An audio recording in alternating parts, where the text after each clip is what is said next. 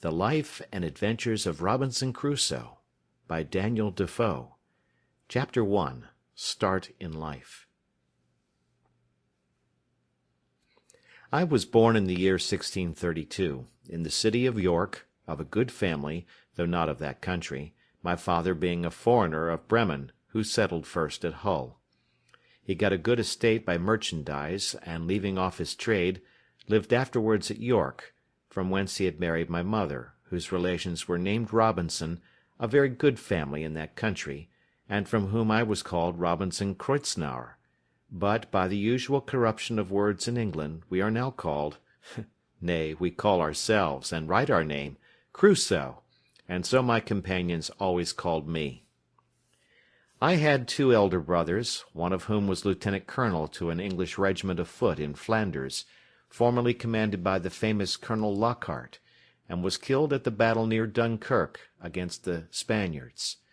What became of my second brother I never knew, any more than my father or mother knew what became of me.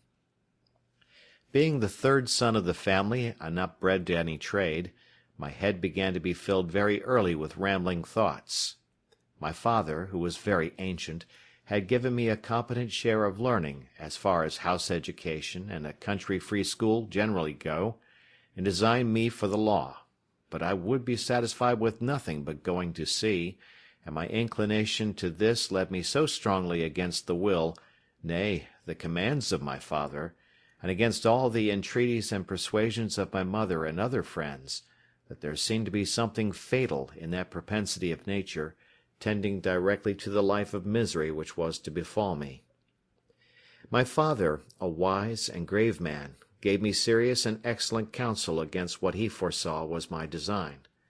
He called me one morning into his chamber, where he was confined by the gout, and expostulated very warmly with me upon this subject.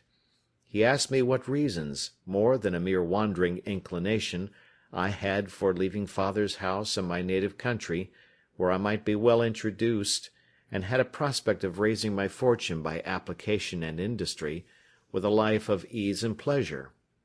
He told me it was men of desperate fortunes on one hand, or of aspiring superior fortunes on the other, who went abroad upon adventures, to rise by enterprise and make themselves famous in undertakings of a nature out of the common road, that these things were all either too far above me or too far below me, that mine was the middle state, or what might be called the upper station of low life, which he had found, by long experience, was the best state in the world, the most suited to human happiness, not exposed to the miseries and hardships, the labour and sufferings of the mechanic part of mankind, and not embarrassed with the pride, luxury, ambition, and envy of the upper part of mankind. He told me I might judge of the happiness of this state by this one thing, that this was the state of life which all other people envied,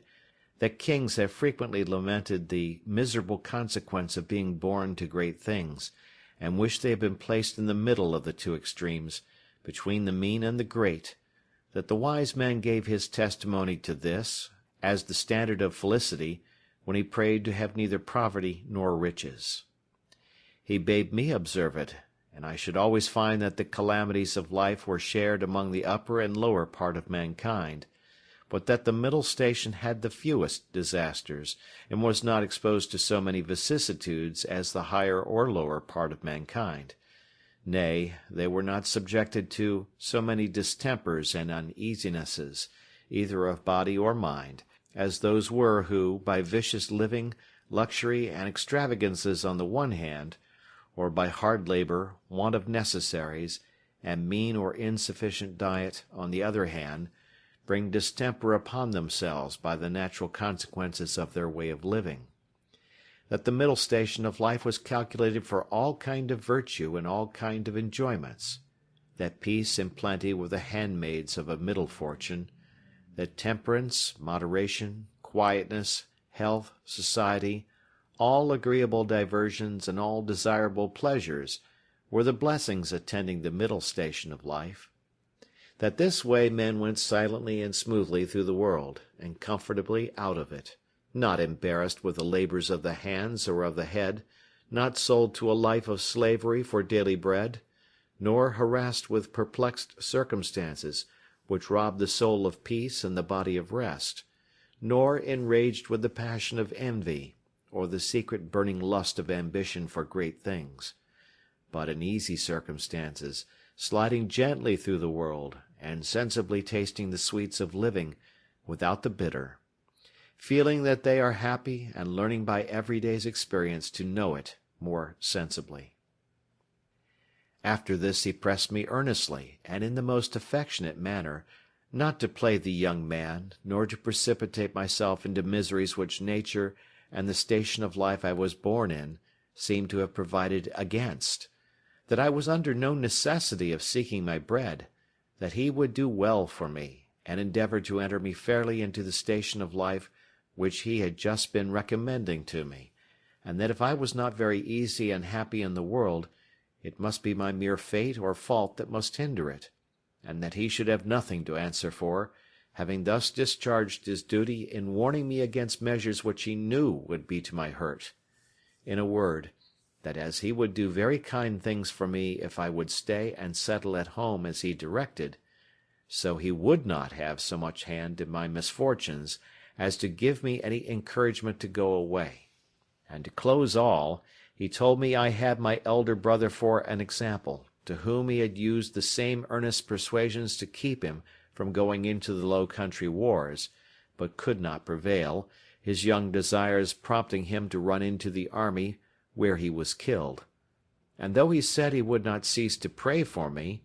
yet he would venture to say to me that if I did take this foolish step, God would not bless me, and I should have leisure hereafter to reflect upon having neglected his counsel when there might be none to assist in my recovery. I observed in this last part of his discourse, which was truly prophetic, though I suppose my father did not know it to be so himself. I say, I observed the tears run down his face very plentifully, especially when he spoke of my brother who was killed, and that when he spoke of my having leisure to repent and none to assist me, he was so moved that he broke off the discourse, and told me his heart was so full he could say no more to me. I was sincerely affected with this discourse, and indeed who could be otherwise? And I resolved not to think of going abroad any more, but to settle at home according to my father's desire. But alas! a few days wore it all off, and in short, to prevent any of my father's further importunities, in a few weeks after, I resolved to run quite away from him. However, I did not act quite so hastily as the first heat of my resolution prompted, but I took my mother at a time when I thought her a little more pleasant than ordinary, and told her that my thoughts were so entirely bent upon seeing the world that I should never settle to anything with resolution enough to go through with it, and my father had better give me his consent than force me to go without it, that I was now 18 years old, which was too late to go apprentice to a trade or clerk to an attorney, that I was sure if I did I should never serve out my time, but I should certainly run away from my master before my time was out, and go to sea, and if she would speak to my father to let me go one voyage abroad, if I came home again and did not like it, I would go no more, and I would promise by a double diligence to recover the time that I had lost. This put my mother into a great passion. She told me she knew it would be to no purpose to speak to my father upon any such subject, that he knew too well what was my interest to give his consent to anything so much for my hurt, and that she wondered how I could think of any such thing after the discourse I had had with my father, and such kind and tender expressions as she knew my father had used to me, and that, in short, if I would ruin myself, there was no help for me, but I might depend I should never have their consent to it, that for her part she would not have so much hand in my destruction, and I should never have it to say that my mother was willing when my father was not. Though my mother refused to move it to my father, yet I heard afterwards that she reported all the discourse to him, and that my father, after showing a great concern at it, said to her with a sigh, "That boy might be happy if he would stay at home, but if he goes abroad, he will be the most miserable wretch that ever was born. I can give no consent to it." It was not until almost a year after this that I broke loose, though, in the meantime, I continued obstinately deaf to all proposals of settling to business, and frequently expostulated with my father and mother about their being so positively determined against what they knew my inclinations prompted me to. But being one day at Hull, where I went casually, and without any purpose of making an elopement at that time, but, I say, being there, and one of my companions being about to sail to London in his father's ship, and prompting me to go with them with the common allurement of seafaring men, that it should cost me nothing for my passage, I consulted neither father nor mother any more, nor so much as sent them word of it, but leaving them to hear of it as they might, without asking God's blessing or my father's, without any consideration of circumstances or consequences, and in an ill hour, God knows, on the 1st of September, 1651, I went on board a ship bound for London. Never any young adventurer's misfortunes, I believe, began sooner or continued longer than mine. The ship was no sooner out of the Humber than the wind began to blow and the sea to rise in a most frightful manner, and, as I had never been at sea before, I was most inexpressibly sick in body and terrified in mind. I began now seriously to reflect upon what I had done, and how justly I was overtaken by the judgment of Heaven for my wicked leaving my father's house, and abandoning my duty. All the good counsels of my parents, my father's tears, and my mother's entreaties came now fresh into my mind, and my conscience, which was not yet come to the pitch of hardness to which it has since, reproached me with the contempt of advice and the breach of my duty to God and my father. All this while the storm increased, and the sea went very high, though nothing like what I have seen many times since. No, nor what I saw a few days after. But it was enough to affect me then, who was but a young sailor, and had never known anything of the matter. I expected every wave would have swallowed us up, and that every time the ship fell down, as I thought it did, in the trough or hollow of the sea, we should never rise more. In this agony of mind I made many vows and resolutions that if it would please God to spare my life in this one voyage, if ever I once got my foot upon dry land again, I would go directly home to my father, and never set it into a ship again while I lived, that I would take his advice, and never run myself into such miseries as these any more. Now I saw plainly the goodness of his observations about the middle station of life, how easy, how comfortably he had lived all his days, and never had been exposed to tempests at sea or troubles on shore, and I resolved that I would, like a true repenting prodigal, go home to my father. These wise and sober thoughts continued all the while the storm lasted, and indeed some time after. But the next day the wind was abated, and the sea calmer, and I began to be a little inured to it. However, I was very grave for all that day, being also a little seasick still. But towards night the weather cleared up, the wind was quite over, and a charming fine evening followed. The sun went down perfectly clear, and arose so the next morning, and having little or no wind, and a smooth sea, the sun shining upon it, the sight was, as I thought, the most delightful that ever I saw. I had slept well in the night, and was now no more seasick, but very cheerful, looking with wonder upon the sea that was so rough and terrible the day before, and could be so calm and so pleasant in so little a time after. And now, lest my good resolutions should continue, my companion, who had enticed me away, comes to me. "Well, Bob," says he, clapping me upon the shoulder, "how do you do after it? I warrant you were frighted, weren't you, last night, when it blew but a capful of wind?" "A capful, do you call it?" said I. "'Twas a terrible storm." "A storm, you fool you!" replies he. "Do you call that a storm? Ha! It was nothing at all. Give us but a good ship and sea room, and we think nothing of such a squall of wind as that. But you're but a fresh-water sailor, Bob. Come, let us make a bowl of punch, and we'll forget all that. Do you see what charming weather 'tis now?" To make short this sad part of my story, we went the way of all sailors. The punch was made, and I was made half drunk with it. And in that one night's wickedness I drowned all my repentance, all my reflections upon my past conduct, all my resolutions for the future.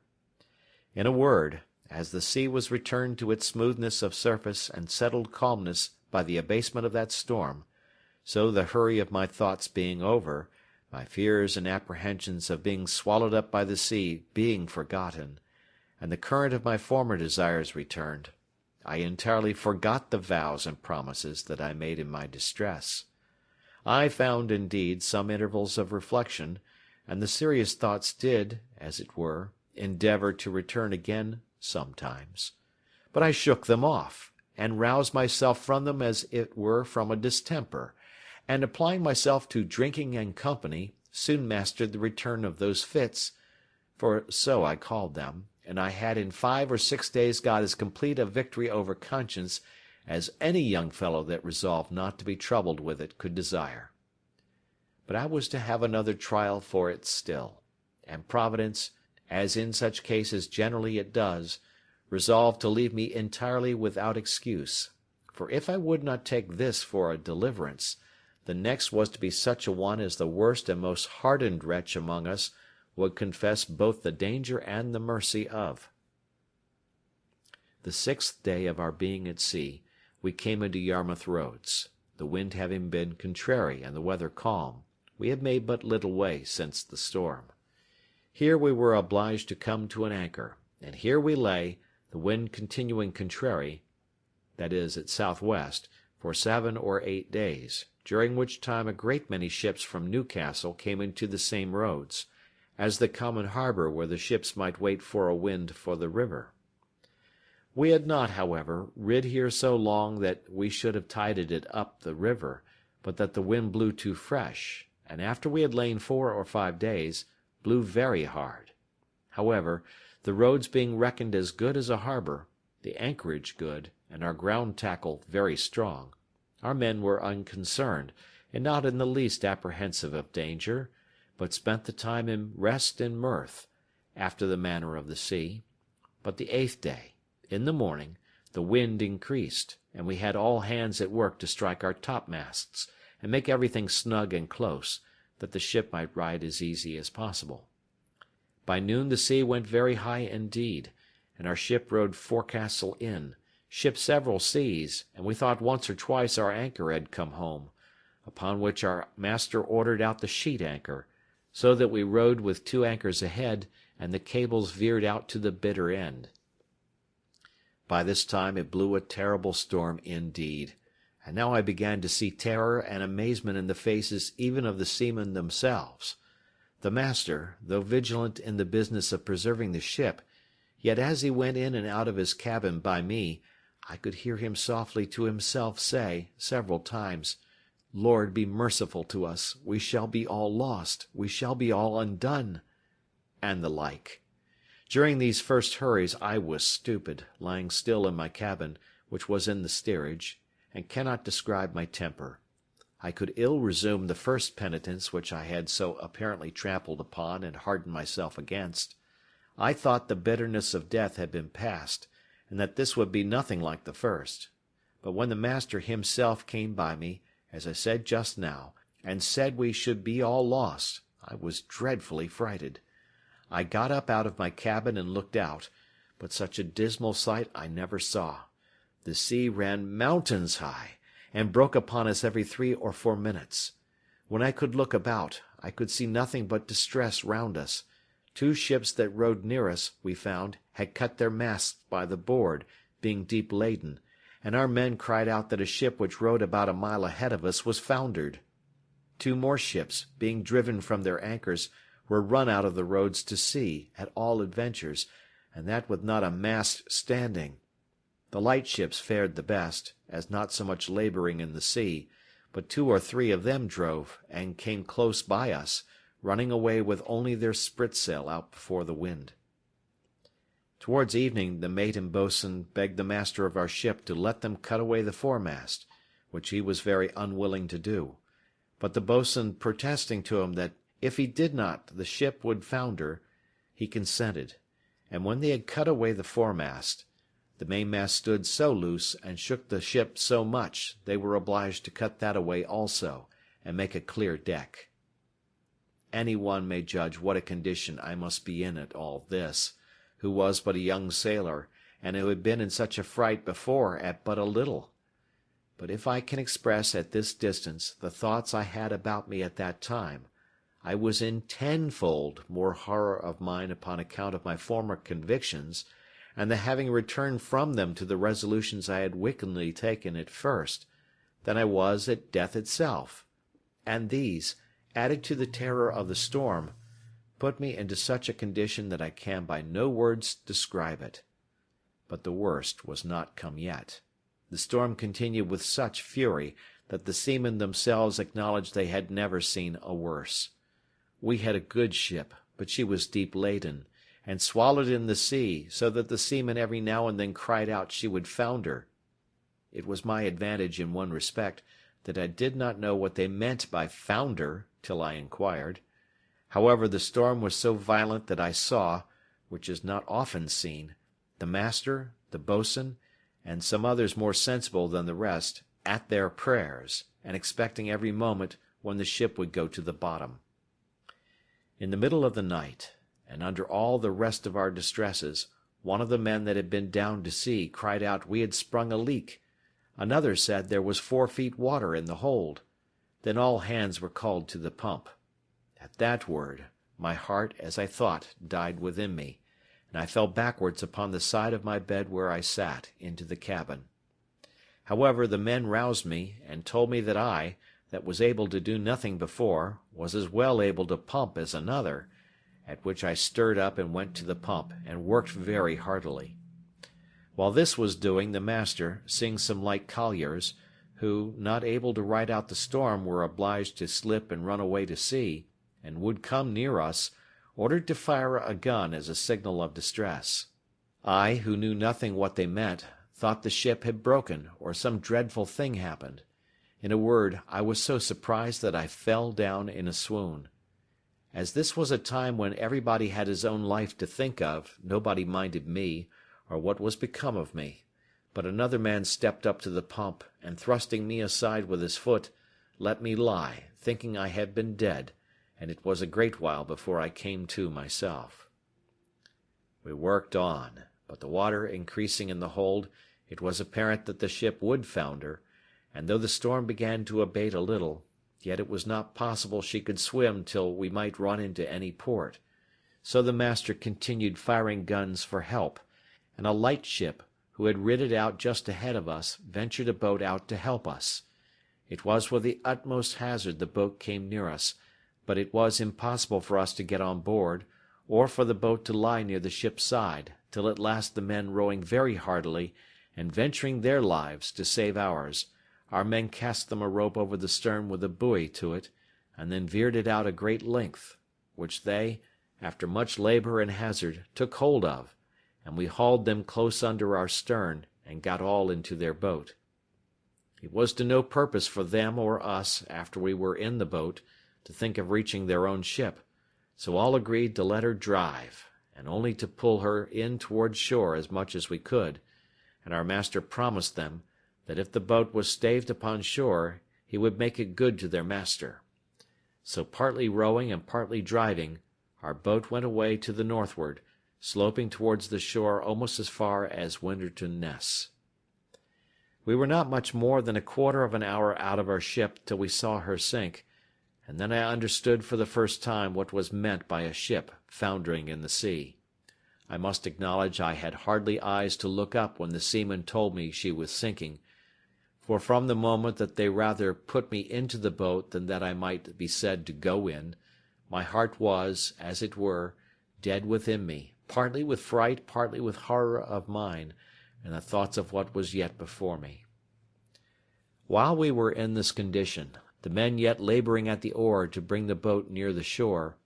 we could see, when, our boat mounting the waves, we were able to see the shore, a great many people running along the strand to assist us when we should come near,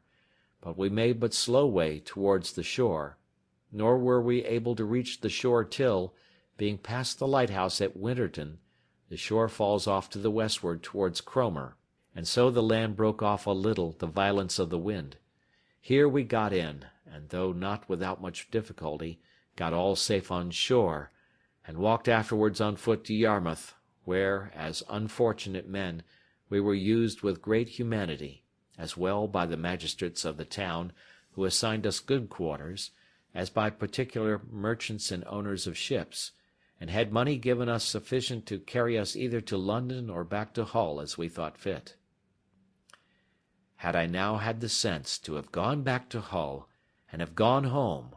I had been happy, and my father, as in our blessed Saviour's parable, had even killed the fatted calf for me, for hearing the ship I went away in was cast away in Yarmouth roads, it was a great while before he had any assurances that I was not drowned. But my ill fate pushed me on now with an obstinacy that nothing could resist,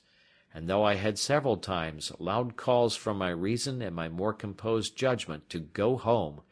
yet I had no power to do it. I know not what to call this, nor will I urge that it is a secret overruling decree that hurries us on to be the instruments of our own destruction, even though it be before us, and that we rush upon it with our eyes open. Certainly nothing but some such decreed unavoidable misery, which it was impossible for me to escape, could have pushed me forward against the calm reasonings and persuasions of my most retired thoughts, and against two such visible instructions as I had met with in my first attempt. My comrade, who had helped to harden me before, and who was the master's son, was now less forward than I.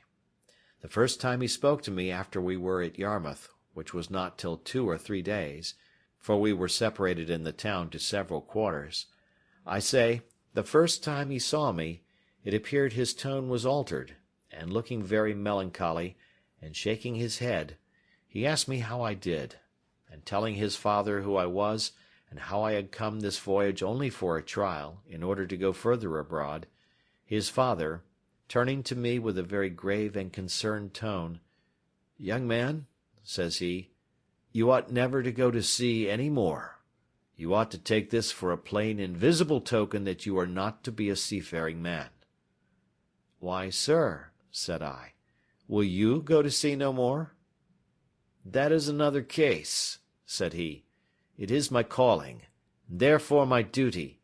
But as you made this voyage on trial, you see what a taste heaven has given you of what you are to expect if you persist. Perhaps this has all befallen us on your account, like Jonah in the ship of Tarshish. Pray," continues he, "what are you, and on what account did you go to sea?" Upon that I told him some of my story, at the end of which he burst out into a strange kind of passion. "What had I done," says he, "that such an unhappy wretch should come into my ship?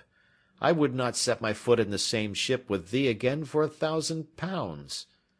This indeed was, as I said, an excursion of his spirits, which were yet agitated by the sense of his loss, and was farther than he could have authority to go. However, he afterwards talked very gravely to me, exhorting me to go back to my father, and not tempt Providence to my ruin, telling me I might see a visible hand of heaven against me. "And, young man," said he, "depend upon it, if you do not go back, wherever you go, you will meet with nothing but disasters and disappointments, till your father's words are fulfilled upon you." We parted soon after, for I made him little answer, and I saw him no more. Which way he went I knew not. As for me, having some money in my pocket, I travelled to London by land, and there, as well as on the road, had many struggles with myself what course of life I should take, and whether I should go home or to sea. As to going home, shame opposed the best motions that offered to my thoughts, and it had immediately occurred to me how I should be laughed at among the neighbours, and should be ashamed to see, not my father and mother only, but even everybody else, from whence I have since often observed how incongruous and irrational the common temper of mankind is, especially of youth, to that reason which ought to guide them in such cases, that is, that they are not ashamed to sin, and yet are ashamed to repent, not ashamed of the action for which they ought justly to be esteemed fools, but are ashamed of the returning, which only can make them be esteemed wise men. In this state of life, however, I remained some time, uncertain what measures to take, and what course of life to lead.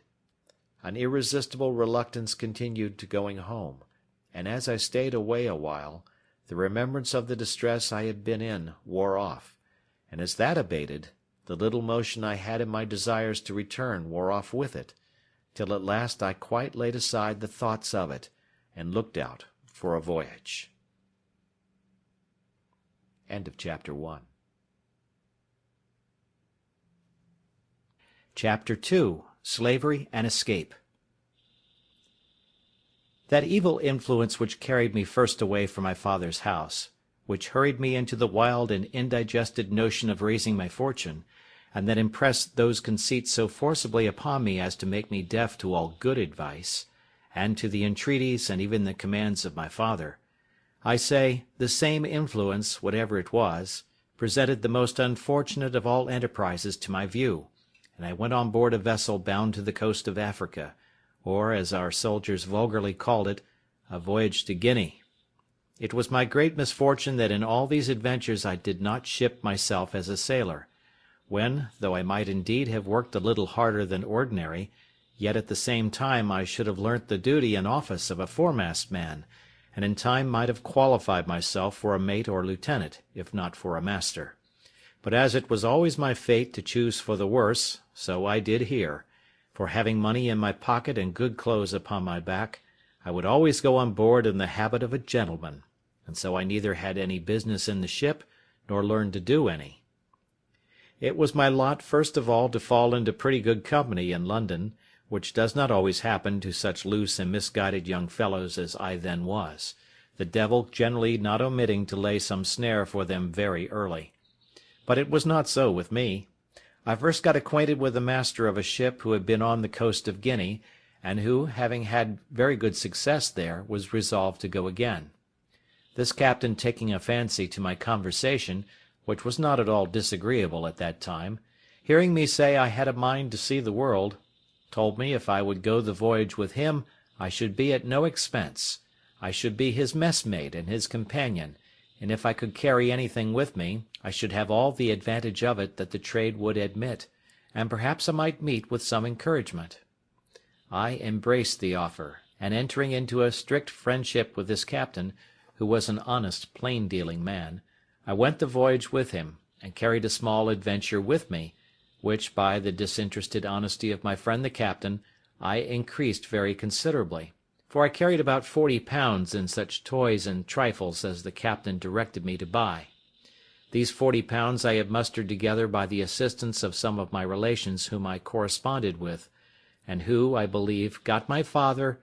or at least my mother, to contribute so much as that to my first adventure.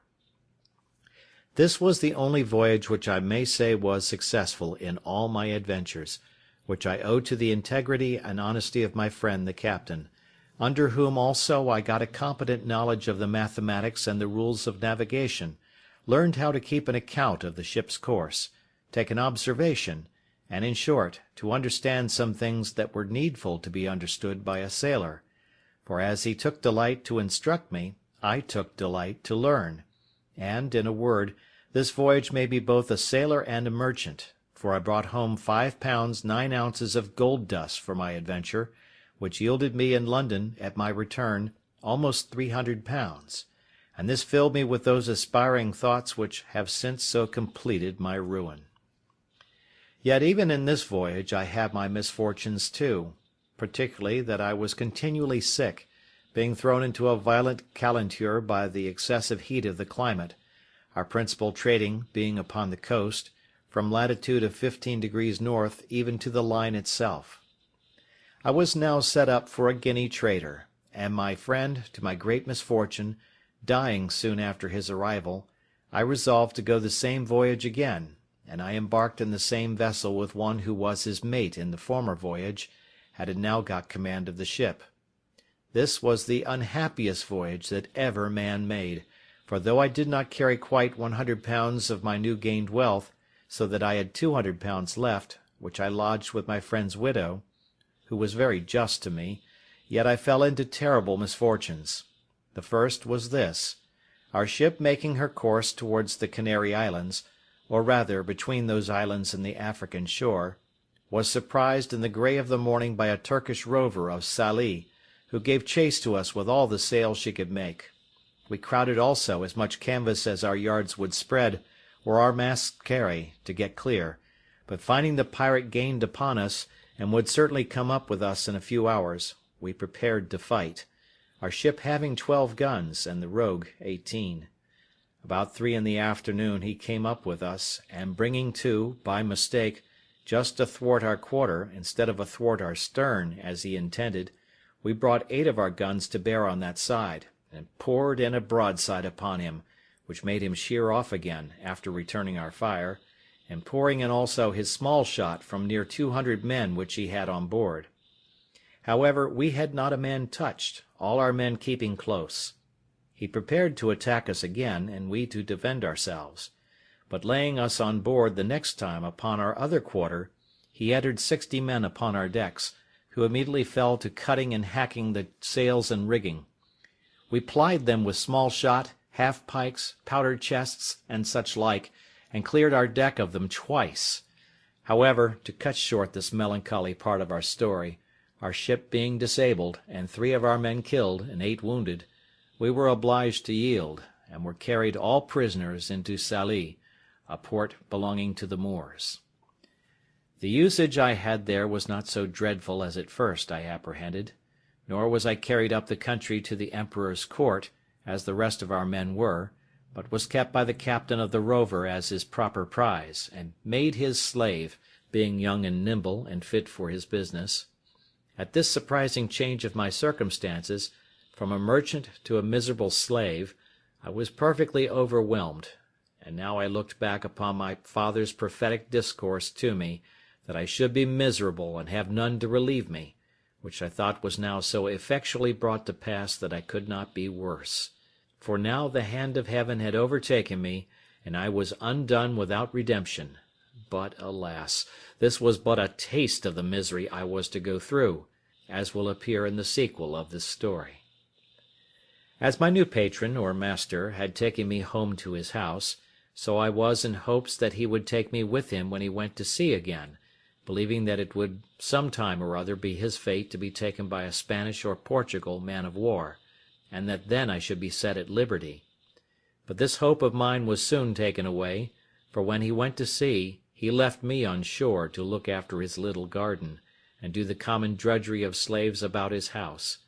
and when he came home again from his cruise, he ordered me to lie in the cabin to look after the ship. Here I meditated nothing but my escape, and what method I might take to effect it, but found no way that had the least probability in it, nothing presented to make the supposition of it rational, for I had nobody to communicate it to that would embark with me, no fellow-slave, no Englishman, Irishman, or Scotchman there but myself, so that for 2 years, though I often pleased myself with the imagination, yet I never had the least encouraging prospect of putting it in practice. After about 2 years, an odd circumstance presented itself, which put the old thought of making some attempt for my liberty again in my head. My patron lying at home longer than usual without fitting out his ship, which, as I heard, was for want of money, he used constantly, once or twice a week, sometimes oftener if the weather was fair, to take the ship's pinnace and go out into the road a-fishing, and as he always took me and young Moresco with him to row the boat, we made him very merry, and I proved very dexterous in catching fish, insomuch that sometimes he would send me with a Moor, one of his kinsmen, and the youth, the Moresco, as they called him, to catch a dish of fish for him. It happened one time that going a-fishing in a calm morning, a fog rose so thick that, though we were not half a league from the shore, we lost sight of it, and rowing we knew not whither or which way, we laboured all day, and all the next night, and when the morning came we found we had pulled off to sea instead of pulling in for the shore, and that we were at least 2 leagues from the shore. However, we got well in again, though with a great deal of labour and some danger, for the wind began to blow pretty fresh in the morning, but we were all very hungry. But our patron, warned by this disaster, resolved to take more care of himself for the future, and having lying by him the longboat of our English ship that he had taken, he resolved he would not go a-fishing any more without a compass and some provision, so he ordered the carpenter of his ship, who was also an English slave, to build a little state-room or cabin in the middle of the longboat, like that of a barge, with a place to stand behind it to steer, and haul home the main-sheet, the room before for a hand or two to stand and work the sails. She sailed with what we call a shoulder-of-mutton sail, and the boom jibed over the top of the cabin, which lay very snug and low, and had in it room for him to lie, with a slave or two, and a table to eat on, with some small lockers to put in some bottles of such liquor as he thought fit to drink, and his bread, rice, and coffee. We went frequently out with this boat a-fishing, and as I was most dexterous to catch fish for him, he never went without me. It happened that he had appointed to go out in this boat, either for pleasure or for fish, with 2 or 3 Moors of some distinction in that place, and for whom he had provided extraordinarily, and had, therefore, sent on board the boat overnight a larger store of provisions than ordinary, and had ordered me to get ready 3 fusees with powder and shot, which were on board his ship, so that they designed some sport of fowling as well as fishing. I got all things ready as he had directed, and waited the next morning with the boat washed clean, her ancient and pendants out, and everything to accommodate his guests, when by and by my patron came on board alone, and told me his guests had put off going from some business that fell out, and ordered me, with the man and boy, as usual, to go out with the boat and catch them some fish, so that his friends were to sup at his house, and commanded that as soon as I got some fish I should bring it home to his house, all of which I prepared to do. This moment my former notions of deliverance darted into my thoughts, for now I found I was likely to have a little ship at my command, and my master being gone, I prepared to furnish myself, not for fishing business, but for a voyage, though I knew not, neither did I so much as consider, whither I should steer. Anywhere to get out of that place was my desire. My first contrivance was to make a pretence to speak to this Moor, to get something for our subsistence on board, for I told him we must not presume to eat of our patron's bread. He said that was true, so he brought a large basket of rusk or biscuit, and 3 jars of fresh water into the boat. I knew where my patron's case of bottles stood, which it was evident, by the make, were taken out of some English prize, and I conveyed them into the boat while the Moor was on shore, as if they had been there before for our master. I conveyed also a great lump of beeswax into the boat, which weighed about 1/2 hundredweight, with a parcel of twine or thread, a hatchet, a saw, and a hammer, all of which were of great use to us afterwards, especially the wax, to make candles. Another trick I tried upon him, which he innocently came into also. His name was Ismail, which they call Muley or Moly, so I called to him, "Moly," said I, "our patron's guns are on board the boat. Can you not get a little powder and shot? It may be we may kill some alcamies, a fowl like our curlews, for ourselves, for I know he keeps the gunner's stores in the ship." "Yes," says he, "I'll bring some." And accordingly he brought a great leather pouch, which held 1.5 pounds of powder, or rather more, and another with shot, that had 5 or 6 pounds, with some bullets, and put all into the boat. At the same time I had found some powder of my master's in the great cabin, with which I filled one of the large bottles in the case, which was almost empty, pouring what was in it into another, and thus furnished with everything needful, we sailed out of the port to fish. The castle, which is at the entrance of the port, knew who we were, and took no notice of us, and we were not above a mile out of port before we hauled in our sail and set us down to fish. The wind blew from the north-northeast, which was contrary to my desire, for had it blown southerly I had been sure to have made the coast of Spain, and at least reached to the Bay of Cadiz, but my resolutions were, blow which way it would, I would be gone from that horrid place where I was, and leave the rest to fate. After we had fished some time and caught nothing, for when I had fish on my hook I would not pull them up, that he might not see them, I said to the Moor, "This will not do. Our master will not be thus served. We must stand farther off."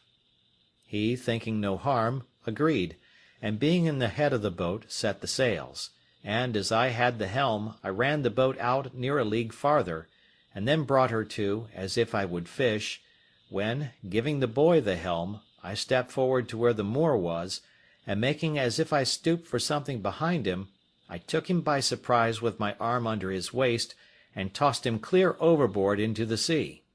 He rose immediately, for he swam like a cork, and called to me, begged to be taken in, told me he would go all over the world with me.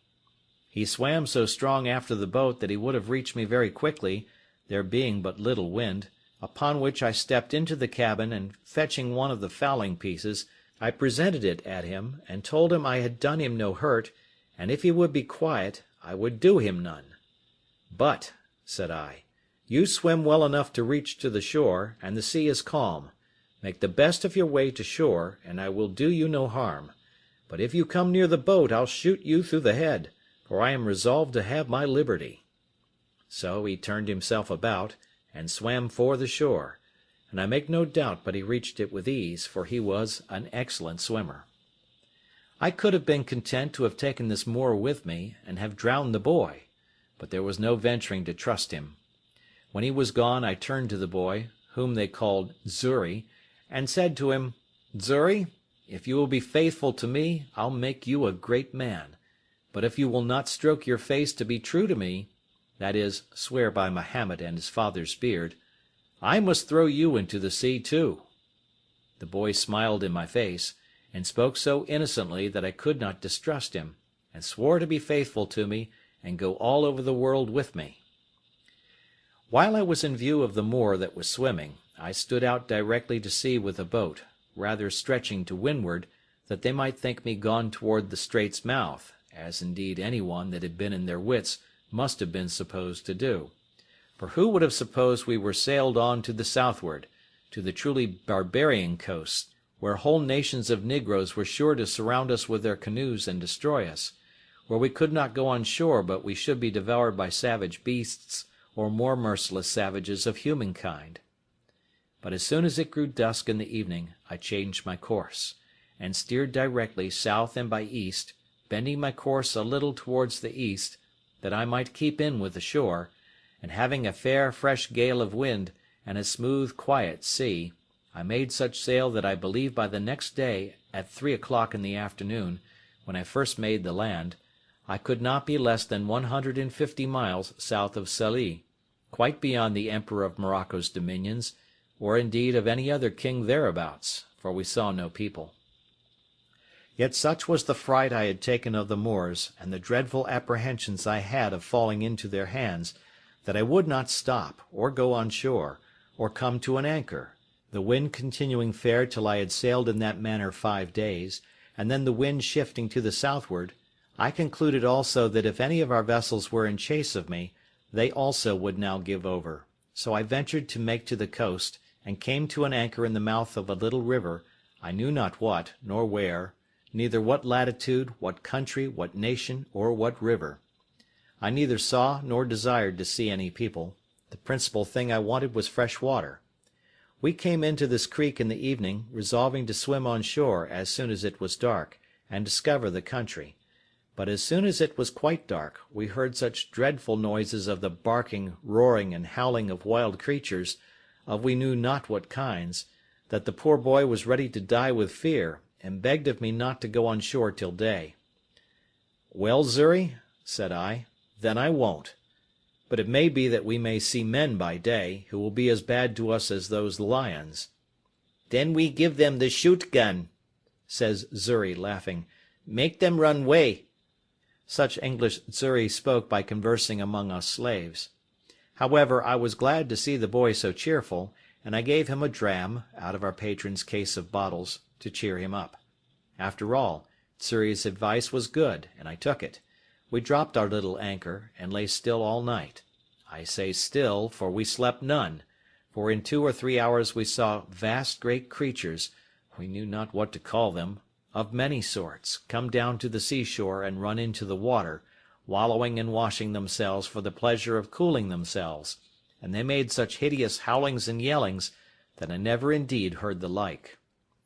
Xury was dreadfully frighted, and indeed so was I too, but we were both more frighted when we heard one of these mighty creatures come swimming towards our boat. We could not see him, but we might hear him by his blowing to be a monstrous, huge, and furious beast.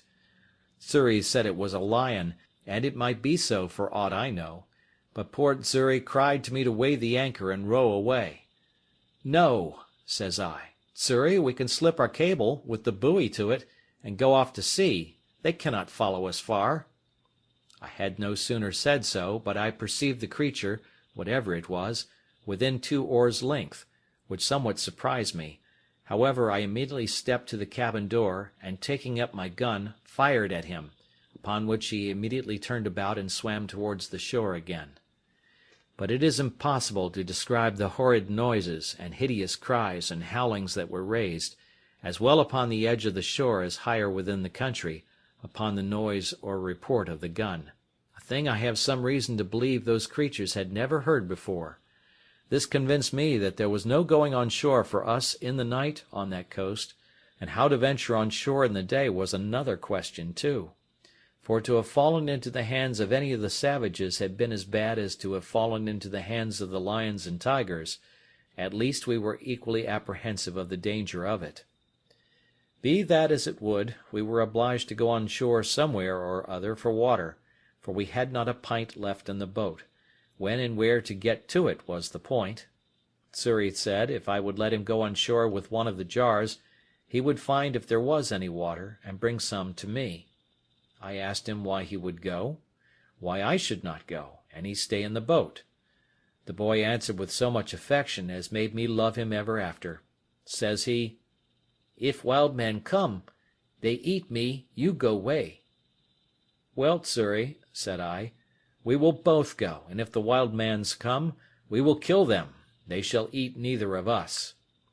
So I gave Xury a piece of rusk bread to eat, and a dram out of our patron's case of bottles which I mentioned before, and we hauled the boat in as near the shore as we thought was proper, and so waded on shore, carrying nothing but our arms and 2 jars for water. I did not care to go out of sight of the boat, fearing the coming of canoes with savages down the river, but the boy seeing a low place about a mile up the country, rambled to it, and by I saw him come running towards me.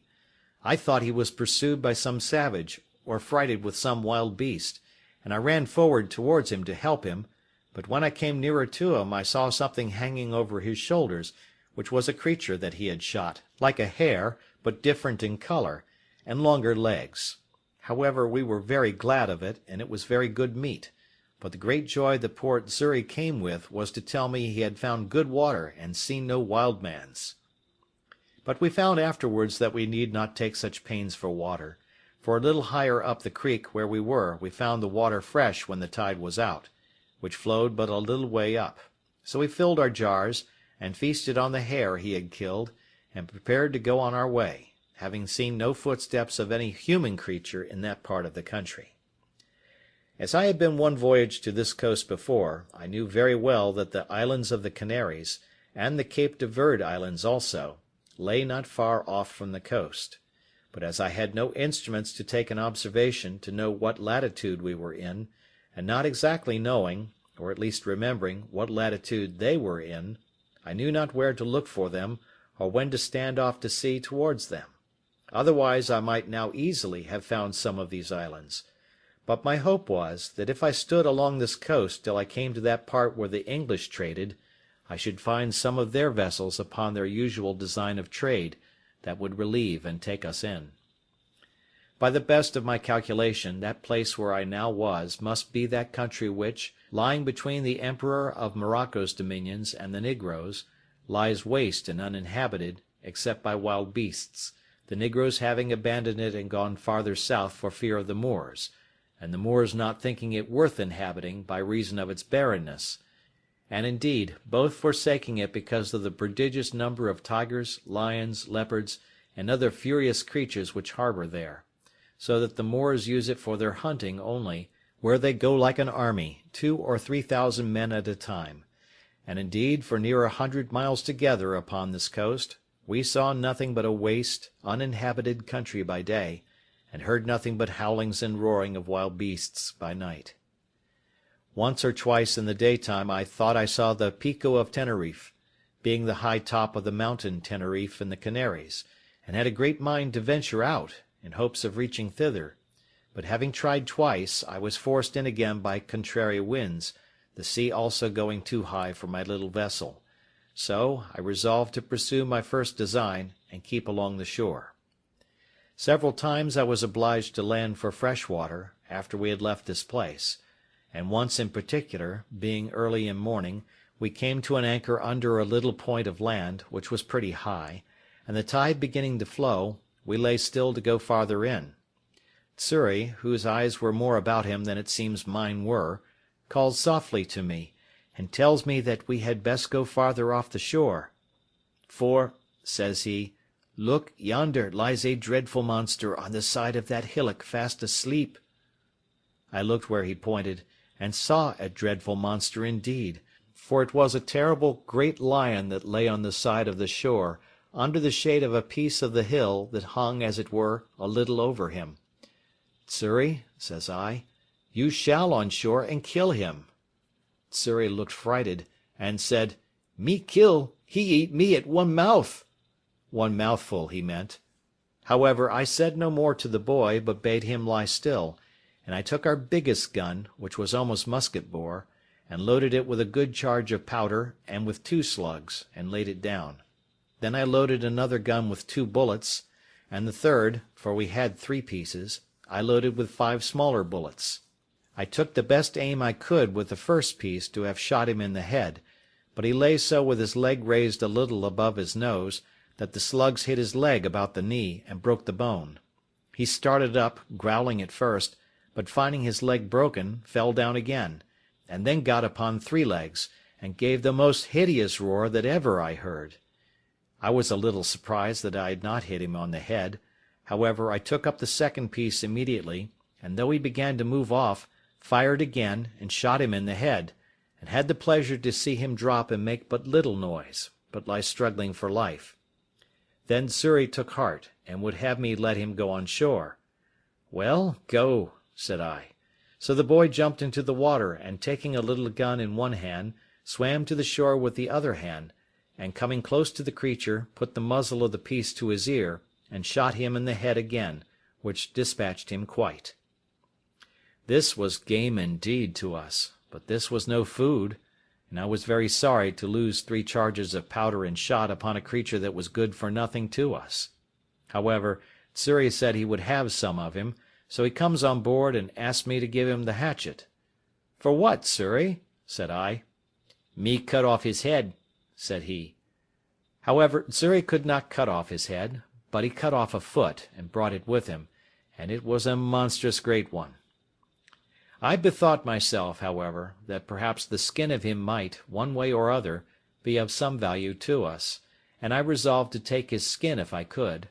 So Xury and I went to work with him, but Xury was much the better workman at it, for I knew very ill how to do it. Indeed, it took us both up the whole day, but at last we got off the hide of him, and spreading it on top of our cabin, the sun effectually dried it in 2 days' time, and it afterwards served me to lie upon. End of Chapter 2. Chapter 3. Wrecked on a Desert Island. After this stop we made on to the southward continually for 10 or 12 days, living very sparingly on our provisions, which began to abate very much, and going no oftener to the shore than we were obliged to for fresh water. My design in this was to make the river Gambia or Senegal, that is to say, anywhere about the Cape de Verde, where I was in hopes to meet with some European ship, and if I did not, I knew not what course I had to take, but to seek for the islands or perish there among the negroes. I knew that all the ships from Europe, which sailed either to the coast of Guinea or to Brazil, or to the East Indies, made this cape, or those islands; and in a word, I put the whole of my fortune upon this single point, either that I must meet with some ship or must perish. When I had pursued this resolution about 10 days longer, as I have said, I began to see that the land was inhabited, and in 2 or 3 places, as we sailed by, we saw people stand upon the shore to look at us. We could also perceive they were quite black and naked. I was once inclined to have gone on shore to them, but Xury was my better counsellor, and said to me, "No go, no go." However, I hauled in nearer the shore that I might talk to them, and I found they ran along the shore by me a good way.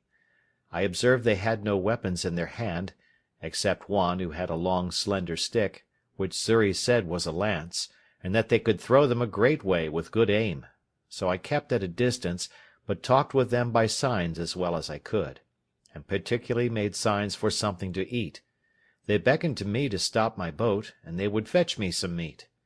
Upon this I lowered the top of my sail and lay by, and 2 of them ran up into the country, and in less than half an hour came back, and brought with them 2 pieces of dried flesh and some corn, such as is the produce of their country, but we neither knew what the one or the other was. However, we were willing to accept it, but how to come at it was our next dispute, for I would not venture on shore to them, and they were as much afraid of us. But they took a safe way for us all, for they brought it to the shore and laid it down, and went and stood a great way off till we fetched it on board, and then came close to us again. We made signs of thanks to them, for we had nothing to make them amends, but an opportunity offered that very instant to oblige them wonderfully, for while we were lying by the shore came 2 mighty creatures, one pursuing the other, as we took it, with great fury from the mountains towards the sea. Whether it was the male pursuing the female, or whether they were in sport or in rage, we could not tell, any more than we could tell whether it was usual or strange; but I believe it was the latter, because, in the first place, those ravenous creatures seldom appear but in the night, and in the second place, we found the people terribly frighted, especially the women. The man that had the lance or dart did not fly from them, but the rest did. However, as the 2 creatures ran directly into the water, they did not offer to fall upon any of the negroes, but plunged themselves into the sea, and swam about as if they had come for their diversion. At last one of them began to come nearer our boat than at first I expected, but I lay ready for him, for I had loaded my gun with all possible expedition, and bade Xury load both the others. As soon as he came fairly within my reach, I fired, and shot him directly in the head. Immediately he sank down into the water, but rose instantly, and plunged up and down as if he were struggling for life, and so indeed he was. He immediately made to the shore, but between the wound, which was his mortal hurt, and the strangling of the water, he died just before he reached the shore. It is impossible to express the astonishment of these poor creatures at the noise and fire of my gun. Some of them were even ready to die for fear, and fell down as dead with the very terror; but when they saw the creature dead, and sunk in the water, and that I made signs to them to come to the shore, they took heart and came, and began to search for the creature. I found him by his blood staining the water, and by the help of a rope which I slung round him, and gave the negroes to haul, they dragged him on shore, and found that it was a most curious leopard, spotted, and fine to an admirable degree, and the negroes held up their hands with admiration, to think what it was I had killed him with. The other creature, frighted with the flash of fire and the noise of the gun, swam on shore, and ran up directly to the mountains from whence they came, nor could I, at that distance, know what it was. I found quickly the negroes wished to eat the flesh of this creature, so I was willing to have them take it as a favour from me, which, when I made signs to them that they might take him, they were very thankful for. Immediately they fell to work with him, and though they had no knife, yet with a sharpened piece of wood they took off his skin as readily, and much more readily, than we could have done with a knife. They offered me some of the flesh, which I declined, pointing out that I would give it them, but made signs for the skin, which they gave me very freely, and brought me a great deal more of their provisions, which, though I did not understand, yet I accepted. I then made signs to them for some water, and held out one of my jars to them, turning it bottom upward to show that it was empty, and that I wanted to have it filled. They called immediately to some of their friends, and there came 2 women, and brought a great vessel made of earth, and burnt, as I supposed, in the sun. This they set down to me as before, and I sent Xury on shore with my jars, and filled them all 3. The women were as naked as the men. I was now furnished with roots and corn, such as it was, and water, and leaving my friendly negroes, I made forward for about 11 days more, without offering to go near the shore, till I saw the land run out a great length into the sea, at about the distance of 4 or 5 leagues before me, and the sea being very calm, I kept a large offing to make this point. At length, doubling the point, at about 2 leagues from the land, I saw plainly land on the other side to seaward. Then I concluded, as it was most certain indeed, that this was the Cape de Verde, and those the islands called, from thence, Cape de Verde Islands. However, they were at a great distance, and I could not well tell what I had best to do, for if I should be taken with a fresh of wind, I might neither reach one or other. In this dilemma, as I was very pensive, I stepped into the cabin and sat down, Xury having the helm, when, on a sudden, the boy cried out, "Master, master, a ship with a sail!" And the foolish boy was frighted out of his wits, thinking it must needs be some of his master's ships sent to pursue us, but I knew we were far enough out of their reach. I jumped out of the cabin, and immediately saw, not only the ship, but that it was a Portuguese ship, and, as I thought, was bound to the coast of Guinea, for negroes. But when I observed the course she steered, I was soon convinced they were bound some other way, and did not design to come any nearer to the shore, upon which I stretched out to sea as much as I could, resolving to speak with them, if possible. With all the sail I could make, I found I should not be able to come in their way, but that they would be gone by before I could make any signal to them. But after I had crowded to the utmost, and began to despair, they, it seems, saw by the help of their glasses that it was some European boat, which they supposed must belong to some ship that was lost, so they shortened sail to let me come up. I was encouraged with this, and as I had my patron's ancient on board, I made a waft of it to them, for a signal of distress, and fired a gun, both which they saw, for they told me they saw the smoke, though they did not hear the gun. Upon these signals they very kindly brought to, and lay by for me, and in about 3 hours' time I came up with them. They asked me what I was, in Portuguese, and in Spanish, and in French, but I understood none of them. But at last a Scotch sailor, who was on board, called to me, and I answered him, and told him I was an Englishman, that I had made my escape out of slavery from the Moors, at Sallee. They then bade me come on board, and very kindly took me in, and all my goods. It was an inexpressible joy to me, which any one will believe, that I was thus delivered, as I esteemed it, from such a miserable and almost hopeless condition as I was in, and I immediately offered all I had to the captain of the ship as a return for my deliverance, but he generously told me he would take nothing from me, but that all I had should be delivered safe to me when I came to the Brazils. "For," says he, "I have saved your life on no other terms than I would be glad to be saved myself, and it may, one time or other, be my lot to be taken up in the same condition. Besides," said he, "when I carry you to the Brazils, so great a way from your own country, if I should take from you what you have, you will be starved there, and then I only take away that life I have given. No, no," says he, "Signor Inglés," Mr. Englishman, "I will carry you thither in charity, and those things will help to buy your subsistence there, and your passage home again." As he was charitable in this proposal, so he was just in the performance to a tittle, for he ordered the seamen that none should touch anything that I had. Then he took everything into his own possession, and gave me back an exact inventory of them, that I might have them, even to my 3 earthen jars. As to my boat, it was a very good one, and that he saw, and told me he would buy it of me for his ship's use, and asked me what I would have for it. I told him he had been so generous to me in everything that I could not offer to make any price of the boat, but left it entirely to him, upon which he told me he would give me a note of hand to pay me 80 pieces of 8 for it at Brazil, and when it came there, if any one offered to give more, he would make it up.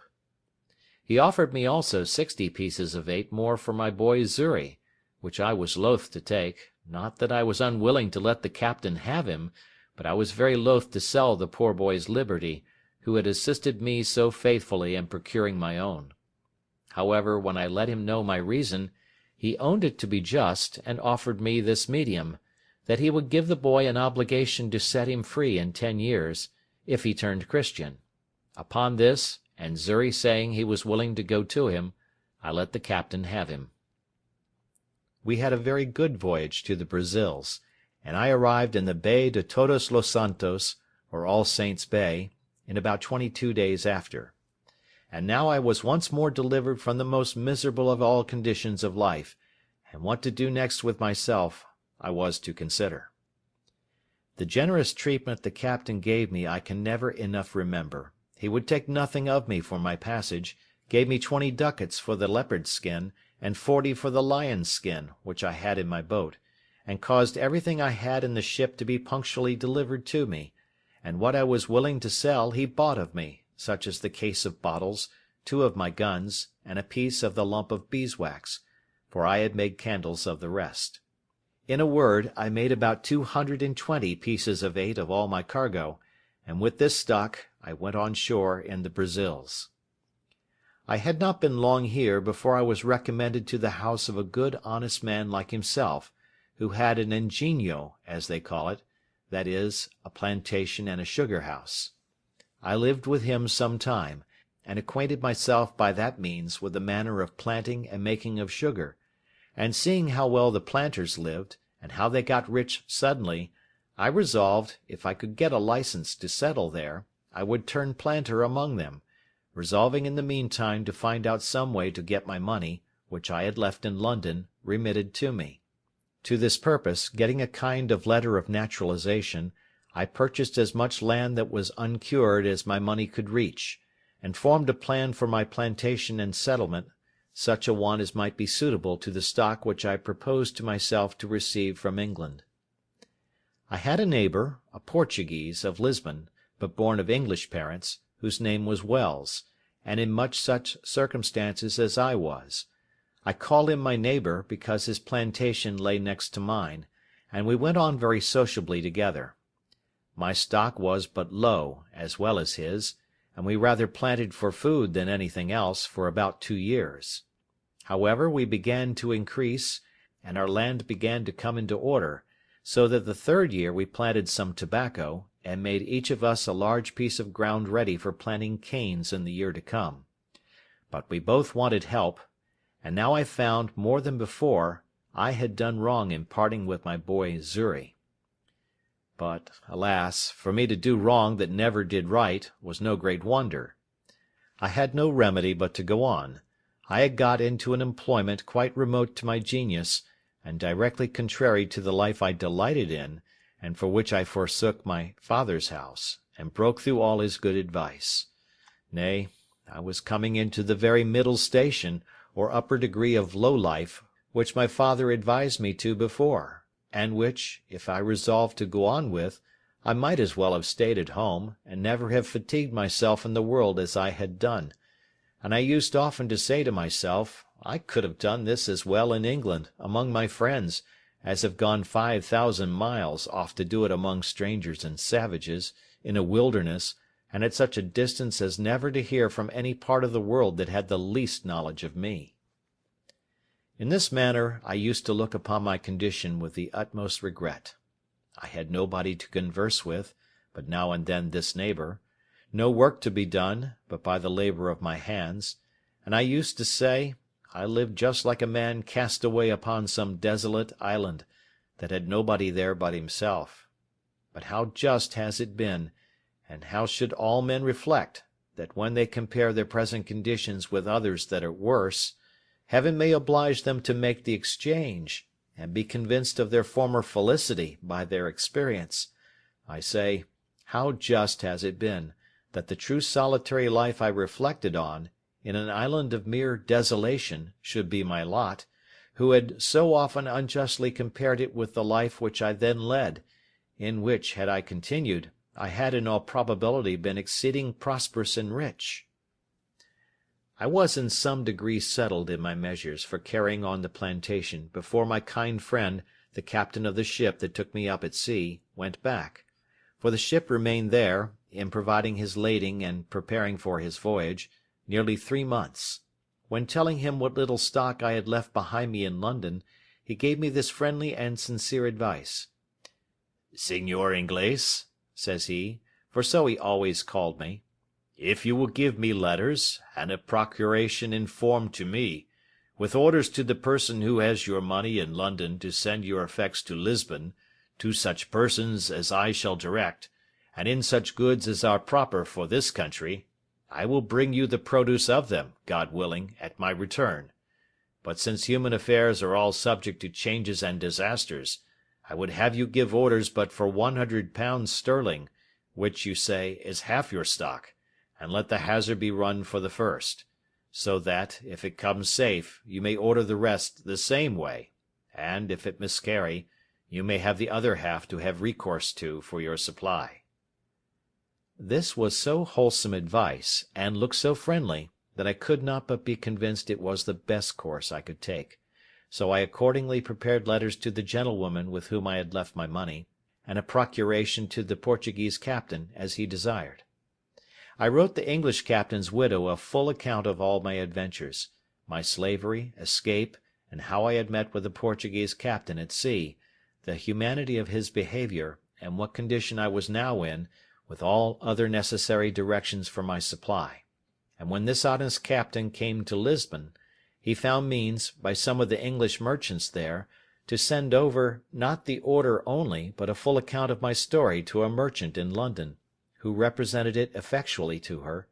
whereupon she not only delivered the money, but out of her own pocket sent the Portugal captain a very handsome present for his humanity and charity to me.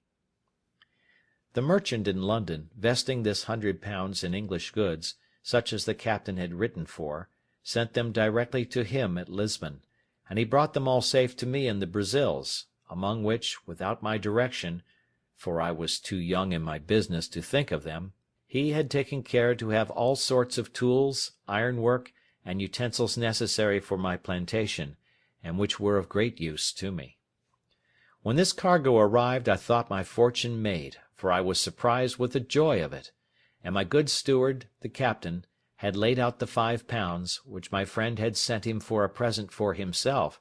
to purchase and bring me over a servant, under bond for 6 years' service, and would not accept of any consideration except a little tobacco, which I would have him accept, being of my own produce.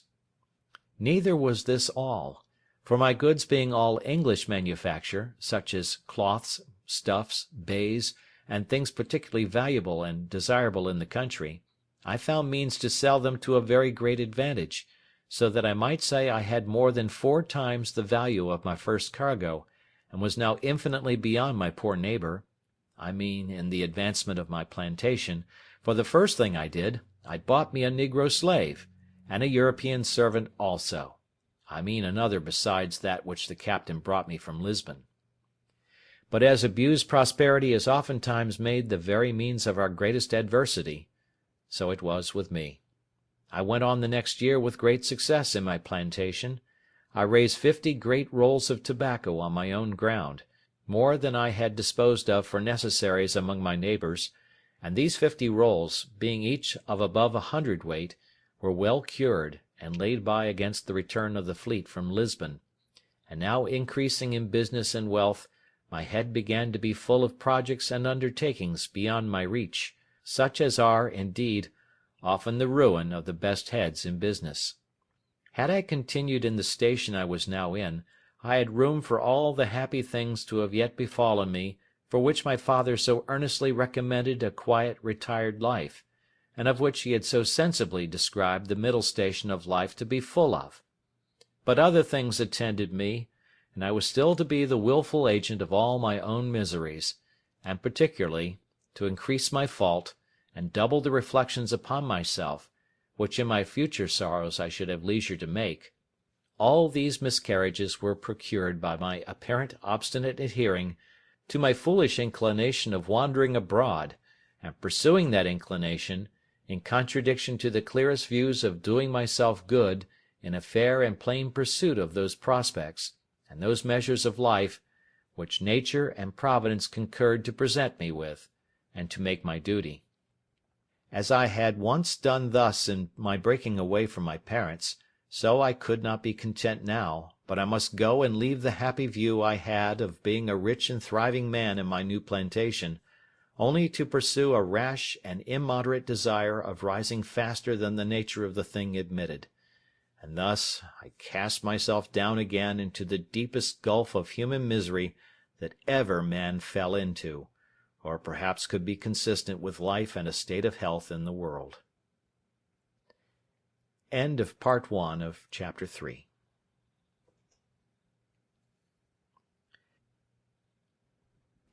Chapter 3, Part 2. To come, then, by the just degrees to the particulars of this part of my story. You may suppose that having now lived almost 4 years in the Brazils, and beginning to thrive and prosper very well upon my plantation, I had not only learned the language, but had contracted acquaintance and friendship among my fellow planters, as well as among the merchants at San Salvador, which was our port;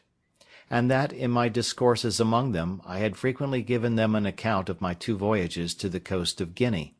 the manner of trading with the negroes there, and how easy it was to purchase upon the coast for trifles, such as beads, toys, knives, scissors, hatchets, bits of glass, and the like, not only gold dust, guinea grains, elephants' teeth, etc., but negroes, for the service of the Brazils, in great numbers. They listened always very attentively to my discourses on these heads, but especially to that part which related to the buying of negroes, which was a trade at that time, not only far entered into, but, as far as it was, had been carried on by asientos, or permission of the kings of Spain and Portugal, and engrossed in the public stock, so that few negroes were bought, and these excessively dear. It happened, being in company with some merchants and planters of my acquaintance, and talking of those things very earnestly, 3 of them came to me next morning, and told me they had been musing very much upon what I had discoursed with them of the last night, and they came to make a secret proposal to me; and, after enjoining me to secrecy, they told me that they had a mind to fit out a ship to go to Guinea, that they had all plantations as well as I, and were straitened for nothing so much as servants; that as it was a trade that could not be carried on, because they could not publicly sell the negroes when they came home, so they desired to make but one voyage, to bring the negroes on shore privately, and divide them among their own plantations; and, in a word, the question was whether I would go their supercargo in the ship, to manage the trading part upon the coast of Guinea, and they offered me that I should have my equal share of the negroes, without providing any part of the stock. This was a fair proposal, it must be confessed, had it been made to any one that had not had a settlement and a plantation of his own to look after, which was in a fair way of coming to be very considerable, and with a good stock upon it.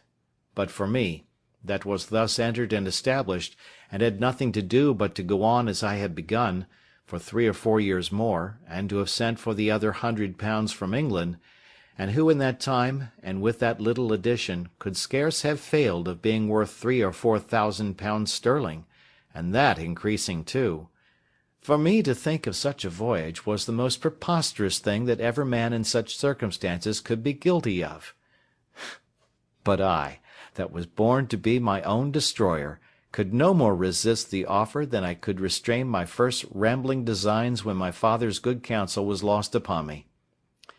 In a word,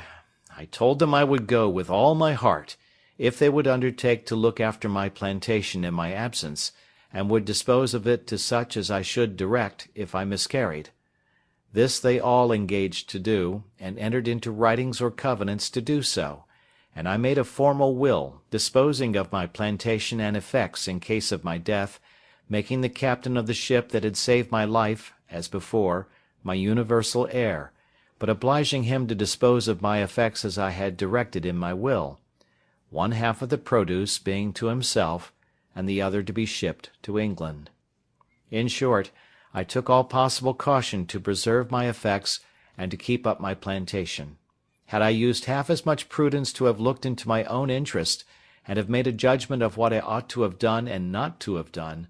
I had certainly never gone away from so prosperous an undertaking, leaving all the probable views of a thriving circumstance,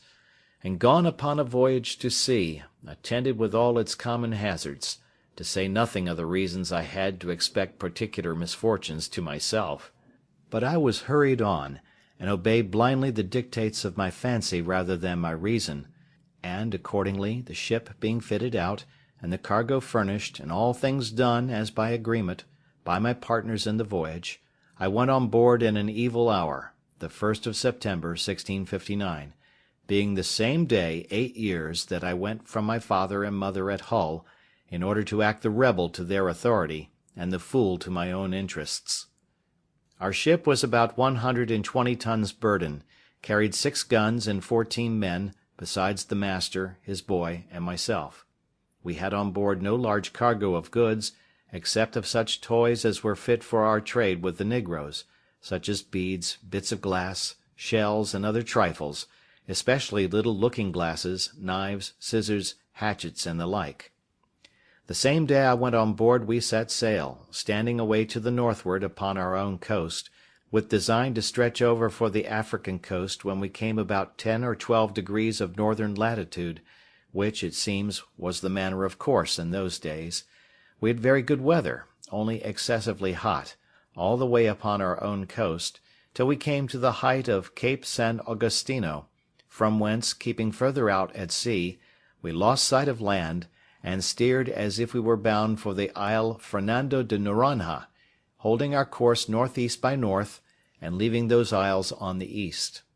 In this course we passed the line in about 12 days' time, and were, by our last observation, in 7 degrees 22 minutes northern latitude, when a violent tornado, or hurricane, took us quite out of our knowledge. It began from the southeast, came about to the northwest, and then settled in the northeast, from whence it blew in such a terrible manner, that for 12 days together we could do nothing but drive, and scudding away before it, let it carry us whither fate and the fury of the winds directed. And during those 12 days, I need not say that I expected every day to be swallowed up, nor, indeed, did any in the ship expect to save their lives. In this distress we had, besides the terror of the storm, one of our men die of the calenture, and one man and the boy washed overboard. About the 12th day, the weather abating a little, the master made an observation as well as he could, and found that he was in about 11 degrees north latitude, but that he was 22 degrees of longitude difference west from Cape San Augustino, so that he found he was upon the coast of Guiana, or the north part of Brazil, beyond the river Amazon, toward that of the river Orinoco, commonly called the Great River, and began to consult with me what course he should take, for the ship was leaky and very much disabled, and he was going directly back to the coast of Brazil. I was positively against that, and looking over the charts of the sea-coast of America with him, we concluded there was no inhabited country for us to have recourse to till we came within the circle of the Caribbee Islands, and therefore resolved to stand away for Barbados, which, by keeping off at sea, to avoid the indraft of the Bay or Gulf of Mexico, we might easily perform, as we hoped, in about 15 days' sail, whereas we could not possibly make our voyage to the coast of Africa without some assistance both to our ship and to ourselves. With this design we changed our course, and steered away northwest by north, in order to reach some of our English islands, where I hoped for relief.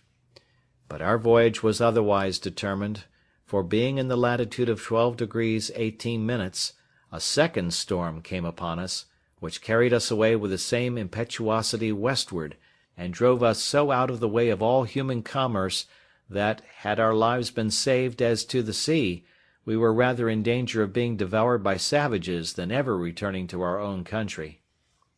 In this distress, the wind still blowing very hard, one of our men early in the morning cried out, "Land!" and we had no sooner run out of the cabin to look out, in hopes of seeing whereabouts in the world we were, than the ship struck upon a sand, and in a moment her motion being so stopped, the sea broke over her in such a manner that we expected we should all have perished immediately, and we were immediately driven into our close quarters, to shelter us from the very foam and spray of the sea. It is not easy for any one who has not been in the like condition to describe or conceive the consternation of men in such circumstances. We knew nothing where we were, or upon what land it was we were driven, whether an island or the main, whether inhabited or not inhabited. As the rage of the wind was still great, though rather less than at first, we could not so much as hope to have the ship hold many minutes without breaking into pieces, unless the winds, by a kind of miracle, should turn immediately about.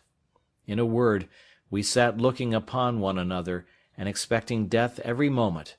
and every man accordingly preparing for another world, for there was little or nothing more for us to do in this.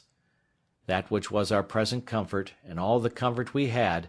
was that, contrary to our expectation, the ship did not break yet, and that the master said the wind began to abate. Now, though we thought that the wind did a little abate, yet the ship having thus struck upon the sand, and sticking too fast for us to expect her getting off, we were in a dreadful condition indeed, and had nothing to do but to think of saving our lives as well as we could. We had a boat at our stern just before the storm, but she was first staved by dashing against the ship's rudder, and in the next place she broke away, and either sunk or was driven off to sea, so there was no hope from her. We had another boat on board, but how to get her off into the sea was a doubtful thing. However, there was no time to debate, for we fancied that the ship would break in pieces every minute, and some told us she was actually broken already. In this distress the mate of our vessel laid hold of the boat, and with the help of the rest of the men got her slung over the ship's side, and getting all into her, let go, and committed ourselves, being 11 in number, to God's mercy and the wild sea, for though the storm was abated considerably, yet the sea ran dreadfully high upon the shore, and might be well called den Wildsee, as the Dutch call the sea in a storm. And now our case was very dismal indeed, for we all saw plainly that the sea went so high that the boat could not live, and that we should be inevitably drowned. As to making sail, we had none, nor if we had could we have done anything with it. So we worked at the oar towards the land, though with heavy hearts, like men going to execution, for we all knew that when the boat came near the shore, she would be dashed in 1,000 pieces by the breach of the sea. However, we committed our souls to God in the most earnest manner, and the wind driving us towards the shore, we hastened our destruction with our own hands, putting as well as we could towards land. What the shore was, whether rock or sand, whether steep or shoal, we knew not. The only hope that could rationally give us the least shadow of expectation was, if we might find some bay or gulf, or the mouth of some river, where by great chance we might have run our boat in, or got under the lee of the land, and perhaps made smooth water. But there was nothing like this appeared. But, as we made nearer and nearer the shore, the land looked more frightful than the sea. After we had rowed, or rather driven about 1.5 leagues, as we reckoned it, a raging wave, mountain-like, came rolling astern of us, and plainly bade us expect the coup de grace. It took us with such a fury that it overset the boat at once, and separating us as well from the boat as from one another, gave us no time to say, "O God!" for we were all swallowed up in a moment. Nothing can describe the confusion of thought which I felt when I sank into the water, for though I swam very well, yet I could not deliver myself from the wave so as to draw breath, till that wave having driven me, or rather carried me, a vast way on towards the shore, and having spent itself, went back, and left me upon the land almost dry, but half dead with the water I took in. I had so much presence of mind, as well as breath left, that seeing myself nearer the mainland than I expected, I got upon my feet, and endeavoured to make on towards the land as fast as I could, before another wave should return and take me up again. but I soon found it was impossible to avoid it, for I saw the sea come after me as high as a great hill, and as furious as an enemy, which I had no means or strength to contend with. My business was to hold my breath, and raise myself upon the water if I could, and so, by swimming, to preserve my breathing, and pilot myself towards the shore if possible, my greatest concern now being that the sea, as it would carry me a great way towards the shore when it came on, might not carry me back again with it when it gave back towards the sea. The wave that came upon me again buried me at once 20 or 30 feet deep in its own body, and I could feel myself carried with a mighty force and swiftness towards the shore, a very great way, but I held my breath, and assisted myself to swim still forward with all my might. I was ready to burst with holding my breath, but, as I felt myself rising up, so to my immediate relief I found my head and hands shoot out above the surface of the water, and though it was not 2 seconds of time that I could keep myself so, yet it relieved me greatly, gave me breath, and new courage. I was covered again with water a good while, but not so long but I held it out, and finding the water had spent itself, and began to return, I struck forward against the return of the waves, and felt ground again with my feet. I stood still a few moments to recover breath, until the waters went from me, and then took to my heels and ran with what strength I had further towards the shore. But neither would this deliver me from the fury of the sea, which came pouring in after me again, and twice more I was lifted up by the waves and carried forward as before, the shore being very flat. The last time of these two had well nigh been fatal to me, for the sea having hurried me along as before, landed me, or rather dashed me, against a piece of rock, and that with such force that it left me senseless, and indeed helpless, as to my own deliverance, for the blow taking my side and breast beat the breath as it were quite out of my body, and had it returned again immediately, I must have been strangled in the water. But I recovered a little before the return of the waves, and seeing I should be covered again with the water, I resolved to hold fast by a piece of the rock, and so to hold my breath, if possible, till the wave went back. Now, as the waves were not so high as at first, being nearer land, I held my hold till the wave abated, and then fetched another run, which brought me so near the shore that the next wave, though it went over me, yet did not so swallow me up as to carry me away, and the next run I took, I got to the mainland, where to my great comfort I clambered up the cliffs of the shore and sat me down upon the grass, free from danger and quite out of the reach of the water. I was now landed and safe on shore, and began to look up and thank God that my life was saved, in a case wherein there was some minutes before scarce any room to hope. I believe it was impossible to express, to the life, what the ecstasies and transports of the soul are, when it is so saved, as I may say, out of the very grave, and I do not wonder now at the custom, when a malefactor, who has the halter around his neck, is tied up, and just going to be turned off, and has a reprieve brought to him. I say, I do not wonder that they bring a surgeon with it, to let him blood that very moment they tell him of it, that the surprise may not drive the animal spirits from the heart and overwhelm him. For sudden joys, like griefs, confound at first. I walked about on the shore lifting up my hands, and my whole being, as I may say, wrapped up in a contemplation of my deliverance, making 1,000 gestures and motions which I cannot describe, reflecting upon all my comrades that were drowned, and that there should not be one soul saved but myself, for, as for them, I never saw them afterwards, or any sign of them, except 3 of their hats, 1 cap, and 2 shoes that were not fellows. I cast my eye to the stranded vessel, when, the breach in the froth of the sea being so big I could hardly see it, it lay so far off,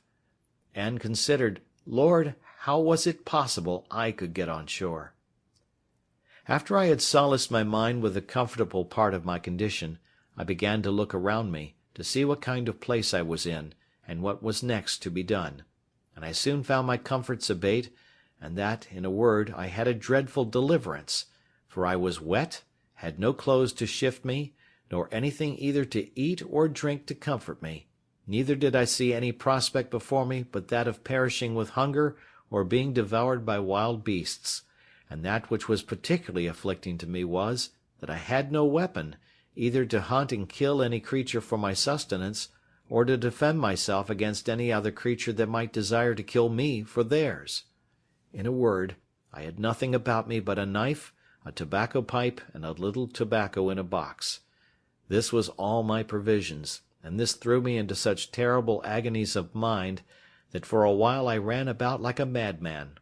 Night coming upon me, I began with a heavy heart to consider what would be my lot if there were any ravenous beasts in that country, as at night they always come abroad for their prey. All the remedy that offered to my thoughts at that time was to get up into a thick bushy tree like a fir, but thorny, which grew near me, and where I resolved to sit all night, and consider the next day what death I should die, for as yet I saw no prospect of life. I walked about a furlong from the shore, to see if I could find any fresh water to drink, which I did, to my great joy, and having drank, and put a little tobacco into my mouth to prevent hunger, I went to the tree, and getting up into it, endeavoured to place myself so that if I should sleep I might not fall. And having cut me a short stick, like a truncheon, for my defence, I took up my lodging, and having been excessively fatigued, I fell fast asleep, and slept as comfortably as, I believe, few could have done in my condition, and found myself more refreshed with it than, I think, I ever was on such an occasion. End of chapter 3.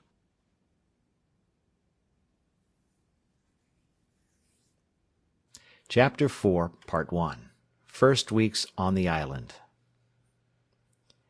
When I waked it was broad day, the weather clear, and the storm abated, so that the sea did not rage and swell as before.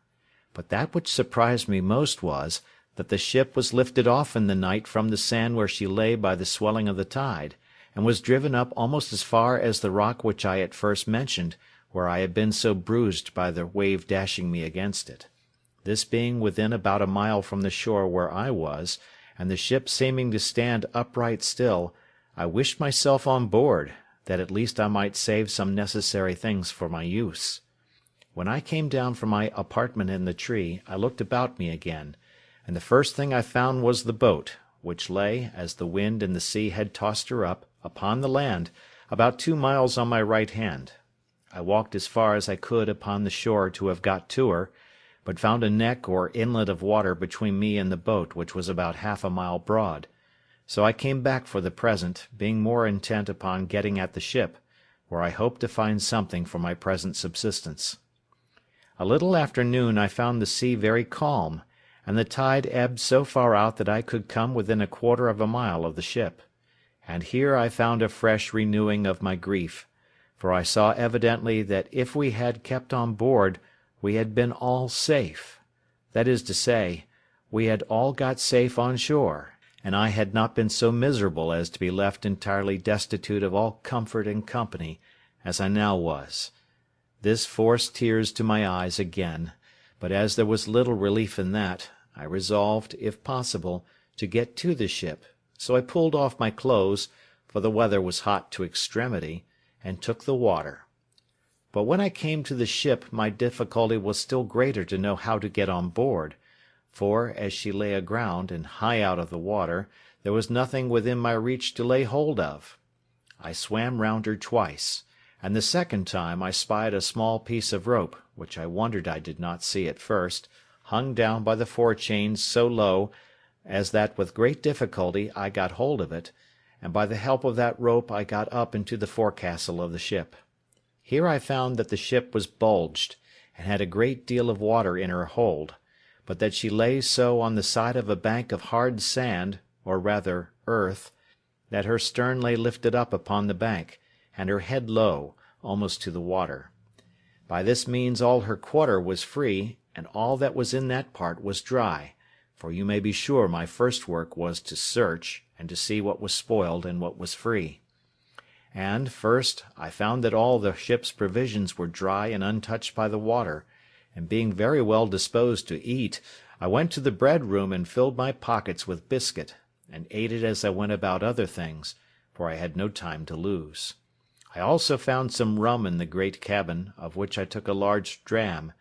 and which I had indeed need enough of to spirit me for what was before me. Now I wanted nothing but a boat to furnish myself with many things which I foresaw would be very necessary to me. It was in vain to sit still and wish for what was not to be had, and this extremity roused my application. We had several spare yards, and 2 or 3 large spars of wood, and a spare topmast or 2 in the ship. I resolved to fall to work with these, and I flung as many of them overboard as I could manage for their weight, tying every one with a rope, that they might not drive away. When this was done, I went down the ship's side, and pulling them to me, I tied 4 of them together at both ends as well as I could, in the form of a raft, and laying 2 or 3 short pieces of plank upon them crossways, I found I could walk upon it very well, but that it was not able to bear any great weight, the pieces being too light. So I went to work, and with a carpenter's saw I cut a spare topmast into 3 lengths, and added them to my raft, with a great deal of labour and pains. But the hope of furnishing myself with necessaries encouraged me to go beyond what I should have been able to have done upon another occasion. My raft was now strong enough to bear any reasonable weight. My next care was what to load it with, and how to preserve what I laid upon it from the surf of the sea. But I was not long considering this. I first laid all the planks or boards upon it that I could get, and having considered well what I most wanted, I got 3 of the seamen's chests, which I had broken open and emptied, and lowered them down upon my raft. The first of these I filled with provisions, such as bread, rice, 3 Dutch cheeses, 5 pieces of dried goat's flesh, which we lived much upon, and a little remainder of European corn, which had been laid by for some fowls which we brought to sea with us, but the fowls were killed. There had been some barley and wheat together, but to my great disappointment I found afterwards that the rats had eaten it or spoiled it all. As for liquors, I found several, cases of bottles belonging to our skipper, in which were some cordial waters, and in all about 5 or 6 gallons of rack. These I stowed by themselves, there being no need to put them into the chest, nor any room for them. While I was doing this, I found the tide begin to flow, though very calm, and I had the mortification to see my coat, shirt, and waistcoat, which I had left on the shore, upon the sand, swim away. As for my breeches, which were only linen and open kneed, I swam on board in them and my stockings. However, this set me on rummaging for clothes, of which I found enough, but took no more than I wanted for present use, for I had other things which my eye was more upon, as, first, tools to work with on shore. And it was after long searching that I found out the carpenter's chest, which was indeed a very useful prize to me, and much more valuable than a shipload of gold would have been at that time. I got it down to my raft, whole as it was, without losing time to look into it, for I knew in general what it contained. My next care was for some ammunition and arms. There were 2 very good fowling pieces in the great cabin, and 2 pistols. These I secured first, with some powder horns and a small bag of shot, and 2 old rusty swords. I knew there were 3 barrels of powder in the ship, but knew not where our gunner had stowed them,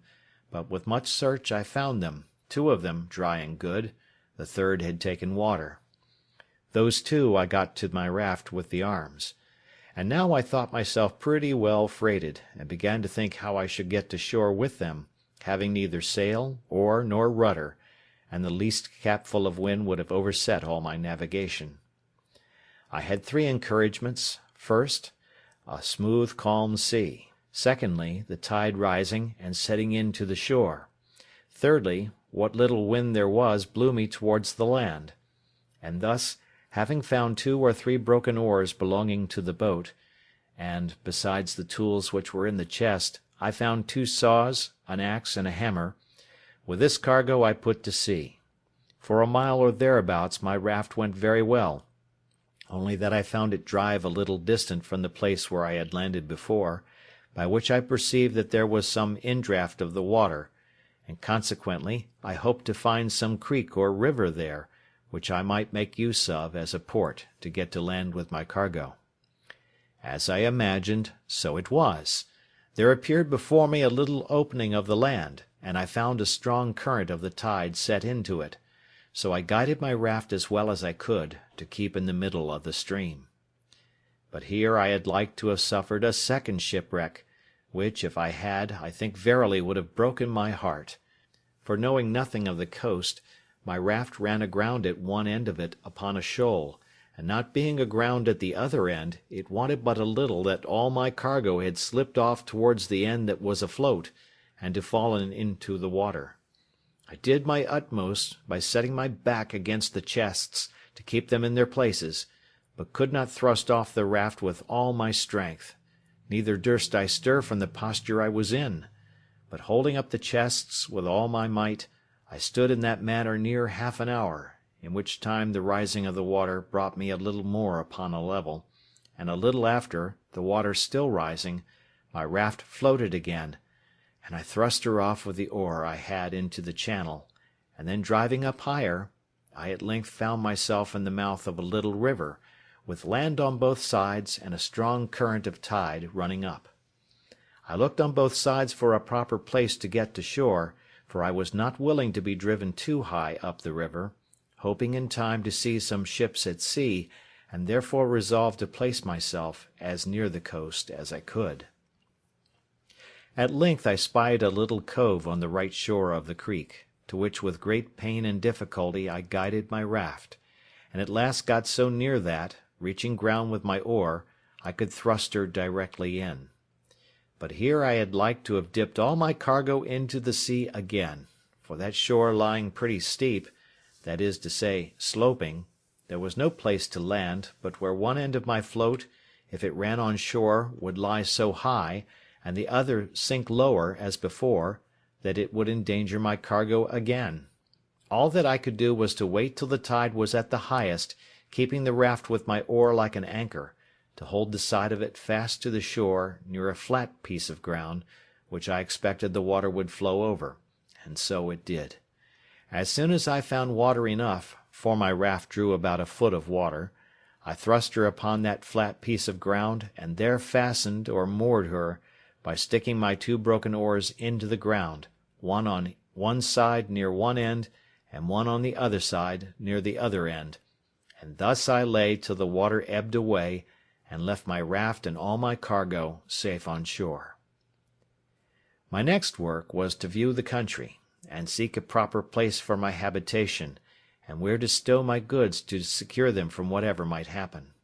Where I was, I yet knew not, whether on the continent or on an island, whether inhabited or not inhabited, whether in danger of wild beasts or not. There was a hill not above a mile from me, which rose up very steep and high, and which seemed to overtop some other hills, which lay as in a ridge from it northward. I took out one of the fowling pieces, and one of the pistols, and a horn of powder, and thus armed I travelled for discovery up to the top of that hill, where, after I had with great labour and difficulty got to the top, I saw my fate, to my great affliction, that I was in an island environed every way with the sea, no land to be seen except some rocks, which lay a great way off, and two small islands less than this, which lay about 3 leagues to the west. I found also that the island I was in was barren,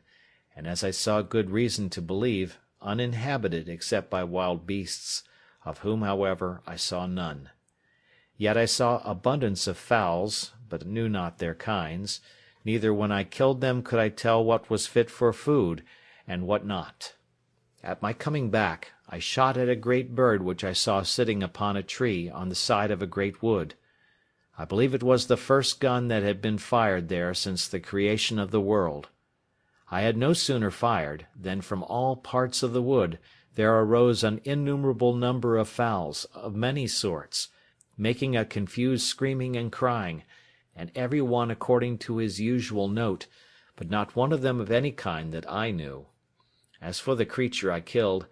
I took it to be a kind of hawk, its colour and beak resembling it, but it had no talons or claws more than common. Its flesh was carrion, and fit for nothing.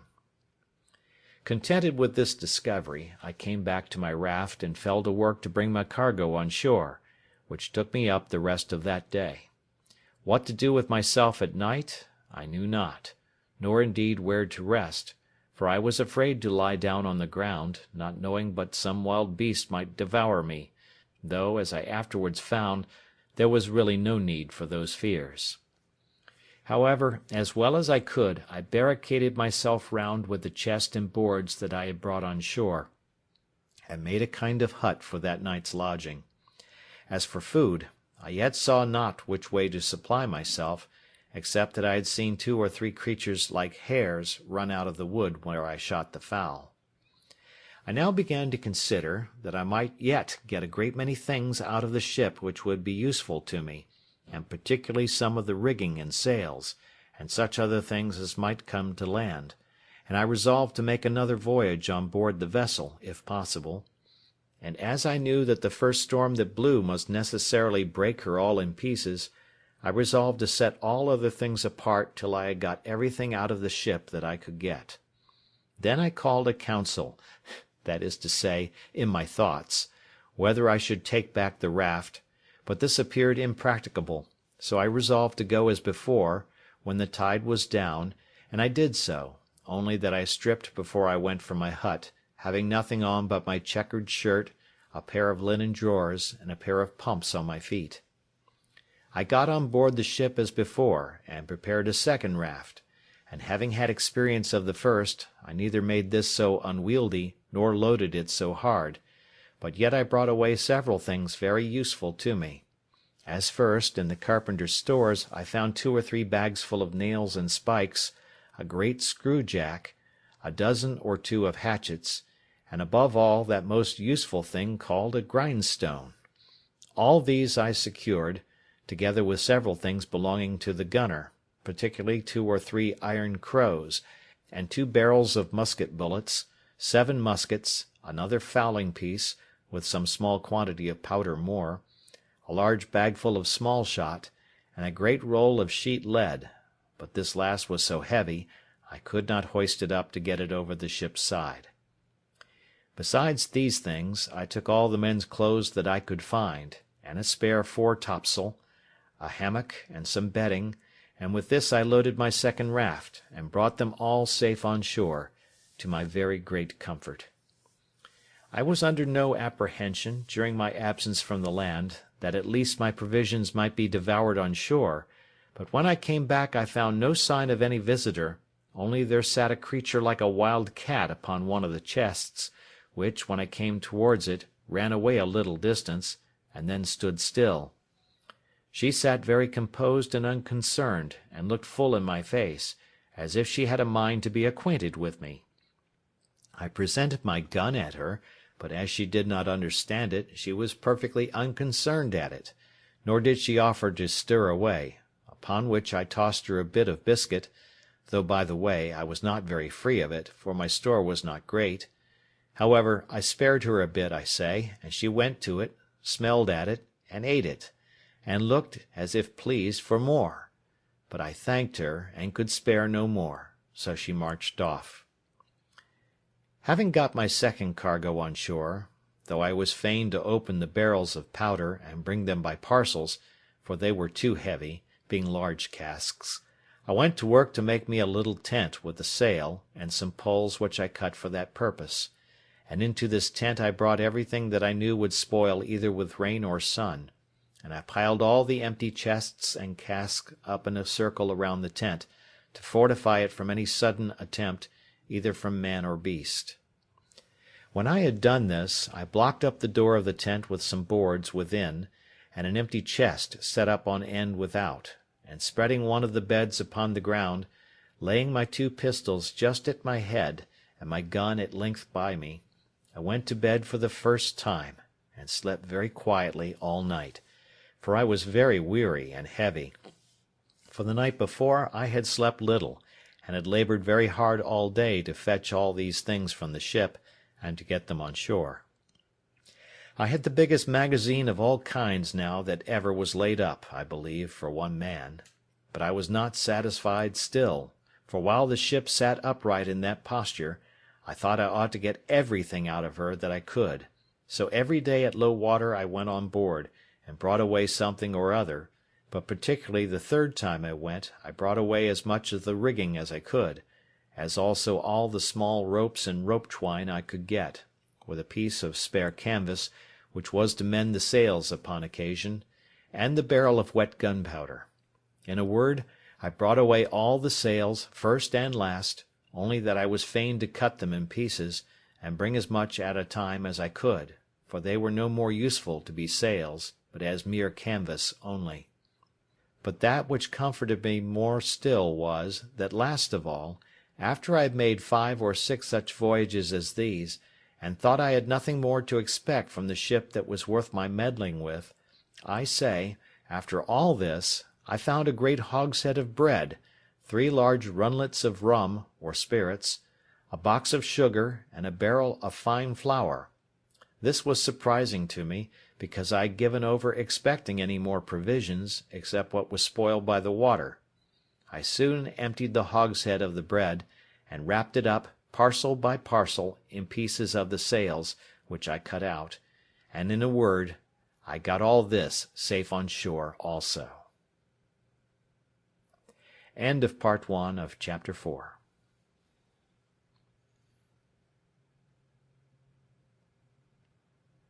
Chapter 4, Part 2.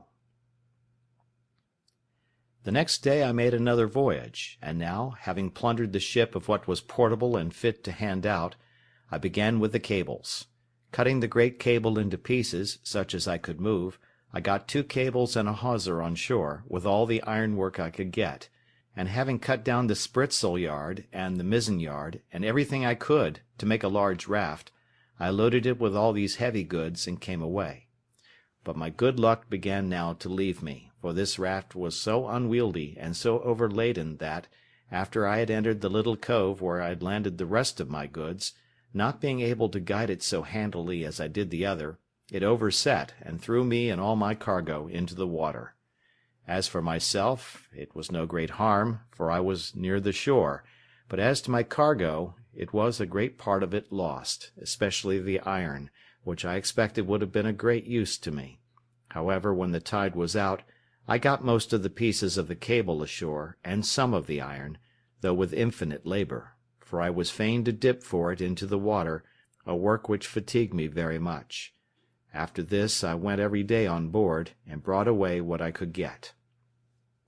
I had been now 13 days on shore, and had been 11 times on board the ship, in which time I had brought away all that one pair of hands could well be supposed capable to bring, though I believe verily, had the calm weather held, I should have brought away the whole ship, piece by piece. But preparing the 12th time to go on board, I found the wind began to rise. However, at low water I went on board, and though I thought I had rummaged the cabin so effectually that nothing more could be found, yet I discovered a locker with drawers in it, in one of which I found 2 or 3 razors, and 1 pair of large scissors, with some 10 or a dozen of good knives and forks. In another I found about 36 pounds value in money, some European coin, some Brazil, some pieces of 8, some gold, and some silver. I smiled to myself at the sight of this money.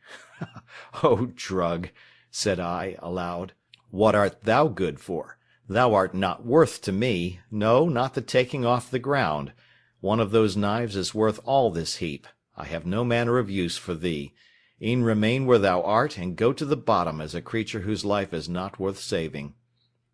However, upon second thoughts, I took it away, and wrapping all this in a piece of canvas, I began to think of making another raft. But while I was preparing this, I found the sky overcast, and the wind began to rise, and in a quarter of an hour it blew a fresh gale from the shore. It presently occurred to me that it was in vain to pretend to make a raft with the wind off shore, and that it was my business to be gone before the tide of flood began, otherwise I might not be able to reach the shore at all. Accordingly I let myself down into the water, and swam across the channel, which lay between the ship and the sands. and even that with difficulty enough, partly with the weight of the things I had about me, and partly the roughness of the water, for the wind rose very hastily, and before it was quite high water it blew a storm. But I had got home to my little tent, where I lay, with all my wealth about me, very secure. It blew very hard all night, and in the morning, when I looked out, behold, no more ship was to be seen.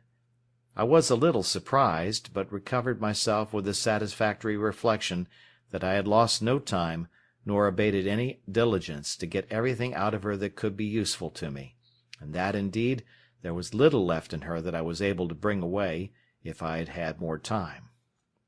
I now gave over any more thoughts of the ship, or of anything out of her, except what might drive on shore from her wreck, as indeed divers pieces of her afterwards did, but those things were of small use to me. My thoughts were now wholly employed about securing myself against either savages, if any should appear, or wild beasts, if any were in the island,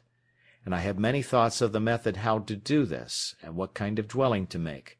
whether I should make me a cave in the earth, or a tent upon the earth, and, in short, I resolved upon both, the manner and description of which it may not be improper to give an account of. I soon found the place I was in was not fit for my settlement, because it was upon a low moorish ground near the sea, and I believed it would not be wholesome, and more particularly because there was no fresh water near it. So I resolved to find a more healthy and more convenient spot of ground. I consulted several things in my situation, which I found would be proper for me. First, health and fresh water, I just now mentioned. Secondly, shelter from the heat of the sun. Thirdly, security from ravenous creatures, whether man or beast. Fourthly, a view to the sea, that if God sent any ship in sight, I might not lose any advantage for my deliverance, of which I was not willing to banish all my expectation yet. In search of a place proper for this, I found a little plain on the side of a rising hill, whose front towards this little plain was steep as a house-side, so that nothing could come down upon me from the top. On the one side of the rock there was a hollow place, worn a little way in, like the entrance or door of a cave, but there was not really any cave or way into the rock at all. On the flat of the green, just before this hollow place, I resolved to pitch my tent. This plain was not above 100 yards broad, and about twice as long, and lay like a green before my door, and, at the end of it, descended irregularly every way down into the low ground by the seaside. It was on the north-northwest side of the hill, so that it was sheltered from the heat every day, till it came to a west and by south sun, or thereabouts, which in those countries is near the setting. Before I set up my tent I drew a half-circle before the hollow place, which took in about 10 yards in its semi-diameter from the rock, and 20 yards in its diameter from its beginning and ending. In this half-circle I pitched 2 rows of strong stakes, driving them into the ground till they stood very firm like piles, the biggest end being out of the ground above 5 feet and a half, and sharpened on the top. The 2 rows did not stand above 6 inches from one another. Then I took the pieces of cable which I had cut in the ship, and laid them in rows, one upon another, within the circle, between these 2 rows of stakes, up to the top, placing other stakes in the inside, leaning against them, about 2 feet and a half high, like a spur to a post, and this fence was so strong that neither man nor beast could get into it or over it. This cost me a great deal of time and labor, especially to cut the piles in the woods, bring them to the place, and drive them into the earth. The entrance into this place I made to be, not by a door, but by a short ladder to go over the top, which ladder, when I was in, I lifted over after me, and so I was completely fenced in and fortified, as I thought, from all the world, and consequently slept secure in the night, which otherwise I could not have done, though, as it appeared afterwards, there was no need of all this caution from the enemies that I apprehended danger from. Into this fence or fortress, with infinite labor, I carried all my riches, all my provisions, ammunition, and stores, of which you have the account above, and I made a large tent, which, to preserve me from the rains that in one part of the year are very violent there, I made double, one smaller tent within, and one larger tent above it, and covered the uppermost with a large tarpaulin which I had saved among the sails. And now I lay no more for a while in the bed which I had brought on shore, but in a hammock, which was indeed a very good one, and belonged to the mate of the ship. Into this tent I brought all my provisions, and everything that would spoil by the wet, and having thus enclosed all my goods, I made up the entrance, which till now I had left open, and so passed and repassed, as I said, by a short ladder. When I had done this, I began to work my way into the rock, and bringing all the earth and stones that I dug down out through my tent, I laid them up within my fence in the nature of a terrace, so that it raised the ground within about 1.5 foot, and thus I made me a cave just behind my tent, which served me like a cellar to my house. It cost me much labour and many days before all these things were brought to perfection, and therefore I must go back to some other things which took up some of my thoughts.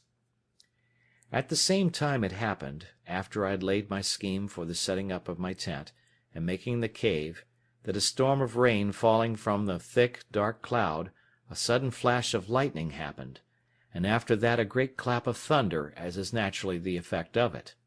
I was not so much surprised with the lightning as I was with a thought which darted into my mind as swift as the lightning itself. "Oh, my powder!" My very heart sank within me when I thought that, at one blast, all my powder might be destroyed, on which, not my defence only, but the providing of my food, as I thought, entirely depended. I was nothing near so anxious about my own danger, though, had the powder took fire, I should never have known who had hurt me. Such impression did this make upon me, that after the storm was over, I laid aside all my works, my building and fortifying, and applied myself to make bags and boxes, to separate the powder, and to keep it a little and a little in a parcel, in the hope that, whatever might come, it might not all take fire at once, and to keep it so apart that it should not be possible to make one part fire another. I finished this work in about a fortnight, and I think my powder, which in all was about 240 pounds weight, was divided in not less than 100 parcels. As to the barrel that had been wet, I did not apprehend any danger from that, so I placed it in my new cave, which, in my fancy, I called my kitchen, and the rest I hid up and down in holes among the rocks, so that no wet might come to it, marking very carefully where I laid it. In the interval of time while this was doing, I went out once at least every day with my gun, as well to divert myself as to see if I could kill anything fit for food, and as near as I could to acquaint myself with what the island produced. The first time I went out, I presently discovered that there were goats in the island, which was a great satisfaction to me. But then it was attended with this misfortune to me, that is, that they were so shy, so subtle, and so swift of foot, that it was even the most difficult thing in the world to come at them. But I was not discouraged at this, not doubting but I might now and then shoot one, as it soon happened, for after I had found their haunts a little, I laid wait in this manner for them. I observed if they saw me in the valleys, though they were upon the rocks, they would run away, as in a terrible fright. But if they were feeding in the valleys, and I was upon the rocks, they took no notice of me, from whence I concluded that, by the position of their optics, their sight was so directed downward that they did not readily see objects that were above them. So afterwards I took this method. I always climbed the rocks first, to get above them, and then had frequently a fair mark. The first shot I made among these creatures I killed a she-goat, which had a little kid by her, which she gave suck to, which grieved me heartily, for when the old one fell, the kid stood stock-still by her, till I came and took her up. And not only so, but when I carried the old one with me, upon my shoulders, the kid followed me quite to my enclosure, upon which I laid down the dam, and took the kid in my arms, and carried it over my pail, in hopes to have bred it up tame, but it would not eat, so I was forced to kill it, and eat it myself. These two supplied me with flesh a great while, for I ate sparingly, and saved my provisions, my bread especially, as much as possibly I could. Having now fixed my habitation, I found it absolutely necessary to provide a place to make a fire in, and fuel to burn, and what I did for that, and also how I enlarged my cave, and what conveniences I made, I shall give a full account of in its place. But I must now give some little account of myself, and of my thoughts about living, which, it may well be supposed, were not a few. I had a dismal prospect of my condition, for as I was not cast away upon that island without being driven, as is said, by a violent storm, quite out of the course of our intended voyage, and a great way, perhaps some hundreds of leagues, out of the ordinary course of the trade of mankind, I had great reason to consider it as a determination of Heaven that in this desolate place and in this desolate manner I should end my life. The tears would run plentifully down my face when I made these reflections, and sometimes I would expostulate with myself why Providence should thus completely ruin his creatures, and render them so absolutely miserable, so without help, abandoned, so entirely depressed, that it could hardly be rational to be thankful for such a life. But something always returned swift upon me to check these thoughts, and to reprove me, and particularly one day, walking with my gun in my hand by the seaside, I was very pensive upon the subject of my present condition, when reason, as it were, expostulated with me the other way, thus: "Well, you are in a desolate condition, it is true, but pray remember, where are the rest of you? Did not you come, 11 of you in the boat? Where are the 10? Why were they not saved, and you lost? Why were you singled out? Is it better to be here or there?" And then I pointed to the sea. All evils are to be considered with the good that is in them, and with what worse attends them. Then it occurred to me again, how well I was furnished for my subsistence, and what would well have been my case if it had not happened, which was 100,000 to 1, that the ship floated from the place where she first struck, and was driven so near the shore that I had time to get all these things out of her. What would have been my case if I had been forced to have lived in the condition in which I at first came on shore, without necessaries of life, or necessaries to supply and procure them? "Particularly," said I aloud, though to myself, "what should I have done without a gun, without ammunition, without any tools to make anything, or to work with, without clothes, bedding, a tent, or any manner of covering?" And that now I had all these to sufficient quantity, and was in a fair way to provide myself in such a manner as to live without my gun when my ammunition was spent, so that I had a tolerable view of subsisting, without any want, as long as I lived, for I considered from the beginning how I would provide for the accidents that might happen, and for the time that was to come, even not only after my ammunition should be spent, but even after my health and strength should decay. I confess I had not entertained any notion of my ammunition being destroyed at one blast. I mean my powder being blown up by lightning, and this made the thoughts of it so surprising to me when it lightened and thundered, as I observed just now. And now being about to enter into a melancholy relation of a scene of silent life, such, perhaps, as was never heard of in the world before, I shall take it from its beginning, and continue it in its order. It was by my account the 30th of September, when, in the manner as above said, I first set foot upon this horrid island, when the sun, being to us in its autumnal equinox, was almost over my head, for I reckon myself, by observation, to be in the latitude of 9 degrees 22 minutes north of the line.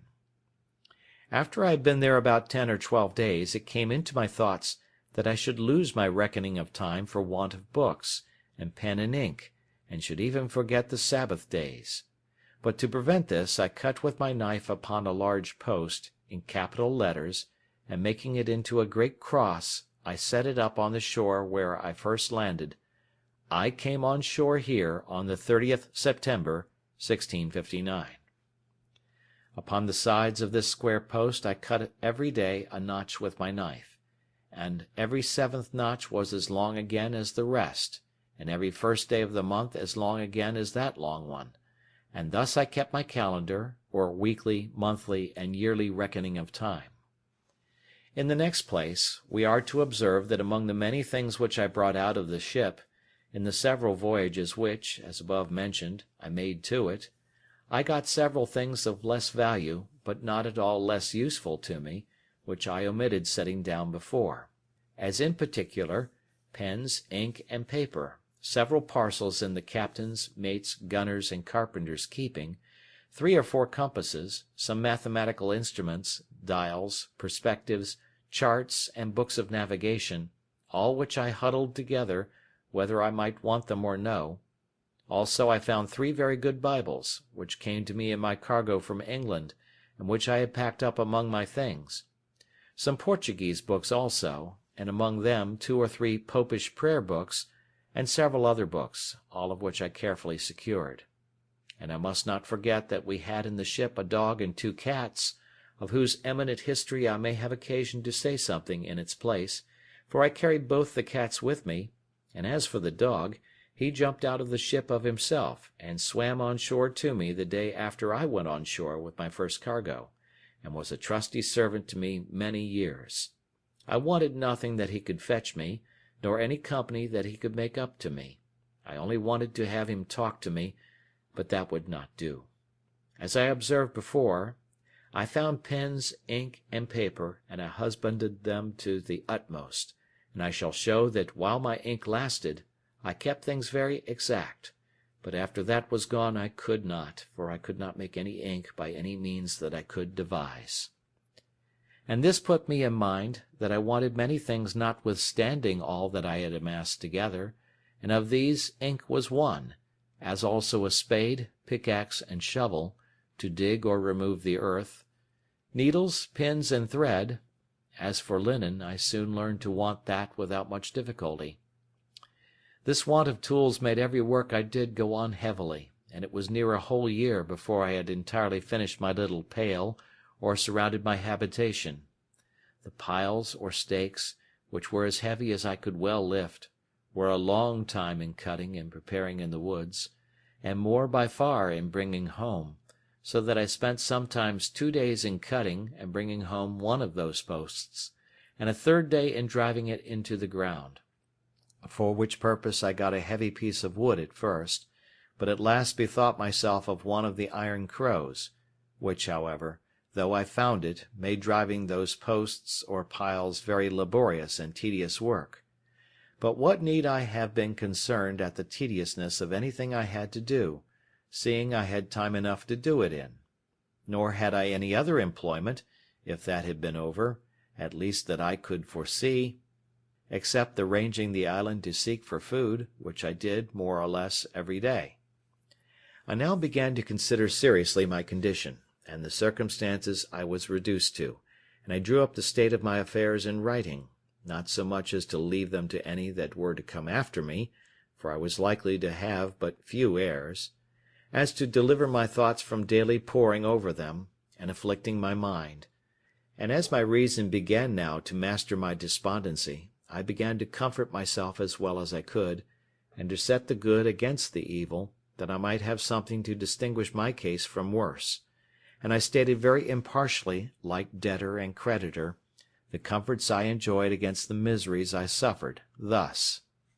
on the evil side, I am cast upon a horrid, desolate island, void of all hope of recovery. On the good side, but I am alive, and not drowned, as all my ship's company were. On evil, I am singled out and separated, as it were, from all the world, to be miserable. But I am singled out, too, from all the ship's crew, to be spared from death, and he that miraculously saved me from death can deliver me from this condition. I am divided from mankind, a solitaire, one banished from human society. But I am not starved, or perishing on a barren place, affording no sustenance. I have no clothes to cover me. But I am in a hot climate, where, if I had clothes, I could hardly wear them. I am without any defence, or means to resist any violence of man or beast. But I am cast on an island where I see no wild beasts to hurt me, as I saw on the coast of Africa, and what if I had been shipwrecked there? I have no soul to speak to or relieve me. But God wonderfully sent the ship in near enough to the shore, that I have got out as many necessary things as will either supply my wants or enable me to supply myself, even as long as I live. Upon the whole, here was an undoubted testimony that there was scarce any condition in the world so miserable, but there was something negative or something positive to be thankful for in it.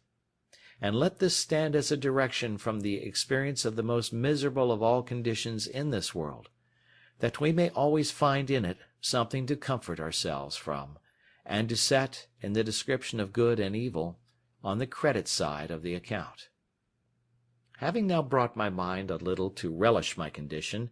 and given over looking out to see if I could spy a ship, giving over these things, I began to apply myself to arrange my way of living, and to make things as easy to me as I could. I have already described my habitation, which was a tent under the side of a rock, surrounded with a strong pale of posts and cables, but I might now rather call it a wall, for I raised a kind of wall up against it of turfs, about 2 feet thick on the outside, and after some time, I think it was a year and a half, I raised rafters from it, leaning to the rock, and thatched or covered it with boughs of trees, and such things as I could get, to keep out the rain, which I found at some times of the year very violent. I have already observed how I brought all my goods into this pale, and into the cave which I had made behind me. But I must observe, too, that at first this was a confused heap of goods, which, as they lay in no order, so they took up all my place. I had no room to turn myself, so I set myself to enlarge my cave, and work farther into the earth, for it was a loose sandy rock, which yielded easily to the labor I bestowed on it. And so when I found I was pretty safe as to beasts of prey, I worked sideways, to the right hand, into the rock, and then, turning to the right again, worked quite out, and made me a door to come out on the outside of my pale or fortification.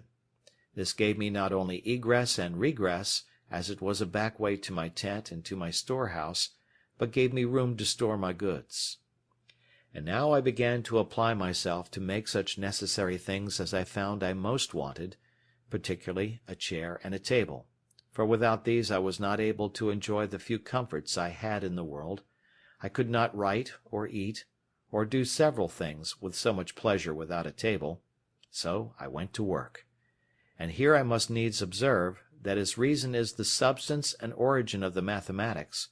so by stating and squaring everything by reason, and by making the most rational judgment of things, every man may be, in time, master of every mechanic art.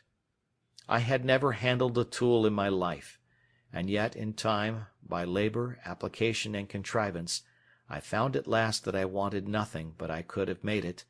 especially if I had had tools. However, I made abundance of things, even without tools, and some with no more tools than an adze and a hatchet, which perhaps were never made that way before, and that with infinite labor. For example, if I wanted a board, I had no other way but to cut down a tree, set it on an edge before me, and hew it flat on either side with my axe, till I brought it to be thin as a plank, and then dub it smooth with my adze. It is true, by this method I could make but one board out of a whole tree, but this I had no remedy for but patience, any more than I had for the prodigious deal of time and labor which it took me up to make a plank or board, but my time or labor was little worth, and so it was well employed one way as another. However, I made me a table and a chair, as I observed above, in the first place, and this I did out of the short pieces of boards that I brought on my raft from the ship. But when I had wrought out some boards as above, I made large shelves, of the breadth of 1.5 feet, one over another all along one side of my cave, to lay all my tools, nails, and ironwork on,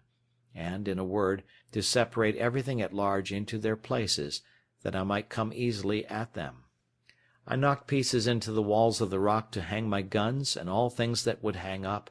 so that, had my cave been to be seen, it looked like a general magazine of all necessary things, and had everything so ready at my hand that it was a great pleasure to me to see all my goods in such order, and especially to find my stock of all necessaries so great.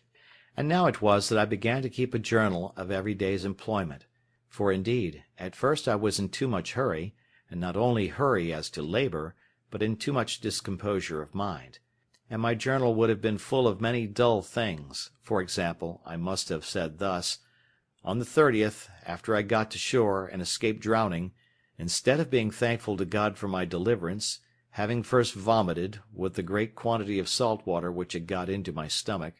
and recovering myself a little, I ran about the shore wringing my hands and beating my head and face, exclaiming at my misery, and crying out, I was undone, undone, till, tired and faint, I was forced to lie down on the ground to repose, but durst not sleep for fear of being devoured. Some days after this, and after I had been on board the ship and got all that I could out of her, yet I could not forbear getting up to the top of a little mountain and looking out to sea, in hopes of seeing a ship. Then fancy at a vast distance I spied a sail, pleased myself with the hope of it, and then after looking steadily till I was almost blind, lose it quite, and sit down and weep like a child, and thus increase my misery by my folly. But having gotten over these things in some measure, and having settled my household staff and habitation, made me a table and a chair, and all as handsome about me as I could,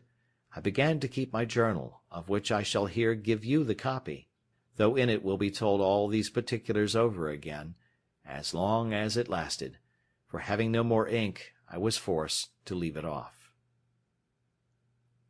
End of chapter 4.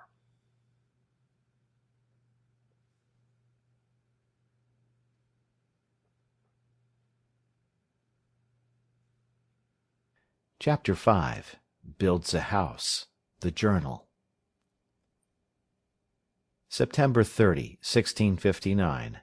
I, poor miserable Robinson Crusoe, being shipwrecked during a dreadful storm in the offing, came on shore on this dismal unfortunate island, which I called the Island of Despair, all the rest of the ship's company being drowned, and myself almost dead. All the rest of the day I spent in afflicting myself at the dismal circumstances I was brought to. That is, I had neither food, house, clothes, weapon, nor place to fly to, and in despair of any relief, saw nothing but death before me, either that I should be devoured by wild beasts, murdered by savages, or starved to death for want of food. At the approach of night I slept in a tree for fear of wild creatures, but slept soundly, though it rained all night. October 1. In the morning I saw, to my great surprise, the ship had floated with the high tide, and was driven on shore again much nearer the island, which, as it was some comfort, on one hand, for, seeing her set upright and not broken to pieces, I hoped, if the wind abated, I might get on board, and get some food and necessaries out of her for my relief. So, on the other hand, it renewed my grief at the loss of my comrades who, I imagined, if we had all stayed on board, might have saved the ship, or at least that they would not have been all drowned as they were, and that, had the men been saved, we might perhaps have built us a boat out of the ruins of the ship to have carried us to some other part of the world. I spent great part of this day in perplexing myself on these things, but at length, seeing the ship almost dry, I went upon the sand as near as I could, and then swam on board. This day also it continued raining, though with no wind at all. From the 1st of October to the 24th. All these days entirely spent in many several voyages to get all I could out of the ship, which I brought on shore every tide of flood upon rafts. Much rain also in the days, though with some intervals of fair weather, but it seems this was the rainy season. October 20. I overset my raft and all the goods I had got upon it, but being in shoal water, and the things being chiefly heavy, I recovered many of them when the tide was out. October 25th. It rained all night and all day, with some gusts of wind, during which time the ship broke in pieces, the wind blowing a little harder than before, and was no more to be seen, except the wreck of her, and that only at low water. I spent this day in covering and securing the goods which I had saved, that the rain might not spoil them. October 26. I walked about the shore almost all day, to find out a place to fix my habitation,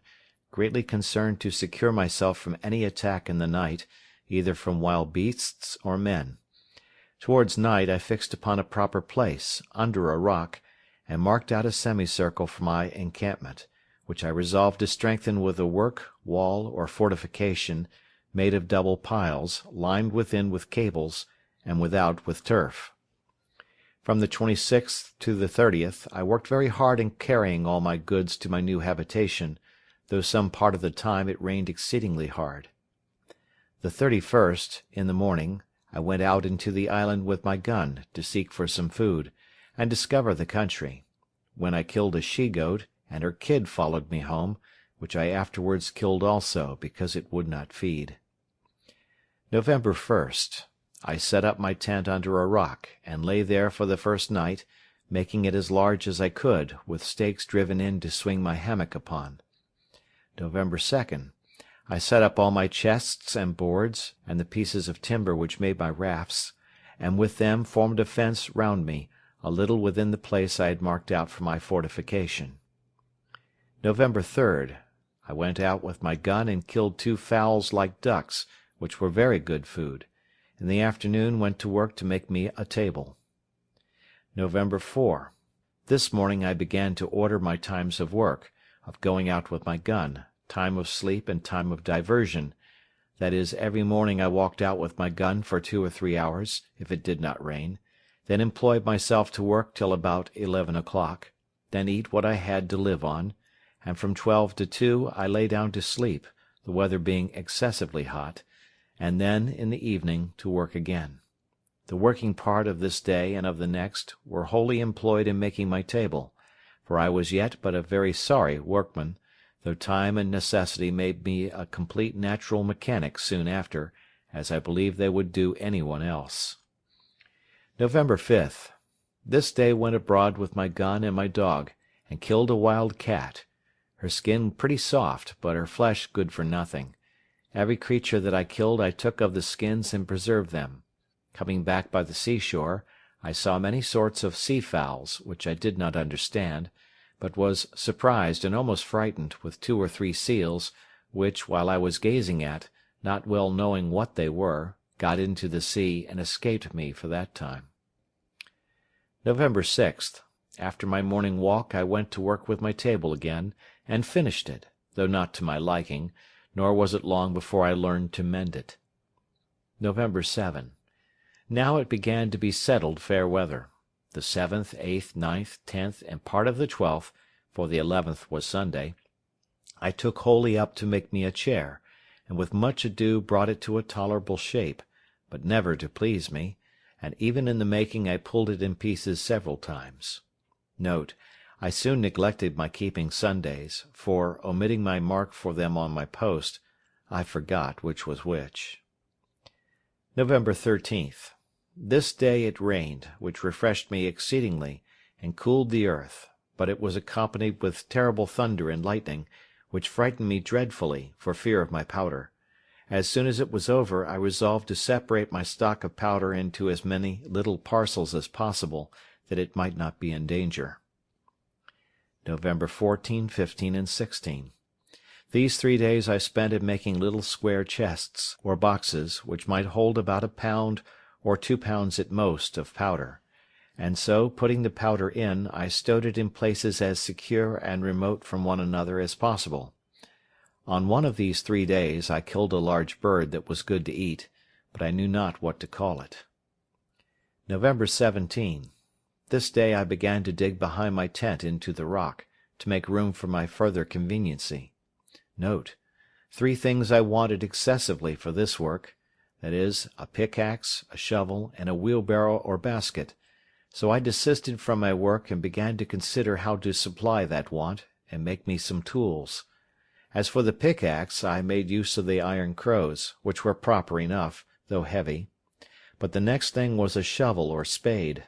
This was so absolutely necessary that, indeed, I could do nothing effectually without it, but what kind of one to make I knew not. November 18. The next day, in searching the woods, I found a tree of that wood, or like it, which in the Brazils they call the iron tree, for its exceeding hardness. Of this, with great labour, and almost spoiling my axe, I cut a piece, and brought it home too with difficulty enough, for it was exceeding heavy. The excessive hardness of the wood, and my having no other way, made me a long while upon this machine, for I worked it effectually by little and little into the form of a shovel or spade, the handle exactly shaped like ours in England, only that the board part having no iron shod upon it at bottom, it would not last me so long. However, it served me well enough for the uses which I had occasion to put it to, but never was a shovel, I believe, made after that fashion, or so long in making. I was still deficient, for I wanted a basket or a wheelbarrow. A basket I could not make by any means, having no such things as twigs that would bend to make wicker ware, at least none yet found out, and as to a wheelbarrow, I fancied I could make all but the wheel, but that I had no notion of, neither did I know how to go about it. Besides, I had no possible way to make the iron gudgeons for the spindle or axis of the wheel to run in, so I gave it over, and so, for carrying away the earth which I dug out of the cave, I made me a kind of thing like a hod, which the labourers carry mortar in when they serve the bricklayers. This was not so difficult to me as the making of the shovel, and yet this and the shovel, and the attempt which I made in vain to make a wheelbarrow, took me up no less than 4 days. I mean always excepting my morning walk with my gun, which I seldom failed, and very seldom failed also bringing home something fit to eat. November 23rd. My other work having now stood still, because of my making these tools, when they were finished I went on, and working every day, as my strength and time allowed, I spent 18 days entirely in widening and deepening my cave, that it might hold my goods commodiously. Note, during all this time I worked to make this room or cave spacious enough to accommodate me as a warehouse or magazine, a kitchen, a dining room, and a cellar. As for my lodging, I kept to the tent, except that sometimes, in the wet season of the year, it rained so hard that I could not keep myself dry, which caused me afterwards to cover all my place within my pale with long poles, in the form of rafters, leaning against the rock, and load them with flags and large leaves of trees like a thatch. December 10. I began now to think my cave or vault finished, when on a sudden, it seems I had made it too large, a great quantity of earth fell down from the top on one side, so much that, in short, it frighted me, and not without reason too, for if I had been under it, I had never wanted a grave digger. I had now a great deal of work to do over again, for I had the loose earth to carry out, and which was of more importance, I had the ceiling to prop up, that I might be sure no more would come down. December 11th. This day I went to work with it accordingly, and got 2 shores or posts pitched upright to the top, with 2 pieces of boards across over each post. This I finished the next day, and setting more posts up with boards, in about a week more I had the roof secured, and the posts, standing in rows, served me for partitions to part off the house. December 17th. From this day to the 20th I placed shelves, and knocked up nails on the posts, to hang everything up that could be hung up, and now I began to be in some order within doors. December 20. Now I carried everything into the cave, and began to furnish my house, and set up some pieces of boards like a dresser, to order my victuals upon, but boards began to be very scarce with me. Also I made me another table. December 24th. Much rain all night and all day, no stirring out. December 25. Rain all day. December 26th. No rain, and the earth much cooler than before, and pleasanter. December 27th. Killed a young goat, and lamed another, so that I caught it and led it home in a string. When I had it at home, I bound and splinted up its leg, which was broke. N.B. I took such care of it that it lived, and the leg grew well and as strong as ever. But by my nursing it so long, it grew tame, and fed upon the little green at my door, and would not go away. This was the first time that I entertained a thought of breeding up some tame creatures, that I might have food when my powder and shot was all spent. December 28, 29, 30, 31st. Great heats and no breeze, so that there was no stirring abroad, except in the evening, for food. This time I spent in putting all my things in order within doors. January 1. Very hot still, but I went abroad early and late with my gun, and lay still in the middle of the day. This evening, going farther into the valleys which lay towards the centre of the island, I found there were plenty of goats, though exceedingly shy and hard to come at.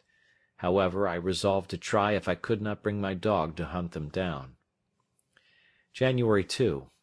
Accordingly, the next day I went out with my dog, and set him upon the goats, but I was mistaken, for they all faced about upon the dog, and he knew his danger too well, for he would not come near them. January 3rd. I began my fence or wall, which, being still jealous of my being attacked by somebody, I resolved to make very thick and strong. N.B. This wall being described before, I purposely omit what was said in the journal. It is sufficient to observe that I was no less time than from the 2nd of January to the 14th of April working, finishing, and perfecting this wall, though it was no more than about 24 yards in length, being a half circle from one place in the rock to another place, about 8 yards from it, the door of the cave being in the centre behind it. All this time I worked very hard, the rains hindering me many days, nay, sometimes weeks together, but I thought I should never be perfectly secure till this wall was finished, and it is scarce credible what inexpressible labour everything was done with, especially the bringing piles out of the woods and driving them into the ground, for I made them much bigger than I needed to have done. When this wall was finished, and the outside double fenced, with the turf wall raised close to it, I perceived myself that if any people were to come on shore there, they would not perceive anything like a habitation, and it was very well I did so, as may be observed hereafter, upon a very remarkable occasion. During this time I made my rounds in the woods for game every day when the rain permitted me, and made frequent discoveries in these walks of something or other to my advantage. Particularly I found a kind of wild pigeons, which build, not as wood pigeons in a tree, but rather as house pigeons, in the holes of the rocks; and taking some young ones, I endeavoured to breed them up tame, and did so; but when they grew older they flew away, which perhaps was at first for want of feeding them, for I had nothing to give them. However, I frequently found their nests, and got their young ones, which were very good meat. And now, in the managing my household affairs, I found myself wanting in many things, which I thought at first it was impossible for me to make, as indeed with some of them it was. For instance, I could never make a cask to be hooped. I had a small runlet or two, as I observed before, but I could never arrive at the capacity of making one of them, though I spent many weeks about it. I could neither put in the heads, or join the staves so true to one another as to make them hold water, so I gave that also over. In the next place, I was at a great loss for candles, so that as soon as ever it was dark, which was generally by 7 o'clock, I was obliged to go to bed. I remembered the lump of beeswax with which I made candles in my African adventure, but I had none of that now. The only remedy I had was, that when I had killed a goat I saved the tallow, and with a little dish made of clay, which I baked in the sun, to which I added a wick of some oakum, I made me a lamp, and this gave me light, though not a clear steady light like a candle. In the middle of all my labours it happened that, rummaging my things, I found a little bag, which, as I hinted before, had been filled with corn for the feeding of poultry, not for this voyage, but before, as I suppose, when the ship came from Lisbon. The little remainder of corn that had been in the bag was all devoured by the rats, and I saw nothing in the bag but husks and dust;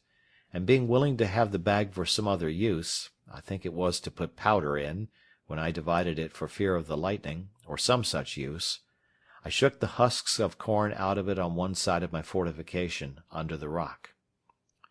It was a little before the great rains just now mentioned that I threw this stuff away, taking no notice, and not so much as remembering that I had thrown anything there, when, about a month after, or thereabouts, I saw some few stalks of something green shooting out of the ground, which I fancied might be some plant I had not seen,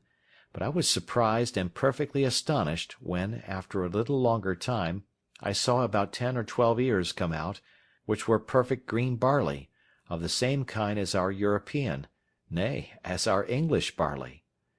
It is impossible to express the astonishment and confusion of my thoughts on this occasion. I had hitherto acted upon no religious foundation at all. Indeed, I had very few notions of religion in my head, nor had entertained any sense of anything that had befallen me otherwise than as chance, or, as we lightly say, what pleases God, without so much as inquiring into the end of Providence in these things, or His order in governing events for the world. But after I saw barley grow there, in a climate which I knew was not proper for corn, and especially that I knew not how it came there, it startled me strangely, and I began to suggest that God had miraculously caused His grain to grow without any help of seed sown, and that it was so directed purely for my sustenance on that wild, miserable place. This touched my heart a little, and brought tears out of my eyes, and I began to bless myself that such a prodigy of nature should happen upon my account, and this was the more strange to me because I saw near it still, all along by the side of the rock, some other straggling stalks, which proved to be stalks of rice, and which I knew, because I had seen it grow in Africa when I was ashore there. I not only thought these the pure productions of Providence for my support, but not doubting that there was more in the place, I went all over that part of the island, where I had been before, peering in every corner and under every rock, to see for more of it, but I could not find any. At last it occurred to my thoughts that I shook a bag of chicken's meat out in that place, and then the wonder began to cease, and I must confess my religious thankfulness to God's providence began to abate, too, upon the discovering that all this was nothing but what was common, though I ought to have been as thankful for so strange and unforeseen a providence as if it had been miraculous, for it was really the work of Providence to me, that should order or appoint that 10 or 12 grains of corn should remain unspoiled when the rats had destroyed all the rest, as if it had been dropped from heaven, as also that I should throw it out in that particular place, where, it being in the shade of a high rock, it sprang up immediately, whereas if I had thrown it anywhere else at that time, it had been burnt up and destroyed. I carefully saved the ears of this corn, you may be sure, in their season, which was about the end of June, and laying up every corn, I resolved to sow them all again, hoping in time to have some quantity sufficient to supply me with bread. But it was not till the 4th year that I could allow myself the least grain of this corn to eat, and even then but sparingly, as I shall say afterwards, in its order, for I lost all that I sowed the first season by not observing the proper time, for I sowed it just before the dry season, so that it never came up at all, at least not as it would have done, of which in its place. Besides this barley, there were, as above, 20 or 30 stalks of rice, which I preserved with the same care and for the same use, or to the same purpose, to make me bread, or rather food, for I found ways to cook it without baking, though I did that also after some time. But to return to my journal. I worked excessive hard these 3 or 4 months to get my wall done, and the 14th of April I closed it up, contriving to go into it, not by a door, but over the wall, by a ladder, that there might be no sign on the outside of my habitation. April 16th. I finished the ladder, so I went up the ladder to the top, and then pulled it up after me, and let it down in the inside. This was a complete enclosure to me, for within I had room enough, and nothing could come at me from without, unless it could first mount my wall. The very next day after this wall was finished, I had almost all my labour overthrown at once, and myself killed. The case was thus.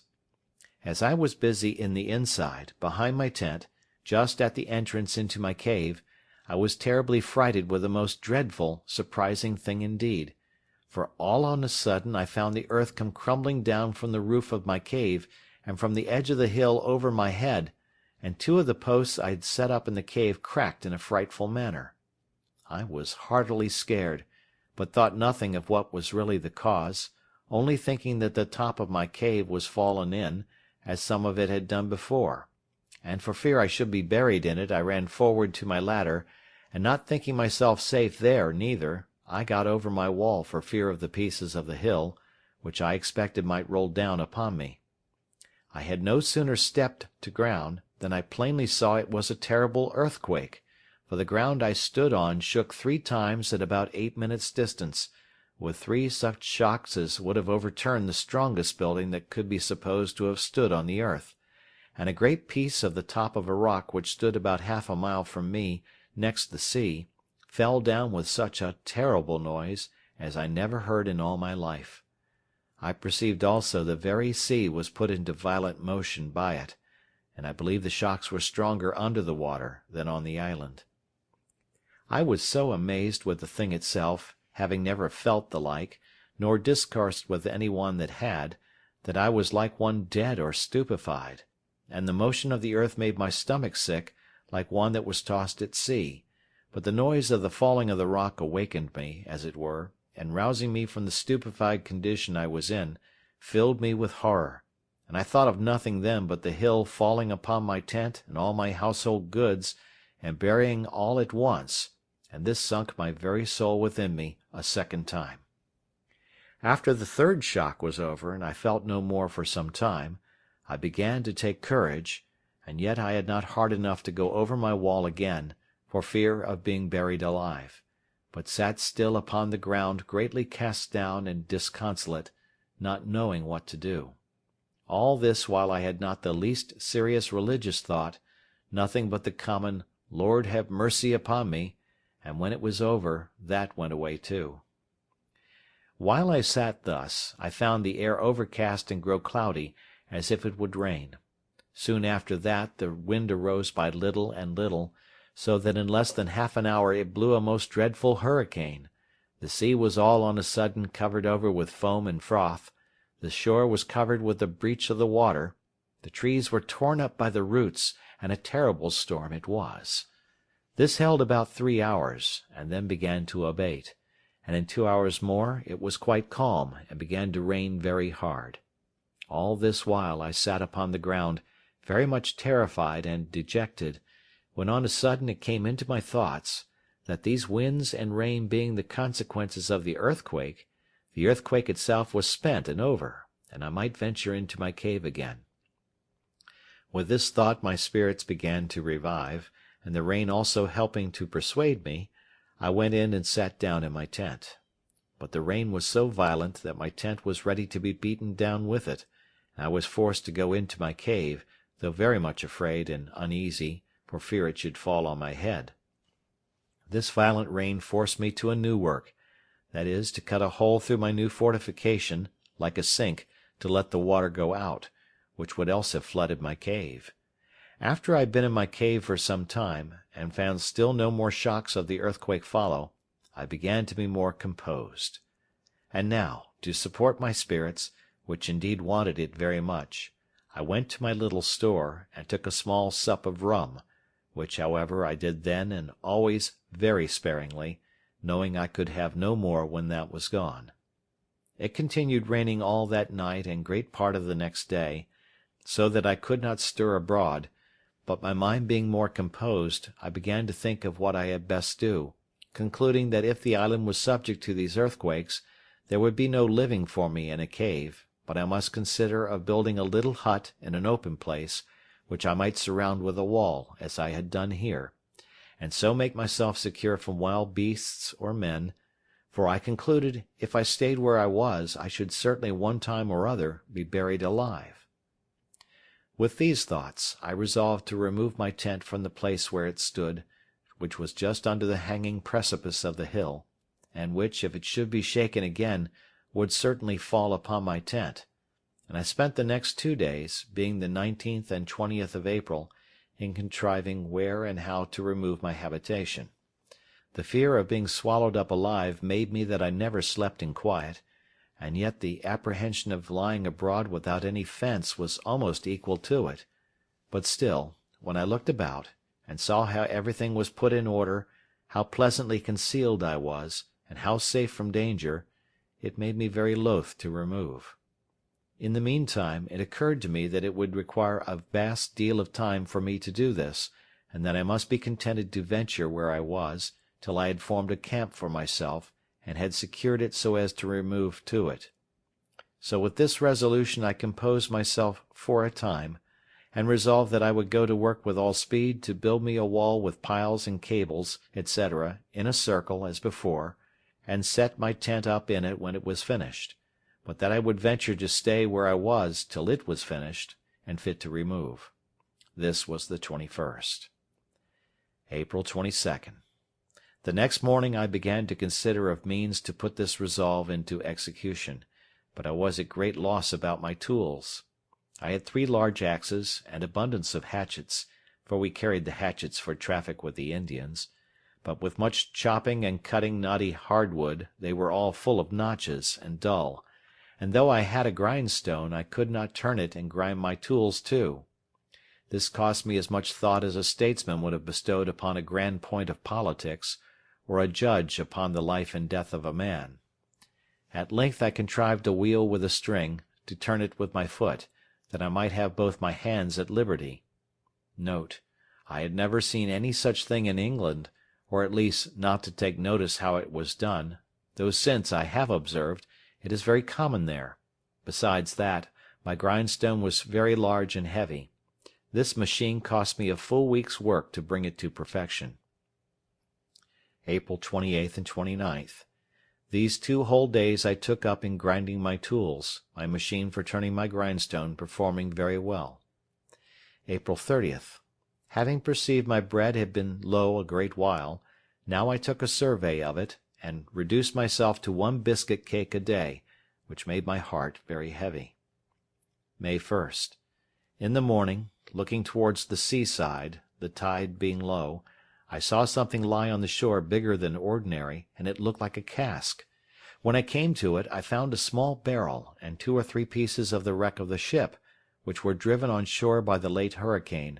and looking towards the wreck itself, I thought it seemed to lie higher out of the water than it used to do. I examined the barrel which was driven on shore, and soon found it was a barrel of gunpowder, but it had taken water, and the powder was caked as hard as a stone. However, I rolled it farther on shore for the present, and went on upon the sands, as near as I could to the wreck of the ship, to look for more. End of chapter 5.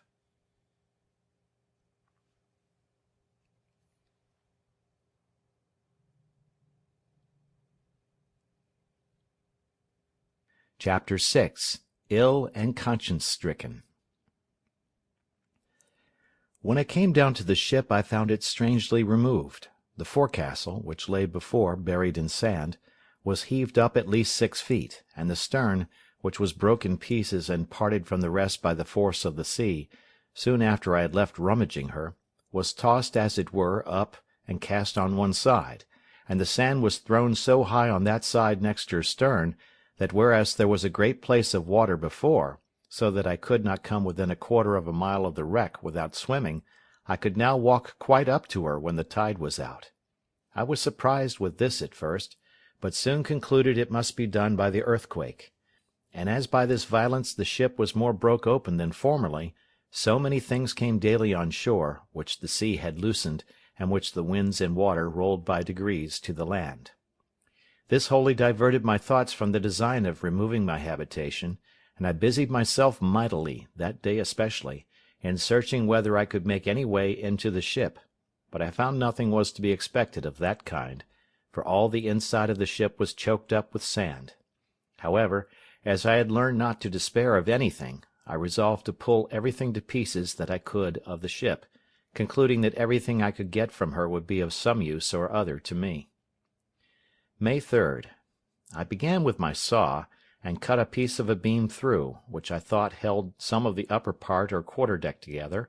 and when I had cut it through, I cleared away the sand as well as I could from the side which lay highest, but the tide coming in, I was obliged to give over for that time. May 4th. I went a-fishing, but caught not one fish that I durst to eat of, till I was weary of my sport, when, just going to leave off, I caught a young dolphin. I had made me a long line of some rope yarn, but I had no hooks, yet I frequently caught fish enough, as much as I cared to eat, all which I dried in the sun, and ate them dry.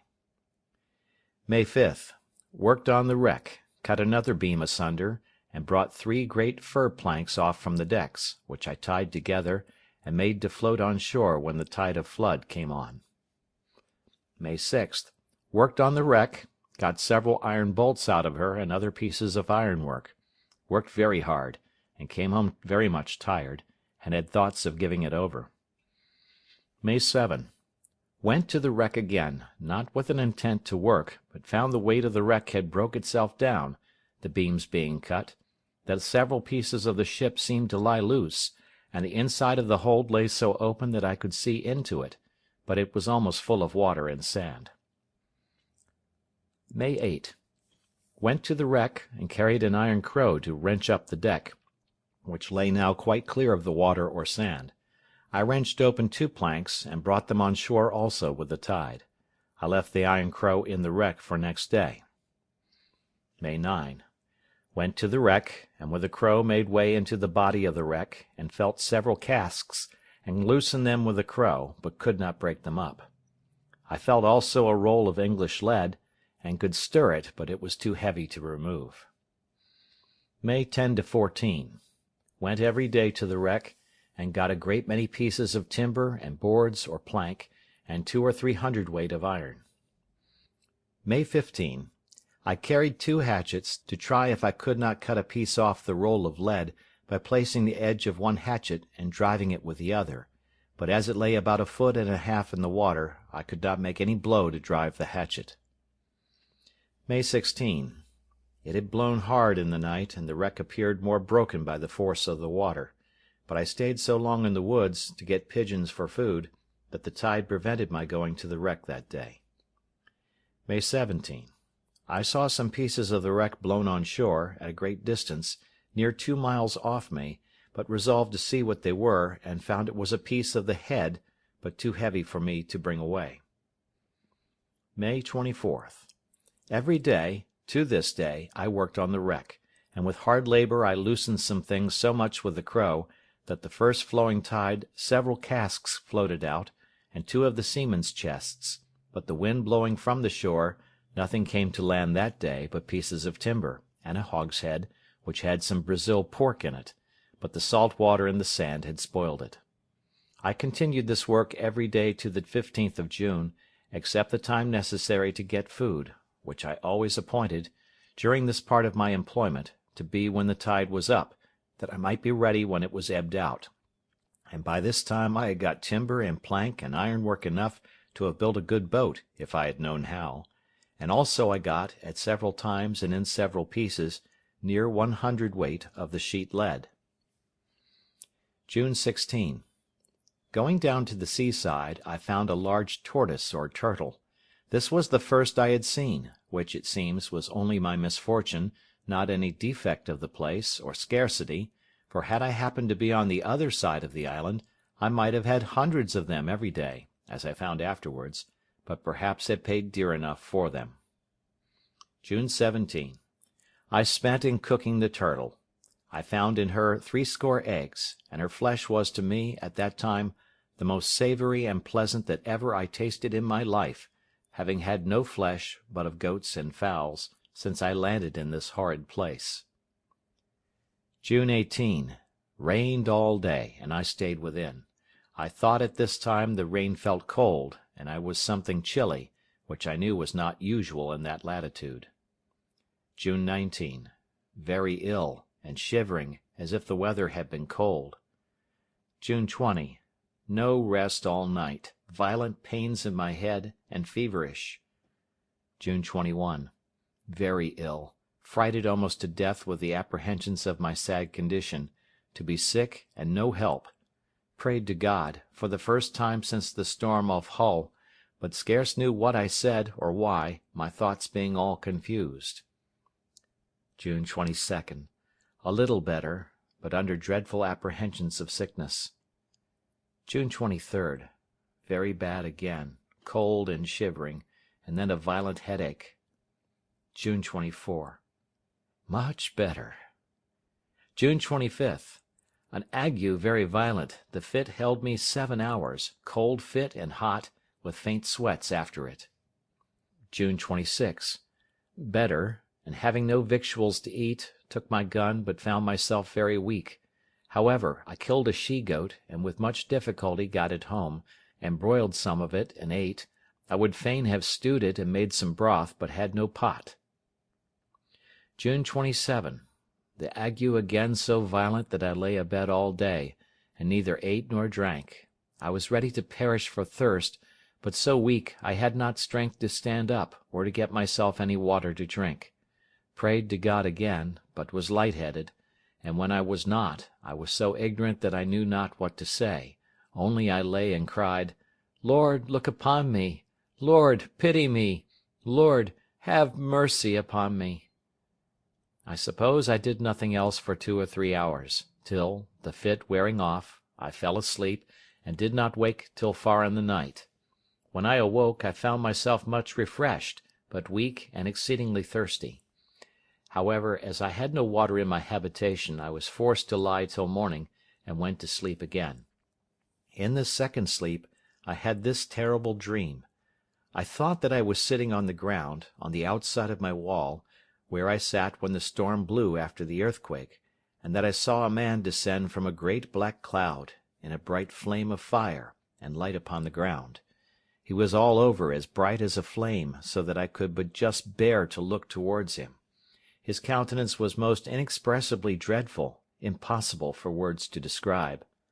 When he stepped upon the ground with his feet, I thought the earth trembled, just as it had done before in the earthquake, and all the air looked, to my apprehension, as if it had been filled with flashes of fire.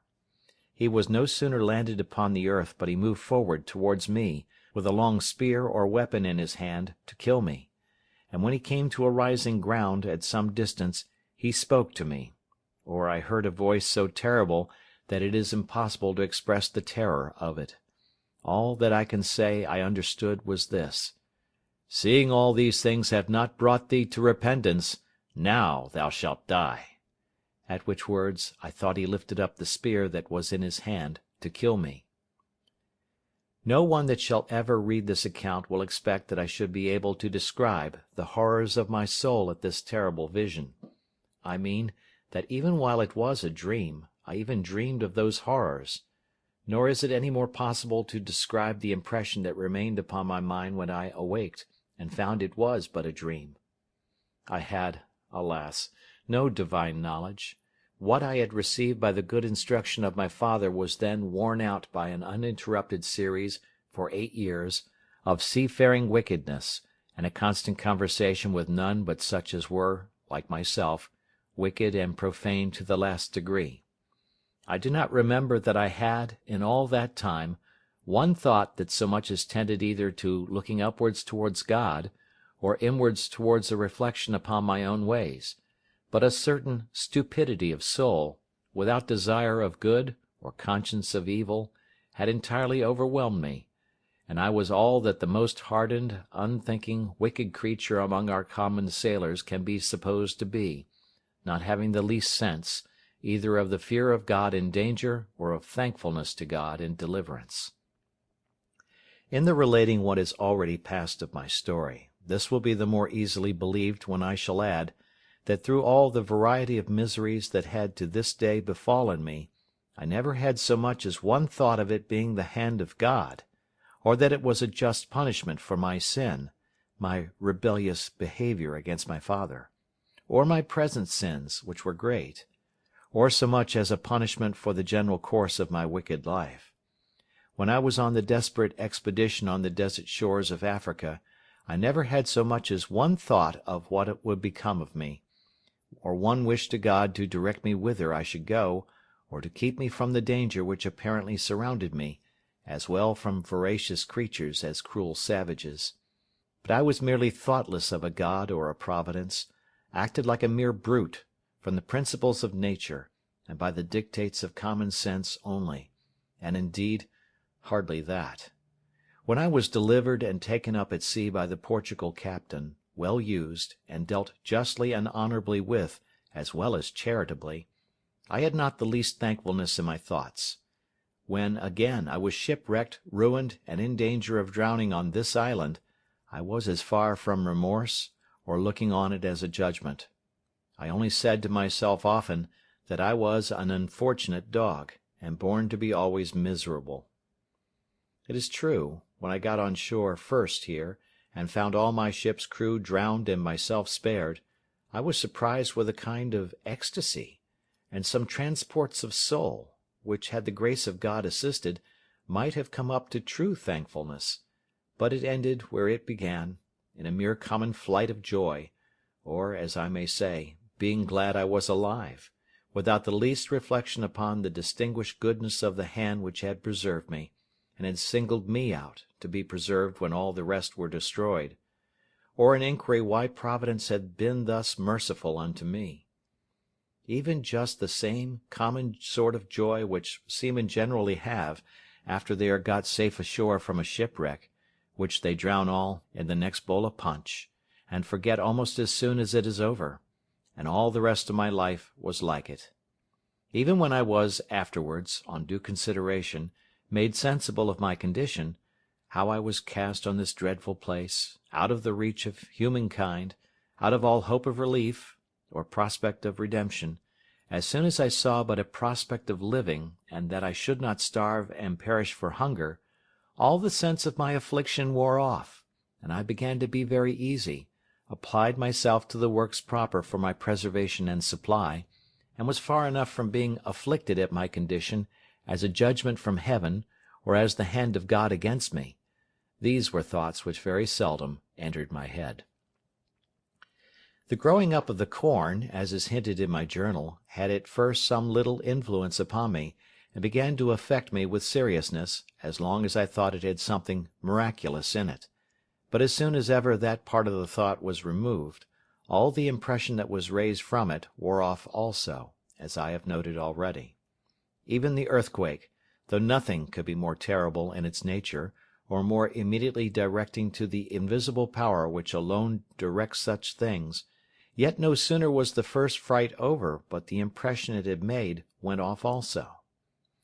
I had no more sense of God or his judgments, much less of the present affliction of my circumstances being from his hand, than if I had been in the most prosperous condition of life.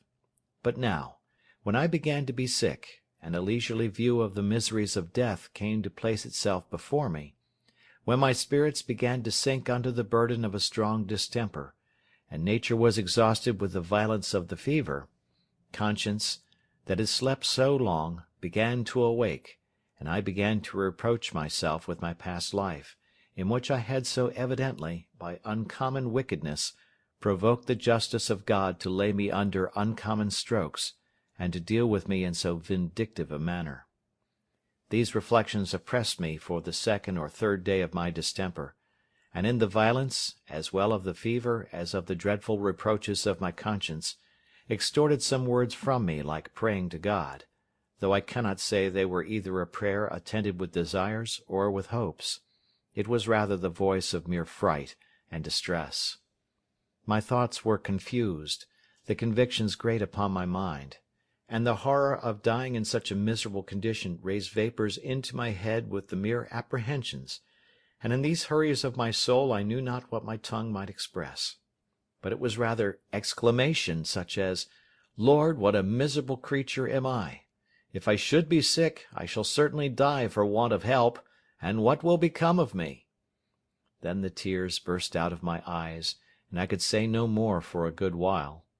In this interval the good advice of my father came to my mind, and presently his prediction, which I mentioned at the beginning of this story, that is, if I did take this foolish step, God would not bless me, and I would have leisure hereafter to reflect upon having neglected his counsel when there might be none to assist in my recovery. "Now," said I, aloud, "my dear father's words are come to pass. God's justice has overtaken me, and I have none to help or hear me. I rejected the voice of Providence, which had mercifully put me in a posture or station of life wherein I might have been happy and easy, but I would neither see it myself nor learn to know the blessing of it from my parents. I left them to mourn over my folly, and now I am left to mourn under the consequences of it.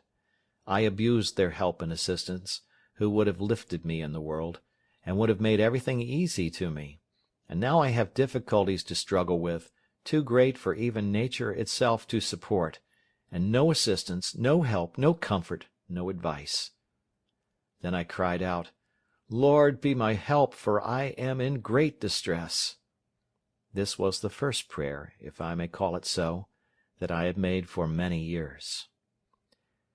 But to return to my journal. June 28th. Having been somewhat refreshed with the sleep I had had, and the fit being entirely off, I got up, and though the fright and terror of my dream was very great, yet I considered that the fit of the ague would return again the next day, and now was my time to get something to refresh and support myself when I should be ill. And the first thing I did, I filled a large square case bottle with water, and set it upon my table, in reach of my bed, and to take off the chill or aguish disposition of the water, I put about 1/4 of a pint of rum into it, and mixed them together. Then I got me a piece of the goat's flesh and broiled it on the coals, but could eat very little. I walked about, but was very weak, and withal very sad and heavy-hearted under a sense of my miserable condition, dreading the return of my distemper the next day. At night I made my supper of 3 of the turtle's eggs, which I roasted in the ashes, and ate, as we call it, in the shell, and this was the first bit of meat I had ever asked God's blessing to, that I could remember, in my whole life. After I had eaten I tried to walk, but found myself so weak that I could hardly carry a gun, for I never went out without that, so I went but a little way, and sat down upon the ground, looking out upon the sea, which was just before me, and very calm and smooth. As I sat here, some such thoughts as these occurred to me. What is this earth and sea of which I have seen so much? Whence is it produced? And what am I, and all the other creatures wild and tame, human and brutal? Whence are we? Sure we are all made by some secret power, who formed the earth and sea, the air and sky. And who is that? Then it followed most naturally, it is God that has made all. Well, but then it came on strangely, if God has made all these things, he guides and governs them all, and all things that concern them, for the power that could make all things must certainly have power to guide and direct them. If so, nothing can happen in the great circuit of his works, either without his knowledge or appointment. And if nothing happens without his knowledge, he knows that I am here, and am in this dreadful condition, and if nothing happens without his appointment, he has appointed all this to befall me. Nothing occurred to my thought to contradict any of these conclusions, and therefore it rested upon me with a greater force, that it must needs be that God had appointed all this to befall me, that I was brought into this miserable circumstance by his direction, he having the sole power, not of me only, but of everything that happened in the world. Immediately it followed, why has God done this to me? What have I done to be thus used? My conscience presently checked me in that inquiry, as if I had blasphemed, and methought it spoke to me like a voice. Wretch, dost thou ask what thou hast done? Look back upon a dreadful misspent life, and ask thyself what thou hast not done. Ask, why is it that thou wert not long ago destroyed? Why wert thou not drowned in the Yarmouth Roads, killed in the fight when the ship was taken by the Sallee man-of-war, devoured by the wild beasts on the coast of Africa, or drowned here, when all the crew perished but thyself? Dost thou ask, what have I done? I was struck dumb with these reflections, as one astonished, and had not a word to say, no, not to answer to myself, but rose up pensive and sad, walked back to my retreat, and went up over my wall, as if I had been going to bed. But my thoughts were sadly disturbed, and I had no inclination to sleep. So I sat down in my chair and lighted my lamp, for it began to be dark. Now, as the apprehension of the return of my distemper terrified me very much, it occurred to my thought that the Brazilians take no physic but their tobacco for almost all distempers, and I had a piece of a roll of tobacco in one of the chests, which was quite cured, and some also that was green and not quite cured. I went, directed by heaven, no doubt, for in this chest I found a cure both for soul and body. I opened the chest, and found what I looked for, the tobacco. And as the few books I had saved lay there too, I took out one of the Bibles which I mentioned before, and which to this time I had not found leisure or inclination to look into. I say, I took it out, and brought both that and the tobacco with me to the table. What use to make of the tobacco I knew not, in my distemper, or whether it was good for it or no, but I tried several experiments with it, as if I was resolved it should hit one way or other. I first took a piece of leaf and chewed it in my mouth, which indeed at first almost stupefied my brain, the tobacco being green and strong, and that I had not been much used to. Then I took some and steeped it an hour or two in some rum, and resolved to take a dose of it when I lay down. And lastly, I burnt some upon a pan of coals, and held my nose close over the smoke of it as long as I could bear it, as well for the heat as almost for suffocation. In the interval of this operation I took up the Bible and began to read, but my head was too much disturbed with the tobacco to bear reading, at least at that time, only, having opened the book casually, the first words that occurred to me were these: "Call on me in the day of trouble, and I will deliver thee, and thou shalt glorify me." These words were very apt to my case, and made some impression upon my thoughts at the time of reading them, though not so much as they did afterwards, for as for being delivered, the word had no sound, as I may say, to me. The thing was so remote, so impossible in my apprehension of things, that I began to say, as the children of Israel did when they were promised flesh to eat, "Can God spread a table in the wilderness?" So I began to say, "Can God himself deliver me from this place?" And as it was not for many years that any hopes appeared, this prevailed very often upon my thoughts. But, however, the words made a great impression upon me, and I mused upon them very often. It grew now late, and the tobacco had, as I said, dozed my head so much that I inclined to sleep, so I left my lamp burning in the cave, lest I should want anything in the night, and went to bed. But before I lay down, I did what I never had done in all my life. I kneeled down, and prayed to God to fulfil the promise to me, that if I called upon him in the day of trouble, he would deliver me. After my broken and imperfect prayer was over, I drank the rum in which I had steeped the tobacco, which was so strong and rank of the tobacco that I could scarcely get it down. Immediately upon this I went to bed. I found presently it flew up into my head violently, but I fell into a sound sleep, and waked no more till, by the sun, it must necessarily be near 3 o'clock in the afternoon the next day. Nay, to this hour I am partly of opinion that I slept all the next day and night, and till almost 3 the day after. For otherwise I know not how I should lose a day out of my reckoning in the days of the week, as it appeared some years after I had done. For if I had lost it by crossing and recrossing the line, I should have lost more than one day. But certainly I lost a day in my account, and never knew which way.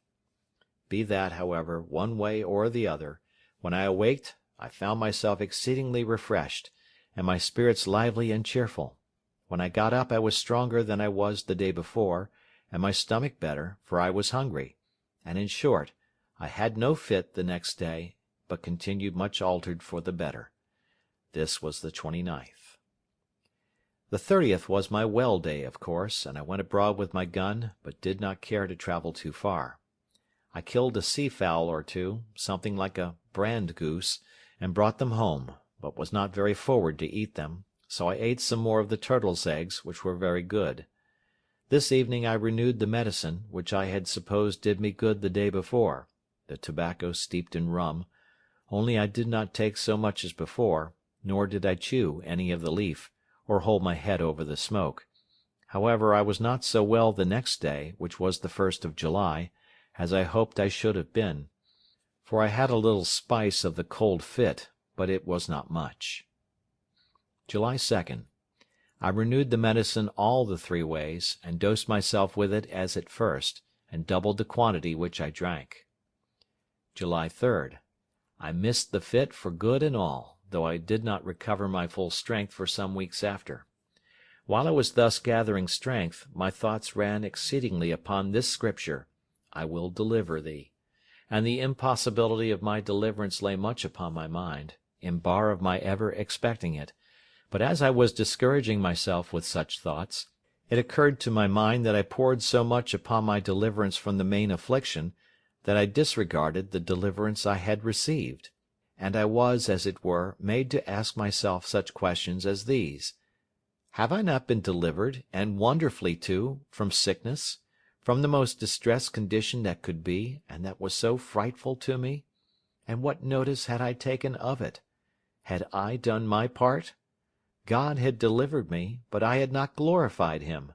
that is to say, I had not owned and been thankful for that as a deliverance, and how could I expect greater deliverance? This touched my heart very much, and immediately I knelt down, and gave God thanks aloud for my recovery from my sickness. July 4. In the morning I took the Bible, and beginning at the New Testament, I began seriously to read it, and imposed upon myself to read a while every morning and every night, not tying myself to the number of chapters, but long as my thoughts should engage me. It was not long after I set seriously to this work, till I found my heart more deeply and sincerely affected with the wickedness of my past life. The impression of my dream revived, and the words, "All these things have not brought thee to repentance," ran seriously through my thoughts. I was earnestly begging of God to give me repentance, when it happened providentially, the very day that, reading the Scripture, I came to these words: "He is exalted a Prince and a Saviour, to give repentance and to give remission." I threw down the book, and with my heart as well as my hands lifted up to heaven, in a kind of ecstasy of joy, I cried out aloud, "Jesus, thou Son of David! Jesus, thou exalted Prince and Saviour, give me repentance!" This was the first time I could say, in the true sense of the words, that I prayed in all my life, for now I prayed with a sense of my condition, and a true Scripture view of hope, founded on the encouragement of the Word of God, and from this time, I may say, I began to hope that God would hear me. Now I began to construe the words mentioned above, "Call on me, and I will deliver thee," in a different sense from what I had ever done before. For then I had no notion of anything being called deliverance, but my being delivered from the captivity I was in. For though I was indeed at large in the place, yet the island was certainly a prison to me, and that in the worst sense in the world. But now I learned to take it in another sense. Now I looked back upon my past life with such horror, and my sins appeared so dreadful, that my soul sought nothing of God but deliverance from the load of guilt that bore down all my comfort. As for my solitary life, it was nothing. I did not so much as pray to be delivered from it or think of it. It was all of no consideration in comparison to this. And I add this part here, to hint to whoever shall read it, that whenever they come to a true sense of things, they will find deliverance from sin a much greater blessing than deliverance from affliction. But, leaving this part, I return to my journal. My condition began now to be, though not less miserable as to my way of living, yet much easier to my mind, and my thoughts being directed, by a constant reading the Scripture and praying to God, to things of a higher nature. I had a great deal of comfort within, which till now I knew nothing of. Also my health and strength returned. I bestirred myself to furnish myself with everything that I wanted, and make my way of living as regular as I could. From the 4th of July to the 14th I was chiefly employed in walking about with my gun in my hand, a little and a little at a time, as a man that was gathering up his strength after a fit of sickness, for it is hardly to be imagined how low I was, and to what weakness I was reduced.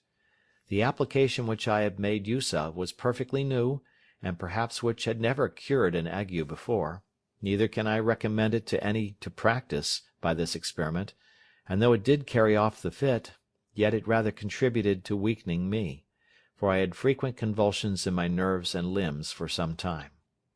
I learned from it also this, in particular, that being abroad in the rainy season was the most pernicious thing to my health that could be, especially in those rains which came attended with storms and hurricanes of wind; for as the rain which came in the dry season was almost always accompanied with such storms, so I found that rain was much more dangerous than the rain which fell in September and October. End of chapter 6.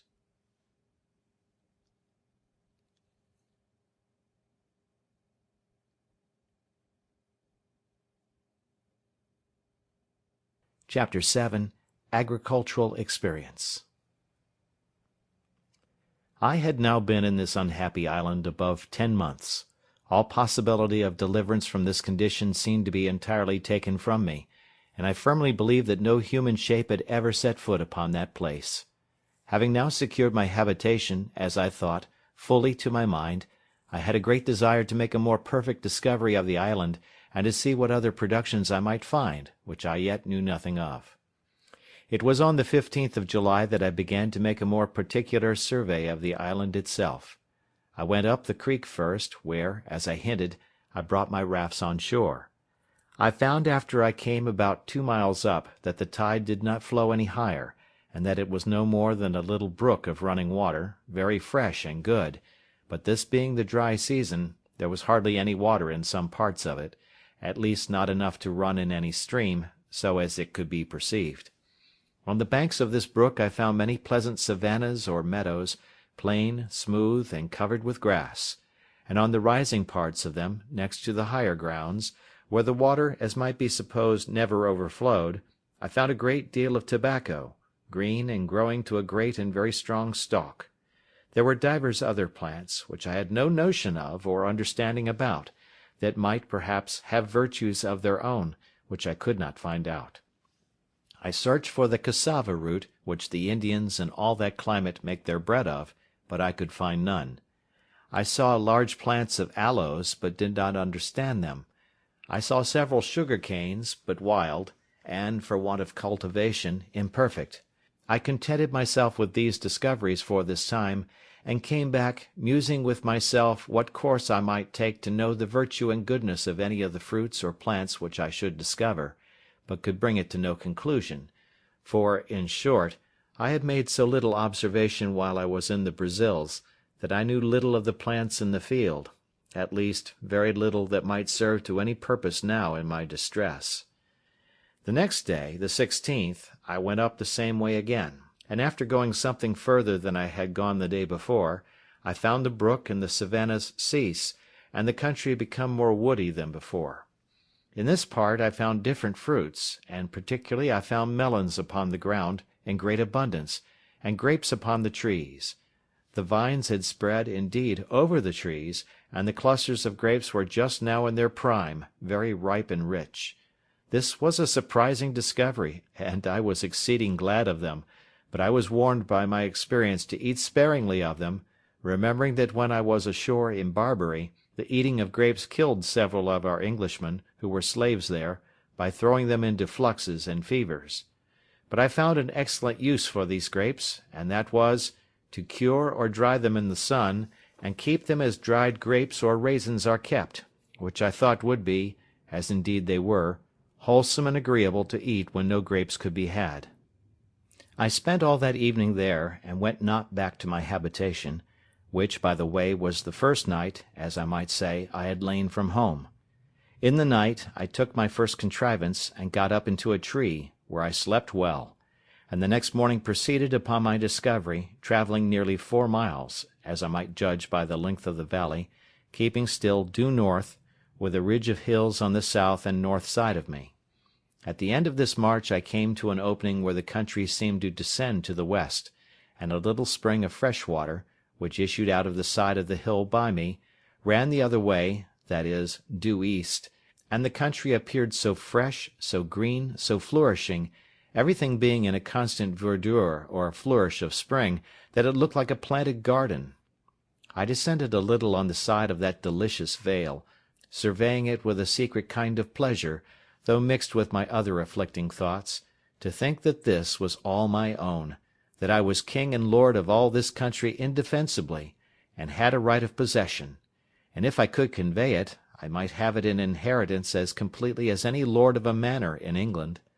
I saw here abundance of cocoa trees, orange, and lemon, and citron trees, but all wild, and very few bearing any fruit, at least not then. However, the green limes that I gathered were not only pleasant to eat, but very wholesome, and I mixed their juice afterwards with water, which made it very wholesome, and very cool and refreshing. I found now I had business enough to gather and carry home, and I resolved to lay up a store as well of grapes as limes and lemons, to furnish myself for the wet season, which I knew was approaching. In order to do this, I gathered a great heap of grapes in one place, a lesser heap in another place, and a great parcel of limes and lemons in another place, and taking a few of each with me, I travelled homewards, resolving to come again, and bring a bag or sack, or what I could make, to carry the rest home. Accordingly, having spent 3 days in this journey, I came home, so I must now call my tent and my cave, but before I got thither the grapes were spoiled, the richness of the fruit and the weight of the juice having broken them and bruised them, they were good for little or nothing. As to the limes, they were good, but I could bring but a few. The next day, being the 19th, I went back, having made me 2 small bags to bring home my harvest, but I was surprised, when coming to my heap of grapes, which were so rich and fine when I gathered them,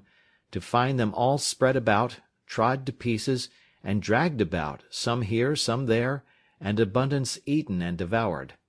By this I concluded there were some wild creatures thereabouts, which had done this, but what they were I knew not. However, as I found there was no laying them up on heaps, and no carrying them away in a sack, but that one way they would be destroyed, and the other way they would be crushed with their own weight,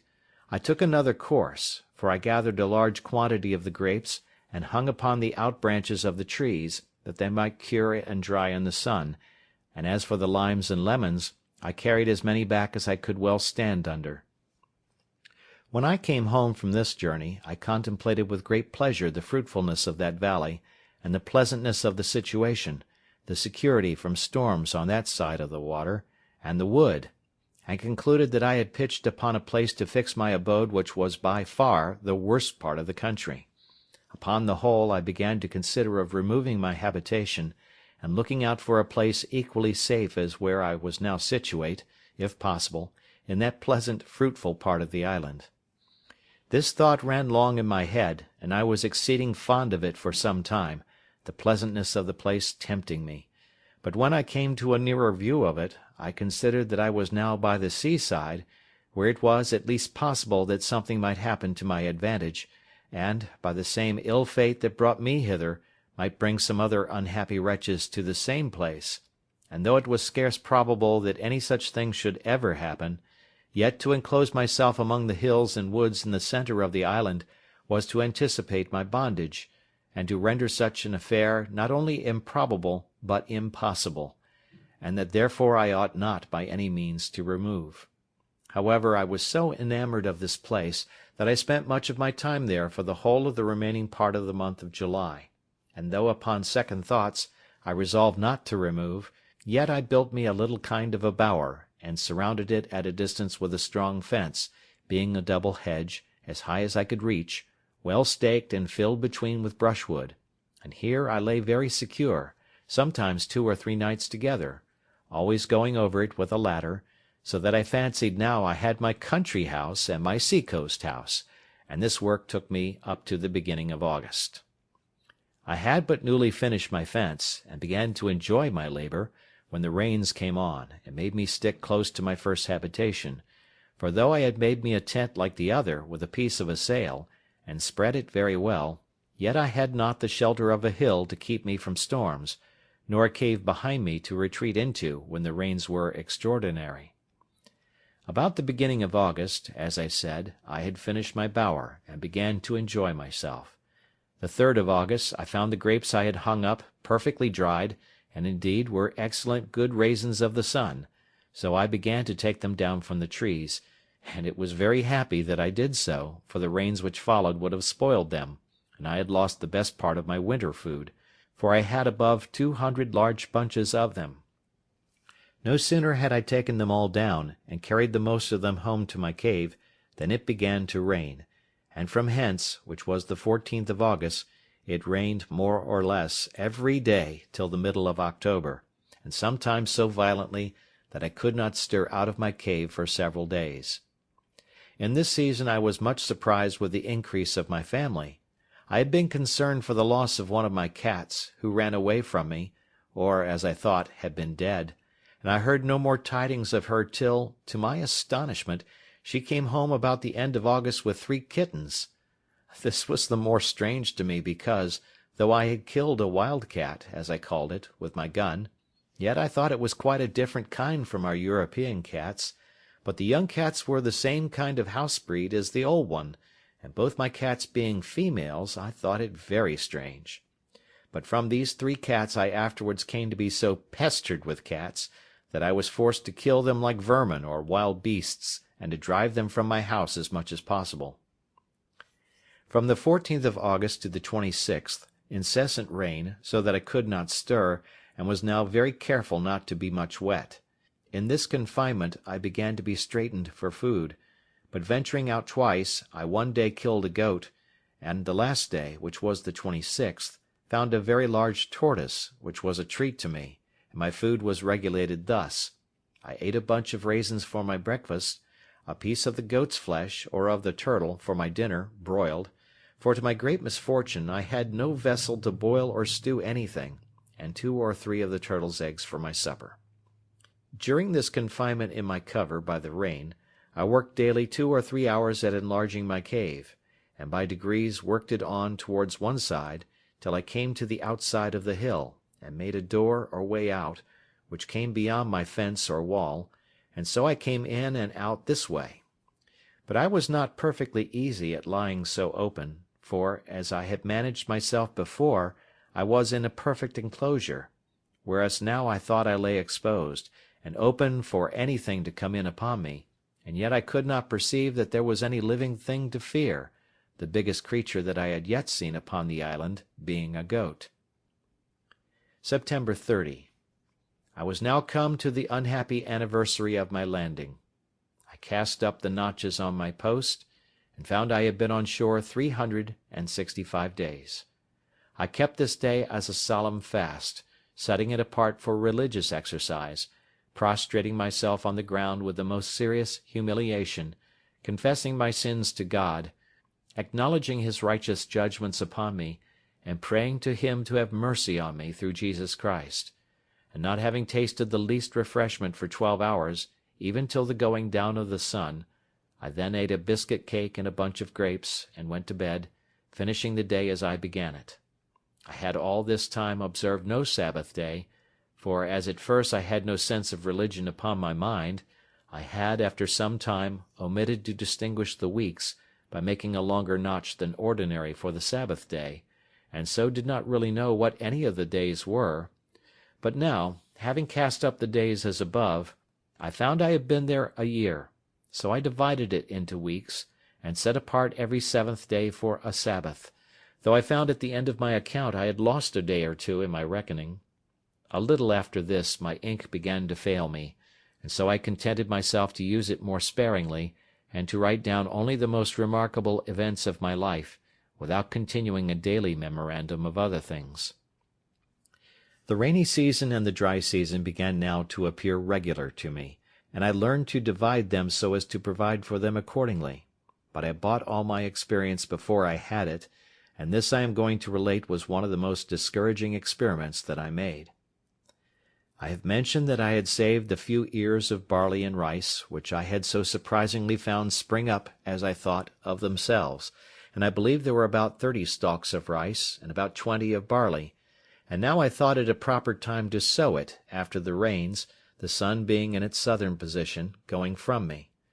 Accordingly I dug up a piece of ground as well as I could with my wooden spade, and dividing it into 2 parts, I sowed my grain. But as I was sowing, it casually occurred to my thoughts that I would not sow it all at first, because I did not know when was the proper time for it. So I sowed about 2/3 of the seed, leaving about a handful of each. It was a great comfort to me afterwards that I did so, for not one grain of what I sowed this time came to anything. For the dry months following, the earth having had no rain after the seed was sown, it had no moisture to assist its growth, and never came up at all till the wet season had come again, and then it grew as if it had been but newly sown. Finding my first seed did not grow, which I easily imagined was by the drought, I sought for a moister piece of ground to make another trial in, and I dug up a piece of ground near my new bower, and sowed the rest of my seed in February, a little before the vernal equinox, and this having the rainy months of March and April to water it, sprung up very pleasantly, and yielded a very good crop; but having part of the seed left only, and not daring to sow all that I had but a small quantity at last, my whole crop not amounting to above half a peck of each kind. But by this experiment I was made master of my business, and knew exactly when the proper season was to sow, and that I might expect 2 seed times and 2 harvests every year. While this corn was growing, I made a little discovery, which was of use to me afterwards. As soon as the rains were over, and the weather began to settle, which was about the month of November, I made a visit up the country to my bower, where, though I had not been some months, yet I found all things just as I left them. The circle or double hedge that I had made was not only firm and entire, but the stakes which I had cut out of some trees that grew thereabouts were all shot out and grown with long branches, as much as a willow tree usually shoots the first year after lopping its head. I could not tell what tree to call it that these stakes were cut from. I was surprised, and yet very well pleased, to see the young trees grow, and I pruned them, and led them up to grow as much alike as I could; and it is scarce credible how beautiful a figure they grew into in 3 years, so that though the hedge made a circle of about 25 yards in diameter, yet the trees, for such I might now call them, soon covered it, and it was a complete shade, sufficient to lodge under all the dry season. This made me resolve to cut some more stakes, and make me a hedge like this, and a semicircle round my wall, I mean that of my first dwelling, which I did, and placing the trees or stakes in a double row, at about 8 yards distance from my first fence, they grew presently, and were at first a fine cover to my habitation, and afterwards served as a defence also, as I shall observe in its order. I found now that the seasons of the year might generally be divided, not into summer and winter, as in Europe, but into the rainy seasons and the dry seasons, which were generally thus: the half of February, the whole of March, and the half of April, rainy, the sun being then on or near the equinox;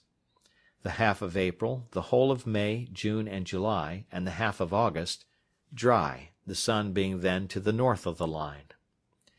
the half of August, the whole of September, and the half of October, rainy, the sun being then come back; the half of October, the whole of November, December, and January, and the half of February, dry, the sun being then to the south of the line. The rainy seasons sometimes held longer or shorter as the winds happened to blow, but this was the general observation I made.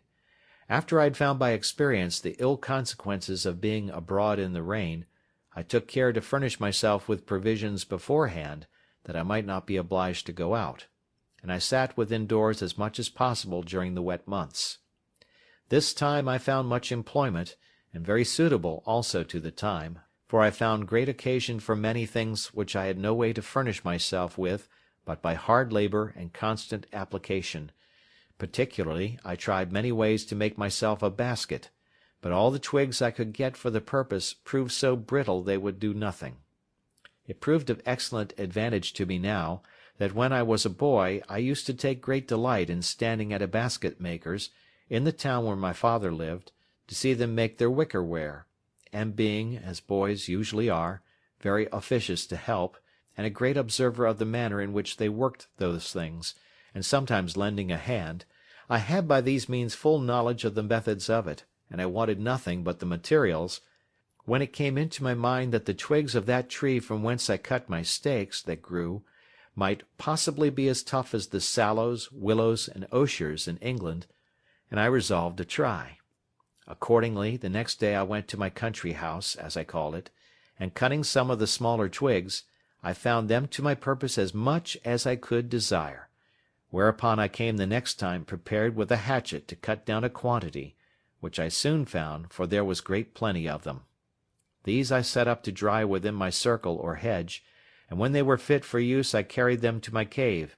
and here, during the next season, I employed myself in making, as well as I could, a great many baskets, both to carry earth or to carry or lay up anything, as I had occasion, and though I did not finish them very handsomely, yet I made them sufficiently serviceable for my purpose.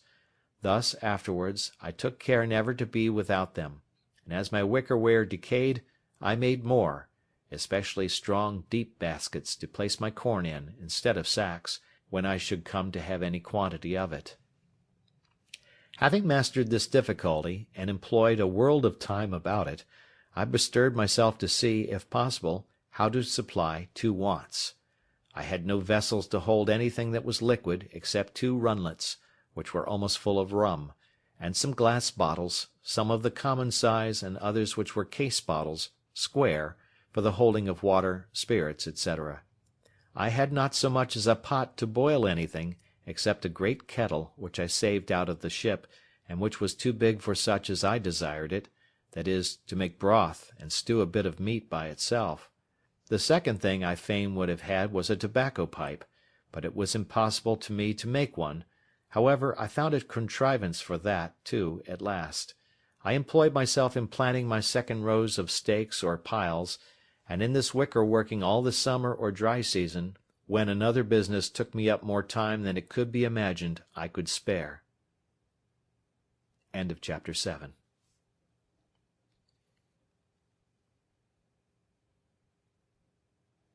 Chapter 8. Surveys his position. I mentioned before that I had a great mind to see the whole island, and that I had travelled up the brook, and so on to where I built my bower, and where I had an opening quite to the sea on the other side of the island. I now resolved to travel quite across to the seashore on that side, so taking my gun, a hatchet, and my dog, and a larger quantity of powder and shot than usual, with 2 biscuit cakes and a great bunch of raisins in my pouch for my store, I began my journey. When I had passed the vale where my bower stood, as above, I came within view of the sea to the west, and it being a very clear day, I fairly descried land, whether an island or a continent I could not tell, but it lay very high, extending from the west to the west-southwest at a very great distance. By my guess it could not be less than 15 or 20 leagues off. I could not tell what part of the world this might be, otherwise than that I knew it must be part of America,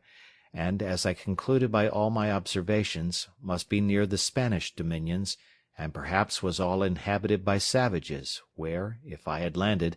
I had been in a worse condition than I was now; and therefore I acquiesced in the dispositions of Providence, which I began now to own and to believe ordered everything for the best. I say I quieted my mind with this, and left off afflicting myself with fruitless wishes of being there.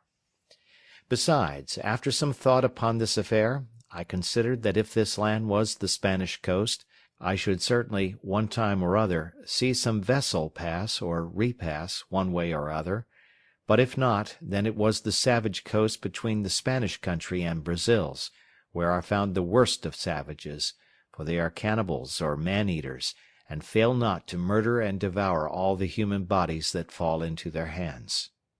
With these considerations I walked very leisurely forward.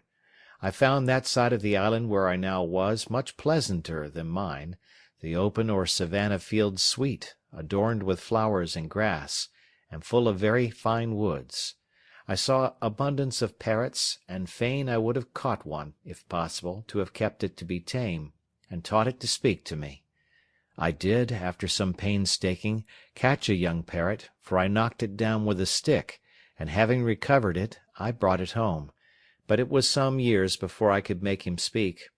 However, at last I taught him to call me by name very familiarly;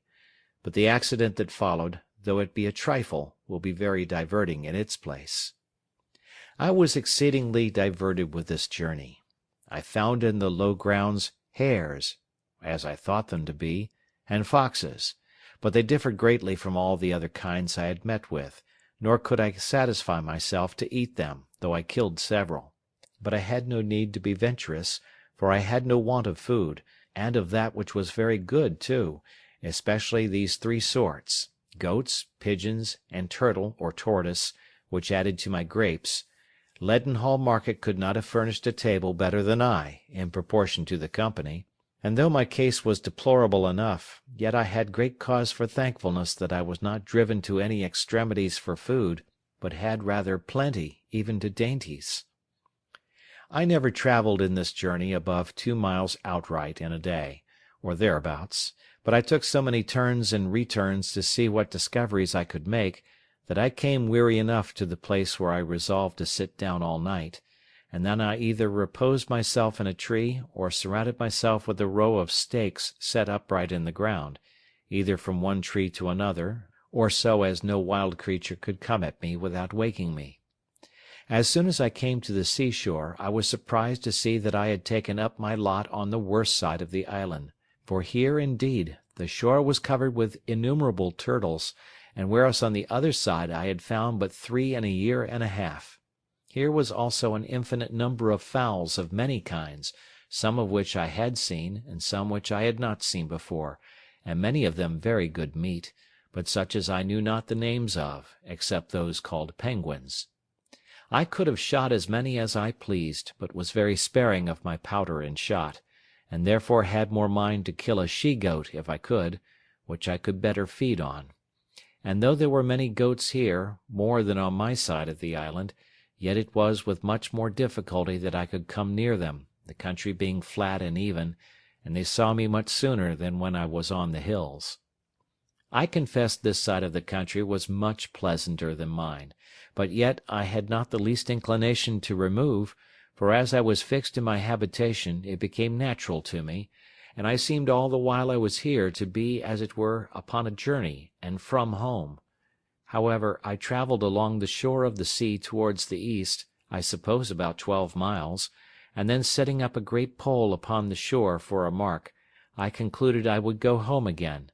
and that the next journey I took should be on the other side of the island east from my dwelling, and so round till I came to my post again. I took another way to come back than that I went, thinking I could easily keep all the island so much in my view that I could not miss finding my first dwelling by viewing the country; but I found myself mistaken, for being come about 2 or 3 miles, I found myself descended into a very large valley, but so surrounded with hills, and those hills covered with wood, that I could not see which was my way by any direction but that of the sun, nor even then, unless I knew very well the position of the sun at that time of the day. It happened, to my further misfortune, that the weather proved hazy for 3 or 4 days while I was in the valley, and not being able to see the sun, I wandered about very uncomfortably, and at last was obliged to find the seaside, look for my post, and come back the same way I went, and then by easy journeys I turned homeward, the weather being exceeding hot, and my gun, ammunition, hatchet, and other things very heavy. In this journey my dog surprised a young kid, and seized upon it, and I, running in to take hold of it, caught it, and saved it alive from the dog. I had a great mind to bring it home if I could, for I had often been musing whether it might not be possible to get a kid or two, and so raise a breed of tame goats, which might supply me when my powder and shot should be all spent. I made a collar for this little creature, and with a string, which I made of some rope yarn, which I always carried about me, I led him along, though with some difficulty, till I came to my bower, and there I enclosed him and left him, for I was very impatient to be at home, from whence I had been absent above a month. I cannot express what a satisfaction it was to me to come into my old hutch, and lie down in my hammock bed. This little wandering journey, without settled place of abode, had been so unpleasant to me, that my own house, as I called it to myself, was a perfect settlement to me compared to that, and it rendered everything about me so comfortable, that I resolved I would never go a great way from it again while it should be my lot to stay on the island. I reposed myself here a week, to rest and regale myself after my long journey, during which most of the time was taken up in the weighty affair of making a cage for my Poll, who began now to be a mere domestic, and to be well acquainted with me. Then I began to think of the poor kid which I had penned in within my little circle, and resolved to go and fetch it home, or give it some food. Accordingly I went and found it where I left it, for indeed it could not get out, but was almost starved for want of food. I went and cut boughs of trees, and branches of such shrubs as I could find, and threw it over, and having fed it, I tied it as I did before, to lead it away. But it was so tame with being hungry that I had no need to have tied it, for it followed me like a dog, and as I continually fed it, the creature became so loving, so gentle, and so fond, that it became from that time one of my domestics also, and would never leave me afterwards. The rainy season of the autumnal equinox was now come, and I kept the 30th of September in the same solemn manner as before, being the anniversary of my landing on the island, having now been there 2 years, and no more prospect of being delivered than the first day I came there. I spent the whole day in humble and thankful acknowledgments of the many wonderful mercies which my solitary condition was attended with, and without which it might have been infinitely more miserable. I gave humble and hearty thanks that God had been pleased to discover to me that it was possible I might be more happy in this solitary condition than I should have been in the liberty of society, and in all the pleasures of the world; that he could fully make up to me the deficiencies of my solitary state, and the want of human society, by his presence and the communications of his grace to my soul, supporting, comforting, and encouraging me to depend upon his providence here, and hope for his eternal presence hereafter. It was now that I began sensibly to feel how much more happy this life I now led was, with all its miserable circumstances, than the wicked, cursed, abominable life I had led all the past part of my days; and now I changed both my sorrows and my joys; my very desires altered, my affections changed their gusts, and my delights were perfectly new from what they were at my first coming, or indeed for the 2 years past. Before, as I walked about, either on my hunting or for viewing the country, the anguish of my soul at my condition would break out upon me on a sudden; my very heart would die within me, to think of the woods, the mountains, the deserts I was in, and how I was a prisoner, locked up with the eternal bars and bolts of the ocean, in an uninhabited wilderness, without redemption. In the midst of the greatest composure of my mind this would break out upon me like a storm, and make me wring my hands and weep like a child. Sometimes it would take me in the middle of my work, and I would immediately sit down and sigh, and look upon the ground for an hour or two together, and this was still worse to me, for if I could burst out into tears, or vent myself by words, it would go off, and the grief, having exhausted itself, would abate. But now I began to exercise myself with new thoughts. I daily read the Word of God, and applied all the comforts of it to my present state. One morning, being very sad, I opened the Bible upon these words: "I will never, never leave thee, nor forsake thee." Immediately it occurred that these words were to me. Why else should they be directed in such a manner, just at the moment when I was mourning over my condition, as one forsaken of God and man? "Well then," said I, "if God does not forsake me, of what ill consequence can it be, or what matters it, though the world should all forsake me, seeing on the other hand, if I had all the world, and should lose the favour and blessing of God, there would be no comparison in the loss." From this moment I began to conclude in my mind that it was possible for me to be more happy in this forsaken, solitary condition than it was probable I should ever have been in any other particular state in the world; and with this thought I was going to give thanks to God for bringing me to this place. I know not what it was, but something shocked my mind at that thought, and I durst not speak the words. "How canst thou become such a hypocrite," said I, even audibly, "to pretend to be thankful for a condition which, however thou mayest endeavour to be contented with, thou wouldst rather pray heartily to be delivered from?" So I stopped there, but though I could not say I thanked God for being there, yet I sincerely gave thanks to God for opening my eyes, by whatever afflicting providences, to see the former condition of my life, and to mourn for my wickedness, and repent. I never opened the Bible or shut it, but my very soul within me blessed God for directing my friend in England, without any order of mine, to pack it up among my goods, and for assisting me afterwards to save it out of the wreck of the ship. Thus, and in this disposition of mind, I began my 3rd year, and though I have not given the reader the trouble of so particular an account of my works this year as the first, yet in general it may be observed that I was very seldom idle, but having regularly divided my time according to the several daily employments that were before me, such as, first, my duty to God and the reading the Scriptures, which I constantly set apart some time for, thrice every day. Secondly, the going abroad with my gun for food, which generally took me up 3 hours in every morning, when it did not rain.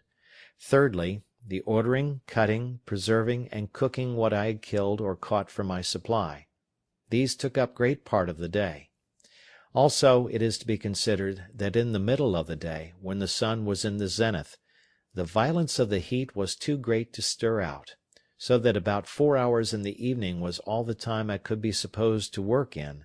with this exception, that sometimes I changed my hours of hunting and working, and went to work in the morning and abroad with my gun in the afternoon. To this short time allowed for labour I desire may be added the exceeding laboriousness of my work, the many hours which, for want of tools, want of help, and want of skill, everything I did took up out of my time. For example, I was full 42 days in making a board for a long shelf, which I wanted in my cave, whereas 2 sawyers, with their tools and a saw-pit, would have cut 6 of them out of the same tree in half a day. My case was this: it was to be a large tree which was to be cut down, because my board was to be a broad one. This tree I was 3 days in cutting down, and 2 more cutting off the boughs, and reducing it to a log or piece of timber.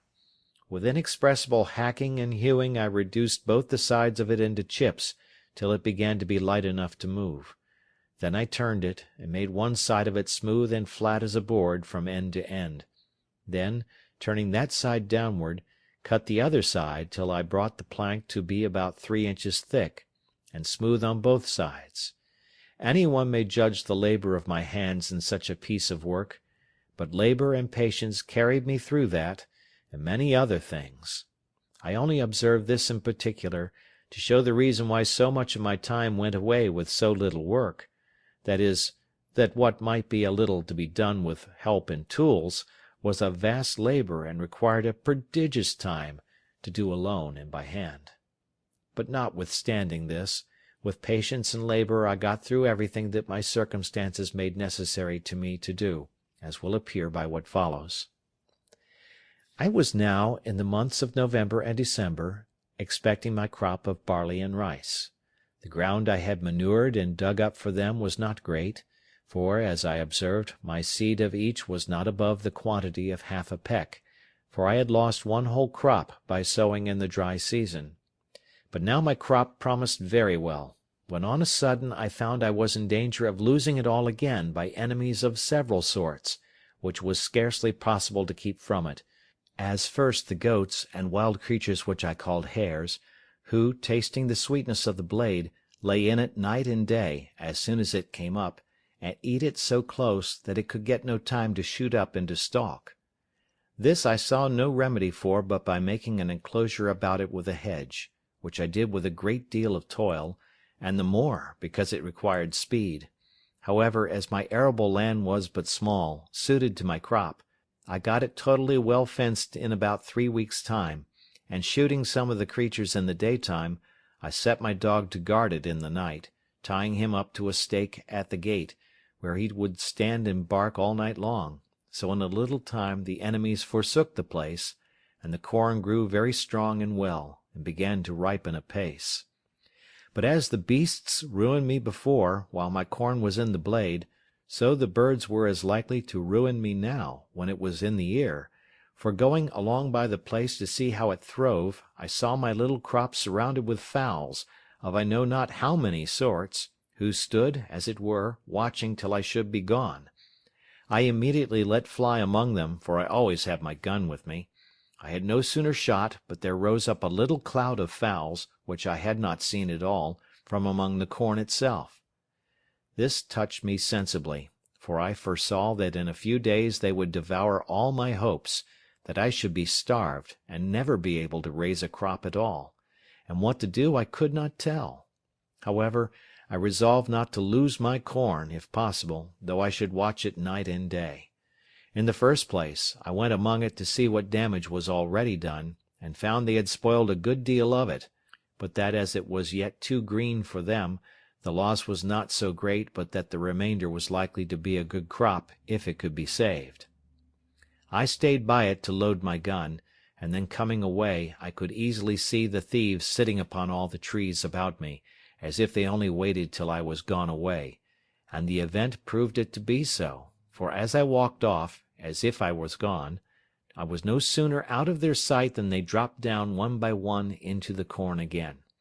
I was so provoked that I could not have patience to stay till more came on, knowing that every grain that they ate now was, as it might be said, a peck loaf to me in the consequence, but coming up to the hedge, I fired again, and killed 3 of them. This was what I wished for, so I took them up, and served them as we serve notorious thieves in England, hanged them in chains for a terror to others. It is impossible to imagine that this should have had such an effect as it had, for the fowls would not only come at the corn, but, in short, they forsook all that part of the island, and I could never see a bird near the place as long as my scarecrows hung there. This I was very glad of, you may be sure, and about the latter end of December, which was our second harvest of the year, I reaped my corn. I was sadly put to it for a scythe or sickle to cut it down, and all I could do was to make one, as well as I could, out of one of the broadswords or cutlasses which I saved among the arms out of the ship. However, as my first crop was but small, I had no great difficulty to cut it down. In short, I reaped it in my way, for I cut nothing off but the ears, and carried it away in a great basket which I had made, and so rubbed it out with my hands, and at the end of all my harvesting, I found that out of my half peck of seed I had near 2 bushels of rice, and about 2 bushels and a half of barley; that is to say, by my guess, for I had no measure at the time. However, this was a great encouragement to me, and I foresaw that, in time, it would please God to supply me with bread. And yet here I was perplexed again, for I neither knew how to grind or make meal of my corn, or indeed how to clean it and part it, nor, if made into meal, how to make bread of it, and if how to make it, yet I knew not how to bake it. These things being added to my desire of having a good quantity for store, and to secure a constant supply, I resolved not to taste any of this crop, but to preserve it all for seed against the next season, and in the meantime to employ all my study and hours of working to accomplish this great work of providing myself with corn and bread. It might be truly said that now I worked for my bread. I believe few people have thought much upon the strange multitude of little things necessary in the providing, producing, curing, dressing, making, and finishing this one article of bread.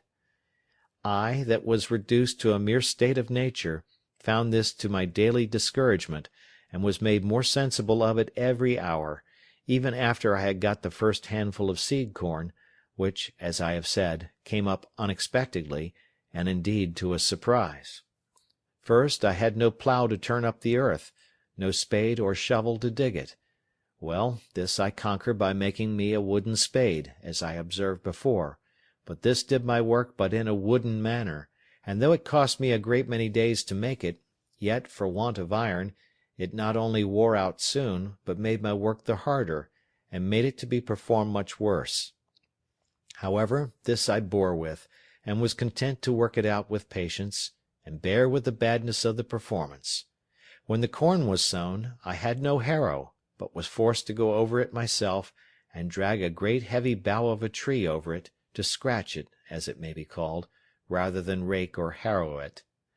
When it was growing and grown, I have observed already how many things I wanted to fence it, secure it, mow or reap it, cure and carry it home, thrash, part it from the chaff, and save it. Then I wanted a mill to grind it, sieves to dress it, yeast and salt to make it into bread, and an oven to bake it. But all these things I did without, as shall be observed, and yet the corn was an inestimable comfort and advantage to me too. All this, as I said, made everything laborious and tedious to me, but that there was no help for.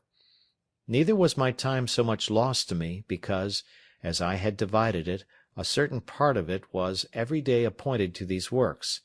and as I had resolved to use none of the corn for bread till I had a greater quantity by me, I had the next 6 months to apply myself wholly, by labour and invention, to furnish myself with utensils proper for the performing all the operations necessary for making the corn, when I had it, fit for my use.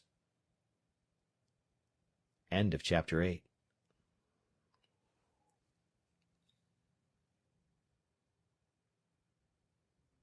Chapter 9. A Boat. But first I was to prepare more land, for I had now seed enough to sow above an acre of ground. Before I did this, I had a week's work at least to make me a spade, which, when it was done, was but a sorry one indeed, and very heavy, and required double labour to work with it. However, I got through that, and sowed my seed in 2 large flat pieces of ground, as near my house as I could find them to my mind, and fenced them in with a good hedge, the stakes of which were all cut off that wood which I had set before, and knew it would grow, so that in a year's time I knew I should have a quick or living hedge, that would want but little repair. This work did not take me up less than 3 months, because a great part of that time was the wet season, when I could not go abroad. Within doors, that is, when it rained and I could not go out, I found employment in the following occupations, always observing that all the while I was at work I diverted myself with talking to my parrot, and teaching him to speak, and I quickly taught him to know his own name, and at last to speak it out pretty loud, "Poll!" which was the first word I ever heard spoken in the island by any mouth but my own. This, however, was not my work, but an assistance to my work, for now, as I said, I had a great employment upon my hands, as follows. I had long studied to make, by some means or other, some earthen vessels, which indeed I wanted sorely, but knew not where to come at them. However, considering the heat of the climate, I did not doubt but if I could find out any clay, I might make some pots that might, being dried in the sun, be hard enough and strong enough to bear handling, and to hold anything that was dry, and required to be kept so. And as this was necessary in the preparing of corn, meal, etc., which was the thing I was doing, I resolved to make some as large as I could, and fit only to stand like jars, to hold what should be put into them. It would make the reader pity me, or rather laugh at me, to tell how many awkward ways I took to raise this paste, what odd, misshapen, ugly things I made, how many of them fell in and how many fell out, the clay not being stiff enough to bear its own weight, how many cracked by the over-violent heat of the sun, being set out too hastily, and how many fell in pieces with only removing as well before as after they were dried;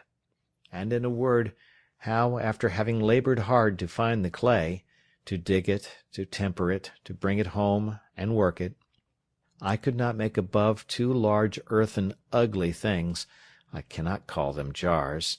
in about 2 months' labour. However, as the sun baked these 2 very dry and hard, I lifted them very gently up, and set them down again in 2 great wicker baskets, which I had made on purpose for them, that they might not break, and as between the pot and the basket there was a little room to spare, I stuffed it full of the rice and barley straw, and these 2 pots being to stand always dry, I thought would hold my dried corn, and perhaps the meal, when the corn was bruised. Though I miscarried so much in my design for large pots, yet I made several smaller things with better success, such as little round pots, flat dishes, pitchers, and pipkins, and any things my hand turned to, and the heat of the sun baked them quite hard. But all this would not answer my end, which was to get an earthen pot to hold what was liquid, and bear the fire, which none of these could do. It happened after some time, making a pretty large fire for cooking my meat, when I went to put it out after I had done with it, I found a broken piece of one of my earthenware vessels in the fire, burnt as hard as a stone, and red as a tile. I was agreeably surprised to see it, and said to myself, that certainly they might be made to burn whole, if they would burn broken. This set me to study how to order my fire, so as to make it burn some pots. I had no notion of a kiln, such as the potters burn in, or of glazing them with lead, though I had some lead to do it with, but I placed 3 large pipkins and 2 or 3 pots in a pile, one upon another, and placed my firewood all round it, with a great heap of embers under them. I plied the fire with fresh fuel around the outside and upon the top, till I saw the pots in the inside red hot quite through, and observed that they did not crack at all. When I saw them clear red, I let them stand in that heat about 5 or 6 hours, till I found one of them, though it did not crack, did melt or run, for the sand which was mixed with the clay melted by the violence of the heat, and would have run into glass if I had gone on. So I slacked my fire gradually till the pots began to abate of the red colour, and watching them all night, that I might not let the fire abate too fast, in the morning I had 3 very good, I will not say handsome, pipkins, and 2 other earthen pots, as hard burnt as could be desired, and one of them perfectly glazed with the running of the sand. After this experiment, I need not say that I wanted no sort of earthenware for my use,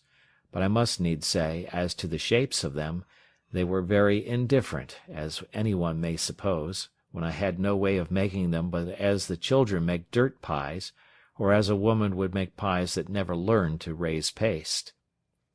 No joy at a thing of so mean a nature was ever equal to mine, when I found I had made an earthen pot that would bear the fire, and I had hardly patience to stay till they were cold before I set one on the fire again with some water in it, to boil me some meat, which it did admirably well, and with a piece of a kid I made some very good broth, though I wanted oatmeal, and several other ingredients requisite to make it as good as I would have had it been. My next concern was to get me a stone mortar to stamp or beat some corn in, for as to the mill, there was no thought of arriving at that perfection of art with one pair of hands. To supply this want I was at a great loss, for of all the trades in the world I was as perfectly unqualified for a stone cutter as for any whatever, neither had I any tools to go about it with. I spent many a day to find out a great stone big enough to cut hollow, and make fit for a mortar, and could find none at all, except what was in the solid rock, and which I had no way to dig or cut out, nor indeed were the rocks in the island of hardness sufficient, but were all of a sandy crumbling stone, which neither would bear the weight of a heavy pestle, nor would break the corn without filling it with sand. So, after a great deal of time lost in searching for a stone, I gave it over, and resolved to look for a great block of hard wood, which I found indeed much easier, and getting one as big as I had strength to stir, I rounded it and formed it on the outside with my axe and hatchet, and then, with the help of fire and infinite labour, made a hollow place in it, as the Indians in Brazil make their canoes. After this I made a great heavy pestle or beater of the wood called the ironwood, and this I prepared and laid by against I had my next crop of corn, which I proposed to myself to grind, or rather pound into meal, to make bread. My next difficulty was to make a sieve or circe, to dress my meal, and to part it from the bran and the husk, without which I did not see it possible I could have any bread. This was a most difficult thing even to think on, for to be sure I had nothing like the necessary thing to make it. I mean fine thin canvas or stuff to circe the meal through, and here I was at a full stop for many months, nor did I really know what to do. Linen I had none left but what was mere rags. I had goat's hair, but neither knew how to weave it or spin it, and had I known how, here were no tools to work it with. All the remedy that I found for this was, that at last I did remember I had, among the seamen's clothes which were saved out of the ship, some neckcloths of calico or muslin, and with some pieces of these I made 3 small sieves proper enough for the work, and thus I made shift for some years. How I did afterwards I shall show in its place. The baking part was the next thing to be considered, and how I should make bread when I came to have corn, for first I had no yeast. As to that part, there was no supplying the want, so I did not concern myself much about it. But for an oven I was indeed in great pain. At length I found out an experiment for that also, which was this. I made some earthen vessels very broad but not deep, that is to say, about 2 feet diameter, and not above 9 inches deep. These I burned in the fire, as I had done the other, and laid them by, and when I wanted to bake, I made a great fire upon my hearth, which I had paved with some square tiles of my own baking and burning also, but I should not call them square. When the firewood was burned pretty much into embers or live coals, I drew them forward onto this hearth, so as to cover it all over, and there I let them lie till the hearth was very hot. Then sweeping away all the embers, I set down my loaf or loaves, and whelming down the earthen pot upon them, drew the embers all around the outside of the pot, to keep in and add to the heat, and thus as well as in the best oven in the world I baked my barley loaves, and became in little time a good pastry cook into the bargain, for I made myself several cakes and puddings of the rice, but I made no pies, neither had I anything to put into them, supposing I had, except the flesh either of fowls or goats. It need not be wondered at if these things took me up most part of the 3rd year of my abode here, for it is to be observed that in the intervals of these things I had my new harvest and husbandry to manage, for I reaped my corn in its season, and carried it home as well as I could, and laid it up in the ear in my large baskets, till I had time to rub it out, for I had no floor to thrash it on, or instrument to thrash it with.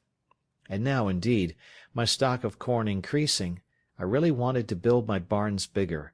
I wanted a place to lay it up in, for the increase of the corn now yielded me so much, that I had of the barley about 20 bushels, and of the rice as much or more, insomuch that now I resolved to begin to use it freely, for my bread had been quite gone a great while. Also I resolved to see what quantity would be sufficient for me a whole year, and to sow but once a year. Upon the whole, I found that the 40 bushels of barley and rice were much more than I could consume in a year, so I resolved to sow just the same quantity every year that I sowed the last, in hopes that such a quantity would fully provide me with bread, etc. All the while these things were doing, you may be sure my thoughts ran many times upon the prospect of land which I had seen from the other side of the island, and I was not without secret wishes that I were on shore there, fancying that, seeing the mainland, and an inhabited country, I might find some way or other to convey myself further, and perhaps at last find some means of escape. But all this while I made no allowance for the dangers of such an undertaking, and how I might fall into the hands of savages, and perhaps such as I might have reason to think far worse than the lions and tigers of Africa, that if I once came in their power, I should run a hazard of more than 1,000 to 1 of being killed, and perhaps of being eaten, for I had heard that the people of the Caribbean coast were cannibals or man-eaters, and I knew by the latitude that I could not be far from that shore. Then, supposing they were not cannibals, yet they might kill me, as many Europeans who had fallen into their hands have been served, even when they had been 10 or 20 together. Much more I, that was but one, and could make little or no defence. All these things, I say, which I ought to have considered well, and did come into my thoughts afterwards, yet gave me no apprehensions at first, and my head ran mightily upon the thought of getting over to the shore. Now I wished for my boy Xury, and the long-boat with shoulder of mutton sail, with which I sailed above 1,000 miles on the coast of Africa, but this was in vain. Then I thought I would go and look at our ship's boat, which, as I have said, was blown up upon the shore a great way in the storm when we were first cast away. She lay almost where she did at first, but not quite, and was turned, by the force of the waves and the winds, almost bottom upward, against a high ridge of beachy, rough sand, but no water about her. If I had had hands to have refitted her, and to have launched her into the water, the boat would have done well enough, and I might have gone back into the Brazils with her easily enough. But I might have foreseen that I could no more turn her and set her upright upon her bottom than I could remove the island. However, I went to the woods, and cut levers and rollers, and brought them to the boat, resolving to try what I could do, suggesting to myself that if I could but turn her down, I might repair the damage she had received, and she would be a very good boat, and I might go to sea in her very easily.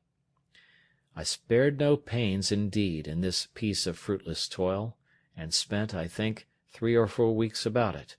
At last, finding it impossible to heave it up with my little strength, I fell to digging away the sand, to undermine it, and so to make it fall down, setting pieces of wood to thrust and guide it right in the fall. But when I had done this, I was unable to stir it up again, or to get under it, much less to move it forward towards the water, so I was forced to give it over, and yet, though I gave over the hopes of the boat, my desire to venture over for the main increased rather than decreased, as the means for it seemed impossible.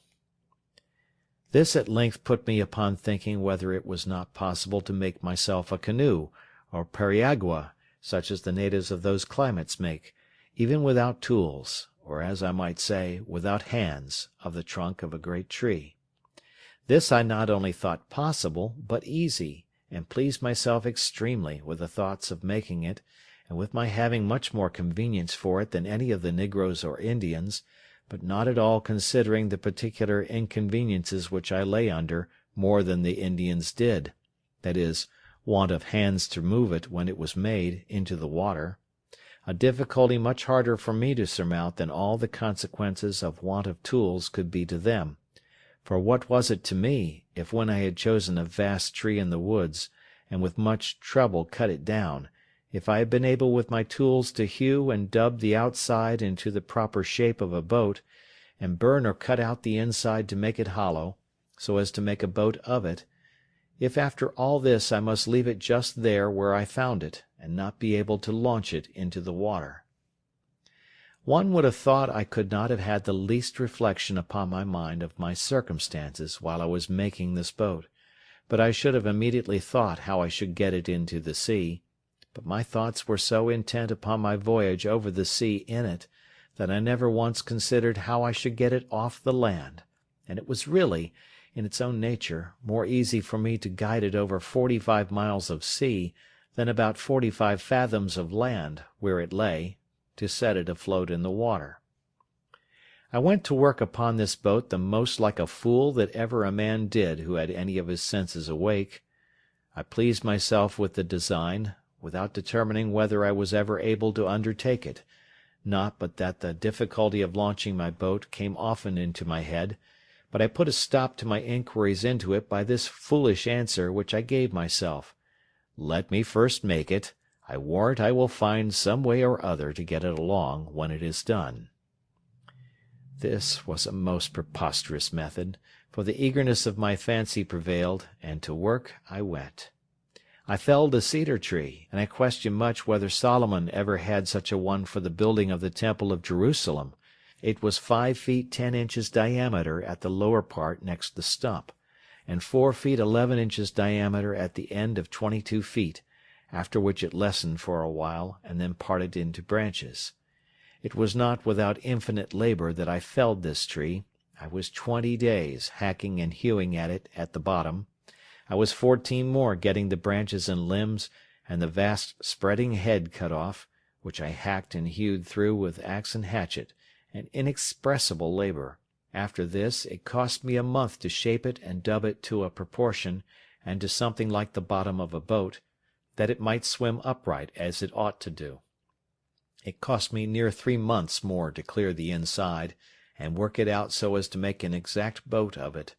This I did, indeed, without fire, by mere mallet and chisel, and by the dint of hard labour, till I had brought it to be a very handsome periagua, and big enough to have carried 26 men,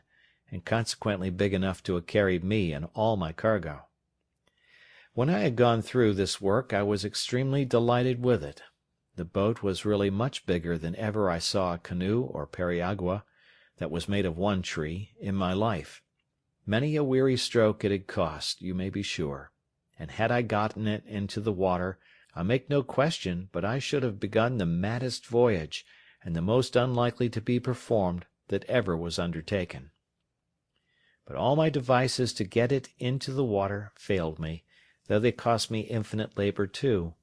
It lay about 100 yards from the water, and not more, but the first inconvenience was, it was uphill towards the creek. Well,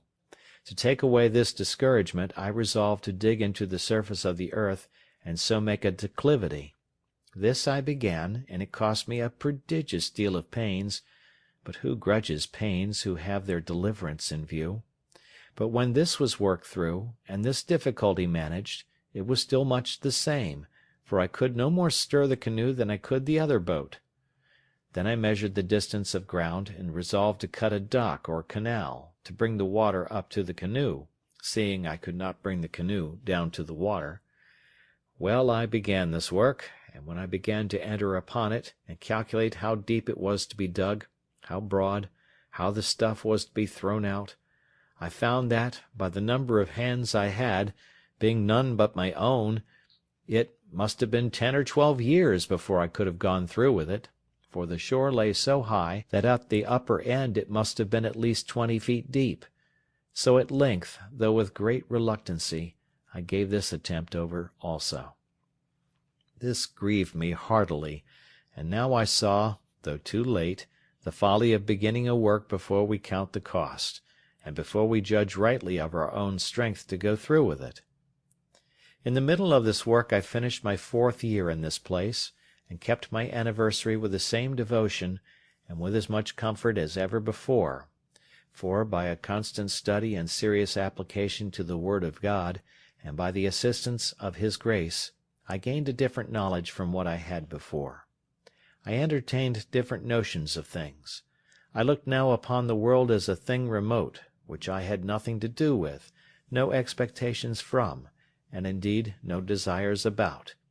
In a word, I had nothing indeed to do with it, nor was ever likely to have, so I thought it looked, as we may perhaps look upon it hereafter, that is, as a place I had lived in, but was come out of it, and well might I say, as Father Abraham do Dives, between me and thee is a great gulf fixed.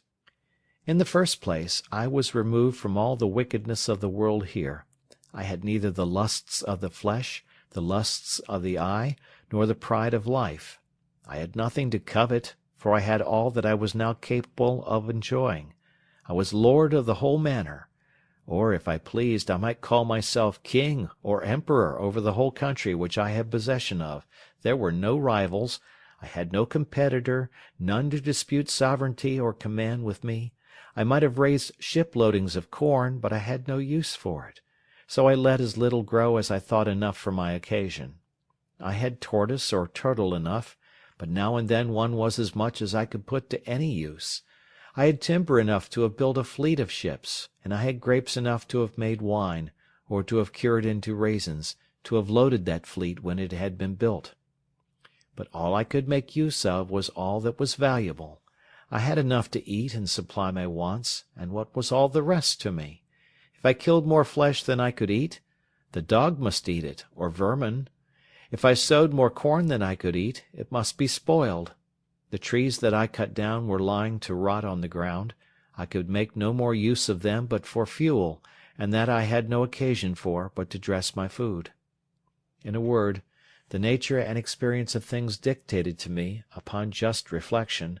that all the good things of this world are no farther good to us than they are for our use, and that, whatever we may heap up to give others, we enjoy just as much as we can use, and no more. The most covetous, griping miser in the world would have been cured of the vice of covetousness if he had been in my case, for I possessed infinitely more than I knew what to do with. I had no room for desire, except it was of things which I had not,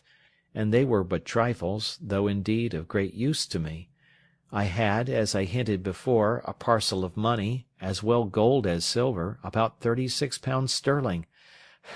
Alas! there the sorry, useless stuff lay. I had no more manner of business for it, and often thought with myself that I would have given a handful of it for a gross of tobacco pipes, or for a hand-mill to grind my corn. Nay, I would have given it all for a sixpennyworth of turnip and carrot seed out of England, or for a handful of peas and beans and a bottle of ink. As it was, I had not the least advantage by it or benefit from it, but there it lay in a drawer, and grew mouldy with the damp of the cave in the wet seasons, and if I had had the drawer full of diamonds, it had been the same case. They had been of no manner of value to me, because of no use. I had now brought my state of life to be much easier in itself than it was at first, and much easier to my mind as well as to my body. I frequently sat down to meat with thankfulness, and admired the hand of God's providence, which had thus spread my table in the wilderness. I learned to look more upon the bright side of my condition and less upon the dark side, and to consider what I enjoyed rather than what I wanted, and this gave me sometimes such secret comforts that I cannot express them, and which I take notice of here, to put those discontented people in mind of it, who cannot enjoy comfortably what God has given them, because they see and covet something that He has not given them. All our discontents about what we want appeared to me to spring from the want of thankfulness for what we have. Another reflection was of great use to me, and doubtless would be so to any one that should fall into such distress as mine was, and this was, to compare my present condition with what I at first expected it would be, nay, with what it would certainly have been, if the good providence of God had not wonderfully ordered the ship to be cast up nearer to the shore, where I not only could come at her, but could bring what I got out of her to the shore for my relief and comfort, without which I had wanted for tools to work, weapons for defence, and gunpowder and shot for getting my food. I spent whole hours, I may say whole days, in representing to myself, in the most lively colours, how I must have acted if I had got nothing out of the ship, how I could not have so much as got any food, except fish and turtles, and that, as it was long before I found any of them, I must have perished first, that I should have lived, if I had not perished, like a mere savage, that if I had killed a goat or a fowl by any contrivance, I had no way to flay or open it, or part the flesh from the skin and the bowels, or to cut it up, but must gnaw it with my teeth and pull it with my claws like a beast. These reflections made me very sensible of the goodness of Providence to me, and very thankful for my present condition, with all its hardships and misfortunes, and this part also I cannot but recommend to the reflection of those who are apt, in their misery, to say, "Is any affliction like mine?" Let them consider how much worse the cases of some people are, and their case might have been, if Providence had thought fit. I had another reflection, which assisted me also to comfort my mind with hopes, and this was comparing my present situation with what I had deserved, and had therefore reason to expect from the hand of Providence. I had lived a dreadful life, perfectly destitute of the knowledge and fear of God. I had been well instructed by father and mother, neither had they been wanting to me in their early endeavours to infuse a religious awe of God into my mind, a sense of my duty, and what the nature and end of my being required of me. But, alas! falling early into the seafaring life, which of all lives is the most destitute of the fear of God, though His terrors are always before them, I say, falling early into the seafaring life and into seafaring company, all that little sense of religion which I had entertained was laughed out of me by my messmates, by a hardened despising of dangers and the views of death, which grew habitual to me by my long absence from all manner of opportunities to converse with anything but what was like myself, or to hear anything that was good or tended towards it. So void was I of everything that was good, or the least sense of what I was, or was to be, that, in the greatest deliverances I enjoyed, such as my escape from Sallee, my being taken up by the Portuguese master of the ship, my being planted so well in the Brazils, my receiving the cargo from England, and the like,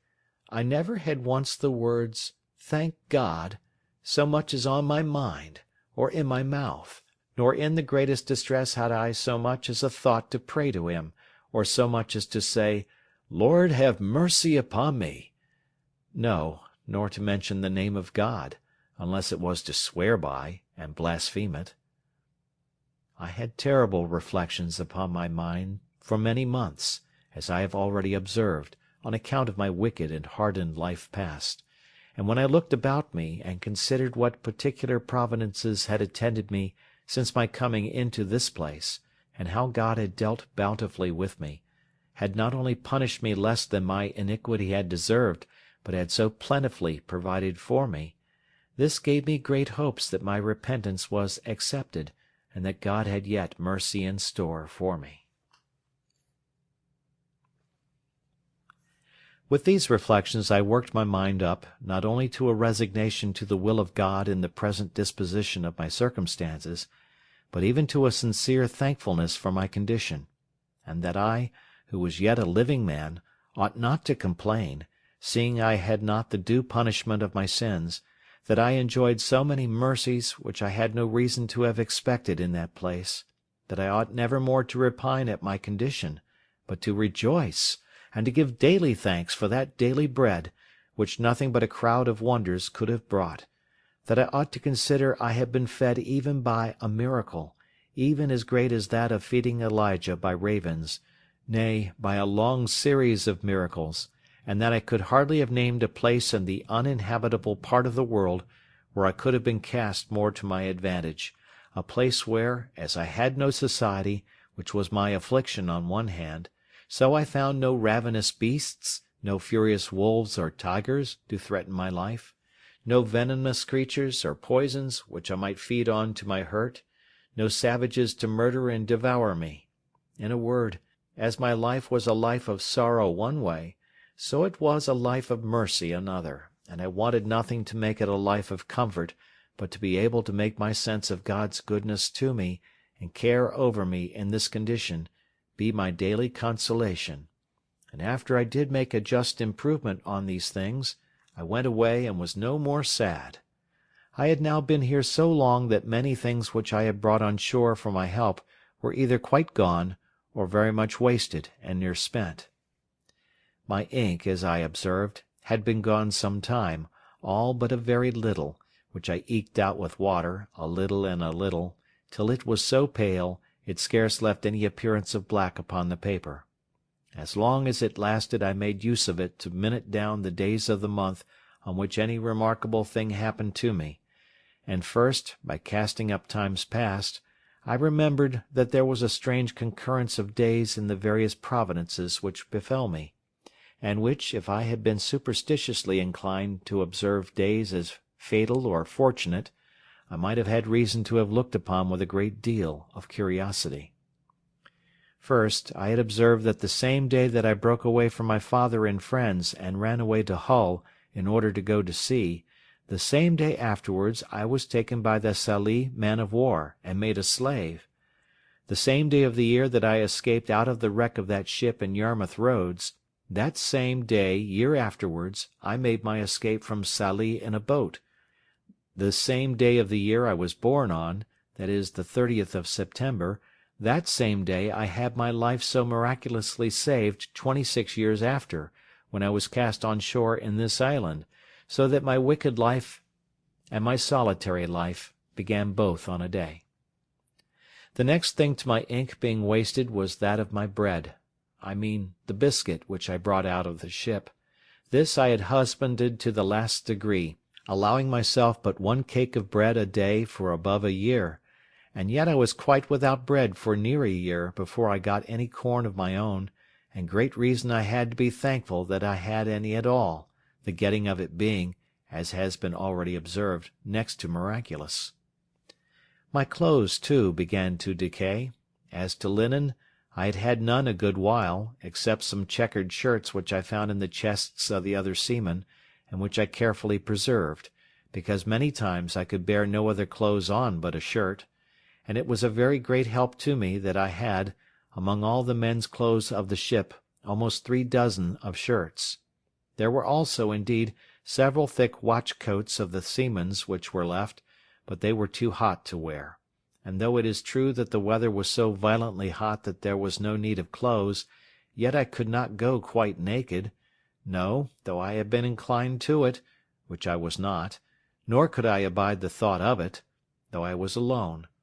The reason why I could not go naked was, I could not bear the heat of the sun so well when quite naked as with some clothes on. Nay, the very heat frequently blistered my skin,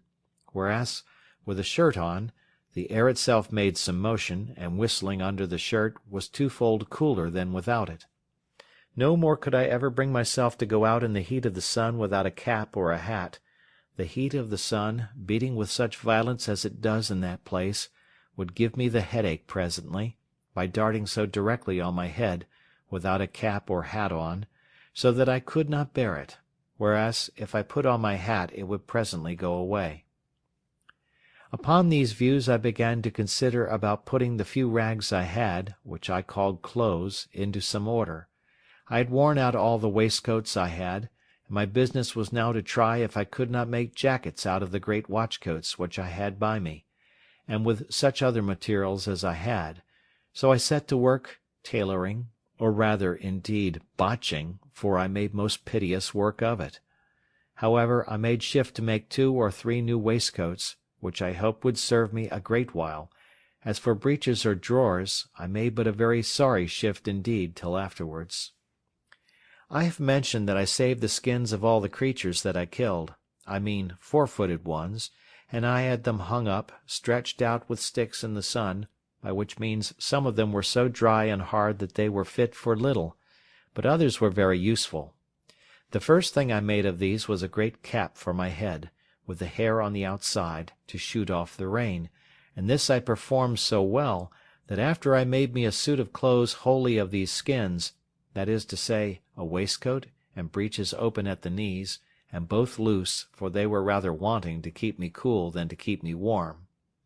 I must not omit to acknowledge that they were wretchedly made, for if I was a bad carpenter, I was a worse tailor. However, they were such as I made very good shift with, and when I was out, if it happened to rain, the hair of my waistcoat and cap being outermost, I was kept very dry. After this, I spent a great deal of time and pains to make an umbrella. I was, indeed, in great want of one, and had a great mind to make one. I had seen them made in the Brazils, where they are very useful in the great heats there, and I felt the heats every jot as great here, and greater too, being nearer the equinox. Besides, as I was obliged to be much abroad, it was a most useful thing to me, as well for the rains as the heats. I took a world of pains with it, and was a great while before I could make anything likely to hold. Nay, after I had thought I had hit the way, I spoiled 2 or 3 before I made one to my mind. But at last I made one that answered indifferently well. The main difficulty I found was to make it let down. I could make it spread, but if it did not let down too, and draw in, it was not portable for me any way but just over my head, which would not do. However, at last, as I said, I made one to answer, and covered it with skins, the hair upwards, so that it cast off the rain like a penthouse, and kept off the sun so effectually that I could walk out in the hottest of the weather with greater advantage than I could before in the coolest, and when I had no need of it could close it, and carry it under my arm. Thus I lived mighty comfortably, my mind being entirely composed by resigning myself to the will of God, and throwing myself wholly upon the disposal of His providence. This made my life better than sociable, for when I began to regret the want of conversation, I would ask myself, whether thus conversing mutually with my own thoughts, and, as I hope I may say, with even God Himself, by ejaculations, was not better than the utmost enjoyment of human society in the world? End of chapter 9.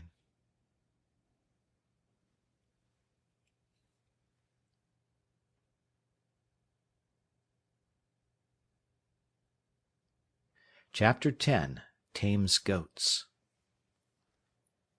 I cannot say that after this, for 5 years, any extraordinary thing happened to me, but I lived on in the same course, in the same posture and place, as before. The chief things I was employed in, besides my yearly labour of planting my barley and rice, and curing my raisins, of both of which I always kept up just enough to have a sufficient stock of 1 year's provisions beforehand, I say, besides this yearly labour, and my daily pursuit of going out with my gun, I had one labour, to make a canoe, which at last I finished; so that, by digging a canal to it of 6 feet wide and 4 feet deep, I brought it into the creek, almost half a mile. As for the first, which was so vastly big, for I made it without considering beforehand, as I ought to have done, how I should be able to launch it, so, never being able to bring it into the water, or bring the water to it, I was obliged to let it lie where it was, as a memorandum to teach me to be wiser the next time. Indeed, the next time, though I could not get a tree proper for it, and was in a place where I could not get the water to it at any less distance than, as I have said, near half a mile, yet, as I saw it was practicable at last, I never gave it over, and though I was near 2 years about it, yet I never grudged my labour, in hopes of having a boat to go off to sea at last. However, though my little periagua was finished, yet the size of it was not at all answerable to the design which I had in view when I made the first; I mean, of venturing over to the terra firma, where it was above 40 miles broad. Accordingly, the smallness of my boat assisted to put an end to that design, and now I thought no more of it. As I had a boat, my next design was to make a cruise round the island, for as I had been on the other side in one place, crossing, as I already described it, over the land, so the discoveries I made in that little journey made me very eager to see other parts of the coast, and now I had a boat, I thought of nothing but sailing round the island. For this purpose, that I might do everything with discretion and consideration, I fitted up a little mast in my boat, and made a sail too out of some of the pieces of the ship's sails which lay in store, and of which I had a great stock by me. Having fitted my mast and sail, and tried the boat, I found she would sail very well. Then I made little lockers or boxes at each end of my boat, to put provisions, necessaries, ammunition, etc., into, to be kept dry, either from rain or the spray of the sea, and a little long hollow place I cut in the inside of the boat, where I could lay my gun, making a flap to hang down over it to keep it dry. I fixed my umbrella also in the step at the stern, like a mast, to stand over my head, and keep the heat of the sun off me, like an awning; and thus I every now and then took a little voyage upon the sea, but never went far out, nor far from the little creek. At last, being eager to view the circumference of my little kingdom, I resolved upon my cruise, and accordingly I victualled my ship for the voyage, putting in 2 dozen of loaves, cakes I should call them, of barley bread, an earthen pot full of parched rice, a food I ate a good deal of,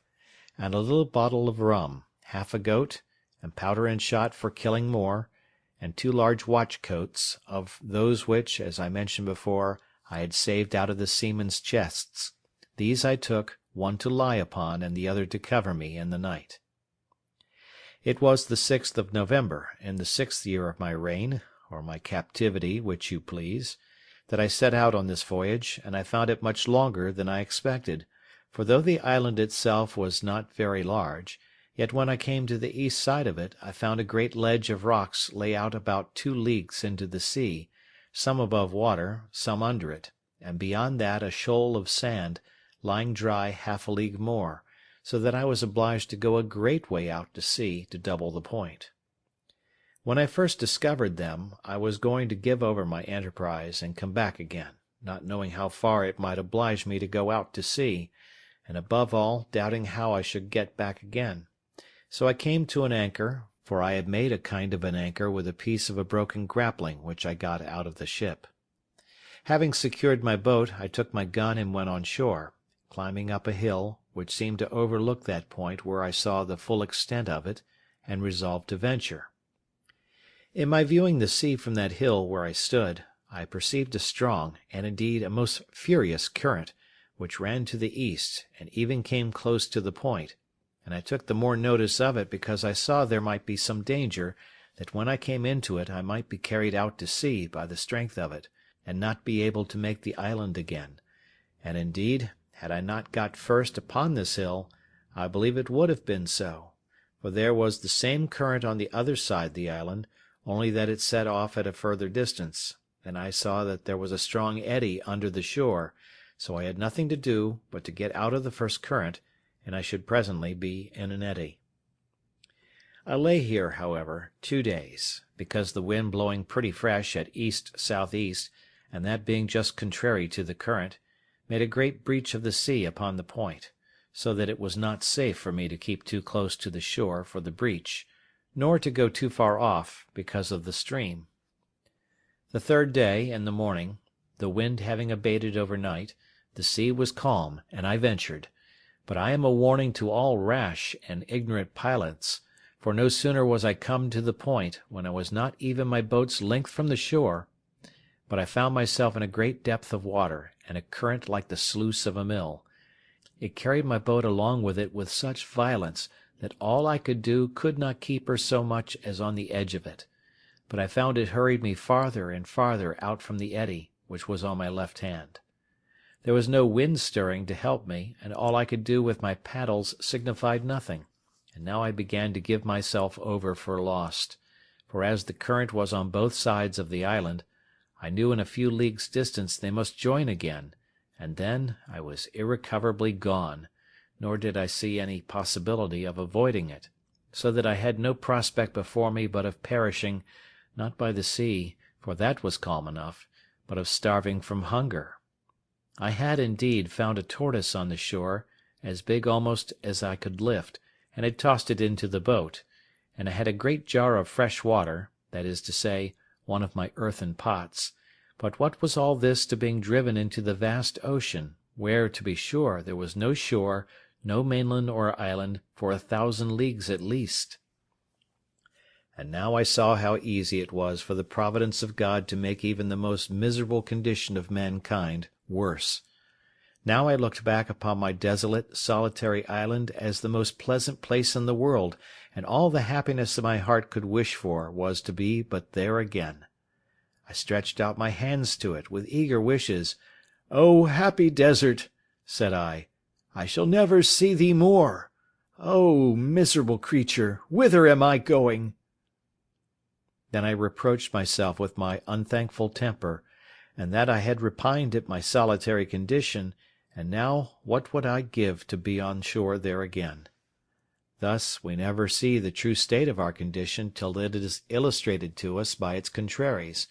nor know how to value what we enjoy but by the want of it. It is scarcely possible to imagine the consternation I was now in, being driven from my beloved island, for so it appeared to me now to be, into the wide ocean, almost 2 leagues, and in the utmost despair of ever recovering it again. However, I worked hard till, indeed, my strength was almost exhausted, and kept my boat as much to the northward, that is, towards the side of the current which the eddy lay on, as possibly I could, when about noon, as the sun passed the meridian, I thought I felt a little breeze of wind in my face, springing up from south-southeast. This cheered my heart a little, and especially when, in about half an hour more, it blew a pretty gentle gale. By this time I had got at a frightful distance from the island, and had the least cloudy or hazy weather intervene, I had been undone another way too, for I had no compass on board, and should never have known how to have steered toward the island, if I had but once lost sight of it;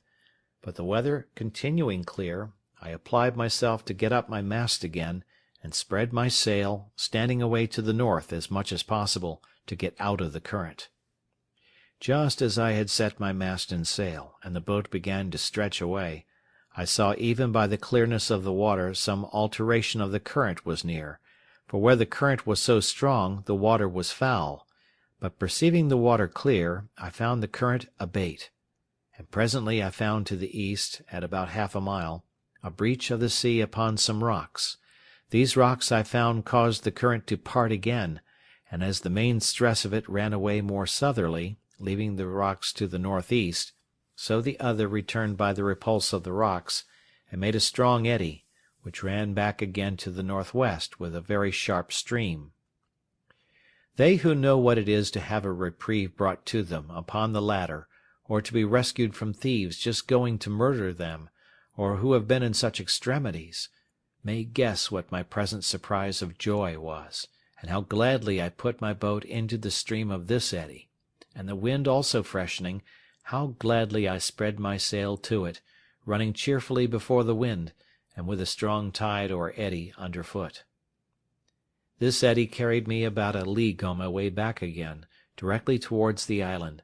but about 2 leagues more to the northward than the current which carried me away at first, so that when I came near the island, I found myself open to the northern shore of it,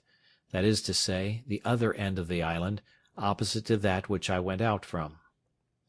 When I had made something more than a league of way by the help of this current or eddy, I found it was spent, and served me no further. However, I found that being between 2 great currents, that is, that on the south side, which had hurried me away, and that on the north, which lay about a league on the other side, I say, between these two, in the wake of the island, I found the water at least still, and running no way, and having still a breeze of wind fair for me, I kept on steering directly for the island, though not making such fresh way as I did before. About 4 o'clock in the evening, being then within a league of the island, I found the point of the rocks which occasioned this disaster stretching out, as is described before, to the southward, and casting off the current more southerly, had, of course, made another eddy to the north, and this I found very strong, but not directly setting the way my course lay, which was due west, but almost full north. However, having a fresh gale, I stretched across this eddy, slanting northwest, and in about an hour came within about a mile of the shore, where, it being smooth water, I soon got to land. When I was on shore, I fell on my knees and gave God thanks for my deliverance, resolving to lay aside all thoughts of my deliverance by my boat, and refreshing myself with such things as I had, I brought my boat close to the shore, in a little cove that I had spied under some trees, and laid me down to sleep, being quite spent with the labour and fatigue of the voyage. I was now at a great loss which way to get home with my boat. I had run so much hazard, and knew too much of the case, to think of attempting it by the way I went out, and what might be at the other side, I mean the west side, I knew not, nor had I any mind to run any more ventures, so I resolved on the next morning to make my way westward along the shore, and to see if there was no creek where I might lay up my frigate in safety, so as to have her again if I wanted her. In about 3 miles or thereabouts, coasting the shore, I came to a very good inlet or bay, about a mile over, which narrowed till it came to a very little rivulet or brook, where I found a very convenient harbour for my boat, and where she lay as if she had been in a little dock made on purpose for her. Here I put in, and having stowed my boat very safe, I went on shore to look about me and see where I was. I soon found I had but a little passed by the place where I had been before, when I travelled on foot to that shore, so taking nothing out of my boat but my gun and umbrella, for it was exceedingly hot, I began my march. The way was comfortable enough after such a voyage as I had been upon, and I reached my old bower in the evening, where I found everything standing as I left it, for I always kept it in good order, being, as I said before, my country house. I got over the fence, and laid me down in the shade to rest my limbs, for I was very weary, and fell asleep. But, judge you, if you can, that read my story, what a surprise I must be in when I was awaked out of my sleep by a voice calling me by my name several times. "Robin, Robin, Robin Crusoe! Poor Robin Crusoe! Where are you, Robin Crusoe? Where are you? Where have you been?" I was so dead asleep at first, being fatigued with rowing for part of the day, and with walking the latter part, that I did not wake thoroughly, but dozing thought I dreamed that somebody spoke to me. But as the voice continued to repeat, "Robin Crusoe! Robin Crusoe!" at last I began to wake more perfectly, and was at first dreadfully frightened, and started up in the utmost consternation, but no sooner were my eyes open but I saw my Poll sitting on the top of the hedge, and immediately knew that it was he that spoke to me, for just in such bemoaning language I had used to talk to him and teach him, and he had learned it so perfectly that he would sit upon my finger, and lay his bill close to my face, and cry, "Poor Robin Crusoe, where are you? Where have you been? How came you here?" and such things as I had taught him. However, even though I knew it was the parrot, and that indeed it could be nobody else, it was a good while before I could compose myself. First I was amazed how the creature got thither, and then how he should just keep about the place and nowhere else. But as I was well satisfied it could be nobody but honest Poll, I got over it, and holding out my hand, and calling him by his name, "Poll," the sociable creature came to me, and sat upon my thumb, as he used to do, and continued talking to me. "Poor Robin Crusoe, and how did I come here? And where had I been?" just as if he had been overjoyed to see me again, and so I carried him home along with me. I had now had enough of rambling to sea for some time, and had enough to do for many days to sit still and reflect upon the danger I had been in. I would have been very glad to have had my boat again on my side of the island, but I knew not how it was practicable to get it about. As to the east side of the island, which I had gone round, I knew well enough there was no venturing that way. My very heart would shrink, and my very blood run chill but to think of it. And as to the other side of the island, I did not know how it might be there, but supposing the current ran with the same force against the shore at the east as it passed by it on the other, I might run the same risk of being driven down the stream and carried by the island, as I had been before of being carried away from it. So with these thoughts I contented myself to be without any boat, though it had been the product of so many months' labour to make it, and of so many more to get it into the sea. In this government of my temper I remained near a year, and lived a very sedate, retired life, as you may well suppose, and my thoughts being very much composed as to my condition, and fully comforted in resigning myself to the dispositions of Providence, I thought I lived really very happily in all things except that of society. I improved myself in this time in all the mechanic exercises which my necessities put me upon applying myself to, and I believe I should, upon occasion, have made a very good carpenter, especially considering how few tools I had. Besides this, I arrived at an unexpected perfection in my earthenware, and contrived well enough to make them with a wheel, which I found infinitely easier and better, because I made things round and shaped, which before were filthy things indeed to look on. But I think I was never more vain of my own performance, or more joyful for anything I found out, than for my being able to make a tobacco pipe, and though it was a very ugly, clumsy thing when it was done, and only burned red, like other earthenware, yet it was hard and firm, and would draw the smoke, I was exceedingly comforted with it, for I had been always used to smoke, and there were pipes in the ship, but I forgot them at first, not thinking there was tobacco in the island, and afterwards, when I searched the ship again, I could not come at any pipes. In my wickerware also I improved much, and made abundance of necessary baskets, as well as my invention showed me, though not very handsome, yet they were such as were very handy and convenient for laying things up in, or fetching things home. For example, if I killed a goat abroad, I could hang it up in a tree, flay it, dress it, and cut it in pieces, and bring it home in a basket, and the like by a turtle. I could cut it up, take out the eggs, and a piece or two of the flesh, which was enough for me, and bring them home in a basket, and leave the rest behind me. Also, large deep baskets were the receivers of my corn, which I always rubbed out as soon as it was dry and cured, and kept it in great baskets. I began now to perceive my powder abated considerably. This was a want which was impossible for me to supply, and I began seriously to consider what I must do when I should have no more powder, that is to say, how I should kill any goats. I had, as is observed in the 3rd year of my being here, kept a young kid, and bred her up tame, and I was in hopes of getting a he-goat, but I could not by any means bring it to pass, till my kid grew an old goat, and as I could never find in my heart to kill her, she died at last of mere age. And being now in the 11th year of my residence, and, as I have said, my ammunition growing low, I set myself to study some art to trap and snare the goats, to see whether I could not catch some of them alive, and particularly I wanted a she-goat great with young. For this purpose I made snares to hamper them, and I do believe they were more than once taken in them, but my tackle was not good, for I had no wire, and I always found them broken and my bait devoured. At length I resolved to try a pitfall, so I dug several large pits in the earth, in places where I had observed the goats used to feed, and over those pits I placed hurdles of my own making too, with a great weight upon them,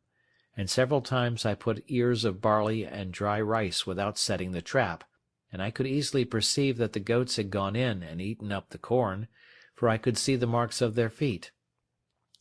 At length I set 3 traps in one night, and going the next morning I found them all standing, and yet the bait eaten and gone. This was very discouraging.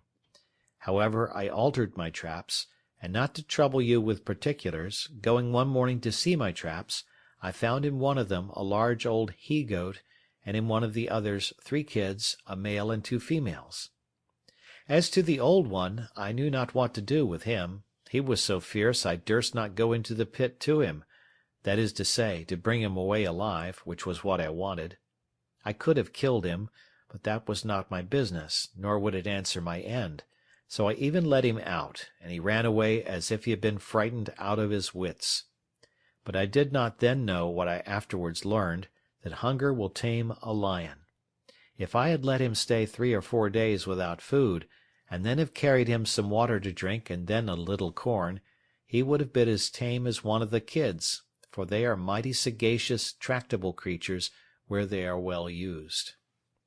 However, for the present I let him go, knowing no better at that time. Then I went to the 3 kids, and taking them one by one, I tied them with strings together, and with some difficulty brought them all home. It was a good while before they would feed, but throwing them some sweet corn, it tempted them, and they began to be tame. And now I found that if I expected to supply myself with goat's flesh when I had no powder or shot left, breeding some up tame was my only way, when perhaps I might have them about my house like a flock of sheep. But then it occurred to me that I must keep the tame from the wild, or else they would always run wild when they grew up, and the only way for this was to have some enclosed piece of ground, well fenced either with hedge or pale, to keep them in so effectually that those within might not break out, or those without break in. This was a great undertaking for one pair of hands, yet, as I saw there was an absolute necessity for doing it, my first work was to find out a proper piece of ground, where there was likely to be herbage for them to eat, water for them to drink, and cover to keep them from the sun. Those who understand such enclosures will think I had very little contrivance when I pitched upon a place very proper for all these, being a plain open piece of meadow-land, or savanna, as our people call it in the western colonies, which had 2 or 3 little drills of fresh water in it, and at one end it was very woody. I say they will smile at my forecast, when I shall tell them I began by enclosing this piece of ground in such a manner that my hedge or pale must have been at least 2 miles about. Nor was the madness of it so great as to the compass, for if it was 10 miles about, I was like to have time enough to do it in, but I did not consider that my goats would be as wild in so much compass as if they had had the whole island, and I should have so much room to chase them in that I should never catch them. My hedge was begun and carried on, I believe, about 50 yards when this thought occurred to me, so I presently stopped short, and for the beginning I resolved to enclose a piece of about 150 yards in length, and 100 yards in breadth, which, as it would maintain as many as I should have in any reasonable time, so, as my stock increased, I could add more ground to my enclosure. This was acting with some prudence, and I went to work with courage. I was about 3 months hedging in the first piece, and till I had done it, I tethered the 3 kids in the best part of it, and used them to feed as near me as possible, to make them familiar, and very often I would go and carry them some ears of barley or a handful of rice, and feed them out of my hand, so that after my enclosure was finished and I let them loose, they would follow me up and down, bleating after me for a handful of corn. This answered my end, and in about a year and a half I had a flock of about 12 goats, kids and all, and in 2 years more I had 43, besides several that I took and killed for my food. After that, I enclosed 5 several pieces of ground to feed them in, with little pens to drive them to take them as I wanted, and gates out of one piece of ground into another. But this was not all, for now I not only had goat's flesh to feed on when I pleased, but milk too, a thing which, indeed, in the beginning I did not so much as think of, and which, when it came into my thoughts, was really an agreeable surprise, for now I set up my dairy, and had sometimes a gallon or 2 of milk in a day. And as nature, who gives supplies of food to every creature, dictates even naturally how to make use of it, so I, that had never milked a cow, much less a goat, or seen butter or cheese made only when I was a boy, after a great many essays and miscarriages, made both butter and cheese at last, also salt, though I found it partly made to my hand by the heat of the sun upon some of the rocks of the sea, and never wanted it afterwards. How mercifully can our Creator treat his creatures, even in those conditions in which they are seen to be overwhelmed in destruction! How can he sweeten the bitterest providences, and give us cause to praise him for dungeons and prisons? What a table was here spread for me in the wilderness, where I saw nothing at first but to perish for hunger. End of chapter 10.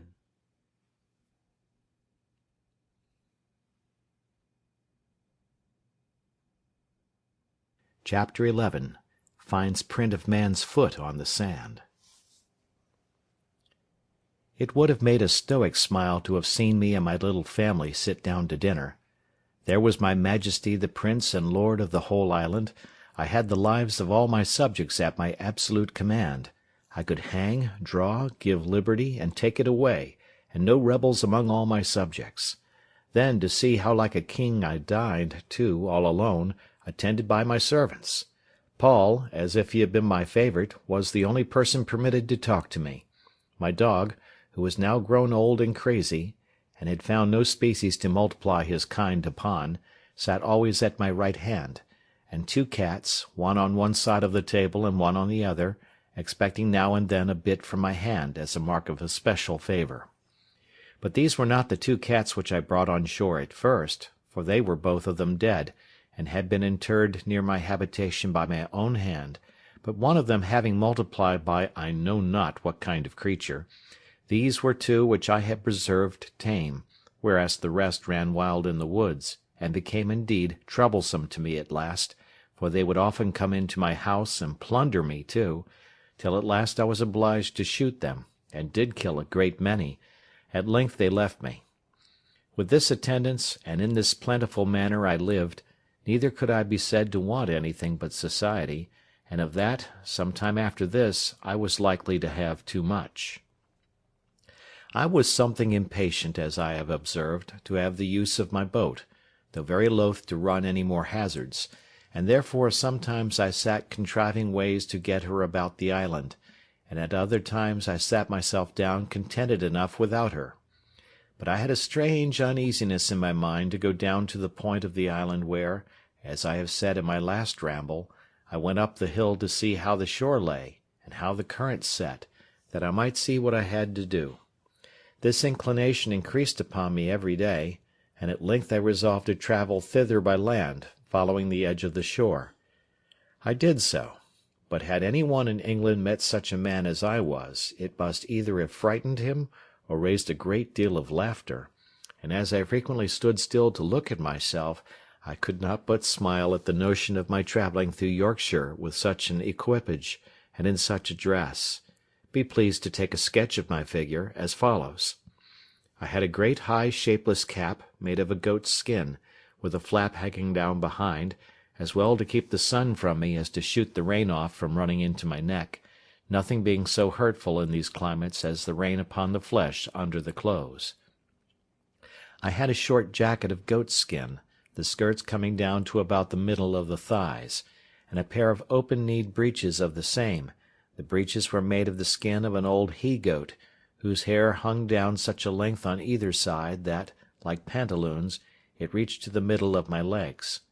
Stockings and shoes I had none, but had made me a pair of somethings, I scarce knew what to call them, like buskins, to flap over my legs, and lace on either side like spatterdashes, but of a most barbarous shape, as indeed were all the rest of my clothes. I had on a broad belt of goat-skin dried, which I drew together with 2 thongs of the same instead of buckles, and in a kind of a frog on either side of this, instead of a sword and dagger, hung a little saw and a hatchet, one on one side and one on the other. I had another belt not so broad, and fastened in the same manner, which hung over my shoulder, and at the end of it, under my left arm, hung 2 pouches, both made of goat-skin too, in one of which hung my powder, in the other my shot. At my back I carried my basket, and on my shoulder my gun, and over my head a great clumsy, ugly, goat-skin umbrella, but which, after all, was the most necessary thing I had about me, next to my gun. As for my face, the colour of it was really not so mulatto-like as one might expect from a man not at all careful of it, and living within 9 or 10 degrees of the equinox. My beard I had once suffered to grow till it was about 1/4 of a yard long, but as I had both scissors and razors sufficient, I had cut it pretty short, except what grew on my upper lip, which I had trimmed into a large pair of Mahometan whiskers, such as I had seen worn by some Turks at Sallee, for the Moors did not wear such, though the Turks did, of these mustachios or whiskers. I will not say they were long enough to hang my hat upon them, but they were of a length and shape monstrous enough, and such as in England would have passed for frightful. But all this is by the by, for as to my figure, I had so few to observe me that it was of no manner of consequence, so I say no more of that. In this kind of dress I went my new journey, and was out 5 or 6 days. I travelled first along the seashore, directly to the place where I first brought my boat to an anchor to get upon the rocks, and having no boat now to take care of, I went over the land a nearer way to the same height that I was upon before,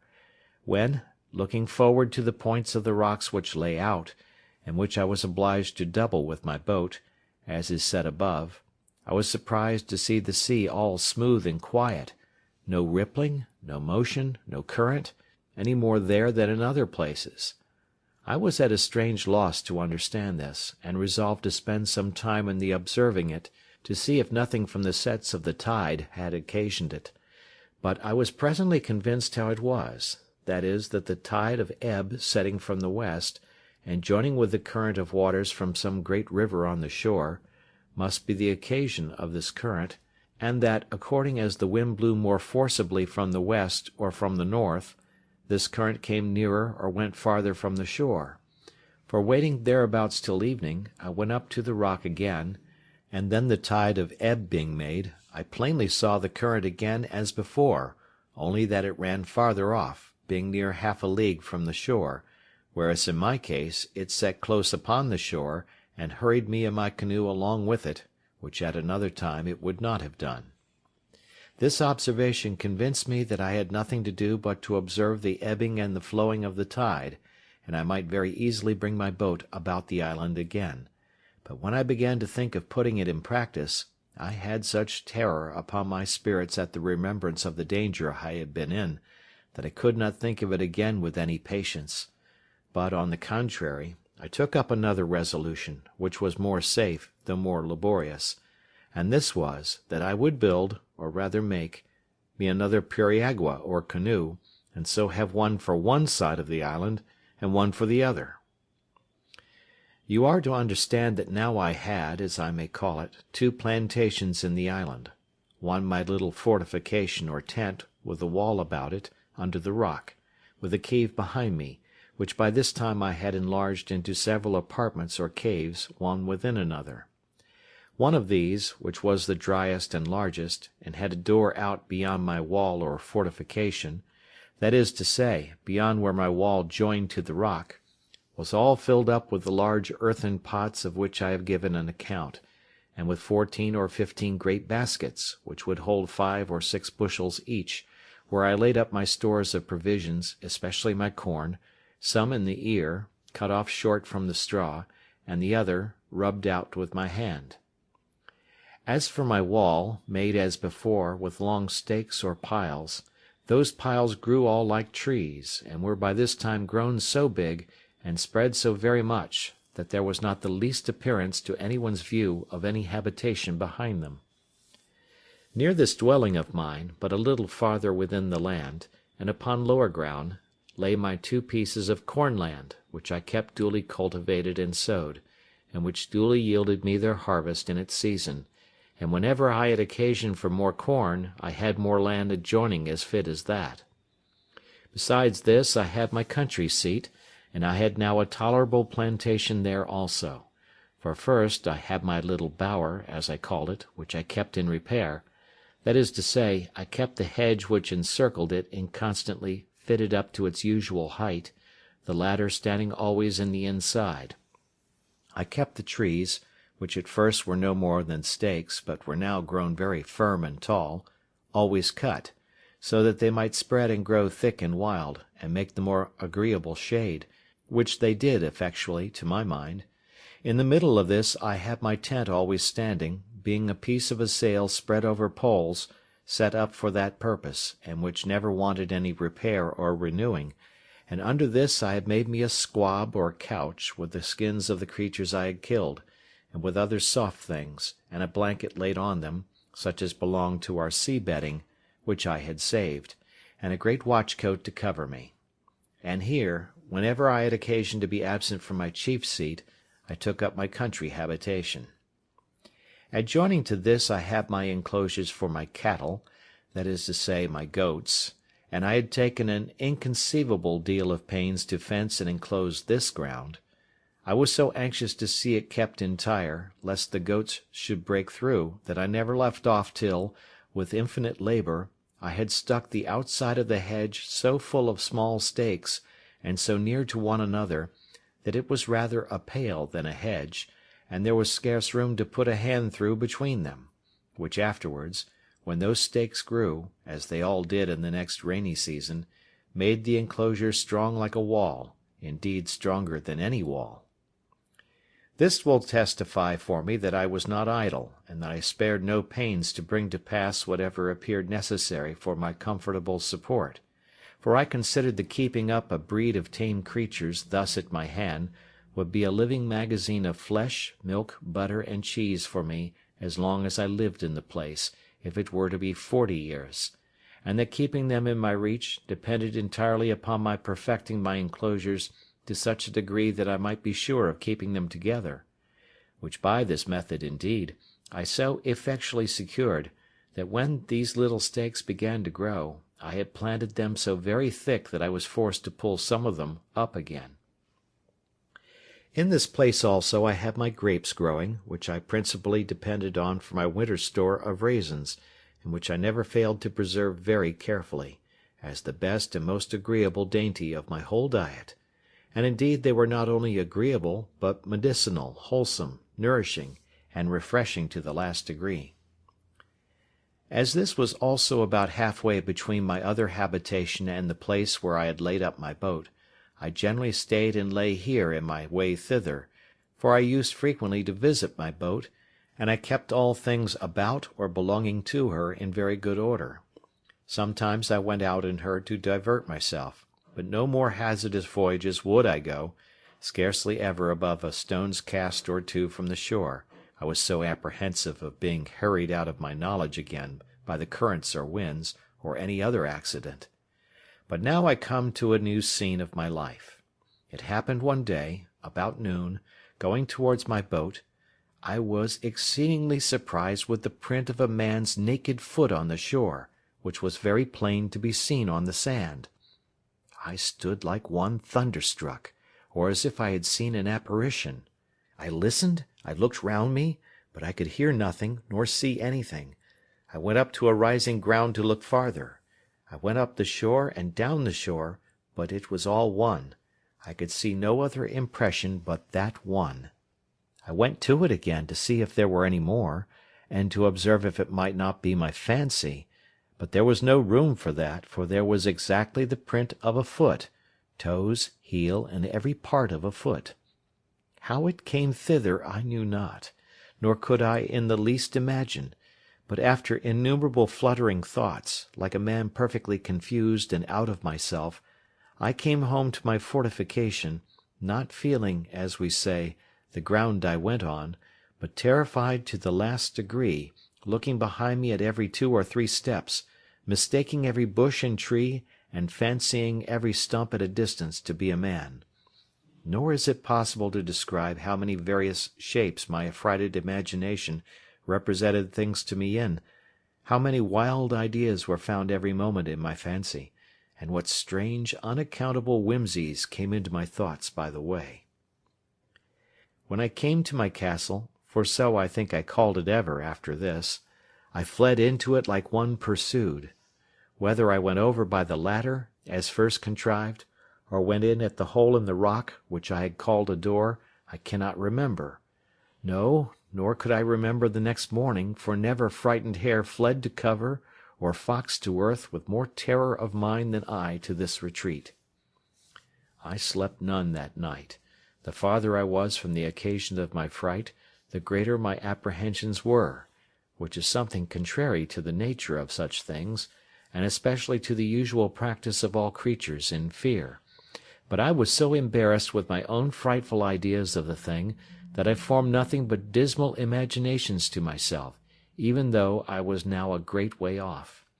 Sometimes I fancied it must be the devil, and reason joined in with me in this supposition, for how should any other thing in human shape come into the place? Where was the vessel that brought them? What marks were there of any other footstep?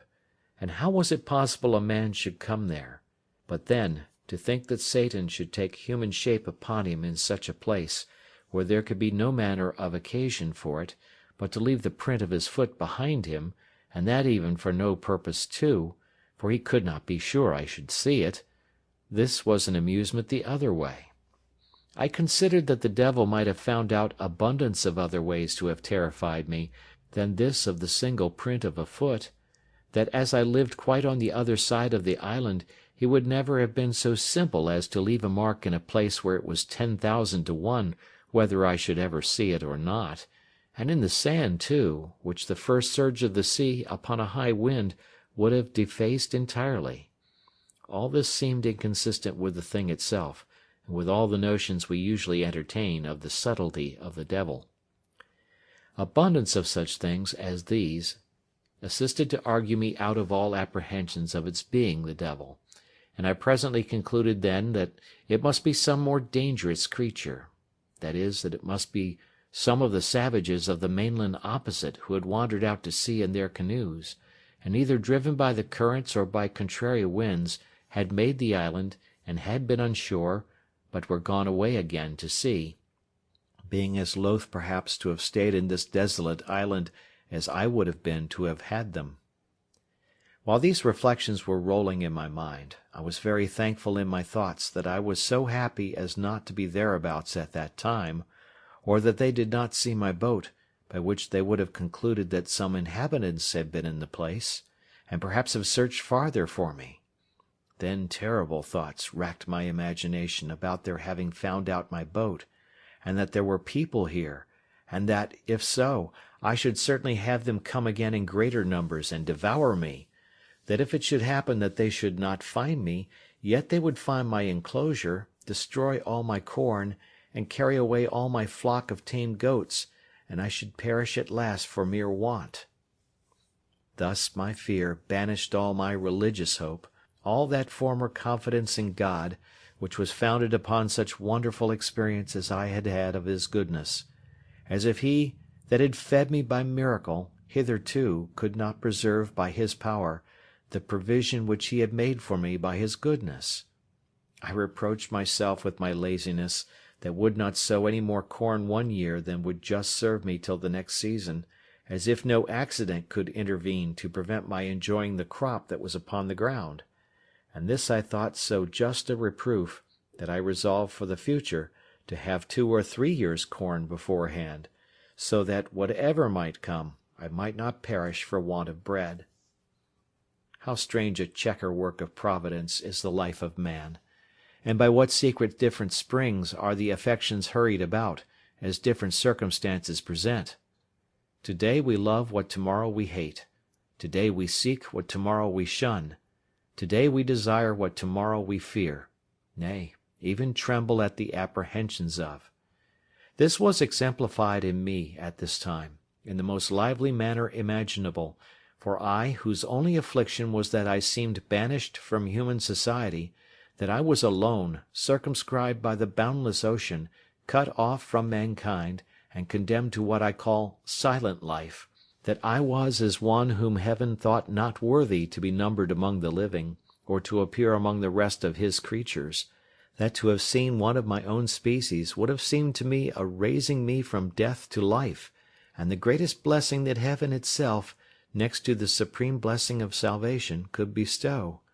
I say, that I should now tremble at the very apprehensions of seeing a man, and was ready to sink into the ground at but the shadow or silent appearance of a man having set his foot in the island. Such is the uneven state of human life,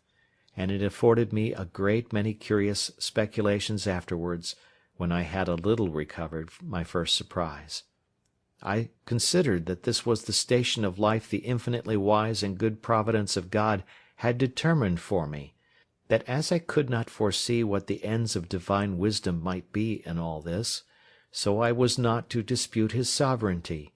who, as I was his creature, had an undoubted right, by creation, to govern and dispose of me absolutely as he thought fit, and who, as I was a creature that had offended him, had likewise a judicial right to condemn me to what punishment he thought fit, and that it was my part to submit to bear his indignation, because I had sinned against him. I then reflected, that as God, who was not only righteous but omnipotent, had thought fit thus to punish and afflict me, so he was able to deliver me, that if he did not think fit to do so, it was my unquestioned duty to resign myself absolutely and entirely to his will; and, on the other hand, it was my duty also to hope in him, pray to him, and quietly to attend to the dictates and directions of his daily providence. These thoughts took me up many hours, days, nay, I may say weeks and months, and one particular effect of my cogitations on this occasion I cannot omit. One morning early, lying in my bed, and filled with thoughts about my danger from the appearances of savages, I found it discomposed me very much, upon which these words of the Scripture came into my thoughts: "Call upon me in the day of trouble, and I will deliver thee, and thou shalt glorify me."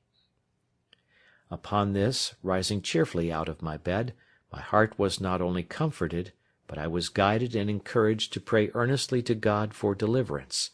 When I had done praying I took up my Bible, and opening it to read, the first words that presented to me were, "Wait on the Lord, and be of good cheer, and he shall strengthen thy heart. Wait, I say, on the Lord."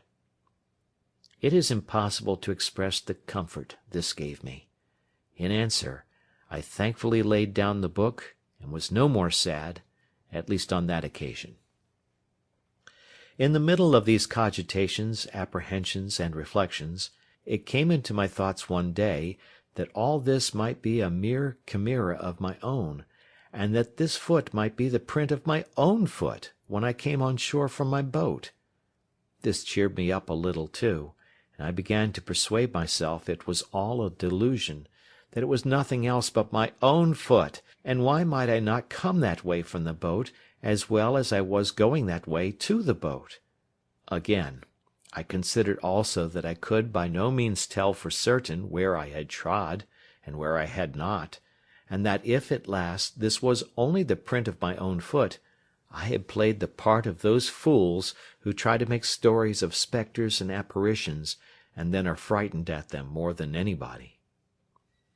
Now I began to take courage, and to peep abroad again, for I had not stirred out of my castle for 3 days and nights, so that I began to starve for provisions, for I had little or nothing within doors but some barley cakes and water.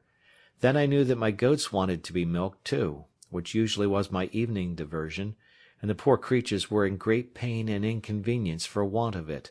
and indeed it almost spoiled some of them, and almost dried up their milk. Encouraging myself, therefore, with the belief that this was nothing but the print of one of my own feet, and that I might be truly said to start at my own shadow, I began to go abroad again, and went to my country house to milk my flock, but to see with what fear I went forward, how often I looked behind me, how I was ready every now and then to lay down my basket and run for my life, it would have made any one have thought I was haunted with an evil conscience, or that I had been lately most terribly frightened, and so indeed I had. However, I went down thus 2 or 3 days, and having seen nothing, I began to be a little bolder, and to think there was really nothing in it but my own imagination. But I could not persuade myself fully of this till I should go down to the shore again, and see this print of a foot, and measure it by my own, and see if there was any similitude or fitness, that I might be assured it was my own foot. But when I came to the place, first, it appeared evidently to me that when I laid up my boat I could not possibly be on shore anywhere thereabouts. Secondly, when I came to measure the mark with my own foot, I found my foot not so large by a great deal.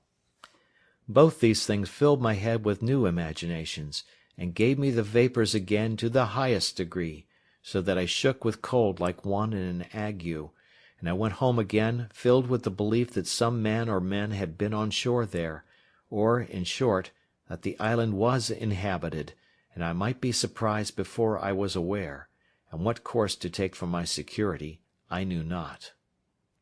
Oh, what ridiculous resolutions men take when possessed with fear! It deprives them of the use of those means which reason offers for their relief. The first thing I proposed to myself was, to throw down my enclosures, and turn all my tame cattle wild into the woods, lest the enemy should find them, and then frequent the island in prospect of the same or the like booty. Then the simple thing of digging up my 2 cornfields, lest they should find such a grain there, and still be prompted to frequent the island. Then to demolish my bower and tent, that they might not see any vestiges of habitation, and be prompted to look farther, in order to find out the persons inhabiting.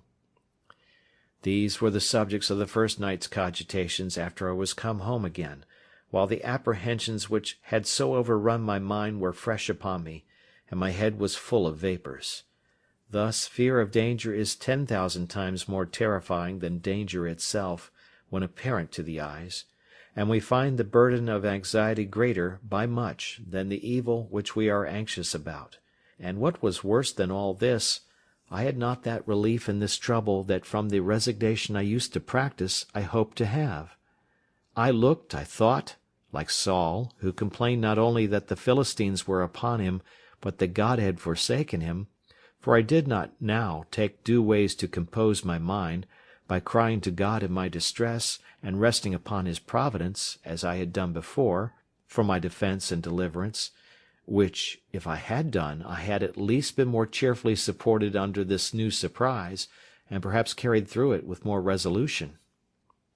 This confusion of my thoughts kept me awake all night, but in the morning I fell asleep, and having, by the amusement of my mind, been as it were tired, and my spirits exhausted, I slept very soundly, and waked much better composed than I had ever been before. And now I began to think sedately, and upon debate with myself, I concluded that this island, which was so exceedingly pleasant, fruitful, and no farther from the mainland than I had seen, was not so entirely abandoned as I might imagine; that although there were no stated inhabitants who lived on the spot, yet that there might sometimes come boats off from the shore, who, either with design, or perhaps never but when they were driven by cross winds, might come to this place, that I had lived there 15 years now, and had not met with the least shadow or figure of any people yet, and that, if at any time they should be driven here, it was probable they went away again as soon as ever they could, seeing they had never thought fit to fix here upon any occasion, that the most I could suggest any danger from was from any casual accidental landing of straggling people from the main, who, as it was likely, if they were driven hither, were here against their wills, so they made no stay here, but went off again with all possible speed, seldom staying one night on shore, lest they should not have the help of the tides and daylight back again, and that therefore I had nothing to do but to consider of some safe retreat in case I should see any savages land upon the spot.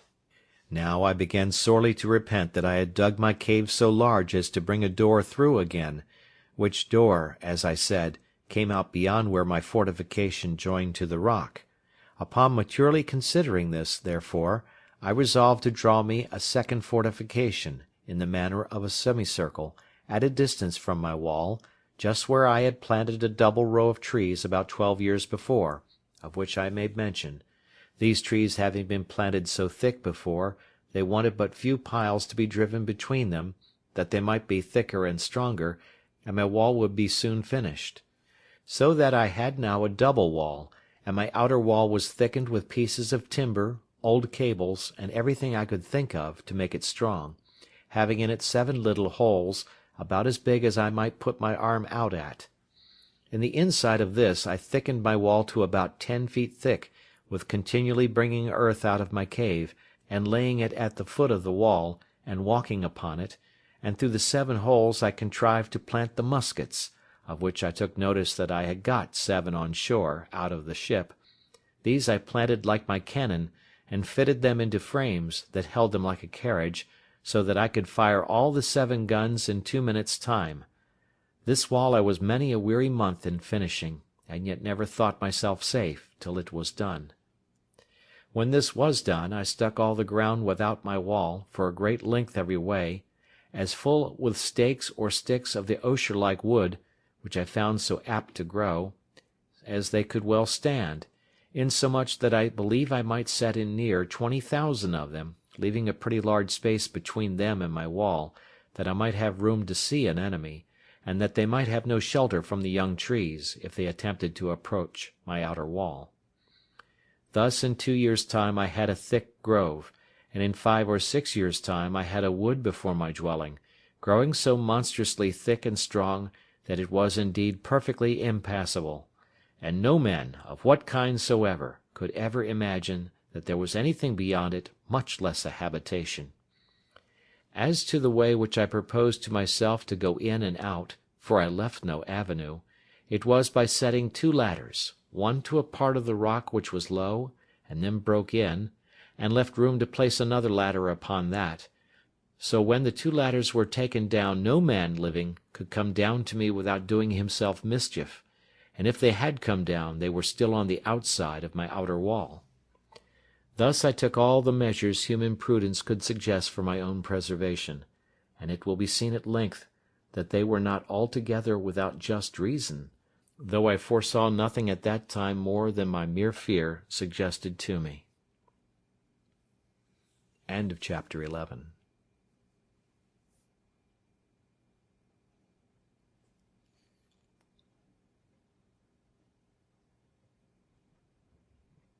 Chapter 12. A Cave Retreat. While this was doing, I was not altogether careless of my other affairs, for I had a great concern upon me for my little herd of goats.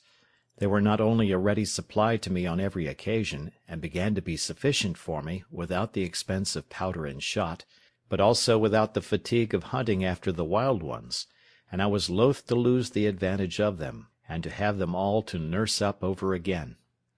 For this purpose, after long consideration, I could think of but 2 ways to preserve them. One was, to find another convenient place to dig a cave underground, and to drive them into it every night, and the other was to enclose 2 or 3 little bits of land, remote from one another, and as much concealed as I could, where I might keep about 6 young goats in each place, so that if any disaster happened to the flock in general, I might be able to raise them again with little trouble in time, and this, though it would require a good deal of time and labour, I thought was the most rational design. Accordingly, I spent some time to find out the most retired parts of the island, and I pitched upon one, which was as private indeed as my heart could wish. It was a little damp piece of ground in the middle of the hollow and thick woods, where, as is observed, I almost lost myself once before, endeavouring to come back that way from the eastern part of the island. Here I found a clear piece of land, nearly 3 acres, so surrounded with woods that it was almost an enclosure by nature. At least it did not want near so much labour to make it so as the other piece of ground I had worked so hard at. I immediately went to work with this piece of ground, and in less than a month's time I had so fenced it round that my flock or herd, call it which you please, which were not so wild now as at first they might be supposed to be, were well enough secured in it. So, without any further delay, I removed 10 young she-goats and 2 he-goats to this piece, and when they were there I continued to perfect the fence till I had made it as secure as the other, which, however, I did at more leisure, and it took me up more time by a great deal. All this labour I was at the expense of, purely from my apprehensions on account of the print of a man's foot, for as yet I had never seen any human creature come near the island, and I had now lived 2 years under this uneasiness, which, indeed, made my life much less comfortable than it was before, as may be well imagined by any who know what it is to live in the constant snare of the fear of man. And this I must observe, with grief too, that the discomposure of my mind had great impression also upon the religious part of my thoughts, for the dread and terror of falling into the hands of savages and cannibals lay so upon my spirits, that I seldom found myself in a due temper for application to my Maker, at least, not with the sedate calmness and resignation of soul which I was wont to do. I rather prayed to God as under great affliction and pressure of mind, surrounded with danger, and in expectation every night of being murdered and devoured before morning. And I must testify, from my experience, that a temper of peace, thankfulness, love, and affection is much the more proper frame for prayer than that of terror and discomposure, and that under the dread of mischief impending, a man is no more fit for a comforting performance of the duty of praying to God than he is for a repentance on a sick-bed, for these discomposures affect the mind as the others do the body, and the discomposure of the mind must necessarily be as great a disability as that of the body, and much greater, praying to God being properly an act of the mind, not of the body. But to go on. After I had thus secured one part of my little living stock, I went about the whole island searching for another private place to make such another deposit, when, wandering more to the west point of the island than I had ever done yet, and looking out to sea, I thought I saw a boat upon the sea at a great distance. I had found a perspective glass or two in one of the seamen's chests which I saved out of our ship, but I had it not about me, and this was so remote that I could not tell what to make of it, though I looked at it till my eyes were not able to hold to look any longer. Whether it was a boat or not I do not know, but as I descended from the hill I could see no more of it, so I gave it over. Only I resolved to go no more out without a perspective glass in my pocket. When I was come down the hill to the end of the island, where indeed I had never been before, I was presently convinced that the seeing the print of the man's foot was not such a strange thing in the island as I imagined,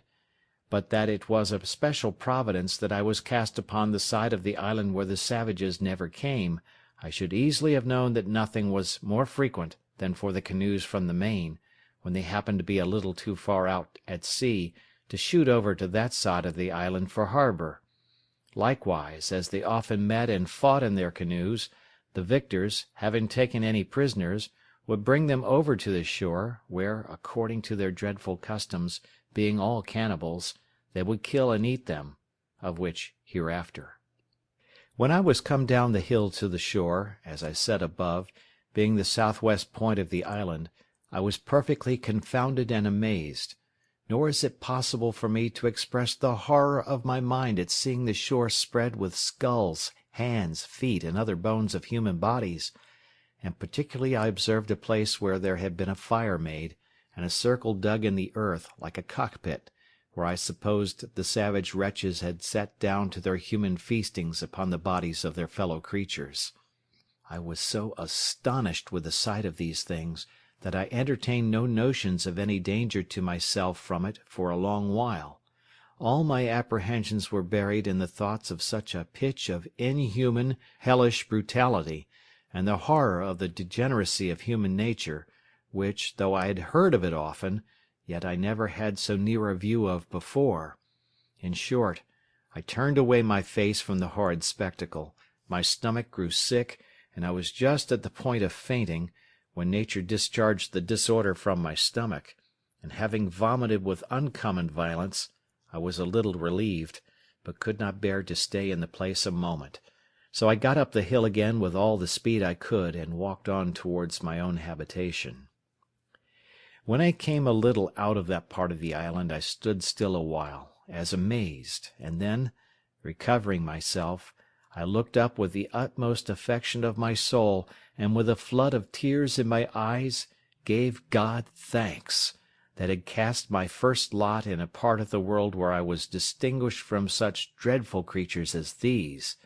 and that, though I had esteemed my present condition very miserable, had yet given me so many comforts in it, that I had still more to give thanks for than to complain of; and this, above all, that I had, even in this miserable condition, been comforted with the knowledge of Himself, and the hope of His blessing, which was a felicity more than sufficiently equivalent to all the misery which I had suffered or could suffer. In this frame of thankfulness I went home to my castle, and began to be much easier now, as to the safety of my circumstances, than ever I was before, for I observed that these wretches never came to this island in search of what they could get, perhaps not seeking, not wanting, or not expecting anything here, and having often, no doubt, been up the covered, woody part of it without finding anything to their purpose. I knew I had been here now almost 18 years, and never saw the least footsteps of human creature there before, and I might be 18 years more as entirely concealed as I was now, if I did not discover myself to them, which I had no manner of occasion to do, it being my only business to keep myself entirely concealed where I was, unless I found a better sort of creatures than cannibals to make myself known to. Yet I entertained such an abhorrence of the savage wretches that I have been speaking of, and of the wretched, inhuman custom of their devouring and eating one another up, that I continued pensive and sad, and kept close within my own circle for almost 2 years after this. When I say my own circle, I mean by it my 3 plantations, that is, my castle, my country seat, which I called my bower, and my enclosure in the woods. Nor did I look after this for any other use than an enclosure for my goats, for the aversion which nature gave me to these hellish wretches was such, that I was as fearful of seeing them as of seeing the devil himself. I did not so much as go to look after my boat all this time, but began rather to think of making another, for I could not think of ever making any more attempts to bring the other boat round the island to me, lest I should meet with some of these creatures at sea, in which case, if I had happened to have fallen into their hands, I knew what would have been my lot. Time, however, and the satisfaction I had that I was in no danger of being discovered by these people, began to wear off my uneasiness about them, and I began to live just in the same composed manner as before, only with this difference, that I used more caution, and kept my eyes more about me than I did before, lest I should happen to be seen by any of them, and particularly I was more cautious of firing my gun, lest any of them, being on the island, should happen to hear it. It was, therefore, a very good providence to me that I had furnished myself with a tame breed of goats, and that I had no need to hunt any more about the woods or shoot at them, and if I did catch any of them after this, it was by traps and snares, as I had done before, so that for 2 years after this I believe I never fired my gun once off, though I never went out without it. And what was more, as I saved 3 pistols out of the ship, I always carried them out with me, or at least 2 of them, sticking them in my goatskin belt. I also furbished up one of the great cutlasses that I had out of the ship, and made me a belt to hang it on also, so that I was now a most formidable fellow to look at when I went abroad, if you add to the former description of myself the particular of 2 pistols and a broadsword hanging at my side in a belt, but without a scabbard. Things going on thus, as I have said, for some time, I seemed, accepting these cautions, to be reduced to my former calm, sedate way of living. All these things tended to show me more and more how far my condition was from being miserable compared to some others, nay, to many other particulars of life which it may have pleased God to have made my lot. It put me upon reflecting how little repining there would be among mankind, at any condition of life, if people would rather compare their condition with those that were worse, in order to be thankful, than by always comparing them with those which are better, to assist their murmurings and complainings. As in my present condition there were not really many things which I wanted, so indeed I thought that the frights I had been in about these savage wretches, and the concern I had been in for my own preservation, had taken off the edge of my invention, for my own conveniences, and I had dropped a good design, which I had once bent my thoughts upon, and that was to try if I could not make some of my barley into malt, and then try to brew myself some beer. This was really a whimsical thought, and I reproved myself often for the simplicity of it, for I presently saw there would be the want of several things necessary to the making my beer that it would be impossible for me to supply, as first, casks to preserve it in, which was a thing that, as I have observed already, I could never compass. No, though I spent not only many days, but weeks, nay, months, in attempting it, but to no purpose.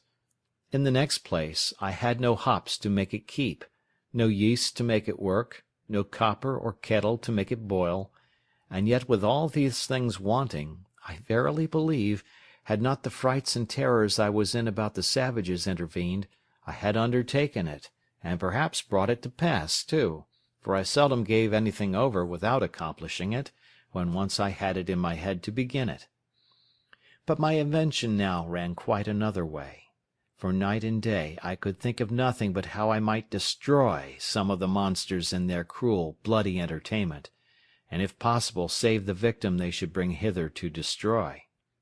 It would take up a larger volume than this whole work is intended to be to set down all the contrivances I hatched, or rather brooded upon, in my thoughts, for the destroying these creatures, or at least frightening them so as to prevent their coming hither any more.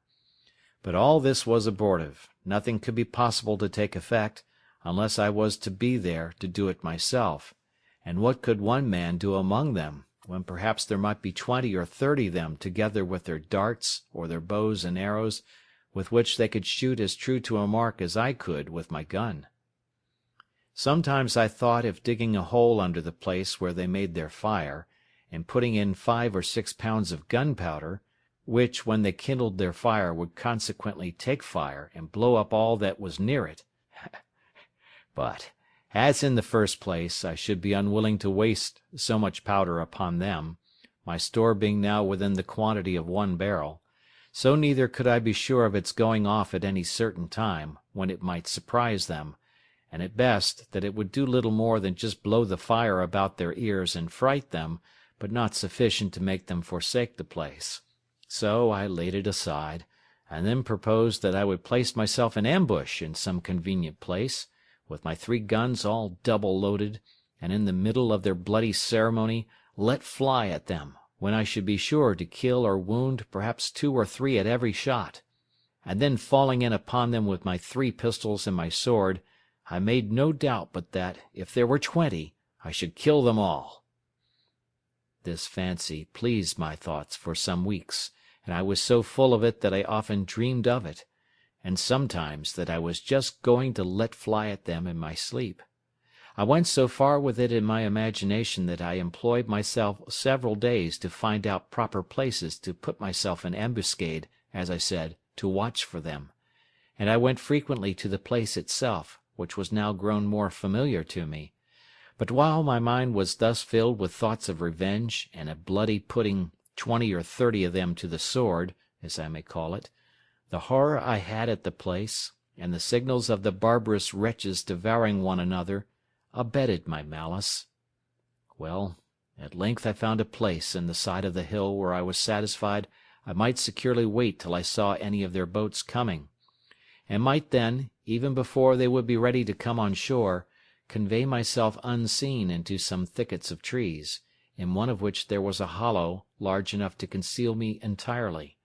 and there I might sit and observe all their bloody doings, and take my full aim at their heads, when they were so close together as that it would be next to impossible that I should miss my shot,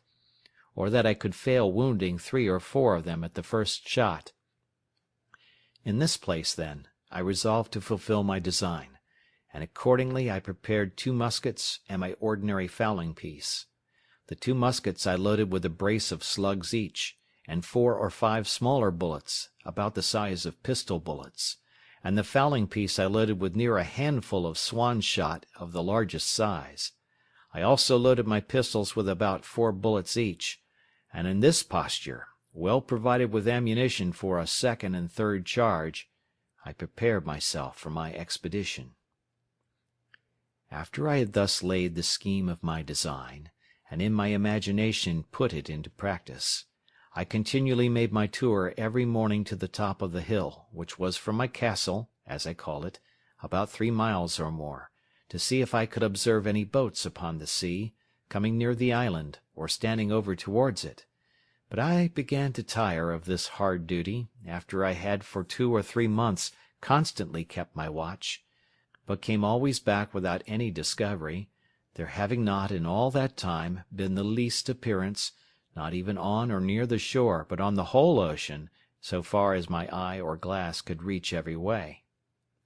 As long as I kept my daily tour to the hill, to look out, so long also I kept up the vigour of my design, and my spirit seemed to be all the while in a suitable frame for so outrageous an execution as the killing of 20 or 30 naked savages, for an offence which I had not at all entered into any discussion of in my thoughts,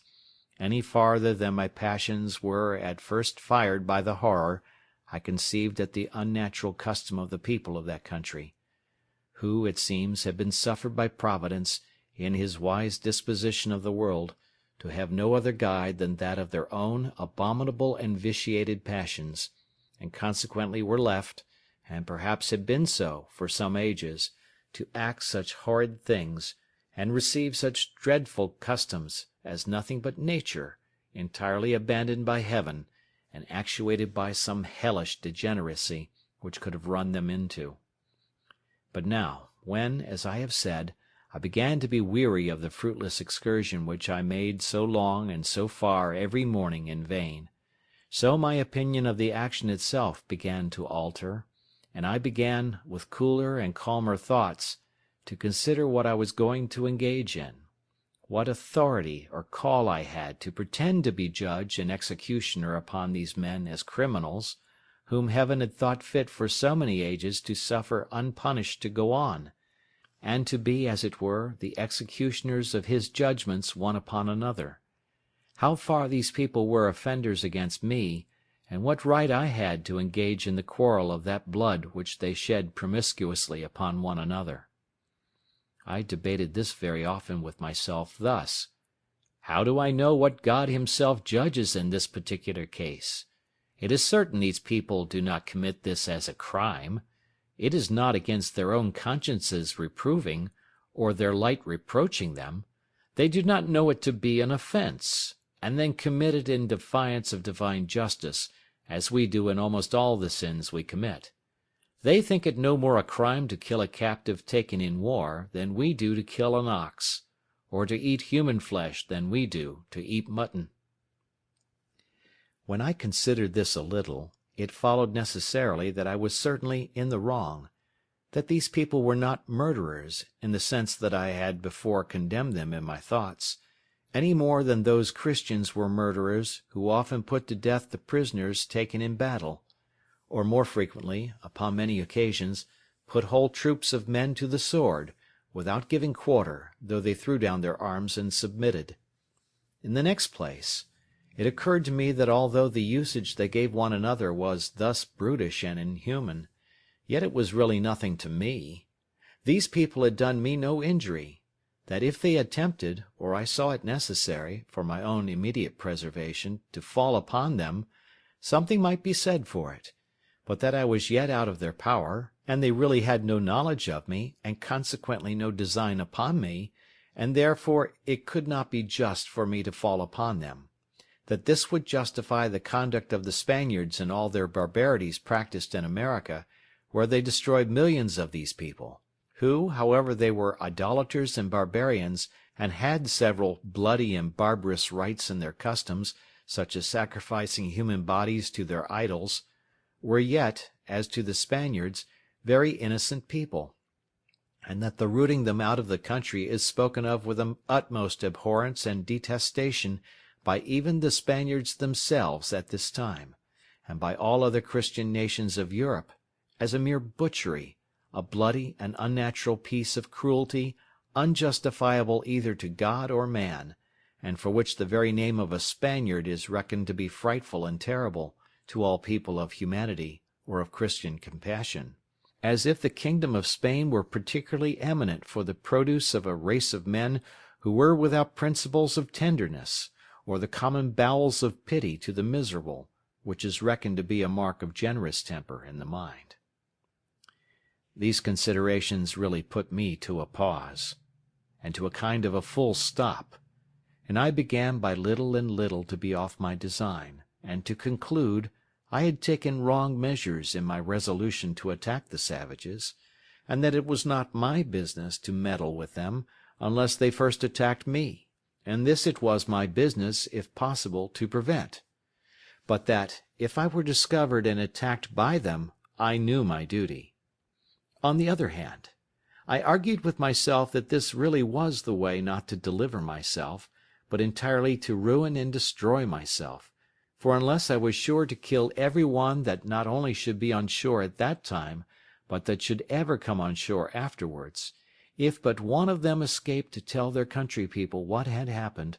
they would come over again by thousands to revenge the death of their fellows, and I should only bring upon myself a certain destruction, which at present I had no manner of occasion for. Upon the whole, I concluded that I ought, neither in principle nor in policy, one way or other, to concern myself in this affair; that my business was, by all means possible, to conceal myself from them, and not to leave the least sign for them to guess by that there were any living creatures upon the island, I mean of human shape. Religion joined in with this prudential resolution, and I was convinced now, many ways, that I was perfectly out of my duty when I was laying all my bloody schemes for the destruction of innocent creatures, I mean innocent as to me. As to the crimes they were guilty of towards one another, I had nothing to do with them; they were national, and I ought to leave them to the justice of God, who is the governor of nations, and knows how, by national punishments, to make a just retribution for national offences, and to bring public judgments upon those who offend in a public manner, by such ways as best please him. This appeared so clear to me now, that nothing was a greater satisfaction to me than that I had not been suffered to do a thing which I now saw so much reason to believe would have been no less a sin than that of wilful murder if I had committed it; and I gave most humble thanks on my knees to God that he had thus delivered me from blood guiltiness, beseeching him to grant me the protection of his providence, that I might not fall into the hands of the barbarians, or that I might not lay my hands upon them, unless I had a more clear call from heaven to do it in defence of my own life. In this disposition I continued for near a year after this, and so far was I from desiring an occasion for falling upon these wretches, that in all that time I never once went up the hill to see whether there were any of them in sight, or to know whether any of them had been on shore there or not, that I might not be tempted to renew any of my contrivances against them, or be provoked by any advantage that might present itself to fall upon them. Only this I did, I went and removed my boat, which I had on the other side of the island, and carried it down to the east end of the whole island, where I ran it into a little cove, which I found under some high rocks, and where I knew, by reason of the currents, the savages durst not, at least would not, come with their boats upon any account whatever. With my boat I carried away everything that I had left there belonging to her, though not necessary for the bear going thither, that is, a mast and sail which I had made for her, and a thing like an anchor, but which, indeed, could not be called either anchor or grapnel. However, it was the best I could make of its kind. All these I removed, that there might not be the least shadow for discovery, or appearance of any boat or of any human habitation upon the island. Besides this, I kept myself, as I said, more retired than ever, and seldom went from my cell except upon my constant employment to milk my she-goats and manage my little flock in the wood, which, as it was quite on the other part of the island, was out of danger, for certain. It was these savage people, who sometimes haunted this island, never came with any thoughts of finding anything here, and consequently never wandered off from the coast, and I doubt not but they might have been several times on shore after my apprehensions of them had made me cautious, as well as before. Indeed, I looked back with some horror upon the thoughts of what my condition would have been if I had chopped upon them and been discovered before that, when, naked and unarmed except with one gun, and that loaded often only with small shot, I walked everywhere, peeping and peering about the island to see what I could get.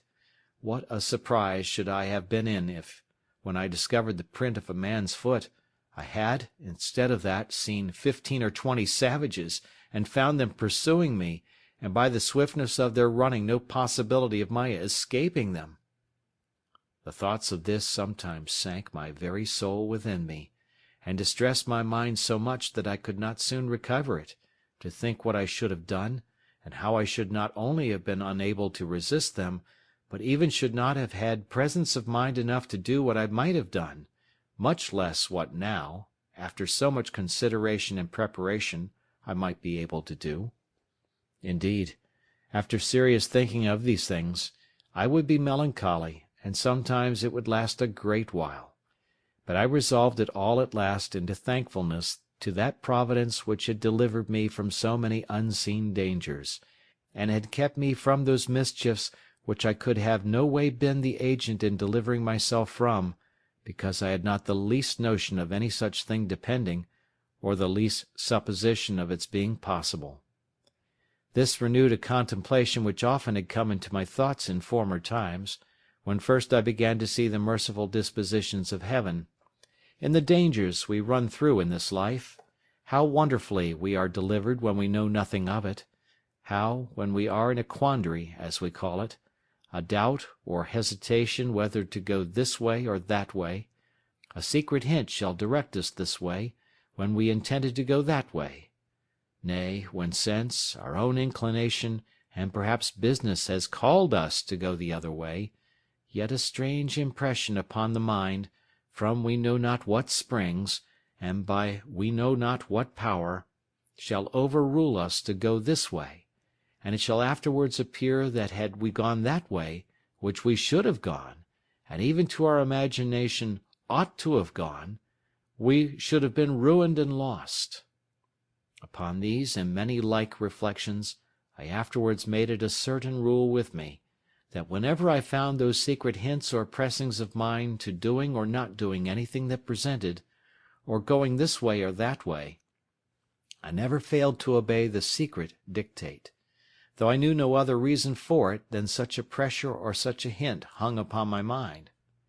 I could give many examples of the success of this conduct in the course of my life, but more especially in the latter part of my inhabiting this unhappy island, because, besides many occasions which it is very likely I might have taken notice of, if I had seen with the same eyes that I see with now. But it is never too late to be wise, and I cannot but advise all considering men, whose lives are attended with such extraordinary incidents as mine, and even though not so extraordinary, not to slight such secret intimations of Providence, let them come from what invisible intelligence they will. That I shall not discuss, and perhaps cannot account for, but certainly they are a proof of the converse of spirits, and a secret communication between those embodied and those unembodied, and such a proof as can never be understood, of which I shall have occasion to give some remarkable instances in the remainder of my solitary residence in this dismal place.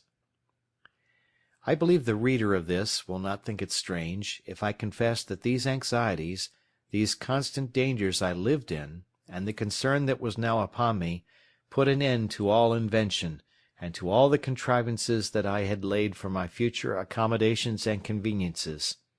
I had the care of my safety more now upon my hands than that of my food.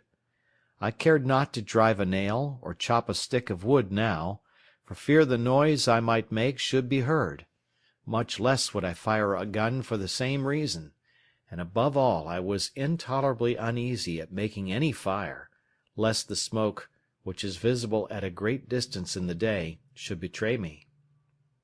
For this reason I removed that part of my business which required fire, such as burning of pots and pipes, etc., into my new apartment in the woods, where, after I had been some time, I found, to my unspeakable consolation, a mere natural cave in the earth, which went in a vast way, and where, I dare say, no savage, had he been at the mouth of it, would be so hardy as to venture in, nor indeed would any man else but one who, like me, wanted nothing so much as a safe retreat. The mouth of this hollow was at the bottom of a great rock,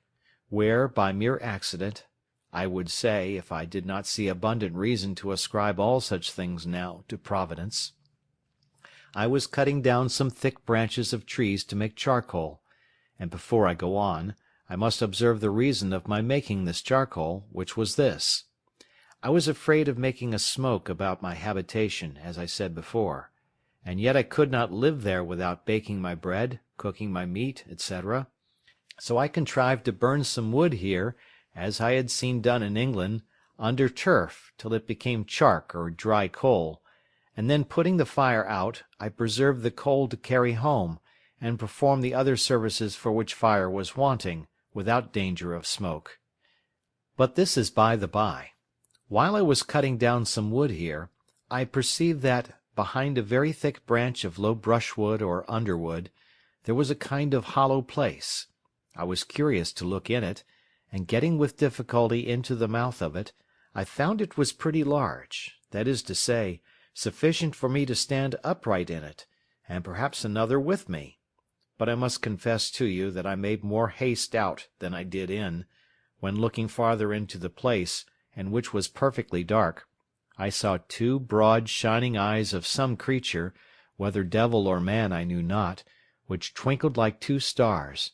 the dim light from the cave's mouth shining directly in, and making the reflection. However, after some pause, I recovered myself, and began to call myself 1,000 fools, and to think that he that was afraid to see the devil was not fit to live 20 years in an island all alone, and that I might well think there was nothing in this cave that was more frightful than myself. Upon this, plucking up my courage, I took up a firebrand, and in I rushed again, with the stick flaming in my hand. I had not gone 3 steps in before I was almost as frightened as before, for I heard a very loud sigh, like that of a man in some pain, and it was followed by a broken noise, as of words half expressed, and then a deep sigh again. I stepped back, and was indeed struck with such a surprise that it put me into a cold sweat, and if I had had a hat on my head, I will not answer for it that my hair might not have lifted it off. But still plucking up my spirits as well as I could, and encouraging myself a little with considering that the power and presence of God was everywhere, and was able to protect me, I stepped forward again, and by the light of the firebrand, holding it up a little over my head, I saw lying on the ground a monstrous, frightful old he-goat, just making his will, as we say, and gasping for life, and dying indeed of mere old age. I stirred him a little to see if I could get him out, and he essayed to get up, but was not able to raise himself, and I thought with myself he might even lie there, for if he had frightened me, so he would certainly fright any of the savages, if any of them should be so hardy as to come in there while he had any life in him. I was now recovered from my surprise, and began to look round me, when I found the cave was but very small; that is to say, it might be about 12 feet over, but in no manner of shape, neither round nor square, no hands having ever been employed in making it but those of mere nature. I observed also that there was a place at the farther side of it that went in further, but was so low that it required me to creep upon my hands and knees to go into it, and whither it went I knew not. So, having no candle, I gave it over for that time, but resolved to go again the next day provided with candles and a tinder box, which I had made of the lock of one of the muskets, with some wildfire in the pan. Accordingly, the next day I came provided with 6 large candles of my own making, for I made very good candles now of goat's tallow, but was hard set for candle wick, using sometimes rags or rope yarn, and sometimes the dried rind of a weed like nettles. And going into this low place I was obliged to creep upon all fours, as I have said, almost 10 yards, which, by the way, I thought was a venture bold enough, considering that I knew not how far it might go, nor what was beyond it. When I had got through the strait, I found the roof rose higher up, I believe near 20 feet, but never was such a glorious sight seen in the island, I dare say, as it was to look round the sides and roof of this vault, or cave. The wall reflected 100,000 lights to me from my 2 candles. What it was in the rock, whether diamonds or any other precious stones, or gold which I rather supposed it to be, I knew not. The place I was in was a most delightful cavity or grotto, though perfectly dark. The floor was dry and level, and had a sort of a small loose gravel upon it, so that there was no nauseous or venomous creature to be seen, neither was there any damp or wet on the sides or roof. The only difficulty in it was the entrance, which, however, as it was a place of security, and such a retreat as I wanted, I thought was a convenience, so that I really rejoiced at the discovery, and resolved, without any delay, to bring some of those things which I was most anxious about to this place. Particularly, I resolved to bring hither my magazine of powder, and all my spare arms, that is 2 fowling pieces, for I had 3 in all, and 3 muskets, for of them I had 8 in all. So I kept in my castle only 5, which stood ready mounted like pieces of cannon on my outmost fence, and were ready also to take out upon any expedition. Upon this occasion of removing my ammunition, I happened to open the barrel of powder which I took up out of the sea, and which had been wet, and I found that the water had penetrated about 3 or 4 inches into the powder on every side, which, caking and growing hard, had preserved the inside like a kernel in the shell, so that I had near 60 pounds of very good powder in the centre of the cask. This was a very agreeable discovery to me at that time, so I carried all away thither, never keeping above 2 or 3 pounds of powder with me in my castle, for fear of a surprise of any kind.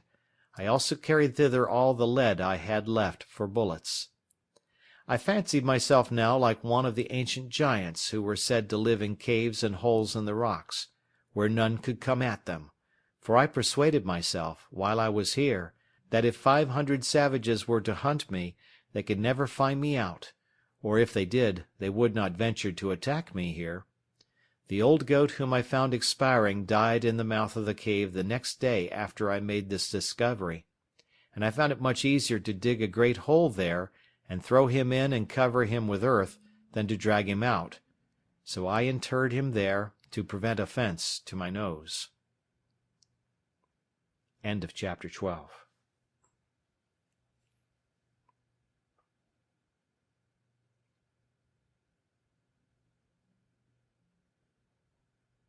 Chapter 13. Wreck of a Spanish Ship. I was now in the 23rd year of my residence in this island, and was so naturalized to the place and the manner of living that, could I but have enjoyed the certainty that no savages would come to the place to disturb me, I could have been content to have capitulated for spending the rest of my time there, even to the last moment, till I had laid me down and died, like the old goat in the cave. I had also arrived to some little diversions and amusements, which made the time pass a great deal more pleasantly with me than it did before. First, I had taught my Paul, as I noted before, to speak, and he did it so familiarly, and talked so articulately and plain, that it was very pleasant to me, and he lived with me no less than 26 years. How long he might have lived afterwards I know not, though I know they have a notion in the Brazils that they live 100 years. My dog was a pleasant and loving companion to me for no less than 16 years of my time, and then died of mere old age. As for my cats, they multiplied, as I have observed, to that degree that I was obliged to shoot several of them at first, to keep them from devouring me and all I had. But at length, when the 2 old ones I brought with me were gone, and after some time continually driving them from me, and letting them have no provision with me, they all ran wild into the woods, except 2 or 3 favourites, which I kept tame, and whose young, when they had any, I always drowned, and these were part of my family. Besides these I always kept 2 or 3 household kids about me, whom I taught to feed out of my hand, and I had 2 more parrots, which talked pretty well, and would all call "Robinson Crusoe," but none like my first, nor indeed did I take the pains with any of them that I had done with him. I had also several tame sea fowls, whose name I knew not, that I caught upon the shore, and cut their wings; and the little stakes which I had planted before my castle wall being now grown up to a good thick grove, these fowls all lived among these low trees, and bred there, which was very agreeable to me, so that, as I said above, I began to be very well contented with the life I led, if I could have been secured from the dread of the savages. But it was otherwise directed, and it may not be amiss for all people who shall meet with my story to make this just observation from it: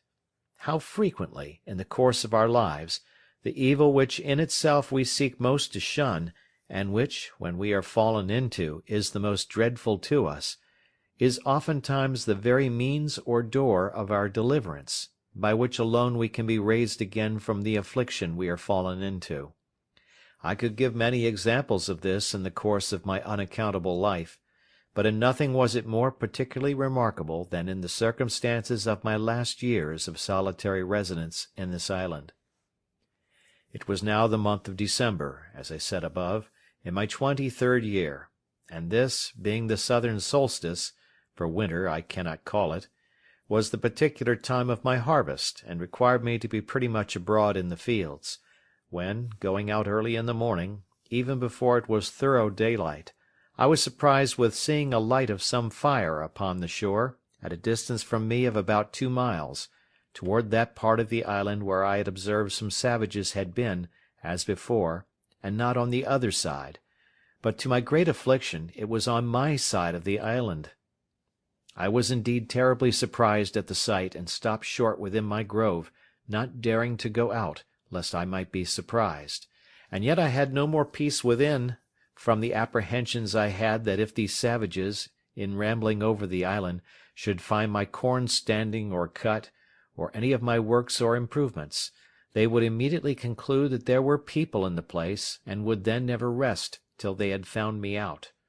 In this extremity I went back directly to my castle, pulled up the ladder after me, and made all things without look as wild and natural as I could. Then I prepared myself within, putting myself in a posture of defence. I loaded all my cannon, as I called them, that is to say, my muskets, which were mounted upon my new fortification, and all my pistols, and resolved to defend myself to the last gasp, not forgetting seriously to commend myself to the divine protection, and earnestly to pray to God to deliver me out of the hands of the barbarians. I continued in this posture about 2 hours, and began to be impatient for intelligence abroad, for I had no spies to send out. After sitting a while longer, and musing what I should do in this case, I was not able to bear sitting in ignorance longer; so setting up my ladder to the side of the hill, where there was a flat place, as I observed before, and then pulling the ladder after me, I set it up again and mounted the top of the hill, and pulling out my perspective glass, which I had taken on purpose, I laid me down flat on my belly on the ground, and began to look for the place. I presently found there were no less than 9 naked savages sitting round a small fire they had made, not to warm them, for they had no need of that, the weather being extremely hot,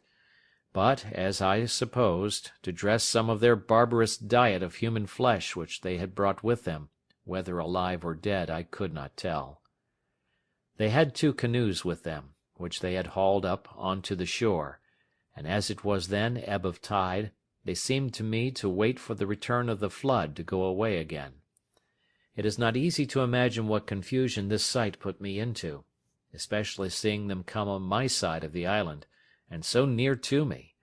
But when I considered their coming must be always with the current of the ebb, I began afterwards to be more sedate in my mind, being satisfied that I might go abroad with safety all the time of the flood of tide, if they were not on shore before.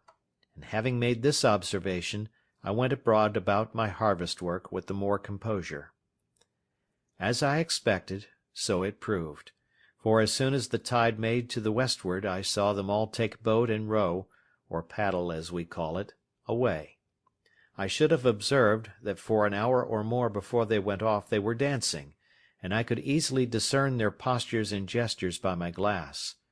I could not perceive, by my nicest observation, but that they were stark naked, and had not the least covering upon them, but whether they were men or women I could not distinguish. As soon as I saw them shipped and gone, I took 2 guns upon my shoulders, and 2 pistols in my girdle, and my great sword by my side without a scabbard, and with all the speed I was able to make went away to the hill where I had discovered the first appearance of all. And as soon as I get thither, which was not in less than 2 hours, for I could not go quickly, being so loaded with arms as I was, I perceived there had been 3 canoes more of the savages at that place, and looking out farther, I saw they were all at sea together, making over for the main. This was a dreadful sight to me, especially as, going down to the shore, I could see the marks of horror which the dismal work they had been about had left behind it, that is, the blood, the bones, and part of the flesh of human bodies eaten and devoured by those wretches with merriment and sport. I was so filled with indignation at the sight, that I now began to premeditate the destruction of the next that I saw there, let them be whom or how many soever. It seemed evident to me that the visits which they made thus to this island were not very frequent, for it was above 15 months before any more of them came on shore there again. That is to say, I never saw them or any footsteps or signals of them in all that time, for as to the rainy seasons, then they are sure not to come abroad, at least not so far. Yet all this while I lived uncomfortably by reason of the constant apprehensions of their coming upon me by surprise, from whence I observe, that the expectation of evil is more bitter than the suffering, especially if there is no room to shake off that expectation or those apprehensions. During all this time I was in a murdering humour, and spent most of my hours, which should have been better employed, in contriving how to circumvent and fall upon them the very next time I should see them, especially if they should be divided, as they were the last time, into 2 parties. Nor did I consider at all that if I killed one party, suppose 10 or a dozen, I was still the next day, or week, or month, to kill another, and so another, even ad infinitum, till I should be, at length, no less a murderer than they were in being man-eaters, and perhaps much more so. I spent my days now in great perplexity and anxiety of mind, expecting that I should one day or other fall into the hands of these merciless creatures, and if I did at any time venture abroad, it was not without looking around me with the greatest care and caution imaginable. And now I found, to my great comfort, how happy it was that I had provided a tame flock or herd of goats, for I durst not upon any account fire my gun, especially near that side of the island where they usually came, lest I should alarm the savages, and if they had fled from me now, I was sure to have them come again with perhaps 200 or 300 canoes with them in a few days, and then I knew what to expect. However, I wore out a year and 3 months more before I ever saw any more of the savages, and then I found them again, as I shall soon observe. It is true they might have been there once or twice, but either they made no stay, or at least I did not see them, but in the month of May, as near as I could calculate, and in my 24th year, I had a very strange encounter with them, of which in its place. The perturbation of my mind during this 15 or 16 months' interval was very great. I slept unquietly, dreamed always frightful dreams, and often started out of my sleep in the night. In the day great troubles overwhelmed my mind, and in the night I dreamed often of killing the savages, and of the reasons why I might justify doing it. But to waive all this for a while. It was in the middle of May, on the 16th day, I think, as well as my poor wooden calendar would reckon, for I marked all upon the post still. I say, it was on the 16th of May that it blew a very great storm of wind all day, with a great deal of lightning and thunder, and a very foul night it was after it. I knew not what was the particular occasion of it, but as I was reading in the Bible, and taken up with very serious thoughts about my present condition, I was surprised with the noise of a gun, as I thought, fired at sea. This was, to be sure, a surprise quite of a different nature from any I had met with before, for the notions this put into my thoughts were quite of another kind. I started up in the greatest haste imaginable, and in a trice clapped my ladder to the middle place of the rock, and pulled it up after me, and mounting it the second time, got to the top of the hill the very moment that a flash of fire bid me listen for a second gun, which accordingly, in about half a minute, I heard, and by the sound I knew that it was from that part of the sea where I was driven down the current in my boat. I immediately considered that this must be some ship in distress, and that they had some comrade, or some other ship in company, and fired these for signals of distress, and to obtain help. I had the presence of mind at that minute to think, that though I could not help them, it might be that they might help me, so I brought together all the dry wood I could get at hand, and making a good handsome pile, I set it on fire upon the hill. The wood was dry, and blazed freely, and though the wind blew very hard, yet it burned fairly out, so that I was certain, if there was any such thing as a ship, they must needs see it. And no doubt they did, for as soon as ever my fire blazed up, I heard another gun, and after that several others, all from the same quarter. I plied my fire all night long, till daybreak, and when it was broad day, and the air cleared up, I saw something at a great distance at sea, full east of the island, whether a sail or a hull I could not distinguish, no, not with my glass, the distance was so great, and the weather still something hazy also, at least it was so out at sea. I looked frequently at it all that day, and soon perceived that it did not move, so I presently concluded that it was a ship at anchor, and being eager, you may be sure, to be satisfied, I took my gun in my hand, and ran towards the south side of the island to the rocks where I had formerly been carried away by the current, and getting up there, the weather by this time being perfectly clear, I could plainly see, to my great sorrow, the wreck of a ship, cast away in the night upon those concealed rocks which I found when I was out in my boat, and which rocks, as they checked the violence of the stream, and made a kind of counter-stream or eddy, were the occasion of my recovering from the most desperate, hopeless condition that ever I had been in all my life. Thus what is one man's safety is another man's destruction, for it seems these men, whoever they were, being out of their knowledge, and the rocks being wholly under water, had been driven upon them in the night, the wind blowing hard at east-northeast. Had they seen the island, as I must necessarily suppose they did not, they must, as I thought, have endeavoured to have saved themselves on shore by the help of their boat, but their firing off guns for help, especially when they saw, as I imagined, my fire, filled me with many thoughts. First, I imagined that upon seeing my light they might have put themselves into their boat, and endeavoured to make the shore, but that the sea running very high, they might have been cast away. Other times I imagined that they might have lost their boat before, as might be the case many ways, particularly by the breaking of the sea upon their ship, which many times obliged men to stave or take in pieces their boat, and sometimes to throw it overboard with their own hands. Other times I imagine they had some other ship or ships in company, who, upon the signals of distress they made, had taken them up and carried them off. Other times I fancied they were all gone off to sea in their boat, and being hurried away by the current that I had been formerly in, were carried out into the great ocean, where there was nothing but misery and perishing, and that perhaps they might by this time think of starving, and of being in a condition to eat one another. As all these were but conjectures at best, so, in the condition I was in, I could do no more than look upon the misery of the poor men and pity them, which had still this good effect upon my side, that it gave me more and more cause to give thanks to God, who had so happily and comfortably provided for me in my desolate condition,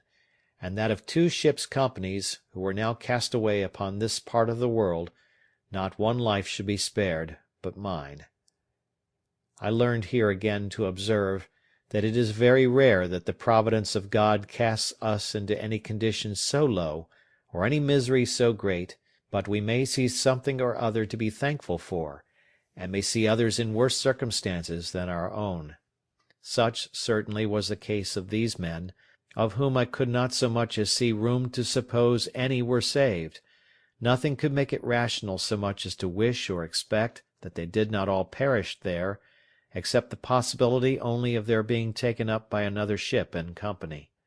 and that this was but mere possibility indeed, for I saw not the least sign or appearance of any such thing. I cannot explain, by any possible energy of words, what a strange longing I felt in my soul upon this sight, breaking out sometimes thus: "Oh, that there had been but 1 or 2, nay, or but 1 soul saved out of this ship, to have escaped to me, that I might but have had one companion, one fellow creature, to have spoken to me and to have conversed with." In all the time of my solitary life I never felt so earnest, so strong a desire after the society of my fellow creatures, or so deep a regret at the want of it. These were some secret springs in the affections which, when they are set a-going by some object in view, or, though not in view, yet rendered present to the mind by the power of imagination, that motion carries out the soul, by its impetuosity, to such violent, eager embracings of the object, that the absence of it is insupportable. Such were these earnest wishings that but 1 man had been saved. I believe I repeated the words, "Oh, that it had been but 1!" 1,000 times, and my desires were so moved by it, that when I spoke the words my hands would clinch together, and my fingers would press the palms of my hands, so that if I had had any soft thing in my hand I should have crushed it involuntarily, and the teeth of my head would strike together, and set against one another so strong, that for some time I could not part them again. Let the naturalists explain these things, and the reason and manner of them. All I can do is to describe the fact, which was even surprising to me when I found it, though I knew not from whence it proceeded. It was doubtless the effect of ardent wishes, and of strong ideas formed in my mind, realizing the comfort which the conversation of one of my fellow Christians would have been to me. But it was not to be. Either their fate or mine, or both, forbade it. For, till the last year of my being on this island, I never knew whether any were saved out of that ship or no, and had only the affliction, some days after, to see the corpse of a drowned boy come on shore at the end of the island which was next the shipwreck. He had no clothes on but a seaman's waistcoat, a pair of open-kneed linen drawers, and a blue linen shirt, but nothing to direct me so much as to guess what nation he was of. He had nothing in his pockets but 2 pieces of 8 and a tobacco pipe. The last was to me of 10 times more value than the first. It was now calm, and I had a great mind to venture out in my boat to this wreck, not doubting but I might find something on board that might be useful to me. But that did not altogether press me so much as the possibility that there might be yet some living creature on board, whose life I might not only save, but might, by saving that life, comfort my own to the last degree, and this thought clung so to my heart that I could not be quiet night or day, but I must venture out in my boat on board this wreck; and committing the rest to God's providence, I thought the impression was so strong upon my mind that it could not be resisted, that it must come from some invisible direction, and that I should be wanting to myself if I did not go. Under the power of this impression I hastened back to my castle, prepared everything for my voyage, took a quantity of bread, a great pot of fresh water, a compass to steer by, a bottle of rum, for I had still a great deal of that left, and a basket of raisins, and thus, loading myself with everything necessary, I went down to my boat, got the water out of her, got her afloat, loaded all my cargo in her, and then went home again for more. My second cargo was a great bag of rice, the umbrella to set up over my head for a shade, another large pot of water, and about 24 of small loaves or barley cakes, more than before, with a bottle of goat's milk and a cheese, all which with great labour and sweat I carried to my boat, and praying to God to direct my voyage, I put out, and rowing or paddling the canoe along the shore, came at last to the utmost point of the island on the northeast side. And now I was to launch out into the ocean, and either to venture or not to venture. I looked on the rapid currents which ran constantly on both sides of the island at a distance, and which were very terrible to me from the remembrance of the hazard I had been in before,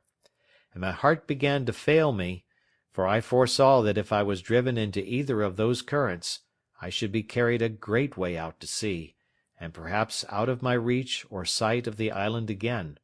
and that then, as my boat was but small, if any little gale of wind should rise, I should be inevitably lost. These thoughts so oppressed my mind that I began to give over my enterprise, and having hauled my boat into a little creek on the shore, I stepped out, and sat down upon a rising bit of ground, very pensive and anxious, between fear and desire, about my voyage, when, as I was musing, I could perceive that the tide was turned and the flood come on, upon which my going was impracticable for so many hours. Upon this, presently it occurred to me that I should go up to the highest piece of ground I could find, and observe, if I could, how the sets of the tide or currents lay when the flood came in, that I might judge whether, if I was driven one way out, I might not expect to be driven another way home, with the same rapidity of the currents. This thought was no sooner in my head than I cast my eye upon a little hill which sufficiently overlooked the sea both ways, and from whence I had a clear view of the currents or sets of the tide, and which way I was to guide myself in my return. Here I found that, as the current of ebb set out close by the south point of the island, so the current of the flood set in close by the shore of the north side, and that I had nothing to do but to keep to the north side of the island in my return, and I should do well enough. Encouraged by this observation, I resolved the next morning to set out with the first of the tide, and reposing myself for the night in my canoe, under the watch-coat I mentioned, I launched out. I first made a little out to sea, full north, till I began to feel the benefit of the current, which set eastward, and which carried me at a great rate, and yet did not so hurry me as the current on the south side had done before, so as to take from me all government of the boat, but having a strong steerage with my paddle, I went at a great rate directly for the wreck, and in less than 2 hours I came up to it. It was a dismal sight to look at. The ship, which by its building was Spanish, stuck fast, jammed in between two rocks. All the stern and quarter of her were beaten to pieces by the sea, and as her forecastle, which stuck in the rocks, had run on with great violence, her mainmast and foremast were brought by the board, that is to say, broken short off, but her bowsprit was sound, and the head and bow appeared firm. When I came close to her, a dog appeared upon her, who, seeing me coming, yelped and cried, and as soon as I called him, jumped into the sea to come to me. I took him into the boat, but found him almost dead with hunger and thirst. I gave him a cake of my bread, and he devoured it like a ravenous wolf that had been starving a fortnight in the snow. I then gave the poor creature some fresh water, with which, if I would have let him, he would have burst himself. After this I went on board, but the first sight I met with was two men drowned in the cook-room or forecastle of the ship, with their arms fast about one another. I concluded, as is indeed probable, that when the ship struck, it being in a storm, the sea broke so high and so continually over her that the men were not able to bear it, and were strangled with the constant rushing in of the water, as much as if they had been under water. Besides the dog, there was nothing left in the ship that had life, nor any goods that I could see, but what were spoiled by the water. There were some casks of liquor, whether wine or brandy I knew not, which lay lower in the hold, and which, the water being ebbed out, I could see, but they were too big to meddle with. I saw several chests, which I believe belonged to some of the seamen, and I got two of them into the boat, without examining what was in them. Had the stern of the ship been fixed, and the forepart broken off, I am persuaded I might have made a good voyage, for by what I found in those two chests I had room to suppose the ship had a great deal of wealth on board, and, if I may guess from the course she steered, she must have been bound from Buenos Aires, or the Rio de la Plata, in the south part of America, beyond the Brazils to the Havana, in the Gulf of Mexico, and so perhaps to Spain. She had, no doubt, a great treasure in her, but of no use at that time to anybody, and what became of the crew I then knew not. I found, besides these chests, a little cask full of liquor, of about 20 gallons, which I got into my boat with much difficulty. There were several muskets in the cabin, and a great powder horn, with about 4 pounds of powder in it. As for the muskets, I had no occasion for them, so I left them, but took the powder horn. I took a fire shovel and tongs, which I wanted extremely, as also 2 little brass kettles, a copper pot to make chocolate, and a gridiron, and with this cargo and the dog I came away, the tide beginning to make home again,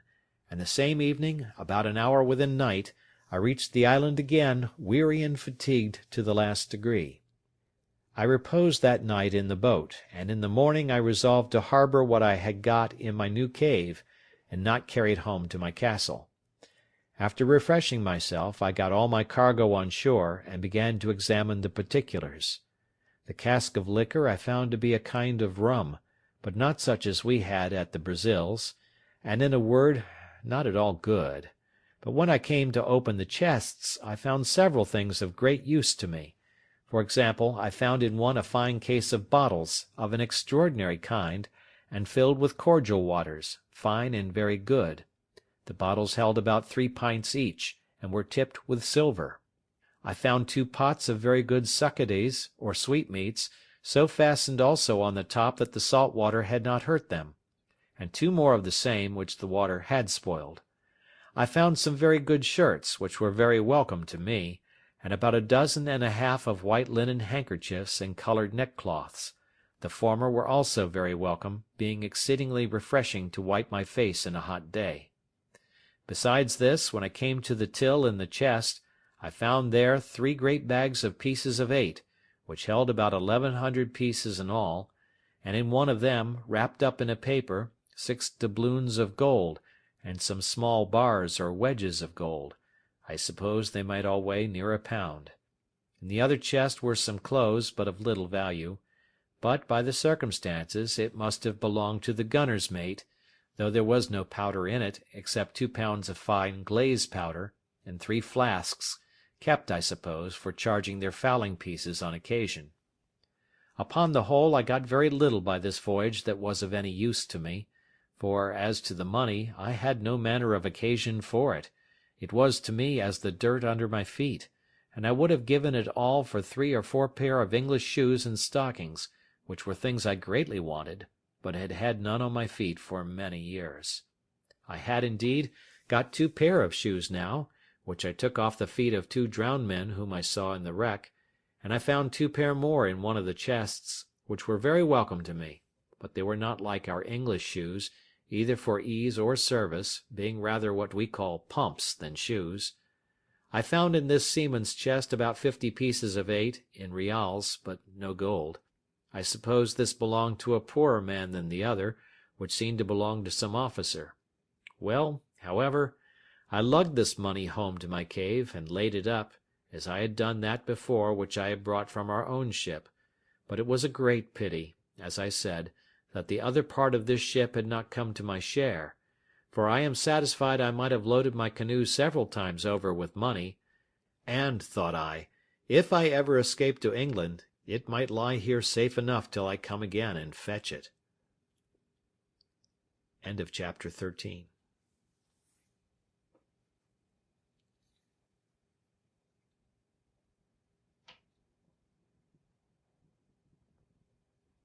Chapter 14. A Dream Realized.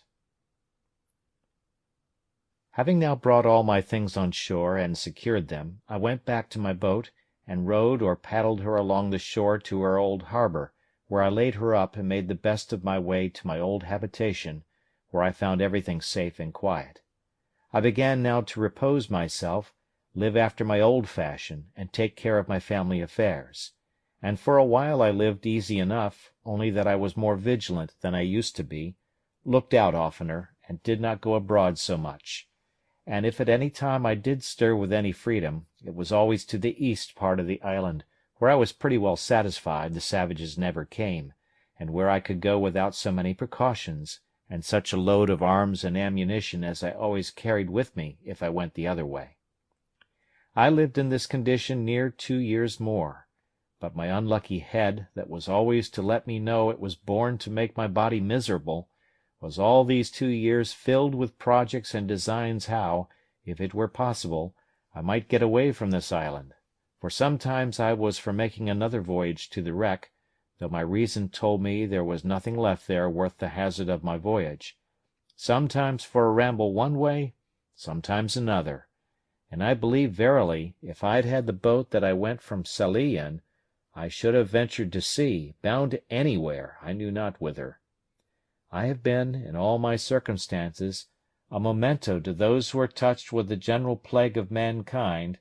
whence, for aught I know, one half of their miseries flow.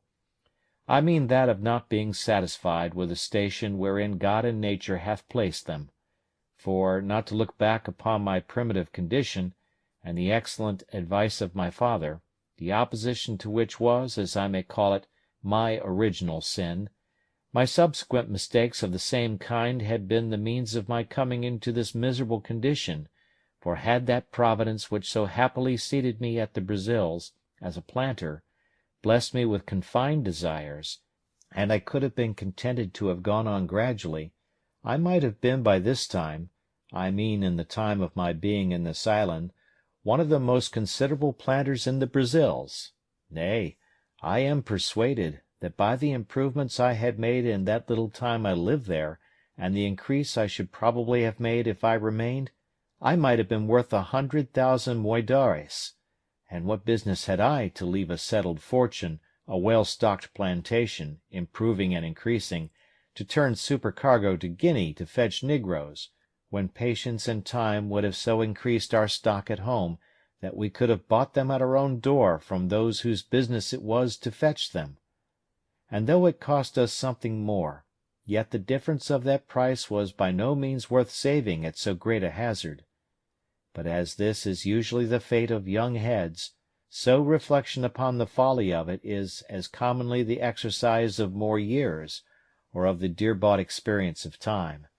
So it was with me now, and yet so deep had the mistake taken root in my temper, that I could not satisfy myself in my station, but was continually poring upon the means and possibility of my escape from this place, and that I may, with greater pleasure to the reader, bring on the remaining part of my story, it may not be improper to give some account of my first conceptions on the subject of this foolish scheme for my escape, and how and upon what foundation I acted. I am now to be supposed retired into my castle, after my late voyage to the wreck, my frigate laid up and secured under water as usual, and my condition restored to what it was before. I had more wealth indeed than I had before, but was not at all the richer, for I had no more use for it than the Indians of Peru had before the Spaniards came there. It was one of the nights in the rainy season in March, the 24th year of my first setting foot in this island of solitude. I was lying in my bed or hammock, awake, very well in health, had no pain, no distemper, no uneasiness of body, nor any uneasiness of mind more than ordinary, but could by no means close my eyes, that is, so as to sleep, no, not a wink all night long, otherwise than as follows. It is impossible to set down the innumerable crowd of thoughts that whirled through that great thoroughfare of the brain, the memory, in this night's time. I ran over the whole history of my life in miniature, or by abridgment, as I may call it, to my coming to this island, and also of that part of my life since I came to this island. In my reflections upon the state of my case since I came on shore on this island,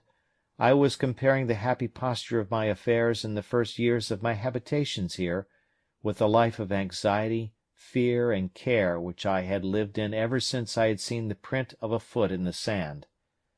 Not that I did not believe the savages had frequented the island even all the while, and might have been several hundreds of them at times on shore there, but I had never known it, and was incapable of any apprehensions about it. My satisfaction was perfect, though my danger was the same, and I was as happy in not knowing my danger as if I had never really been exposed to it. This furnished my thoughts with very many profitable reflections, and particularly this one: how infinitely good that Providence is, which has provided, in its government of mankind, such narrow bounds to his sight and knowledge of things, and though he walks in the midst of so many thousand dangers, the sight of which, if discovered to him, would distract his mind and sink his spirits, he is kept serene and calm by having the events of things hid from his eyes, and knowing nothing of the dangers which surround him. After these thoughts had for some time entertained me, I came to reflect seriously upon the real danger I had been in for so many years in this very island, and how I had walked about in the greatest security and with all possible tranquillity, even when perhaps nothing but the brow of a hill, a great tree, or the casual approach of night had been between me and the worst kind of destruction, that is, that of falling into the hands of cannibals and savages, who would have seized on me with the same view as I would on a goat or turtle, and would have thought it no more crime to kill and devour me than I did of a pigeon or a curlew. I would unjustly slander myself if I should say I was not sincerely thankful to my great preserver, to whose singular protection I acknowledged, with great humanity, all these unknown deliverances were due, and without which I must inevitably have fallen into their merciless hands. When these thoughts were over, my head was for some time taken up in considering the nature of these wretched creatures, I mean the savages, and how it came to pass in the world that the wise governor of all things should give up any of his creatures to such inhumanity, nay, to something so much below even brutality itself, as to devour its own kind. But as this ended in some, at that time, fruitless speculations, it occurred to me to inquire what part of the world these wretches lived in, how far off the coast was from whence they came, what they ventured over so far from home for, what kind of boats they had, and why I might not order myself and my business so that I might be able to go over thither as they were to come to me. I never so much as troubled myself to consider what I should do with myself when I went thither, what would become of me if I fell into the hands of these savages, or how I should escape them if they attacked me. No, nor so much as how it was possible for me to reach the coast, and not to be attacked by some or other of them, without any possibility of delivering myself, and if I should not fall into their hands, what I should do for provision, or whither I should bend my course. None of these thoughts, I say, so much as came in my way, but my mind was wholly bent upon the notion of my passing over in my boat to the mainland. I looked upon my present condition as the most miserable that could possibly be, that I was not able to throw myself into anything but death that could be called worse, and if I reached the shore of the main I might perhaps meet with relief, or I might coast along as I did on the African shore, till I came to some inhabited country, and where I might find some relief, and after all, Perhaps I might fall in with some Christian ship that might take me in, and if the worst came to the worst, I could but die, which would put an end to all these miseries at once. Pray note, all this was the fruit of a disturbed mind and impatient temper, made desperate, as it were, by the long continuance of my troubles, and the disappointments I had met in the wreck I had been on board of, and where I had been so near obtaining what I so earnestly longed for, somebody to speak to, and to learn some knowledge from them of the place where I was, and of the probable means of my deliverance. I was agitated wholly by these thoughts. All my calm of mind, in my resignation to Providence, and waiting the issue of the dispositions of Heaven, seemed to be suspended, and I had, as it were, no power to turn my thoughts to anything but to the project of a voyage to the Main, which came upon me with such force and such an impetuosity of desire that it was not to be resisted. When this had agitated my thoughts for 2 hours or more, with such violence that it set my very blood into a ferment, and my pulse beat as if I had been in a fever, merely with the extraordinary fervour of my mind about it, nature, as if I had been fatigued and exhausted with the very thoughts of it, threw me into a sound sleep. One would have thought I should have dreamed of it, but I did not, nor of anything relating to it, but I dreamed that as I was going out in the morning as usual from my castle, I saw upon the shore 2 canoes and 11 savages coming to land, and that they brought with them another savage whom they were going to kill in order to eat him, when on a sudden the savage that they were going to kill jumped away and ran for his life,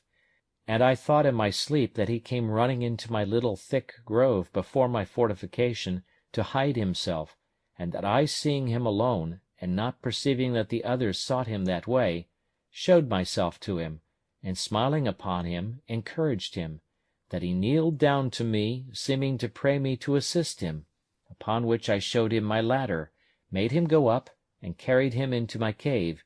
and he became my servant, and that as soon as I had got this man, I said to myself, "Now I may certainly venture to the mainland, for this fellow will serve me as a pilot, and will tell me what to do, and whither to go for provisions, and whither not to go for fear of being devoured, what places to venture into, and what to shun." I waked with this thought, and was under such inexpressible impressions of joy at the prospect of my escape in my dream, that the disappointments which I felt upon coming to myself, and finding that it was no more than a dream, were equally extravagant the other way, and threw me into a very great dejection of spirits. Upon this, however, I made this conclusion, that my only way to go about to attempt an escape was, to endeavour to get a savage into my possession, and if possible it should be one of their prisoners, whom they had condemned to be eaten, and should bring hither to kill. But these thoughts still were attended with this difficulty, that it was impossible to effect this without attacking a whole caravan of them, and killing them all, and this was not only a very desperate attempt, and might miscarry, but on the other hand, I had greatly scrupled the lawfulness of it to myself, and my heart trembled at the thoughts of shedding so much blood, though it was for my deliverance. I need not repeat the arguments which occurred to me against this, they being the same mentioned before, but though I had other reasons to offer now, that is, that those men were enemies to my life, and would devour me if they could, that it was self-preservation in the highest degree to deliver myself from this death of a life, and was acting in my own defence as much as if they were actually assaulting me, and the like. I say, though these things argued for it, yet the thoughts of shedding human blood for my deliverance were very terrible to me, and such as I could by no means reconcile myself to for a great while. However, at last, after many secret disputes with myself, and after great perplexities about it, for all these arguments, one way and another, struggled in my head a long time, the eager prevailing desire of deliverance at length mastered all the rest, and I resolved, if possible, to get one of these savages into my hands, cost what it would. My next thing was to contrive how to do it, and this indeed was very difficult to resolve on, but as I could pitch upon no probable means for it, so I resolved to put myself upon the watch, to see them when they came on shore, and leave the rest to the event, taking such measures as the opportunity should present, let what would be. With these resolutions in my thoughts, I set myself upon the scout as often as possible, and indeed so often that I was heartily tired of it, for it was above a year and a half that I waited, and for great part of that time went out to the west end, and to the southwest corner of the island almost every day, to look for canoes, but none appeared. This was very discouraging, and began to trouble me much, though I cannot say that it did in this case, as it had done some time before, wear off the edge of my desire to the thing, but the longer it seemed to be delayed, the more eager I was for it. In a word, I was not at first so careful to shun the sight of these savages, and avoid being seen by them, as I was now eager to be upon them. Besides, I fancied myself able to manage one, nay, 2 or 3 savages, if I had them, so as to make them entirely slaves to me, to do whatever I should direct them, and to prevent their being able at any time to do me any hurt. It was a great while that I pleased myself with this affair, but nothing still presented itself. All my fancies and schemes came to nothing, for no savages came near me for a great while. About a year and a half after I entertained these notions, and by long musing had, as it were, resolved them all into nothing, for want of an occasion to put them into execution, I was surprised one morning by seeing no less than 5 canoes all on shore together on my side of the island, and the people who belonged to them all landed and out of my sight. The number of them broke all my measures, for seeing so many, and knowing that they always came 4 or 6, or sometimes more in a boat, I could not tell what to think of it, or how to take my measures to attack 20 or 30 men single-handed, so lay still in my castle, perplexed and discomforted. However, I put myself into the same position for an attack that I had formerly provided, and was just ready for action, if anything had presented. Having waited a good while, listening to hear if they made any noise, at length, being very impatient, I set my guns at the foot of my ladder, and clambered up to the top of the hill, by my 2 stages, as usual, standing so, however, that my head did not appear above the hill, so they could not perceive me by any means. Here I observed, by the help of my perspective glass, that they were no less than 30 in number, that they had a fire kindled, and that they had meat dressed. How they had cooked it I knew not, or what it was, but they were all dancing, and I know not how many barbarous gestures and figures, their own way, round the fire. While I was thus looking on them, I perceived, by my perspective, 2 miserable wretches dragged from the boats, where it seems they were laid by, and were now brought out for the slaughter. I perceived one of them immediately fall, being knocked down, I suppose, with a club or wooden sword, for that was their way, and 2 or 3 others were at work immediately, cutting him open for their cookery, while the other victim was left standing by himself, till they should be ready for him. In that very moment this poor wretch, seeing himself a little at liberty and unbound, nature inspired him with hopes of life, and he started away from them, and ran with incredible swiftness along the sands, directly towards me, I mean towards that part of the coast where my habitation was.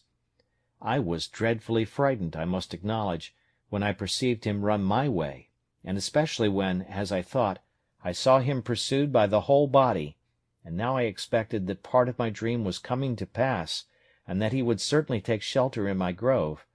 but I could not depend, by any means, upon my dream, that the other savages would not pursue him thither and find him there.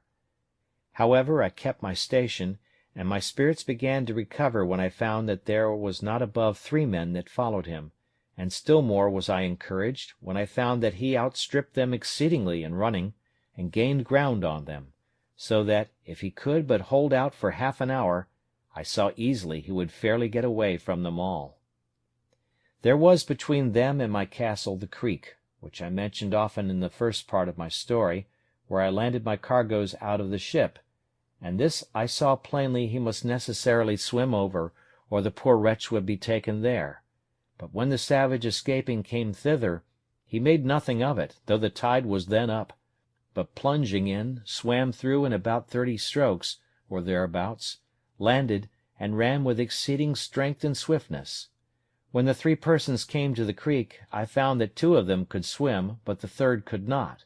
and that, standing on the other side, he looked at the others, but went no farther, and soon after went softly back again, which, as it happened, was very well for him in the end.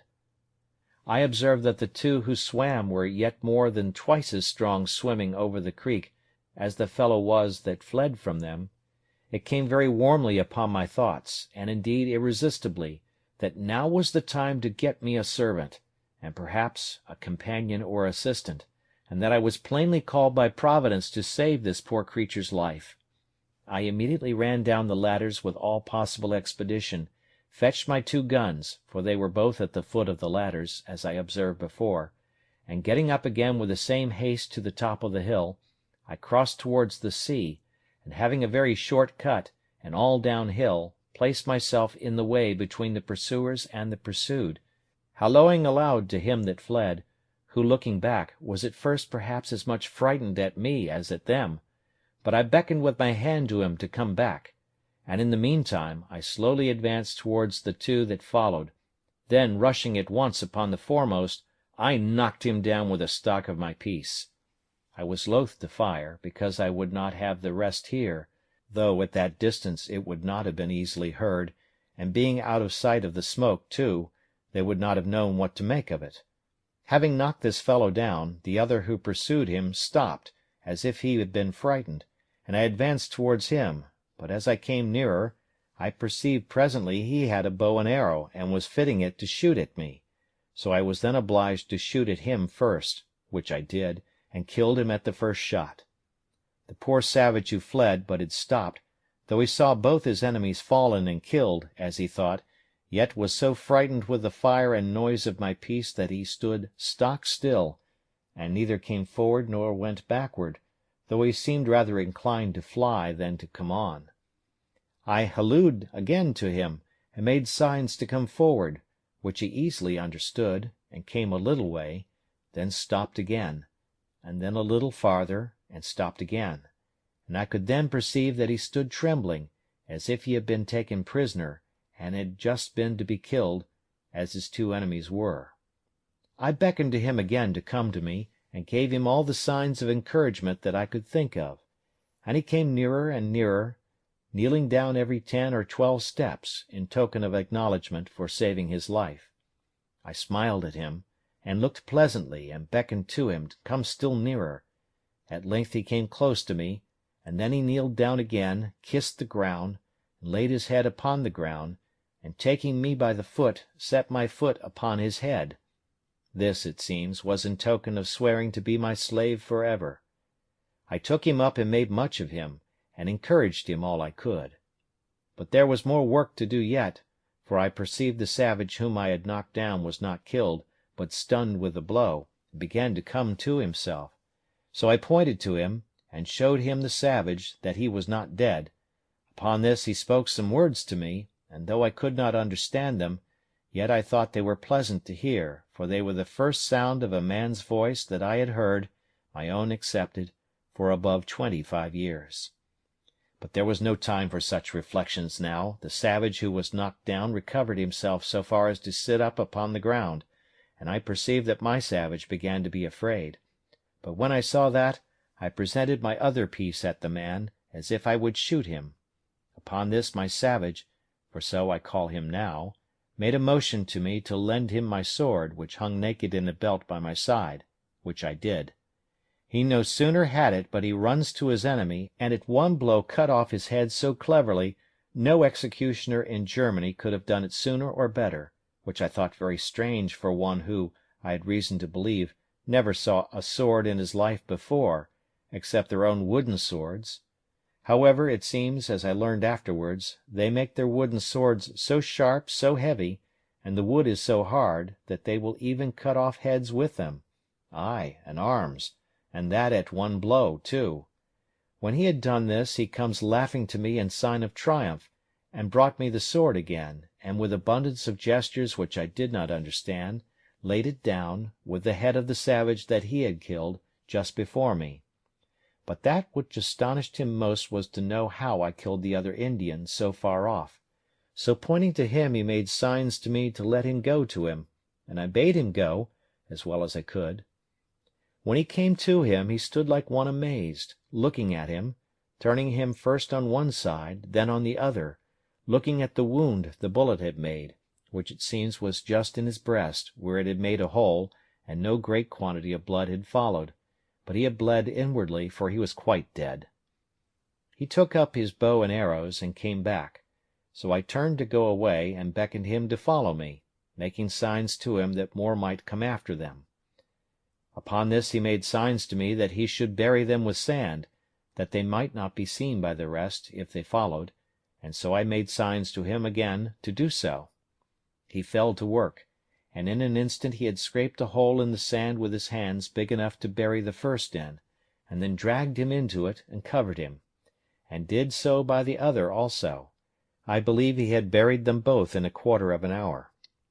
Then, calling away, I carried him, not to my castle, but quite away to my cave, on the farther part of the island, so I did not let my dream come to pass in that part, that he came into my grove for shelter. Here I gave him bread and a bunch of raisins to eat, and a draught of water, which I found he was indeed in great distress for, from his running, and having refreshed him, I made signs for him to go and lie down to sleep, showing him a place where I had laid some rice straw and a blanket upon it, which I used to sleep upon myself sometimes. So the poor creature lay down and went to sleep. He was a comely, handsome fellow, perfectly well made, with straight, strong limbs, not too large, tall and well shaped, and as I reckon about 26 years of age. He had a very good countenance, not a fierce and surly aspect, but seemed to have something very manly in his face, and yet he had all the sweetness and softness of a European in his countenance too, especially when he smiled. His hair was long and black, not curled like wool, his forehead very high and large, and a great vivacity and sparkling sharpness in his eyes. The colour of his skin was not quite black, but very tawny, and yet not an ugly, yellow, nauseous tawny, as the Brazilians and Virginians and other natives of America are, but of a bright kind of a dun olive colour, that had in it something very agreeable, though not very easy to describe. His face was round and plump, his nose small, not flat, like the negroes, a very good mouth, thin lips, and his fine teeth well set, and as white as ivory. After he had slumbered, rather than slept, about half an hour, he awoke again, and came out of the cave to me, for I had been milking my goats which I had in the enclosure just by. When he espied me, he came running to me, laying himself down again upon the ground, with all the possible signs of a humble, thankful disposition, making a great many antic gestures to show it. At last he lays his head flat upon the ground, close to my foot, and sets my other foot upon his head, as he had done before, and after this made all the signs to me of subjection, servitude, and submission imaginable, to let me know how he would serve me so long as he lived. I understood him in many things, and let him know I was very well pleased with him. In a little time I began to speak to him, and teach him to speak to me, and first I let him know his name should be Friday, which was the day I saved his life. I called him so for the memory of the time. I likewise taught him to say master, and then let him know that was to be my name. I likewise taught him to say yes and no, and to know the meaning of them. I gave him some milk in an earthen pot, and let him see me drink it before him, and sopped my bread in it, and gave him a cake of bread to do the like, which he quickly complied with, and made signs that it was very good for him. I kept there with him all that night, but as soon as it was day I beckoned to him to come with me, and let him know I would give him some clothes, at which he seemed very glad, for he was stark naked. As we went by the place where he had buried the two men, he pointed exactly to the place, and showed me the marks that he had made to find them again, making signs to me that we should dig them up again and eat them. At this I appeared very angry, expressed my abhorrence of it, made as if I would vomit at the thoughts of it, and beckoned with my hand to him to come away, which he did immediately, with great submission. I then led him up to the top of the hill to see if his enemies were gone, and pulling out my glass I looked, and saw plainly the place where they had been, but no appearance of them or their canoes. So it was plain they were gone, and had left their 2 comrades behind them, without any search after them. But I was not content with this discovery, but having now more courage, and consequently more curiosity, I took my man Friday with me, giving him the sword in his hand, with the bow and arrows at his back, which I found he could use very dexterously, making him carry 1 gun for me, and I 2 for myself, and away we marched to the place where these creatures had been, for I had a mind now to get some further intelligence of them. When I came to the place my very blood ran chill in my veins, and my heart sunk within me, at the horror of the spectacle. Indeed, it was a dreadful sight, at least it was so to me, though Friday made nothing of it. The place was covered with human bones, the ground dyed with their blood, and great pieces of flesh left here and there, half eaten, mangled and scorched, and in short all the tokens of the triumphant feast they had been making there, after a victory over their enemies. I saw 3 skulls, 5 hands, and the bones of 3 or 4 legs and feet, and abundance of other parts of the bodies. And Friday, by his signs, made me understand that they brought over 4 prisoners to feast upon, that 3 of them were eaten up, and that he, pointing to himself, was the 4th, that there had been a great battle between them and their next king, of whose subjects, it seems, he had been one, and that they had taken a great number of prisoners, all which were carried to several places by those who had taken them in the fight, in order to feast upon them, as was done here by these wretches upon those they brought hither. I caused Friday to gather all the skulls, bone, flesh, and whatever remained, and lay them together in a heap, and make a great fire upon it, and burn them all to ashes. I found Friday had still a hankering stomach after some of the flesh, and was still a cannibal in his nature, but I showed so much abhorrence at the very thoughts of it, and at the least appearance of it, that he durst not discover it, for I had by some means let him know that I would kill him if he offered it. When he had done this, we came back to our castle, and there I fell to work for my man Friday, and first of all I gave him a pair of linen drawers, which I had out of the poor gunner's chest I mentioned, which I found in the wreck, and which with a little alteration fitted him very well. And then I made him a jerkin of goatskin, as well as my skill would allow, for I was now grown a tolerably good tailor, and I gave him a cap which I made of hare's skin, very convenient, and fashionable enough, and thus he was clothed, for the present, tolerably well, and was mighty well pleased to see himself almost as well clothed as his master. It is true he went awkwardly in these clothes at first. Wearing the drawers was very awkward to him, and the sleeves of the waistcoat galled his shoulders and the inside of his arms, but a little easing them where he complained they hurt him, and using himself to them, he took to them at length very well. The next day, after I came home to my hutch with him, I began to consider where I should lodge him, and that I might do well for him and yet be perfectly easy myself, I made a little tent for him in the vacant place between my 2 fortifications, in the inside of the last, and in the outside of the first. As there was a door or entrance there into my cave, I made a formal framed door-case, and a door to it of boards, and set it up in the passage, a little within the entrance, and causing the door to open in the inside, I barred it up in the night, taking in my ladders too, so that Friday could no way come at me in the inside of my innermost wall, without making so much noise in getting over that it must needs awaken me,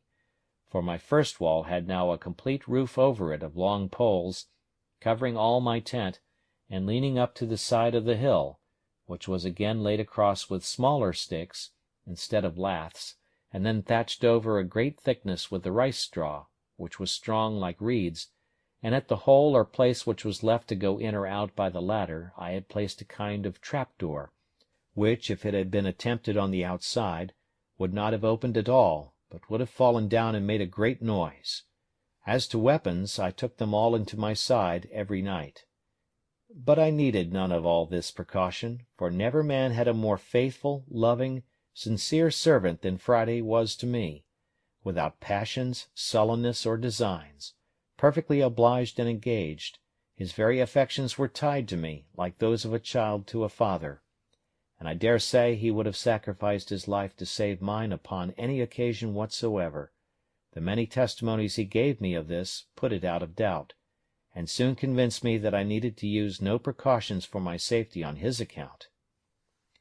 This frequently gave me occasion to observe, and that with wonder, that however it had pleased God in his providence, and in the government of the works of his hands, to take from so great a part of the world of his creatures the best uses to which their faculties and the powers of their souls are adapted, yet that he has bestowed upon them the same powers, the same reason, the same affections, the same sentiments of kindness and obligation, the same passions and resentments of wrongs, the same sense of gratitude, sincerity, fidelity, and all the capacities of doing good and receiving good that he has given to us, and that when he pleases to offer them occasions of exerting these, they are as ready, nay, more ready, to apply them to the right uses for which they were bestowed, than we are. This made me very melancholy sometimes, in reflecting, as the several occasions presented, how mean a use we make of all these, even though we have these powers enlightened by the great lamp of instruction, the Spirit of God, and by the knowledge of his word added to our understanding, and why it has pleased God to hide the like saving knowledge from so many millions of souls, who, if I might judge by this poor savage, would make a much better use of it than we did. From hence I sometimes was led too far, to invade the sovereignty of Providence, and, as it were, arraign the justice of so arbitrary a disposition of things, that should hide that sight from some and reveal it to others, and yet expect a like duty from both. But I shut it up and checked my thoughts with this conclusion: first, that we did not know by what light and law these should be condemned, but that as God was necessarily, and by the nature of his being, infinitely holy and just, so it could not be, but if these creatures were all sentenced to absence from himself, it was on account of sinning against that light which, as the Scripture says, was a law to themselves, and by such rules as their consciences would acknowledge to be just, though the foundation was not discovered to us. And secondly, that still as we are all the clay in the hand of the potter, no vessel could say to him, "Why hast thou formed me thus?" But to return to my new companion. I was greatly delighted with him, and made it my business to teach him everything that was proper to make him useful, handy, and helpful, but especially to make him speak, and understand me when I spoke, and he was the aptest scholar that ever was, and particularly was so merry, so constantly diligent, and so pleased when he could but understand me, or make me understand him, that it was very pleasant for me to talk to him. Now my life began to be so easy that I began to say to myself, that could I but have been safe from more savages, I cared not if I was never to remove from the place where I lived. End of chapter 14.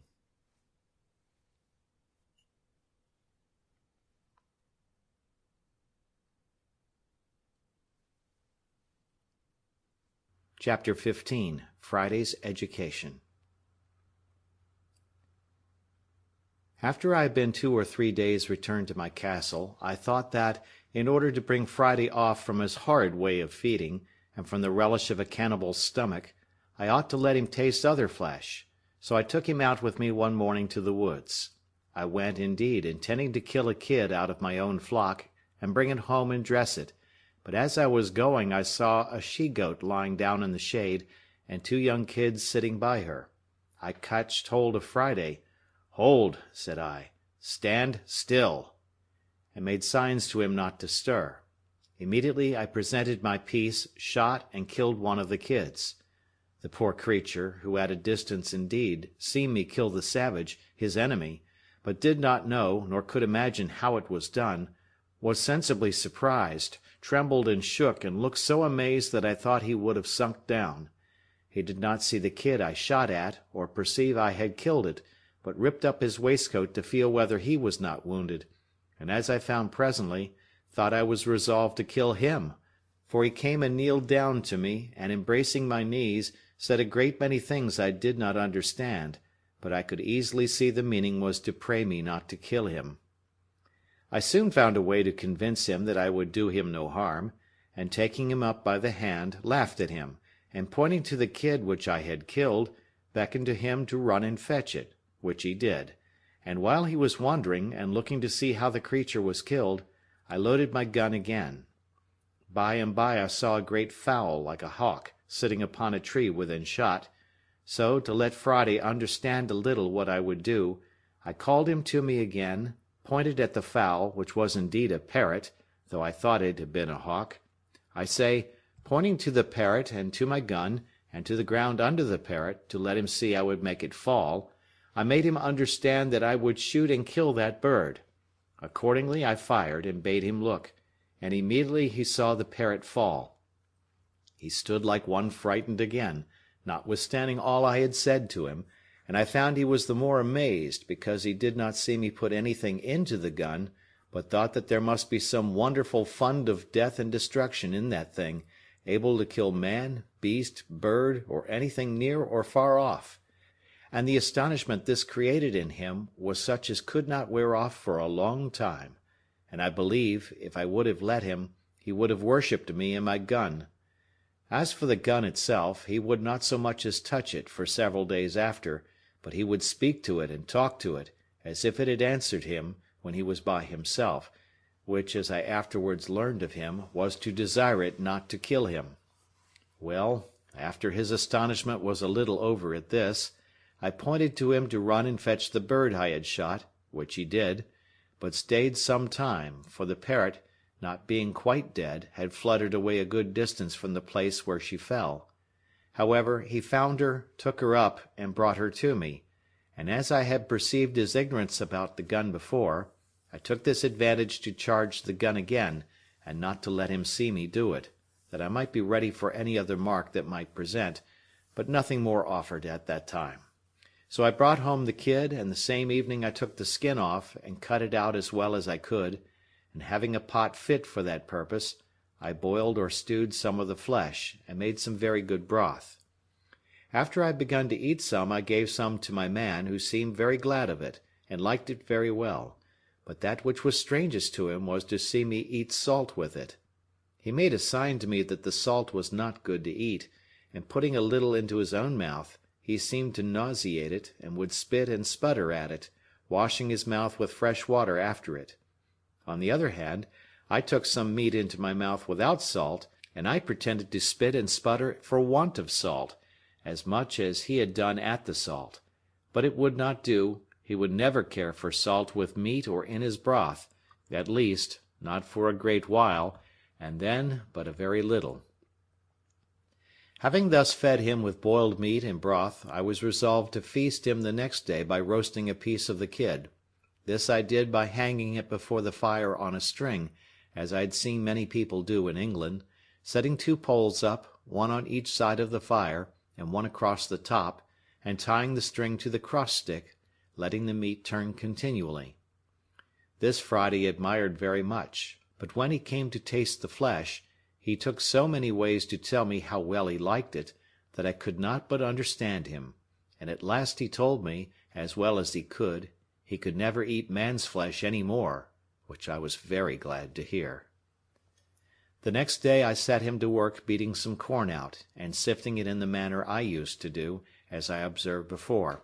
and he soon understood how to do it as well as I, especially after he had seen what the meaning of it was, and that it was to make bread of. For after that I let him see me make my bread, and bake it too, and in a little time Friday was able to do all the work for me as well as I could do it myself. I began now to consider that having 2 mouths to feed instead of one, I must provide more ground for my harvest, and plant a larger quantity of corn than I used to do.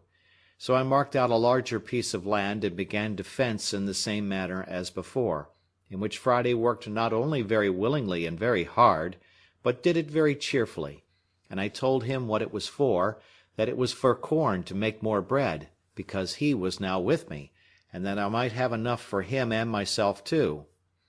He appeared very sensible of that part, and let me know that he thought I had much more labor upon me on his account than I had for myself, and that he would work the harder for me if I would tell him what to do.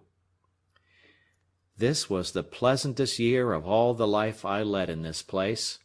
Friday began to talk pretty well, and understand the names of almost everything I had occasion to call for, and of every place I had to send him to, and talked a great deal to me, so that, in short, I began now to have some use for my tongue again, which, indeed, I had very little occasion for before. Besides the pleasure of talking to him, I had a singular satisfaction in the fellow himself.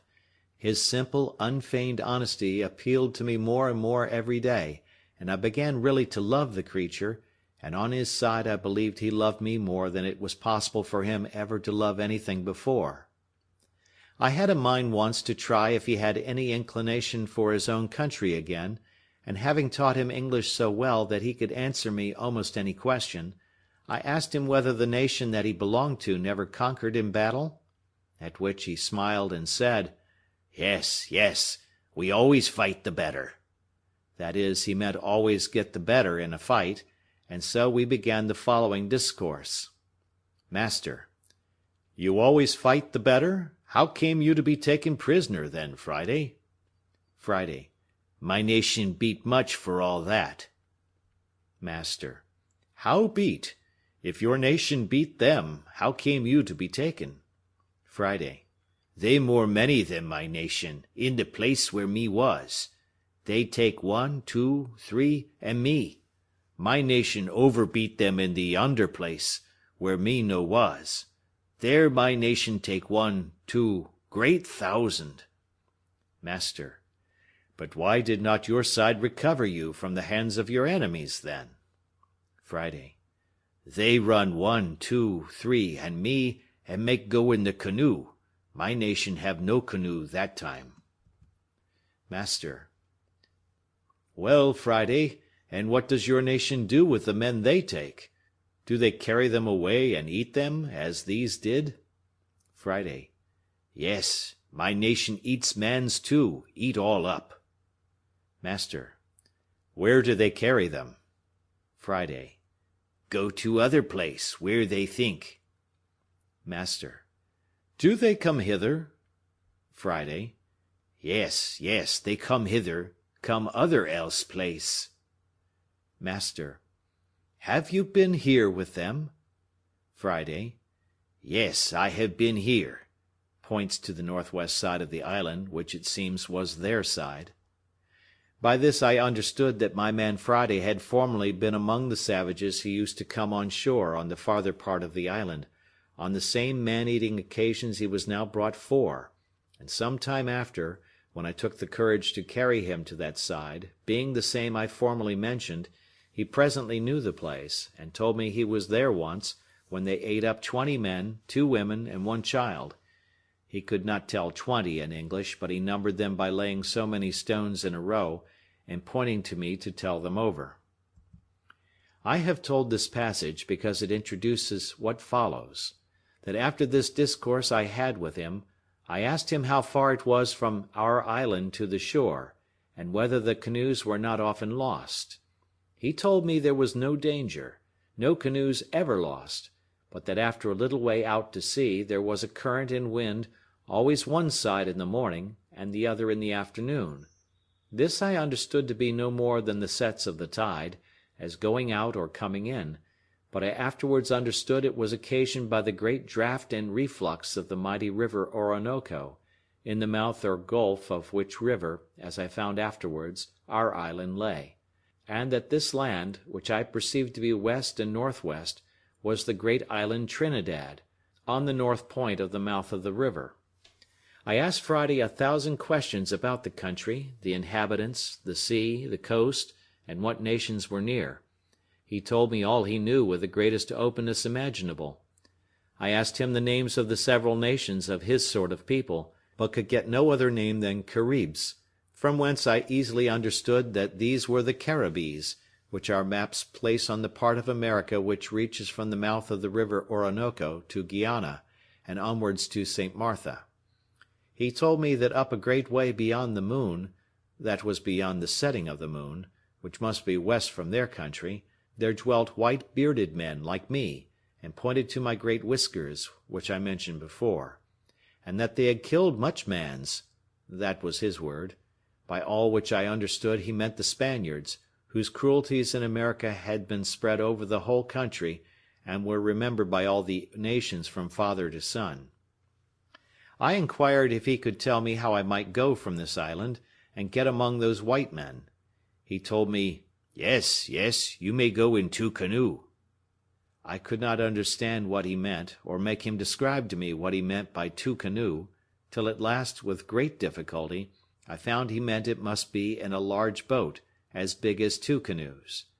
This part of Friday's intercourse I began to relish very well, and from this time I entertained some hopes that, one time or other, I might find an opportunity to make my escape from this place, and that this poor savage might be a means to help me. During the long time that Friday had now been with me, and that he began to speak to me and understand me, I was not wanting to lay a foundation of religious knowledge in his mind. Particularly I asked him one time, who made him? The creature did not understand me at all, but thought I had asked who was his father. But I took it up by another handle, and asked him who made the sea, the ground we walked on, and the hills and woods. He told me, "It was one Benamuckee, that lived beyond all." He could describe nothing of this great person but that he was very old, "much older," he said, "than the sea or land, than the moon or the stars." I asked him then, if this old person had made all things, why did not all things worship him? He looked very grave, and with a perfect look of innocence said, "All things say, oh, to him." I asked him if the people who die in his country went away anywhere? He said, "Yes, they all went to Benamuckee." Then I asked him whether those they eat up went thither too. He said, "Yes." From these things I began to instruct him in the knowledge of the true God. I told him that the great Maker of all things lived up there, pointing up towards heaven, that he governed the world by the same power and providence by which he made it, that he was omnipotent, and could do everything for us, give everything to us, take everything from us, and thus by degrees I opened his eyes. He listened with great attention, and received with pleasure the notion of Jesus Christ being sent to redeem us, and of the manner of making our prayers to God, and his being able to hear us, even in heaven. He told me one day that if our God could hear us up beyond the sun, he must needs be a greater God than their Benamuckee, who lived but a little way off, and yet could not hear till they went up to the great mountains where he dwelt, to speak to them. I asked him if he ever went thither to speak to him. He said, "No, they never went that were young men, none went thither but the old men," whom he called their Oowokaki, that is, as I made him explain to me, their religious or clergy, and what they went to say, so he called saying prayers, and then came back and told them what Benamuckee said. By this I observed that there is priestcraft even among the most blinded, ignorant pagans in the world, and the policy of making a secret of religion in order to preserve the veneration of the people to the clergy, not only to be found in the Roman, but perhaps among all religions in the world, even among the most brutish and barbarous savages. I endeavored to clear up this fraud to my man Friday, and told him that the pretense of their old men going up to the mountains to say to their god Benamuckee was a cheat, and their bringing word from thence what he said was much more so, that if they met with any answer, or spake with any one there, it must be with an evil spirit. And then I entered into a long discourse with him about the devil, the origin of him, his rebellion against God, his enmity to man, the reason of it, his setting himself up in the dark parts of the world to be worshipped instead of God and as God, and the many stratagems he made use of to delude mankind to their ruin, how he had a secret access to our passions and to our affections, and to adapt his snares to our inclinations, so as to cause us even to be our own tempters, and run upon our destruction by our own choice. I found it was not so easy to imprint right notions in his mind about the devil as it was about the being of a God. Nature assisted all my arguments to evidence to him even the necessity of a great first cause, an overruling governing power, a secret directing providence, and of the equity and justice of paying homage to him that made us, and the like. But there appeared nothing of this kind in the notion of an evil spirit, of his origin, his being, his nature, and above all, of his inclination to do evil, and to draw us to do so too, and the poor creature puzzled me once in such a manner by a question merely natural and innocent, that I scarce knew what to say to him.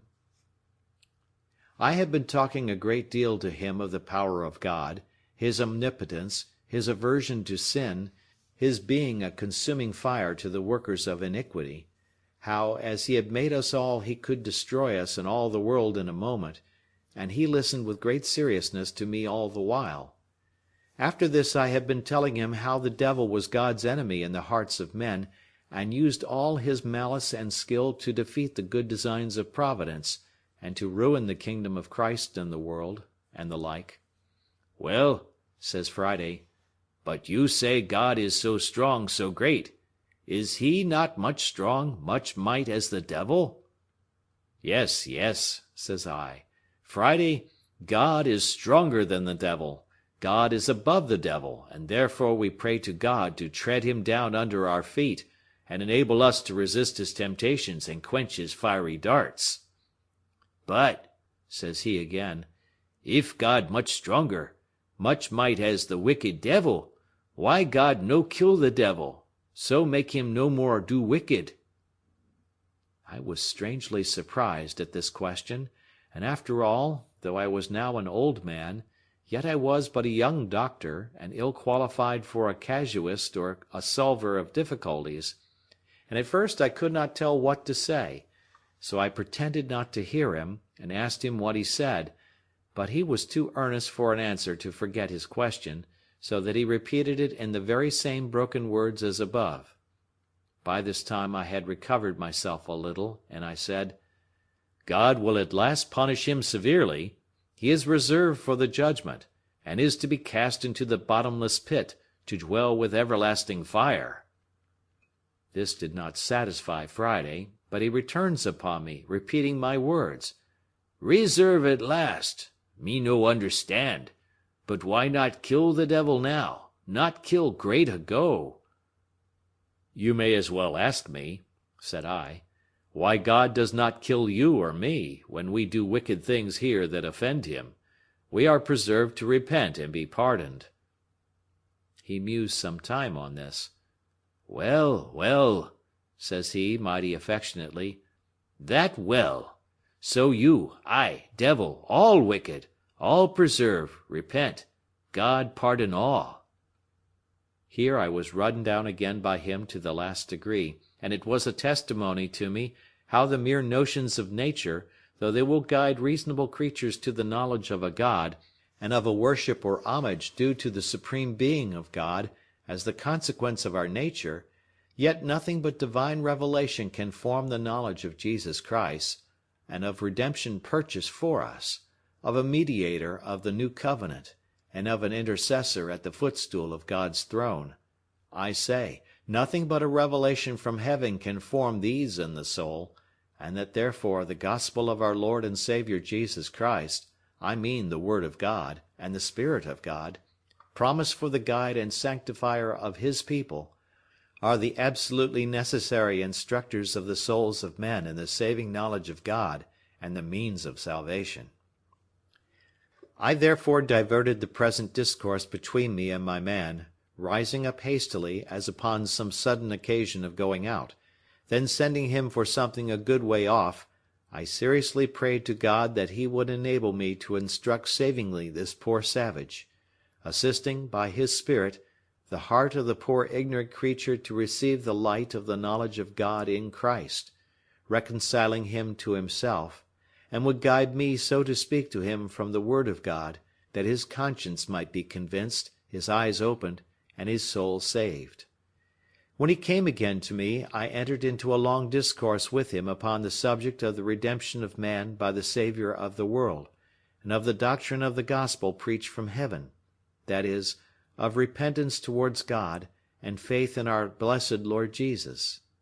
I then explained to him as well as I could why our blessed Redeemer took not on him the nature of angels, but the seed of Abraham, and how, for that reason, the fallen angels had no share in the redemption, that he came only to the lost sheep of the house of Israel, and the like.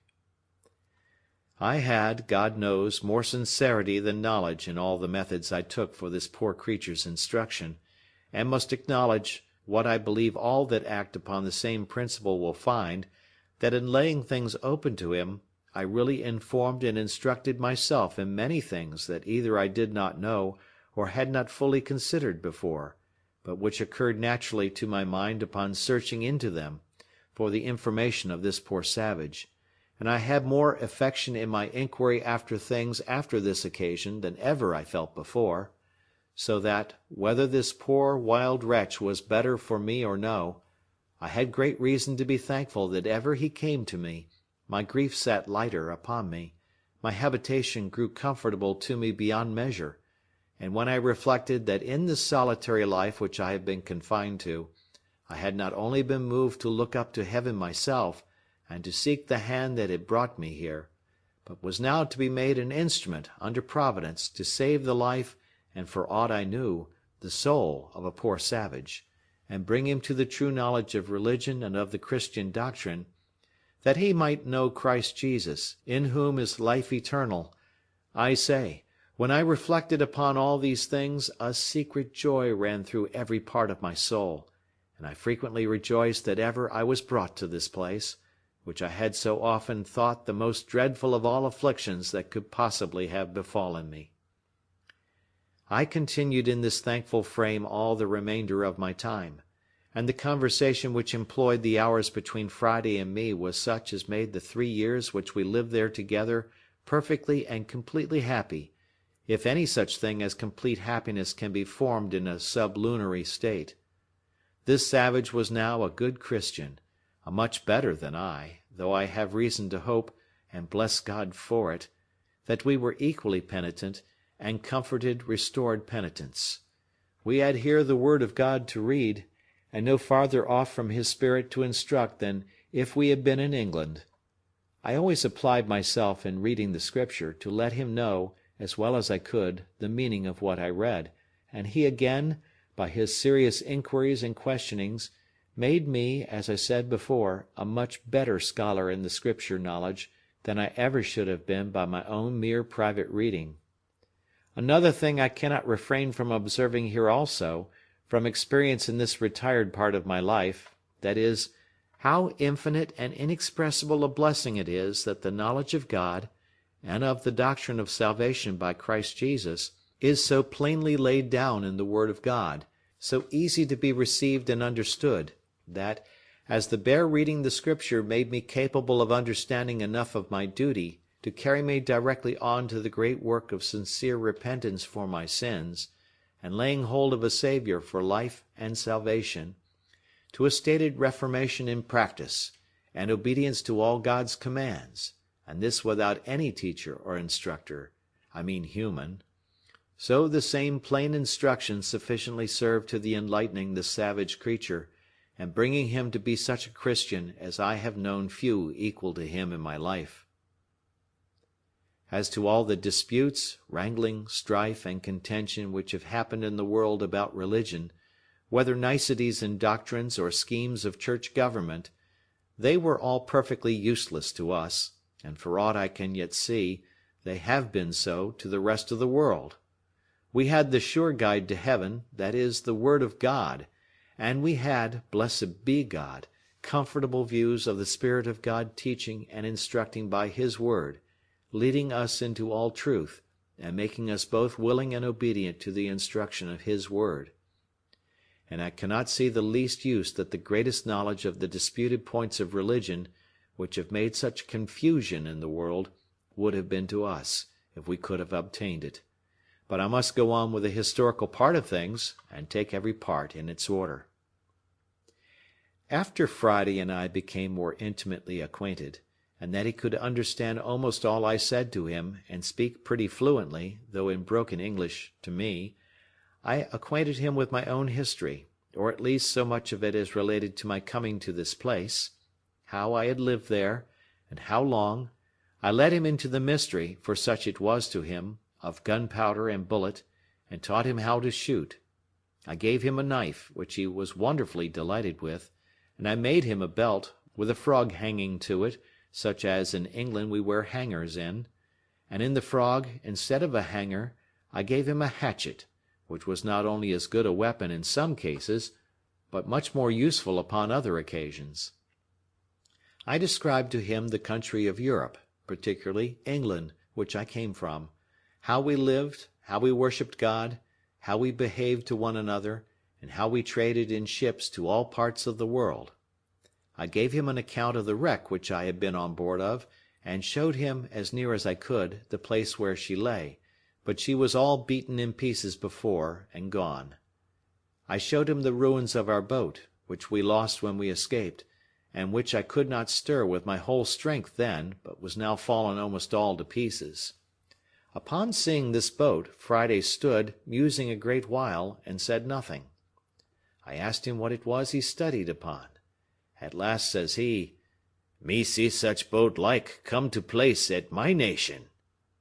I did not understand him a good while, but at last, when I had examined further into it, I understood by him that a boat, such as that had been, came on shore upon the country where he lived; that is, as he explained it, was driven thither by stress of weather. I presently imagined that some European ship must have been cast away upon their coast, and the boat might get loose and drive ashore, but was so dull that I never once thought of men making their escape from a wreck thither, much less whence they might come, so I only inquired after a description of the boat. Friday described the boat to me well enough, but brought me better to understand him when he added with some warmth, "We saved the white mans from drown." Then I presently asked if there were any white mans, as he called them, in the boat. "Yes," he said,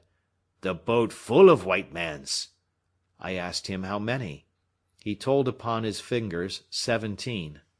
I asked him then what became of them. He told me, "They live, they dwell at my nation." This put new thoughts into my head, for I presently imagined that these might be the men belonging to the ship that was cast away in the sight of my island, as I now call it, and who, after the ship was struck on the rock, and they saw her inevitably lost, had saved themselves and their boat, and were landed upon that wild shore among the savages. Upon this I inquired of him more critically what was become of them. He assured me they lived still there, that they had been there about 4 years, that the savages left them alone, and gave them victuals to live on.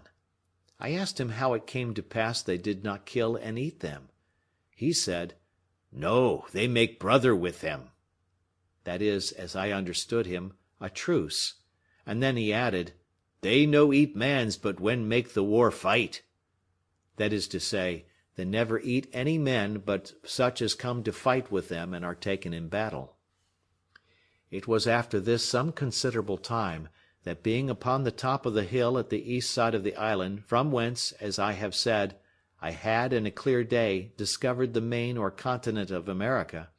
Friday, the weather being very serene, looks very earnestly towards the mainland, and in a kind of surprise falls a jumping and dancing, and calls out to me, for I was at some distance from him. I asked him what was the matter. "Oh, joy!" says he. "Oh, glad! There see my country, there my nation."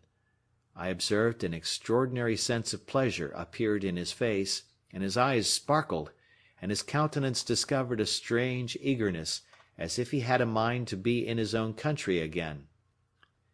This observation of mine put a great many thoughts into me, which made me at first not so easy about my new man Friday as I was before,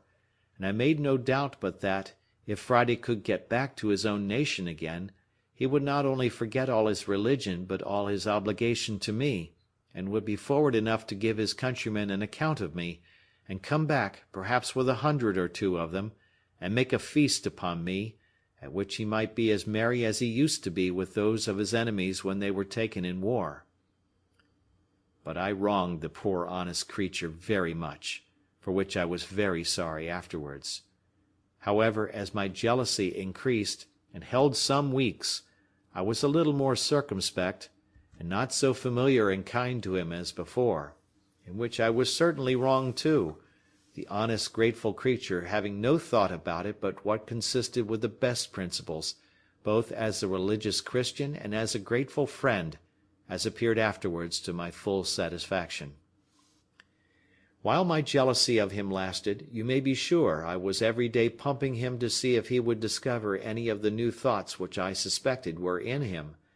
but I found everything he said was so honest and so innocent that I could find nothing to nourish my suspicion,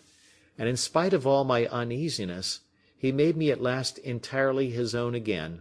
nor did he in the least perceive that I was uneasy, and therefore I could not suspect him of deceit. One day, walking up the same hill, but the weather being hazy at sea, so that we could not see the continents, I called to him and said, "Friday, do you not wish yourself in your own country, your own nation?" "Yes," he said, "I be much glad to be at my own nation." "What would you do there?" said I. "Would you turn wild again, eat men's flesh again, and be a savage as you were before?"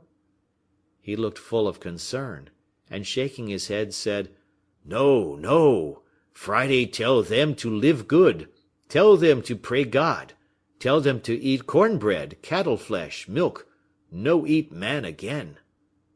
"Why then," said I to him, "they will kill you." He looked grave at that, and then said,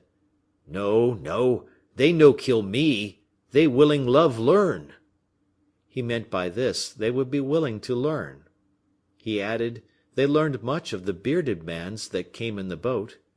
Then I asked him if he would go back to them. He smiled at that, and told me that he could not swim so far. I told him I would make a canoe for him. He told me he would go if I would go with him. "I go?" says I. "Why, they will eat me if I come there." "No, no," says he. "Me make they no eat you. Me make they much love you." He meant he would tell them how I had killed his enemies and saved his life, and so he would make them love me. Then he told me, as well as he could, how kind they were to 17 white men, or bearded men, as they called them who came on shore there in distress.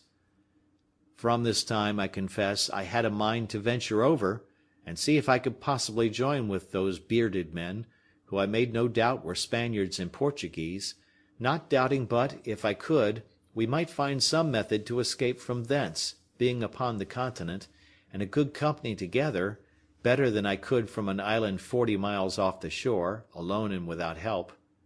So, after some days, I took Friday to work again by way of discourse, and told him I would give him a boat to go back to his own nation, and accordingly I carried him to my frigate, which lay on the other side of the island, and having cleared it of water, for I always kept it sunk in water, I brought it out, showed it him, and we both went into it. I found he was a most dexterous fellow at managing it, and would make it go almost as swift again as I could. So when he was in, I said to him, "Well now, Friday, shall we go to your nation?" He looked very dull at my saying so, which it seems was because he thought the boat was too small to go so far. I then told him I had a bigger, so the next day I went to the place where the first boat lay which I had made, and which I could not get into the water. He said that was big enough, but then, as I had taken no care of it, and it had lain 2 or 23 years there, the sun had so split and dried it that it was rotten. Friday told me such a boat would do very well, and would carry "much enough victual, drink bread." That was his way of talking. End of chapter 15.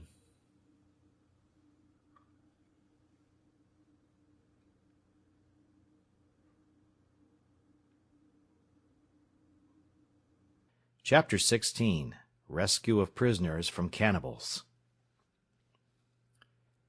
Upon the whole, I was by this time so fixed upon my design of going over with him to the continent, that I told him we would go and make one as big as that, and he should go home in it. He answered not one word, but looked very grave and sad. I asked him what was the matter with him. He asked me again, "Why you angry mad with Friday? What me done?" I asked him what he meant. I told him I was not angry with him at all. "No angry?" says he, repeating the word several times. "Why send Friday home away to my nation?" "Why," says I, "Friday, did you not say you wished you were there?" "Yes, yes," says he, "wish we both there. No wish Friday there, no master there." In a word, he would not think of going there without me.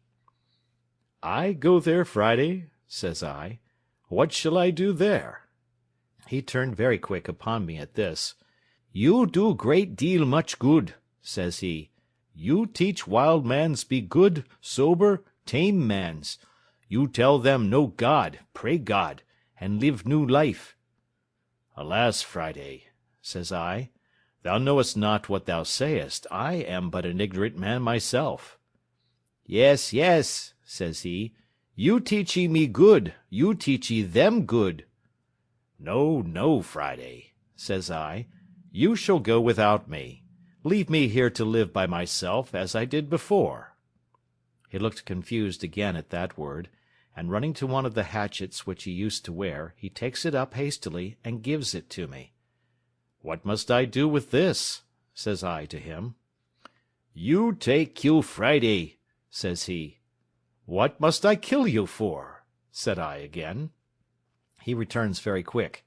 "What you send Friday away for? Take kill Friday, no send Friday away." This he spoke so earnestly that I saw tears stand in his eyes. In a word, I so plainly discovered the utmost affection in him to me, and a firm resolution in him, that I told him then and often after, that I would never send him away from me if he was willing to stay with me. Upon the whole, as I found by all his discourse a settled affection to me, and that nothing could part him from me, so I found all the foundation of his desire to go to his own country was laid in his ardent affection to the people, and his hopes of my doing them good, a thing which, as I had no notion of myself, so I had not the least thought or intention or desire of undertaking it.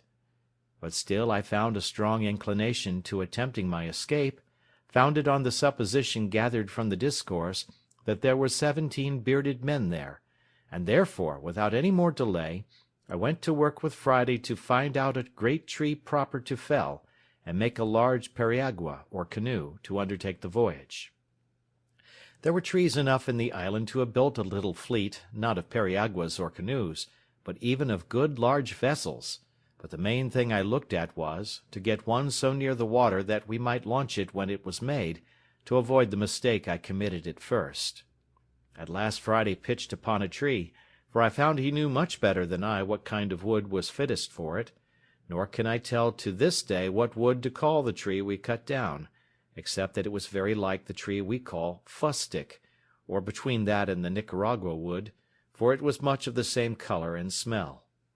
Friday wished to burn the hollow or cavity of this tree out, to make it for a boat, but I showed him how to cut it with tools, which, after I had showed him how to use, he did very handily, and in about a month's hard labour we finished it and made it very handsome, especially when, with our axes, which I showed him how to handle, we cut and hewed the outside into the true shape of a boat.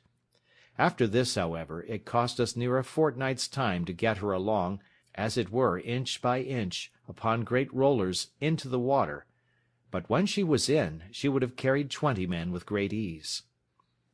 When she was in the water, though she was so big, it amazed me to see with what dexterity and how swift my man Friday could manage her, turn her, and paddle her along. So I asked him if he would, and if we might venture over in her. "Yes," he said, "we venture over in her very well, though great blow wind." However, I had a further design that he knew nothing of, and that was, to make a mast and a sail, and to fit her with an anchor and cable. As to a mast, that was easy enough to get, so I pitched upon a straight young cedar tree, which I found near the place, and which there were great plenty of in the island, and I set Friday to work to cut it down, and gave him directions how to shape and order it. But as to the sail, that was my particular care. I knew I had old sails, or rather pieces of old sails, enough, but as I had had them now 26 years by me, and had not been very careful to preserve them, not imagining that I should ever have this kind of use for them, I did not doubt but they were all rotten, and indeed most of them were so. However, I found 2 pieces which appeared pretty good, and with these I went to work, and with a great deal of pains and awkward stitching, you may be sure, for want of needles,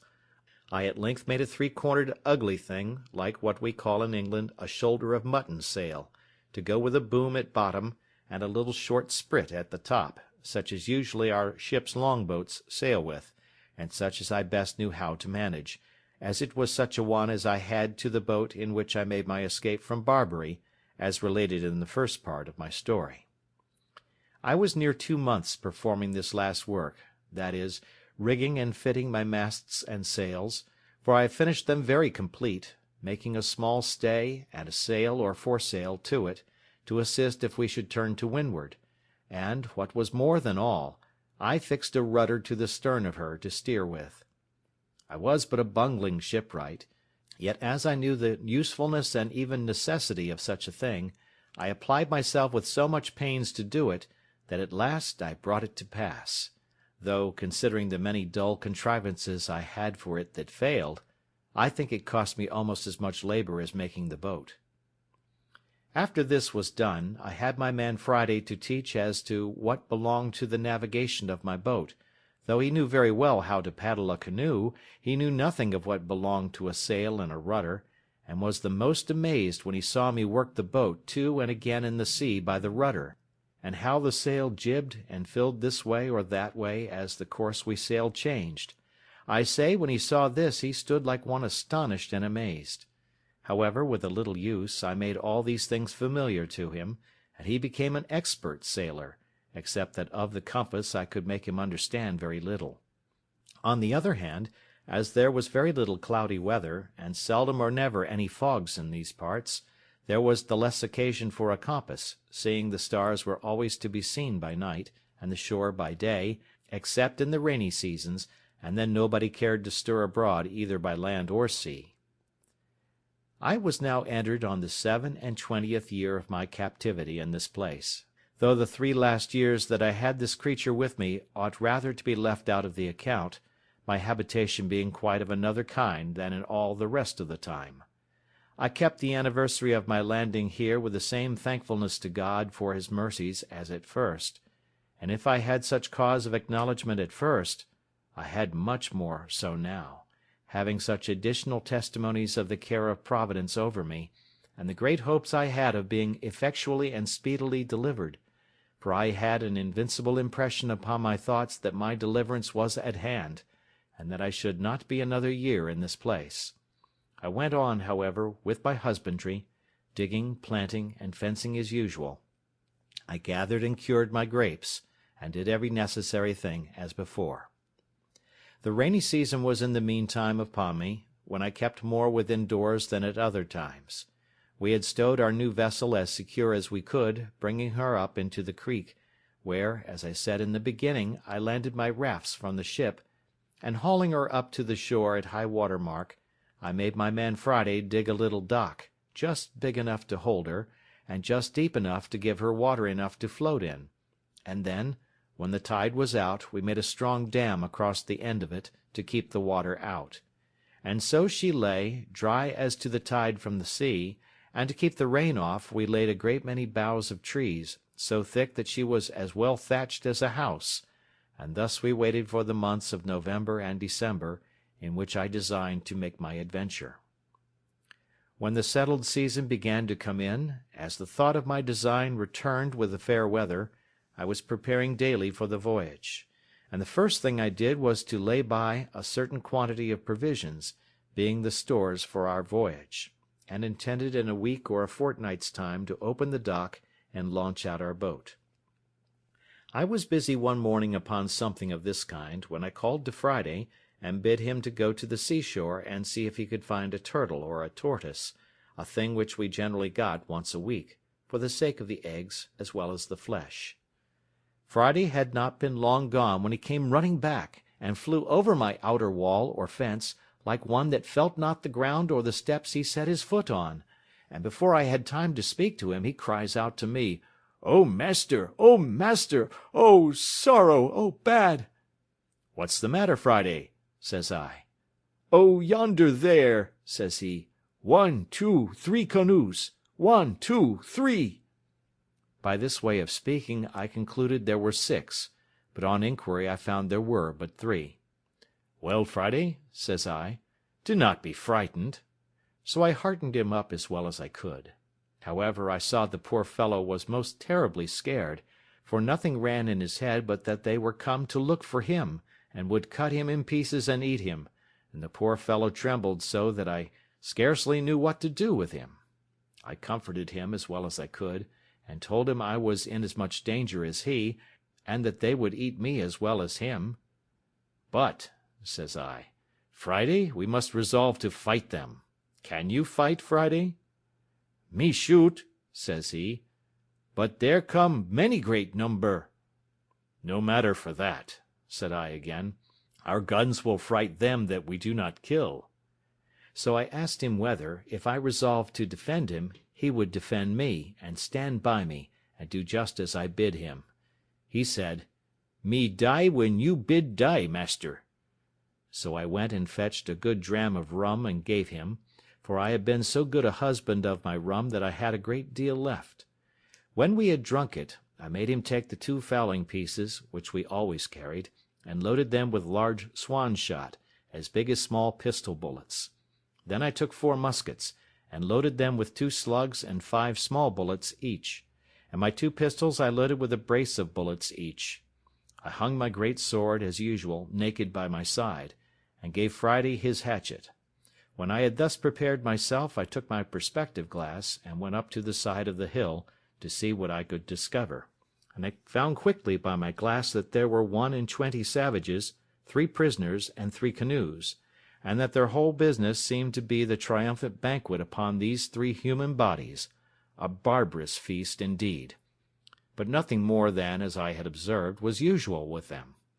I observed also that they had landed, not where they had done when Friday made his escape, but nearer to my creek, where the shore was low, and where a thick wood came almost close down to the sea. This, with the abhorrence of the inhuman errand these wretches came about, filled me with such indignation that I came down again to Friday, and told him I was resolved to go down to them and kill them all, and asked him if he would stand by me. He had now got over his fright, and his spirits being a little raised with the dram I had given him, he was very cheerful, and told me, as before, he would die when I bid die. In this fit of fury I divided the arms which I had charged, as before, between us. I gave Friday 1 pistol to stick in his girdle, and 3 guns upon his shoulder, and I took 1 pistol and the other 3 guns myself, and in this posture we marched out. I took a small bottle of rum in my pocket, and gave Friday a large bag with more powder and bullets, and as to orders, I charged him to keep close behind me, and not to stir, or shoot, or do anything till I bid him, and in the meantime not to speak a word. In this posture I fetched a compass to my right hand of near a mile, as well to get over the creek as to get into the wood, so that I could come within shot of them before I should be discovered, which I had seen by my glass it was easy to do. While I was making this march, my former thoughts returning, I began to abate my resolution. I do not mean that I entertained any fear of their number, for as they were naked, unarmed wretches, it is certain I was superior to them, nay, though I had been alone. But it occurred to my thoughts what call, what occasion, much less what necessity I was in to go and dip my hands in blood, to attack people who had neither done or intended me any wrong, who, as to me, were innocent, and whose barbarous customs were their own disaster, being in them a token, indeed, of God's having left them, with the other nations of that part of the world, to such stupidity, and to such inhuman courses, but did not call me to take upon me to be a judge of their actions, much less an executioner of his justice, that whenever he thought fit he would take the cause into his own hands, and by national vengeance punish them as a people for national crimes. But that, in the meantime, it was none of my business; that it was true Friday might justify it, because he was a declared enemy and in a state of war with those very particular people, and it was lawful for him to attack them; but I could not say the same with regard to myself. These things were so warmly pressed upon my thoughts all the way as I went, that I resolved I would only go and place myself near them that I might observe their barbarous feast, and that I would act then as God should direct, but that unless something offered that was more a call to me than yet I knew of, I would not meddle with them. With this resolution I entered the wood, and with all possible wariness and silence, Friday following close at my heels, I marched till I came to the skirts of the wood on the side which was next to them, only that one corner of the wood lay between me and them. Here I called softly to Friday, and showing him a great tree which was just at the corner of the wood, I bade him go to the tree, and bring me word if he could see there plainly what they were doing. He did so, and came immediately back to me, and told me they might be plainly viewed there, that they were all about their fire, eating the flesh of one of their prisoners, and that another lay bound upon the sand a little from them, whom he said they would kill next, and this fired the very soul within me. He told me it was not one of their nation, but one of the bearded men he had told me of, that came to their country in the boat. I was filled with horror at the very naming of the white bearded man, and going to the tree I saw plainly by my glass a white man, who lay upon the beach of the sea with his hands and feet tied with flags, or things like rushes, and that he was a European, and had clothes on. There was another tree and a little thicket beyond it, about 50 yards nearer to them than the place where I was, which, by going a little way about, I saw I might come at undiscovered, and that then I should be within half a shot of them. So I withheld my passion, though I was indeed enraged to the highest degree, and going back about 20 paces, I got behind some bushes, which held all the way till I came to the other tree, and then came to a little rising ground, which gave me a full view of them at the distance of about 80 yards. I had now not a moment to lose, for 19 of the dreadful wretches sat upon the ground, all close huddled together, and had just sent the other 2 to butcher the poor Christian, and to bring him perhaps limb by limb to their fire, and they were stooping down to untie the bands at his feet. I turned to Friday. "Now, Friday," said I, "do as I bid thee." Friday said he would. "Then, Friday," says I, "do exactly as you see me do, fail in nothing." So I set down one of the muskets and the fowling piece upon the ground, and Friday did the like by his, and with the other musket I took my aim at the savages, bidding him to do the like. Then asking him if he was ready, he said, "Yes." "Then fire at them," said I, and at the same moment I fired also. Friday took his aim so much better than I, that on the side that he shot he killed 2 of them, and wounded 3 more, and on my side I killed 1 and wounded 2. They were, you may be sure, in a dreadful consternation, and all of them that were not hurt jumped upon their feet, but did not immediately know which way to run, or which way to look, for they knew not from whence their destruction came. Friday kept his eyes close upon me, that, as I had bid him, he might observe what I did. So, as soon as the first shot was made, I threw down the piece, and took up the fowling piece, and Friday did the like. He saw me cock and present. He did the same again. "Are you ready, Friday?" said I. "Yes," says he. "Let fly, then," says I, "in the name of God." And with that I fired again among the amazed wretches, and so did Friday, and as our pieces were now loaded with what I call swan shot, or small pistol bullets, we found only 2 drop, but so many were wounded that they ran about yelling and screaming like mad creatures, all bloody, and most of them miserably wounded,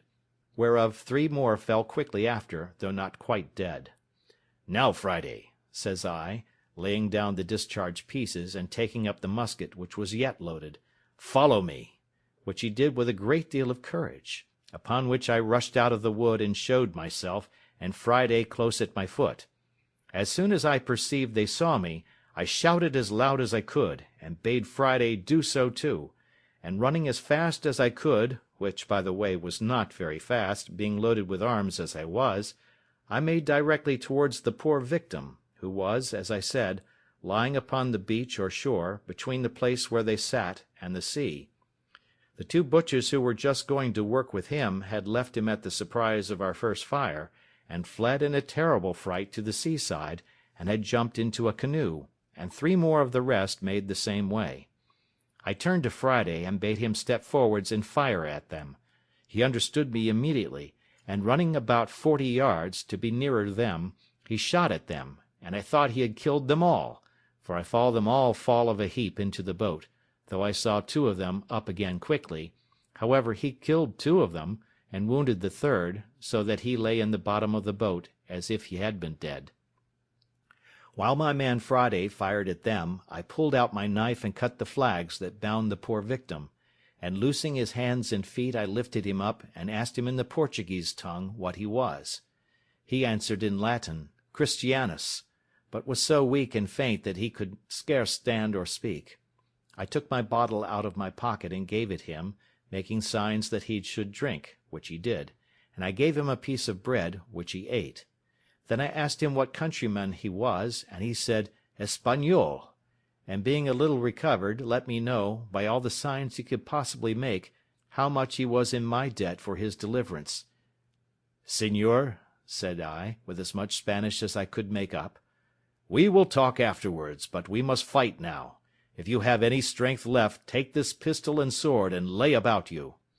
He took them very thankfully, and no sooner had he the arms in his hands, but, as if they had put new vigour into him, he flew upon his murderers like a fury, and had cut 2 of them in pieces in an instant, for the truth is, as the whole was a surprise to them, so the poor creatures were so much frightened with the noise of our pieces that they fell down for mere amazement and fear, and had no more power to attempt their own escape than their flesh had to resist our shot, and that was the case of those 5 that Friday shot at in the boat, for as 3 of them fell with the hurt they received, so the other 2 fell with the fright. I kept my piece in my hand, still without firing, being willing to keep my charge ready, because I had given the Spaniard my pistol and sword. So I called to Friday, and bade him run up to the tree from whence we first fired, and fetch the arms which lay there that had been discharged, which he did with great swiftness, and then giving him my musket, I sat down myself to load all the rest again, and bade them come to me when they wanted. While I was loading these pieces, there happened a fierce engagement between the Spaniard and one of the savages, who made at him with one of their great wooden swords, the weapon that was to have killed him before, if I had not prevented it. The Spaniard, who was as bold and brave as could be imagined, though weak, had fought the Indian a good while, and had cut 2 great wounds on his head, but the savage being a stout lusty fellow, closing in with him, had thrown him down, being faint, and was wringing my sword out of his hand, when the Spaniard, though undermost, wisely quitting the sword, drew the pistol from his girdle, shot the savage through the body, and killed him upon the spot, before I, who was running to help him, could come near him. Friday, being now left to his liberty, pursued the flying wretches, with no weapon in his hand but his hatchet, and with that he dispatched those 3, who, as I said before, were wounded at first, and fallen, and all the rest he could come up with. And the Spaniard coming to me for a gun, I gave him one of the fowling pieces, with which he pursued 2 of the savages, and wounded them both. But as he was not able to run, they both got from him into the wood, where Friday pursued them, and killed one of them, but the other was too nimble for him, and though he was wounded, yet had plunged himself into the sea, and swam with all his might off to those 2 who were left in the canoe, which 3 in the canoe, with 1 wounded, that we knew not whether he died or no, were all that escaped our hands of 1 in 20. The account of the whole is as follows: 3 killed at our first shot from the tree, 2 killed at the next shot, 2 killed by Friday in the boat,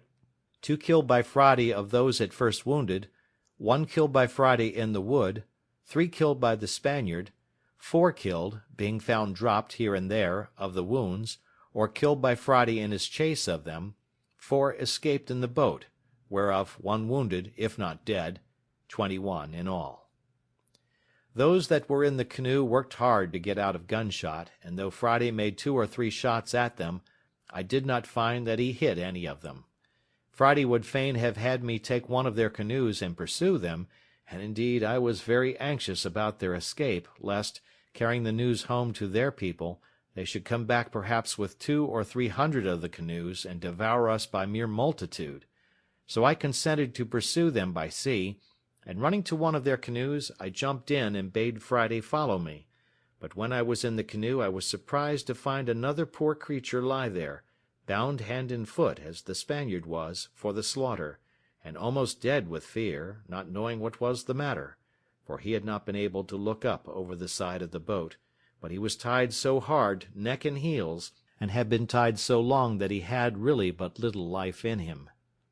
I immediately cut the twisted flags or rushes which they had bound him with, and would have helped him up, but he could not stand or speak, but groaned most piteously, believing, it seems, still, that he was only unbound in order to be killed.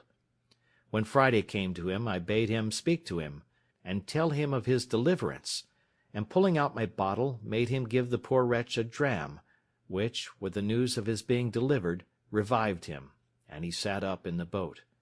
But when Friday came to hear him speak and look in his face, it would have moved any one to tears to have seen how Friday kissed him, embraced him, hugged him, cried, laughed, hallooed, jumped about, danced, sang, then cried again, wrung his hands, beat his own face and head, and then sang and jumped about again like a distracted creature. It was a good while before I could make him speak to me, or tell me what was the matter, but when he came a little to himself he told me that it was his father. It is not easy for me to express how it moved me to see what ecstasy and filial affection had worked in this poor savage at the sight of his father, and of his being delivered from death, nor indeed can I describe half the extravagances of his affection after this, for he went into the boat and out of the boat a great many times. When he went into him he would sit down by him, open his breast, and hold his father's head close to his bosom for many minutes together, to nourish it. Then he took his arms and ankles, which were numbed and stiff with the binding, and chafed and rubbed them with his hands, and I, perceiving what the case was, gave him some rum out of my bottle to rub them with, which did them a great deal of good. This affair put an end to our pursuit of the canoe with the other savages, who were now almost out of sight, and it was happy for us that we did not, for it blew so hard within 2 hours after, and before they could be got a quarter of their way, and continued blowing so hard all night, and that from the northwest, which was against them, that I could not suppose their boat could live, or that they ever reached their own coast. But to return to Friday. He was so busy about his father that I could not find in my heart to take him off for some time, but after I thought he could leave him a little, I called him to me, and he came jumping and laughing, and pleased to the highest extreme. Then I asked him if he had given his father any bread. He shook his head, and said, "None. Ugly dog eat up all self." I then gave him a cake of bread out of a little pouch I carried on purpose. I also gave him a dram for himself, but he would not taste it, but carried it to his father. I had in my pocket 2 or 3 bunches of raisins, so I gave him a handful of them for his father. He had no sooner given his father these raisins, but I saw him come out of the boat, and run away as if he had been bewitched, for he was the swiftest fellow on his feet that ever I saw. I say, he ran at such a rate that he was out of sight, as it were, in an instant, and though I called, and hallooed out too after him, it was all one, away he went, and in a quarter of an hour I saw him come back again, though not so fast as he went, and as he came nearer I found his pace slacker, because he had something in his hand. When he came up to me I found he had been quite home for an earthen jug or pot, to bring his father some fresh water, and that he had got 2 more cakes or loaves of bread. The bread he gave me, but the water he carried to his father. However, as I was very thirsty too, I took a little of it. The water revived his father more than all the rums or spirits I had given him, for he was fainting with thirst. When his father had drunk, I called to him to know if there was any water left. He said, "Yes," and I bade him give it to the poor Spaniard, who was in as much want of it as his father, and I sent one of the cakes that Friday brought to the Spaniard too, who was indeed very weak, and was reposing himself upon a green place under the shade of a tree, and whose limbs were also very stiff and very much swelled with the rude bandage he had been tied with. When I saw that upon Friday's coming to him with the water he sat up and drank, and took the bread and began to eat, I went to him and gave him a handful of raisins. He looked up in my face with all the tokens of gratitude and thankfulness that could appear in any countenance, but was so weak, notwithstanding he had so exerted himself in the fight, that he could not stand up upon his feet. He tried to do it 2 or 3 times, but was really not able, his ankles were so swelled and so painful to him. So I bade him sit still, and caused Friday to rub his ankles, and bathe them with rum, as he had done his father's. I observed the poor affectionate creature every 2 minutes, or perhaps less, all the while he was here, turn his head about to see if his father was in the same place and posture as he left him sitting, and at last he found he was not to be seen, at which he started up, and without speaking a word flew with that swiftness to him that one could scarce perceive his feet to touch the ground as he went. But when he came, he only found he had laid himself down to ease his limbs, so Friday came back to me presently, and then I spoke to the Spaniard to let Friday help him up if he could, and lead him to the boat, and then he should carry him to our dwelling, where I would take care of him. But Friday, a lusty, strong fellow, took the Spaniard upon his back, and carried him away to the boat, and set him down softly upon the side or gunwale of the canoe, with his feet in the inside of it, and then lifting him quite in, he set him close to his father, and presently stepping out again, launched the boat off, and paddled it along the shore faster than I could walk, though the wind blew pretty hard too. So he brought them both safe into our creek, and leaving them in the boat, ran away to fetch the other canoe. As he passed me I spoke to him, and asked him whither he went. He told me, "Go fetch more boat." So away he went like the wind, for sure never man or horse ran like him, and he had the other canoe in the creek almost as soon as I got to it by land. So he wafted me over, and then went to help our new guests out of the boat, which he did. But they were neither of them able to walk, so that poor Friday knew not what to do. To remedy this, I went to work in my thought, and calling to Friday to bid them sit down on the bank when he came to me, I soon made a kind of hand-barrow to lay them on, and Friday and I carried them both up together upon it between us. But when we got them to the outside of our wall, or fortification, we were at a worse loss than before, for it was impossible to get them over, and I was resolved not to break it down. So I set to work again, and Friday and I, in about 2 hours' time, made a very handsome tent, covered with old sails, and above that with boughs of trees, being in the space without our outward fence, and between that and the grove of young wood which I had planted. And here we made them 2 beds of such things as I had, that is, of good rice straw, with blankets laid upon it to lie on, and another to cover them on each bed. My island was now peopled, and I thought myself very rich in subjects, and it was a merry reflection, which I frequently made, how like a king I looked. First of all, the whole country was my own property, so that I had an undoubted right of dominion. Secondly, my people were perfectly subjected. I was absolutely lord and lawgiver. They all owed their lives to me, and were ready to lay down their lives, if there had been occasion for it, for me. It was remarkable, too, I had but 3 subjects, and they were of 3 different religions. My man Friday was a Protestant, his father was a pagan and a cannibal, and the Spaniard was a papist. However, I allowed liberty of conscience throughout my dominions, but this is by the way. As soon as I had secured my 2 weak, rescued prisoners, and given them shelter, and a place to rest them upon, I began to think of making some provision for them, and the first thing I did, I ordered Friday to take a yearling goat, betwixt a kid and a goat, out of my particular flock, to be killed, when I cut off the hinder quarter, and chopping it into small pieces, I set Friday to work boiling and stewing, and made them a very good dish, I assure you, of flesh and broth. And as I cooked it without doors, for I made no fire within my inner wall, so I carried it all into the new tent, and having set a table there for them, I sat down and ate my own dinner also with them, and, as well as I could, cheered them and encouraged them. Friday was my interpreter, especially to his father, and indeed to the Spaniard too, for the Spaniard spoke the language of the savages pretty well. After we had dined, or rather supped, I ordered Friday to take one of the canoes, and go and fetch our muskets and other firearms, which, for want of time, we had left upon the place of battle, and the next day I ordered him to go and bury the dead bodies of the savages, which lay open to the sun, and would presently be offensive. I also ordered him to bury the horrid remains of their barbarous feast, which I could not think of doing myself. Nay, I could not bear to see them if I went that way, all which he punctually performed, and effaced the very appearance of the savages being there,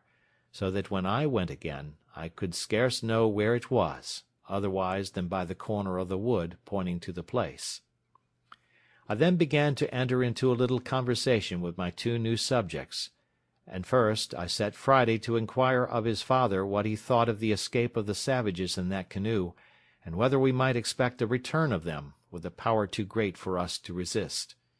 His first opinion was, that the savages in the boat never could live out the storm which blew that night they went off, but must of necessity be drowned, or driven south to those other shores,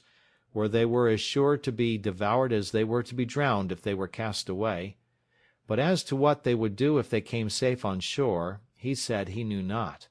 But it was his opinion that they were so dreadfully frightened with the manner of their being attacked, the noise and the fire, that he believed they would tell the people they were all killed by thunder and lightning, not by the hand of man, and that the two which appeared, that is, Friday and I, were two heavenly spirits or furies come down to destroy them, and not men with weapons. This, he said, he knew, because he heard them all cry out so, in their language, one to another,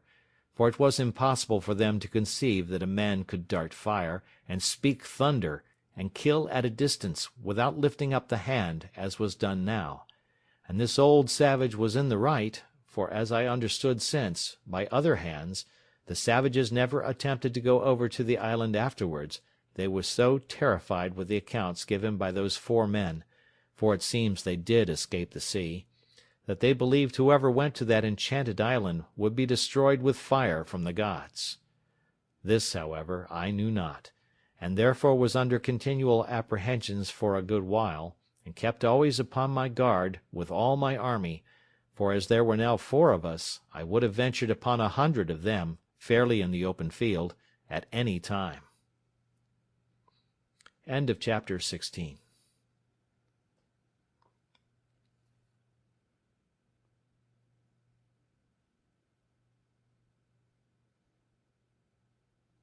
Chapter 17. Visit of Mutineers. In a little time, however, no more canoes appearing, the fear of their coming wore off, and I began to take my former thoughts of a voyage to the main into consideration, being likewise assured by Friday's father that I might depend upon good usage from their nation, on his account, if I would go. But my thoughts were a little suspended when I had a serious discourse with the Spaniard, and when I understood that there were 16 more of his countrymen and Portuguese, who, having been cast away and made their escape to that side, lived there at peace, indeed, with the savages, but were very sore put to it for necessaries, and indeed for life.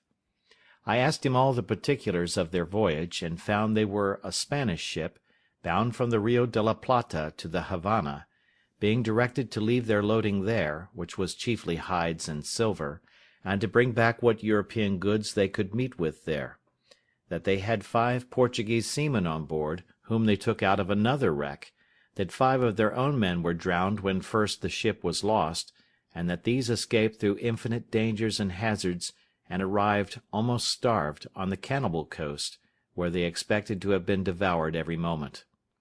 He told me they had some arms with them, but they were perfectly useless, for that they had neither powder nor ball, the washing of the sea having spoiled all their powder but a little, which they used at their first landing to provide themselves with some food. I asked him what he thought would become of them there, and if they had formed any design of making their escape. He said they had many consultations about it, but that having neither vessel nor tools to build one, nor provisions of any kind, their counsels always ended in tears and despair. I asked him how he thought they would receive a proposal from me, which might tend towards an escape, and whether, if they were all here, it might not be done. I told him with freedom I feared mostly their treachery and ill usage of me, if I put my life in their hands, for that gratitude was no inherent virtue in the nature of man, nor did men always square their dealings by the obligations they had received so much as they did by the advantages they expected. I told him it would be very hard that I should be made the instrument of their deliverance, and that they should afterwards make me their prisoner in New Spain, where an Englishman was certain to be made a sacrifice, what necessity or what accident soever brought him thither, and that I had rather be delivered up to the savages and be devoured alive than to fall into the merciless claws of the priests and be carried into the Inquisition. I added that, otherwise, I was persuaded, if they were all here, we might, with so many hands, build a bark large enough to carry us all away, either to the Brazils southward, or to the islands or Spanish coast northward; but that if, in requital, they should, when I had put weapons into their hands, carry me by force among their own people, I might be ill used for my kindness to them, and make my case worse than it was before. He answered, with a great deal of candour and ingenuousness, that their condition was so miserable, and that they were so sensible of it, that he believed they would abhor the thought of using any man unkindly that should contribute to their deliverance, and that, if I pleased, he would go to them with the old man, and discourse with them about it, and return again and bring me their answer; that he would make conditions with them upon their solemn oath, that they should be absolutely under my direction as their commander and captain, and they should swear upon the holy sacraments and gospel to be true to me, and go to such Christian country as I should agree to, and no other, and to be directed wholly and absolutely by my orders till they were landed safely in such country as I intended,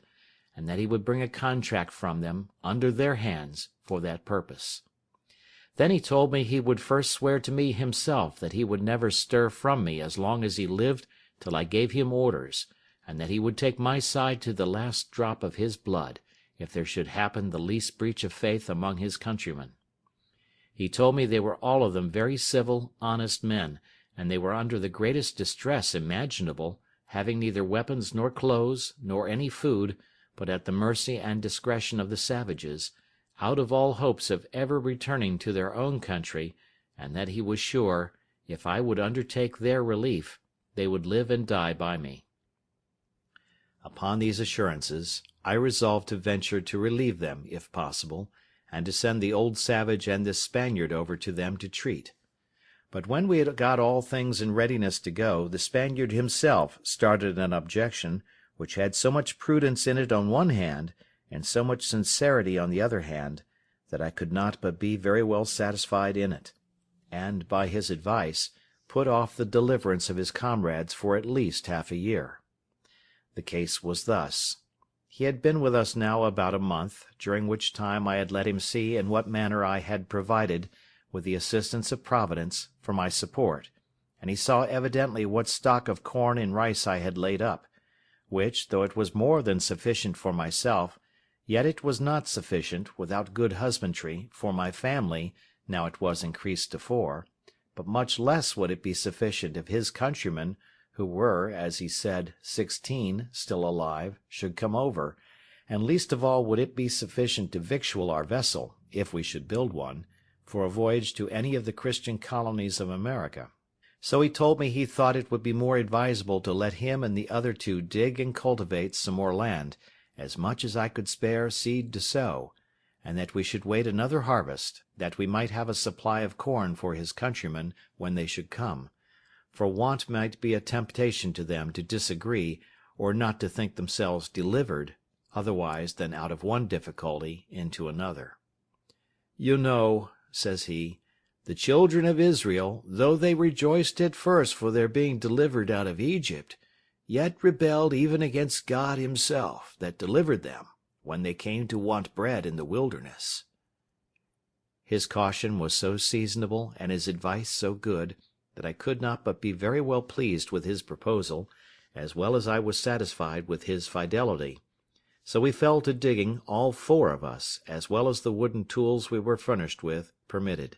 and in about a month's time, by the end of which it was seed time, we had got as much land cured and trimmed up as we sowed 22 bushels of barley on, and 16 jars of rice, which was, in short, all the seed we had to spare. Indeed, we left ourselves barely sufficient for our own food for the 6 months that we had to expect our crop;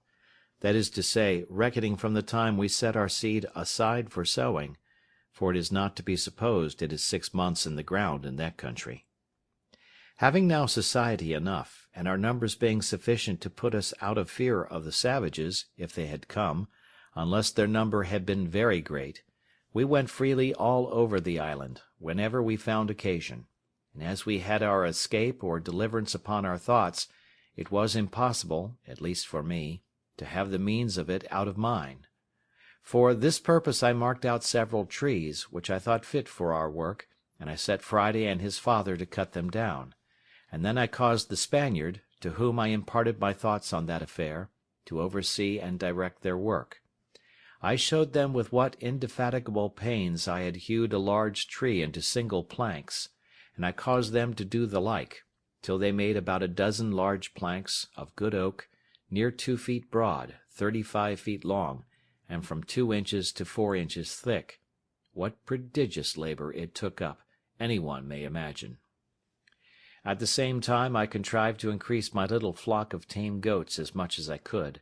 and for this purpose I made Friday and the Spaniard go out one day, and myself with Friday the next day, for we took our turns; and by this means we got about 20 young kids to breed up with the rest, for whenever we shot the dam we saved the kids, and added them to our flock. But above all, the season for curing the grapes coming on, I caused such a prodigious quantity to be hung up in the sun, that, I believe, had we been at Alicante, where the raisins of the sun are cured, we could have filled 60 or 80 barrels, and these, with our bread, formed a great part of our food; very good living too, I assure you, for they are exceedingly nourishing. It was now harvest, and our crop in good order. It was not the most plentiful increase I had seen in the island, but, however, it was enough to answer our end; for from 22 bushels of barley we brought in and thrashed out above 220 bushels, and the like in proportion of the rice, which was store enough for our food to the next harvest, though all 16 Spaniards had been on shore with me; or, if we had been ready for a voyage, it would very plentifully have victualled our ship to have carried us to any part of the world, that is to say, any part of America.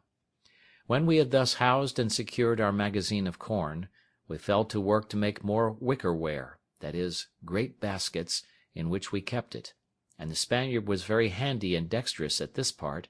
and often blamed me that I did not make some things for defence of this kind of work, but I saw no need of it. And now, having a full supply of food for all the guests I expected, I gave the Spaniard leave to go over to the main, to see what he could do with those he had left behind him there. I gave him a strict charge not to bring any man who would not first swear in the presence of himself and the old savage that he would in no way injure, fight with, or attack the person he should find in the island, who was so kind as to send for them in order to their deliverance; but that they would stand by him and defend him against all such attempts, and wherever they went would be entirely under and subjected to his command, and that this should be put in writing and signed in their hands. How they were to have done this, when I knew they had neither pen nor ink, was a question which we never asked. Under these instructions, the Spaniard and the old savage, the father of Friday, went away in one of the canoes which they might be said to have come in, or rather were brought in, when they came as prisoners to be devoured by the savages. I gave each of them a musket with a firelock on it, and about 8 charges of powder and ball, charging them to be very good husbands of both, and not to use either of them but upon urgent occasions. This was a cheerful work, being the first measures used by me in view of my deliverance for now 27 years and some days. I gave them provisions of bread and of dried grapes, sufficient for themselves for many days, and sufficient for all the Spaniards for about 8 days' time, and wishing them a good voyage, I saw them go, agreeing with them about a signal they should hang out at their return, by which I should know them again when they came back, at a distance, before they came on shore. They went away with a fair gale on the day that the moon was at full, by my account, in the month of October, but as for an exact reckoning of days, after I had once lost it I could never recover it again, nor had I kept even the number of years so punctually as to be sure I was right, though, as it proved when I afterwards examined my account, I found I had kept a true reckoning of years. It was no less than 8 days I had waited for them, when a strange and unforeseen accident intervened, of which the like has not perhaps been heard of in history. I was fast asleep in my hutch one morning, when my man Friday came running into me, and called aloud, "Master, master, they are come, they are come!" I jumped up, and regardless of danger I went, as soon as I could get my clothes on, through my little grove, which, by the way, was by this time grown to be a very thick wood. I say, regardless of danger I went without my arms, which was not my custom to do, but I was surprised when, turning my eyes to the sea, I presently saw a boat at about 1.5 leagues distance, standing in for the shore, with a shoulder of mutton sail, as they call it, and the wind blowing pretty fair to bring them in. Also I observed presently that they did not come from that side which the shore lay on, but from the southernmost end of the island. Upon this I called Friday in, and bade him lie close, for these were not the people we looked for, and that we might not know yet whether they were friends or enemies. In the next place I went in to fetch my perspective glass to see what I could make of them, and having taken the ladder out, I climbed to the top of the hill, as I used to do when I was apprehensive of anything, and to take my view the plainer without being discovered. I had scarce set my foot upon the hill when my eye plainly discovered a ship lying at anchor, at about 2.5 leagues distance from me, south-southeast, but not above 1.5 leagues from the shore. By my observation it appeared plainly to be an English ship, and the boat appeared to be an English longboat. I cannot express the confusion I was in, though the joy of seeing a ship, and one that I had reason to believe was manned by my own countrymen, and consequently friends, was such as I cannot describe. But yet I had some secret doubts hung about me, I cannot tell from whence they came, bidding me keep upon my guard. In the first place, it occurred to me to consider what business an English ship could have in that part of the world, since it was not the way to or from any part of the world where the English had any traffic, and I knew there had been no storms to drive them in there in distress, and that if they were really English it was most probable that they were here upon no good design, and that I had better continue as I was than fall into the hands of thieves and murderers. Let no man despise the secret hints and notices of danger which sometimes are given him when he may think there is no possibility of its being real. That such hints and notices are given us I believe few that have made any observation of things can deny, that they are certain discoveries of an invisible world, and a converse of spirits, we cannot doubt, and if the tendency of them seems to be to warn us of danger, why should we not suppose they are from some friendly agent, whether supreme or inferior and subordinate is not the question, and that they are given for our good? The present question abundantly confirms me in the justice of this reasoning, for had I not been made cautious by this secret admonition, come it from whence it will, I had been done inevitably and in a far worse condition than before, as you will see presently. I had not kept myself long in this posture till I saw the boat draw near the shore, as if they looked for a creek to thrust in at, for the convenience of landing. However, as they did not come quite far enough, they did not see the little inlet where I formerly landed my rafts, but ran their boat on shore upon the beach, at about half a mile from me, which was very happy for me, for otherwise they would have landed just at my door, as I may say, and would soon have beaten me out of my castle, and perhaps have plundered me of all I had. When they were on shore I was fully satisfied they were Englishmen, at least most of them. One or two I thought were Dutch, but it did not prove so. There were in all 11 men, whereof 3 of them I found were unarmed, and, as I thought, bound, and when the first 4 or 5 of them were jumped on shore, they took those 3 out of the boat as prisoners. One of the 3 I could perceive using the most passionate gestures of entreaty, affliction, and despair, even to a kind of extravagance. The other 2, I could perceive, lifted up their hands sometimes, and appeared concerned indeed, but not to such a degree as the first. I was perfectly confounded at the sight, and knew not what the meaning of it should be. Friday called out to me in English, as well as he could, "Oh, master, you see Englishmans eat prisoner as well as savage mans." "Why, Friday," says I, "do you think they are going to eat them, then?" "Yes," says Friday, "they will eat them." "No, no," says I, "Friday, I am afraid they will murder them indeed, but you may be sure they will not eat them." All this while I had no thought of what the matter really was, but stood trembling with the horror of the sight, expecting every moment when the 3 prisoners should be killed. Nay, once I saw one of the villains lift up his arm with a great cutlass, as the seamen call it, or sword, to strike one of the poor men, and I expected to see him fall every moment, at which all the blood in my body seemed to run chill in my veins. I wished heartily now for the Spaniard, and the savage that had gone with him, or that I had any way to have come undiscovered within shot of them, that I might have secured the 3 men, for I saw no firearms they had among them, but it fell out to my mind another way. After I had observed the outrageous usage of the 3 men by the insolent seamen, I observed the fellows run scattering about the island, as if they wanted to see the country. I observed that the 3 other men had liberty to go also where they pleased, but they sat down all 3 upon the ground, very pensive, and looked like men in despair. This put me in mind of the first time when I came on shore, and began to look about me, how I gave myself over for lost, how wildly I looked around me, what dreadful apprehensions I had, and how I lodged in the tree all night for fear of being devoured by wild beasts. As I knew nothing that night of the supply I was to receive by the providential driving of the ship nearer the land by the storms and tide, by which I have since been so long nourished and supported, so these 3 poor desolate men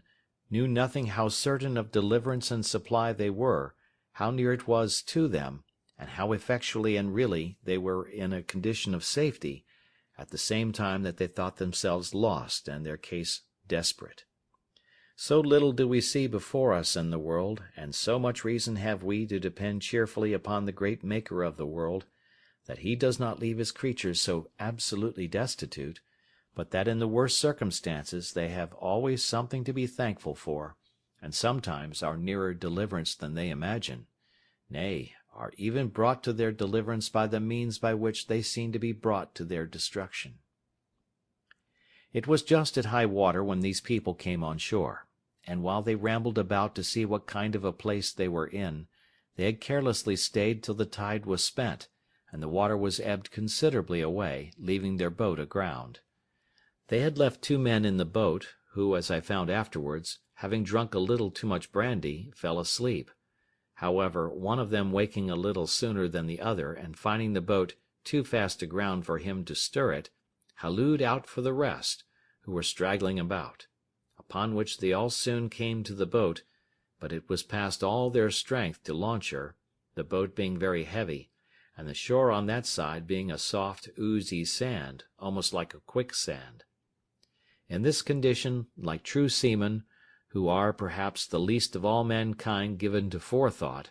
they gave it over, and away they strolled about the country again, and I heard one of them say aloud to another, calling them off from the boat, "Why, let her alone, Jack, can't you? She'll float next tide," by which I was fully confirmed in the main inquiry of what countrymen they were. All this while I kept myself very close, not once daring to stir out of my castle any farther than to my place of observation near the top of the hill, and very glad I was to think how well it was fortified. I knew it was no less than 10 hours before the boat could float again, and by that time it would be dark, and I might be at more liberty to see their motions, and to hear their discourse, if they had any. In the meantime I fitted myself up for a battle as before, though with more caution, knowing I had to do with another kind of enemy than I had at first. I ordered Friday also, whom I had made an excellent marksman with his gun, to load himself with arms. I took myself 2 fowling pieces, and I gave him 3 muskets.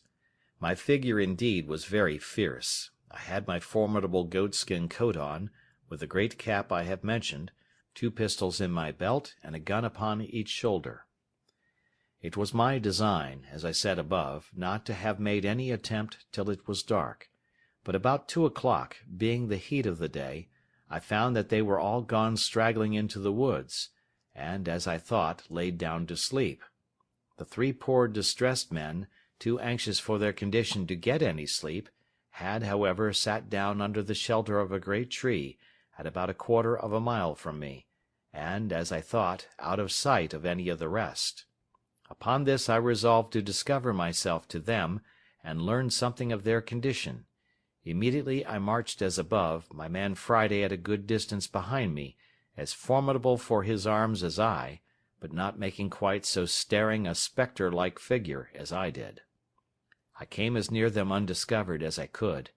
and then, before any of them saw me, I called aloud to them in Spanish, "What are ye, gentlemen?" They started up at the noise, but were 10 times more confounded when they saw me, and the uncouth figure that I made. They made no answer at all, but I thought I perceived them just going to fly from me, when I spoke to them in English.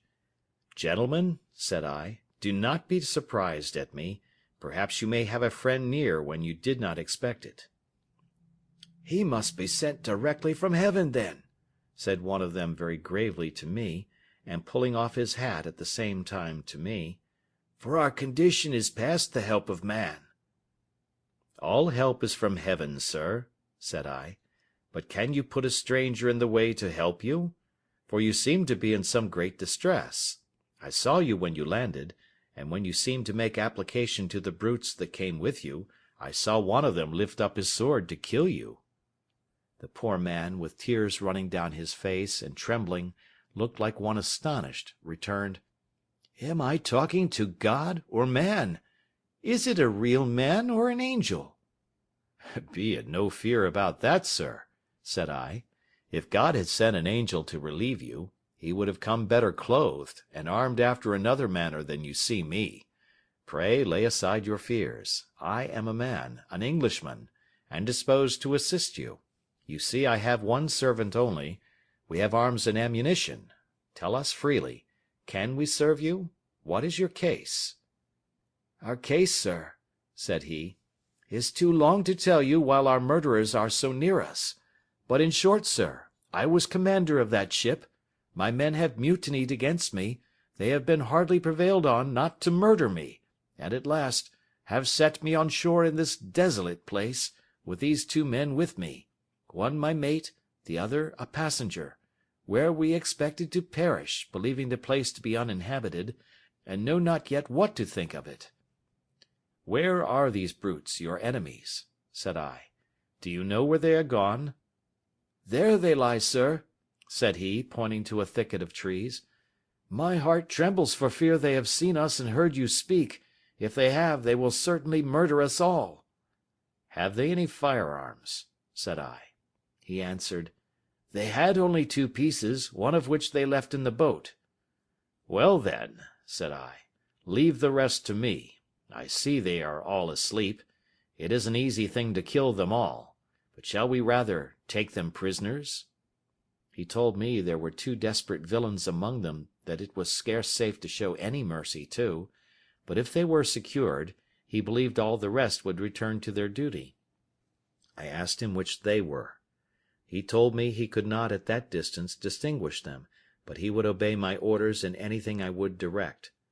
"Well," says I, "let us retreat out of their view or hearing, lest they awake, and we will resolve further." So they willingly went back with me, till the woods covered us from them. "Look you, sir," said I, "if I venture upon your deliverance, are you willing to make two conditions with me?" He anticipated my proposals by telling me that both he and the ship, if recovered, should be wholly directed and commanded by me in everything, and if the ship was not recovered, he would live and die with me in what part of the world soever I would send him, and the two other men said the same. "Well," says I, "my conditions are but two. First, that while you stay in this island with me, you will not pretend to any authority here, and if I put arms in your hands, you will, upon all occasions, give them up to me, and do no prejudice to me or mine upon this island, and in the meantime be governed by my orders. Secondly, that if the ship is or may be recovered, you will carry me and my man to England passage free." He gave me all the assurances that the invention or faith of man could devise that he would comply with these most reasonable demands, and besides would owe his life to me, and acknowledge it upon all occasions as long as he lived. "Well, then," said I, "here are 3 muskets for you, with powder and ball. Tell me next what you think is proper to be done." He showed all the testimonies of his gratitude that he was able, but offered to be wholly guided by me. I told him I thought it was very hard venturing anything, but the best method I could think of was to fire on them at once as they lay, and if any were not killed at the first volley, and offered to submit, we might save them, and so put it wholly upon God's providence to direct the shot. He said, very modestly, that he was loath to kill them if he could help it, but that those 2 were incorrigible villains, and had been the authors of all the mutiny in the ship, and if they escaped, we should be undone still, for they would go on board and bring the whole ship's company, and destroy us all. "Well, then," says I, "necessity legitimates my advice, for it is the only way to save our lives." However, seeing him still cautious of shedding blood, I told him they should go themselves, and manage as they found convenient. In the middle of this discourse we heard some of them awake, and soon after we saw 2 of them on their feet. I asked him if either of them were the heads of the mutiny. He said, "No."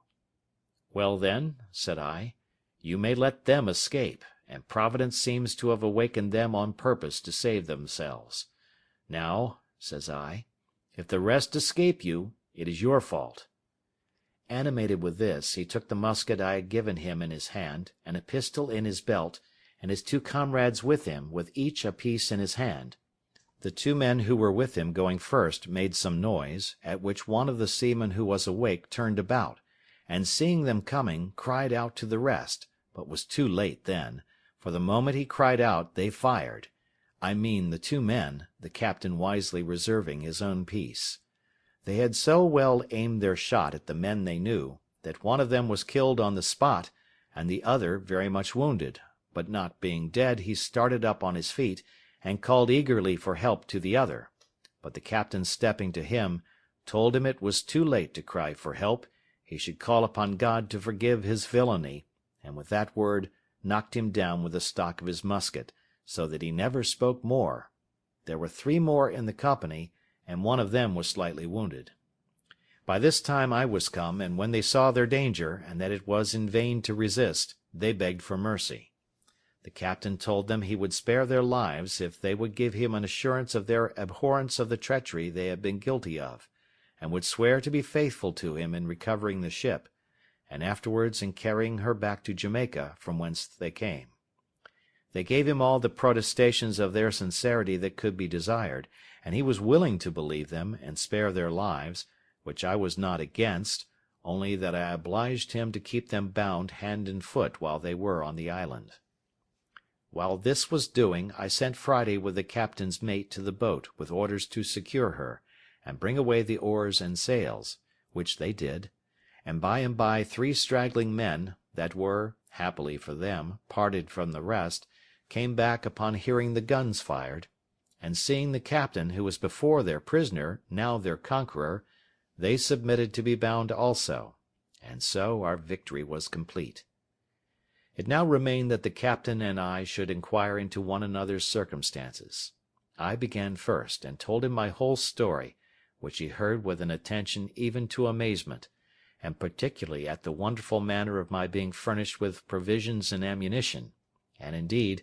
as my story is a whole collection of wonders, it affected him deeply. But when he reflected from thence upon himself, and how I seemed to have been preserved there on purpose to save his life, the tears ran down his face, and he could not speak a word more.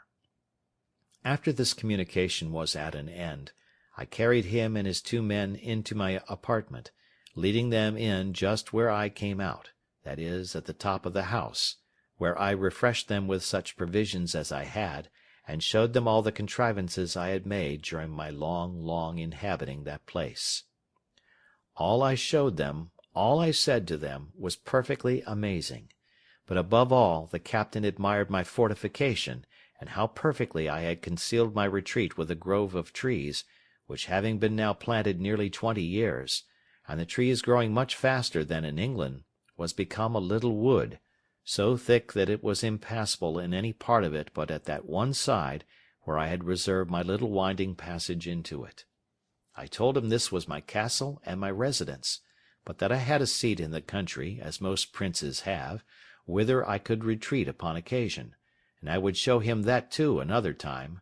but at present our business was to consider how to recover the ship. He agreed with me as to that, but told me he was perfectly at a loss what measures to take, for that there were still 26 hands on board,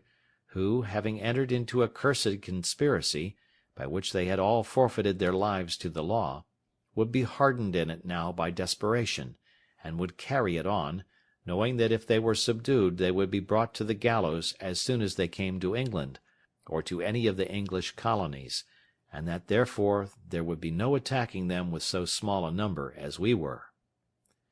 I mused for some time on what he had said, and found it was a very rational conclusion, and that therefore something was to be resolved on speedily, as well to draw the men on board into some snare for their surprise, as to prevent their landing upon us and destroying us. Upon this it presently occurred to me that in a little while the ship's crew, wondering what was become of their comrades and of the boat, would certainly come on shore in their other boat to look for them, and that then perhaps they might come armed, and be too strong for us. This he allowed to be rational. Upon this I told him the first thing we had to do was to stave the boat which lay upon the beach, so that they might not carry her off, and taking everything out of her, leave her so far useless as not to be fit to swim. Accordingly we went on board, took the arms which were left on board out of her, and whatever else we found there, which was a bottle of brandy, and another of rum, a few biscuit cakes, a horn of powder, and a great lump of sugar in a piece of canvas, the sugar was 5 or 6 pounds, all of which was very welcome to me, especially the brandy and sugar, of which I had had none left for many years. When we had carried all these things on shore, the oars, mast, sail, and rudder of the boat were carried away before, we knocked a great hole in her bottom, that if they had come strong enough to master us, yet they could not carry off the boat. Indeed, it was not so much in my thoughts that we could be able to recover the ship, but my view was, that if they went away without the boat, I did not much question to make her again fit to carry as to the Leeward Islands, and call upon our friends the Spaniards in my way, for I had them still in my thoughts. Chapter 17.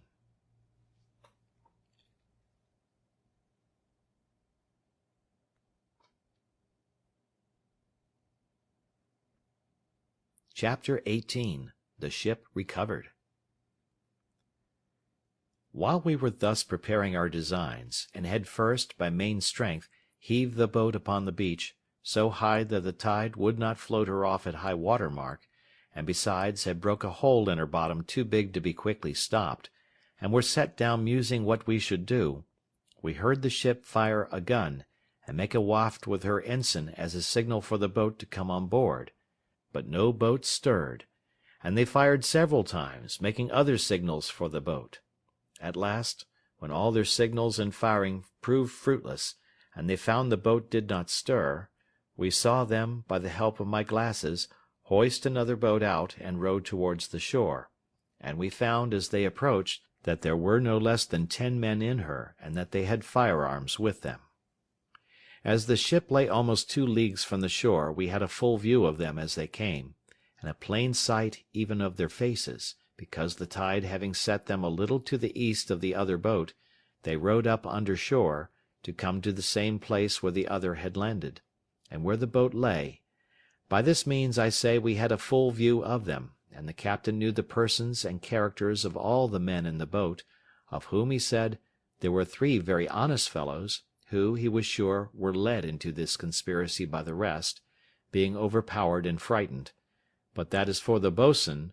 who it seems was the chief officer among them, and all the rest, they were as outrageous as any of the ship's crew, and were no doubt made desperate in their new enterprise, and terribly apprehensive he was that they would be too powerful for us.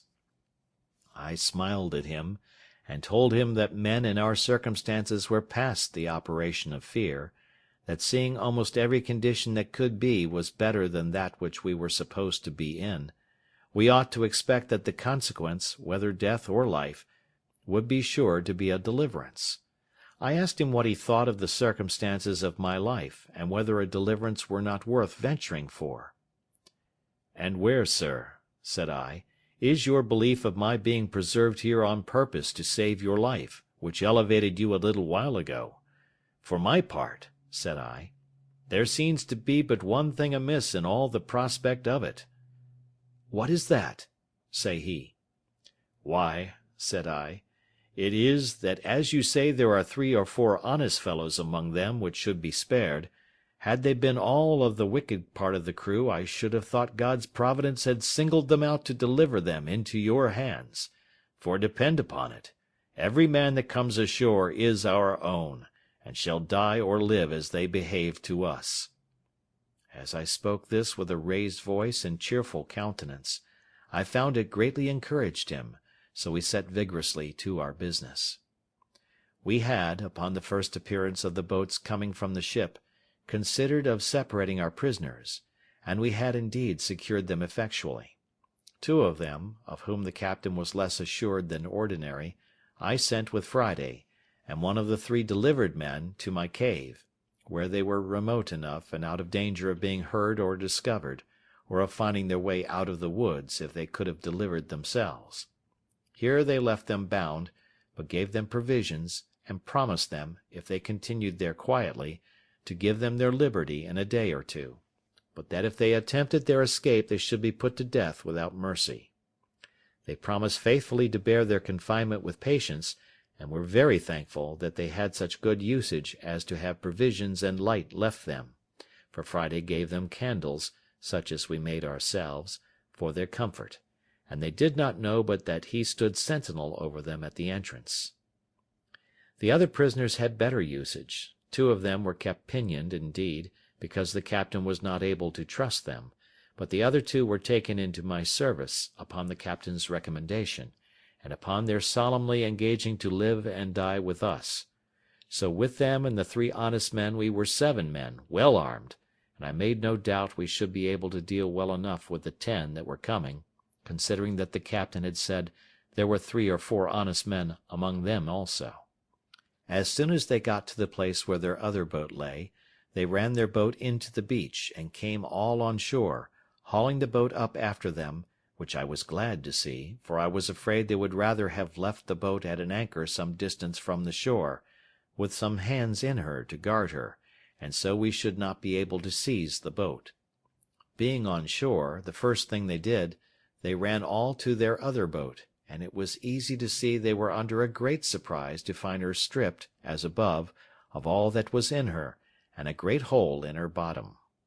After they had mused a while upon this, they set up 2 or 3 great shouts, hallooing with all their might, to try if they could make their companions hear, but all was to no purpose. Then they came all close in a ring, and fired a volley of their small arms, which indeed we heard, and the echoes made the woods ring. But it was all one. Those in the cave we were sure could not hear, and those in our keeping, though they heard it well enough, yet durst give no answer to them. They were so astonished at the surprise of this, that, as they told us afterwards, they resolved to go all on board again to their ship, and let them know that the men were all murdered, and the longboat staved. Accordingly, they immediately launched their boat again, and got all of them on board. The captain was terribly amazed, and even confounded at this, believing they would go on board the ship again and set sail, giving their comrades over for lost, and so we should still lose the ship, which he was in hopes we should have recovered, but he was quickly as much frightened the other way. They had not been long put off with the boat when we perceived them all coming on shore again, but with this new measure in their conduct, which it seems they consulted together upon, that is, to leave 3 men in the boat, and the rest to go on shore, and go up into the country to look for their fellows. This was a great disappointment to us, for now we were at a loss what to do, as our seizing those 7 men on shore would be no advantage to us if we let the boat escape, because they would row away to the ship, and then the rest of them would be sure to weigh and set sail, and so our recovering the ship would be lost. However, we had no remedy but to wait and see what the issue of things might present. The 7 men came on shore, and the 3 who remained in the boat put her off to a good distance from the shore, and came to an anchor to wait for them, so that it was impossible for us to come at them in the boat. Those that came on shore kept close together, marching towards the top of the little hill under which my habitation lay, and we could see them plainly, though they could not perceive us. We should have been very glad if they would have come nearer us, so that we might have fired at them, or that they would have gone farther off, that we might come abroad. But when they were come to the brow of the hill, where they could see a great way into the valleys and woods, which lay towards the northeast part, and where the island lay lowest, they shouted and hallooed till they were weary, and, not caring, it seems, to venture far from the shore, nor far from one another, they sat down together under a tree to consider it. Had they thought fit to have gone to sleep there, as the other part of them had done, they had done the job for us. But they were too full of apprehensions of danger to venture to go to sleep, though they could not tell what the danger was they had to fear. The captain made a very just proposal to me upon this consultation of theirs, that is, that perhaps they would all fire a volley again, to endeavor to make their fellows hear, and that we should all sally upon them just at the juncture when their pieces were all discharged, and they would certainly yield, and we should have them without bloodshed. I liked this proposal, provided it was done while we were near enough to come up to them before they could load their pieces again. But this event did not happen, and we lay still a long time, very irresolute what course to take. At length I told them there would be nothing done, in my opinion, till night, and then, if they did not return to the boat, perhaps we might find a way to get between them and the shore, and so might use some stratagem with them in the boat to get them on shore. We waited a great while, though very impatient for their removing, and were very uneasy when, after long consultation, we saw them all start up and march down towards the sea. It seems they had such dreadful apprehensions of the danger of the place, that they resolved to go on board the ship again, give their companions over for lost, and so go on with their intended voyage with the ship. As soon as I had perceived them go towards the shore, I imagined it to be as it really was, that they had given over their search, and were going back again, and the captain, as soon as I told him my thoughts, was ready to sink at the apprehensions of it. But I presently thought of a stratagem to fetch them back again, and which answered my end to a tittle. I ordered Friday and the captain's mate to go over the little creek westward, towards the place where the savages came on shore, when Friday was rescued, and so soon as they came to a little rising ground, at about half a mile distant, I bid them halloo out as loud as they could, and wait till they found the seamen heard them, that as soon as ever they heard the seamen answer them, they should return it again, and then, keeping out of sight, take a round, always answering when the others hallooed, to draw them as far into the island and among the woods as possible, and then wheel about again to me by such ways as I directed them. They were just going into the boat when Friday and the mate hallooed, and they presently heard them, and answering, ran along the shore westward, towards the voice they heard, when they were stopped by the creek, where, the water being up, they could not get over, and called for the boat to come up and set them over, as indeed I expected. When they had set themselves over, I observed that the boat being gone a good way into the creek, and as it were in a harbour within the land, they took one of the 3 men out of her to go along with them, and left only 2 in the boat, having fastened her to the stump of a little tree on the shore. This was what I wished for, and immediately leaving Friday and the captain's mate to their business, I took the rest with me, and crossing the creek out of their sight, we surprised the 2 men before they were aware, one of them lying on the shore, and the other being in the boat. The fellow on shore was between sleeping and waking, and going to start up. The captain, who was foremost, ran in upon him and knocked him down, and then called out to him in the boat to yield or he was a dead man. They needed very few arguments to persuade a single man to yield, when he saw 5 men upon him and his comrade knocked down.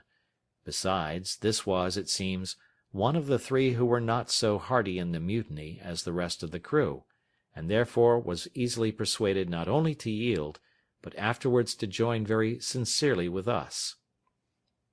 In the meantime, Friday and the captain's mate so well managed their business with the rest that they drew them, by hallooing and answering, from one hill to another, and from one wood to another, till they not only heartily tired them, but left them where they were, very sure they could not reach back to the boat before it was dark, and indeed they were heartily tired themselves also, by the time they came back to us.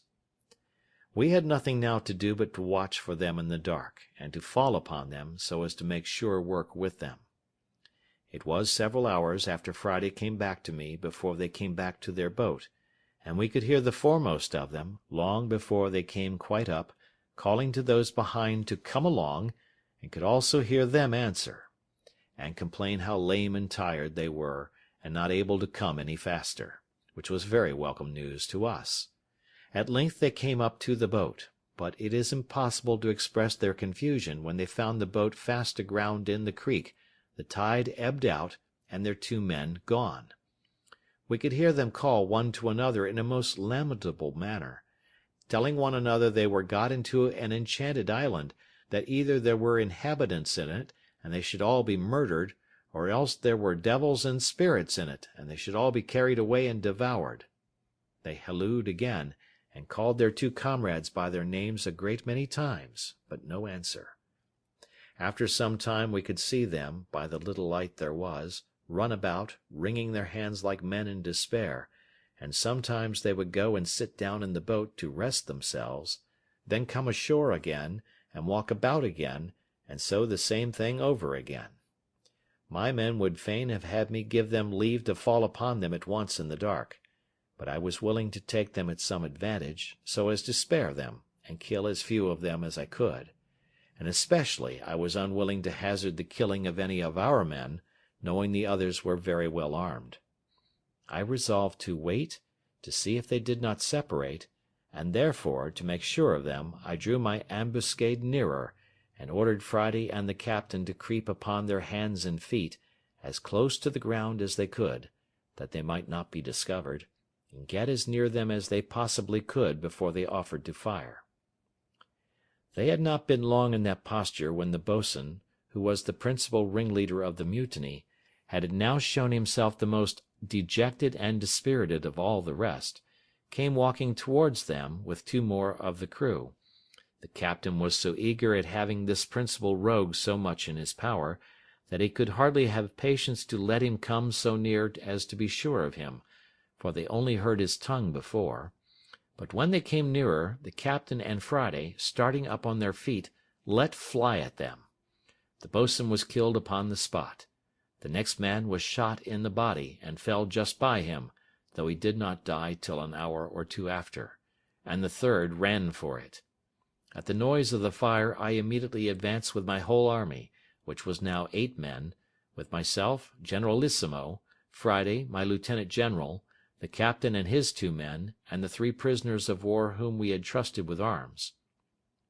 We came upon them indeed in the dark, so that they could not see our number, and I made the man they had left in the boat, who was now one of us, to call them by name, to try if I could bring them to a parley,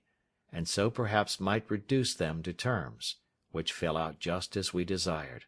For indeed it was easy to think, as their condition then was, they would be very willing to capitulate. So he calls out as loud as he could to one of them, "Tom Smith! Tom Smith!" Tom Smith answered immediately, "Is that Robinson?" For it seems he knew the voice. The other answered, "Aye, aye, for God's sake, Tom Smith, throw down your arms and yield, or you are all dead men this moment." "Who must we yield to? Where are they?" said Smith again. "Here they are," says he. "Here's our captain and 50 men with him. Had been hunting you these 2 hours. The boatswain is killed, Will Fry is wounded, and I am a prisoner, and if you do not yield, you are all lost." "Will they give us quarter then?" says Tom Smith, "and we will yield." "I'll go and ask if you promise to yield," says Robinson. So he asked the captain, and the captain himself then calls out, "You, Smith, you know my voice. If you lay down your arms immediately and submit, you shall have your lives, all but Will Atkins." Upon this Will Atkins cried out, "For God's sake, captain, give me quarter. What have I done? They have all been as bad as I."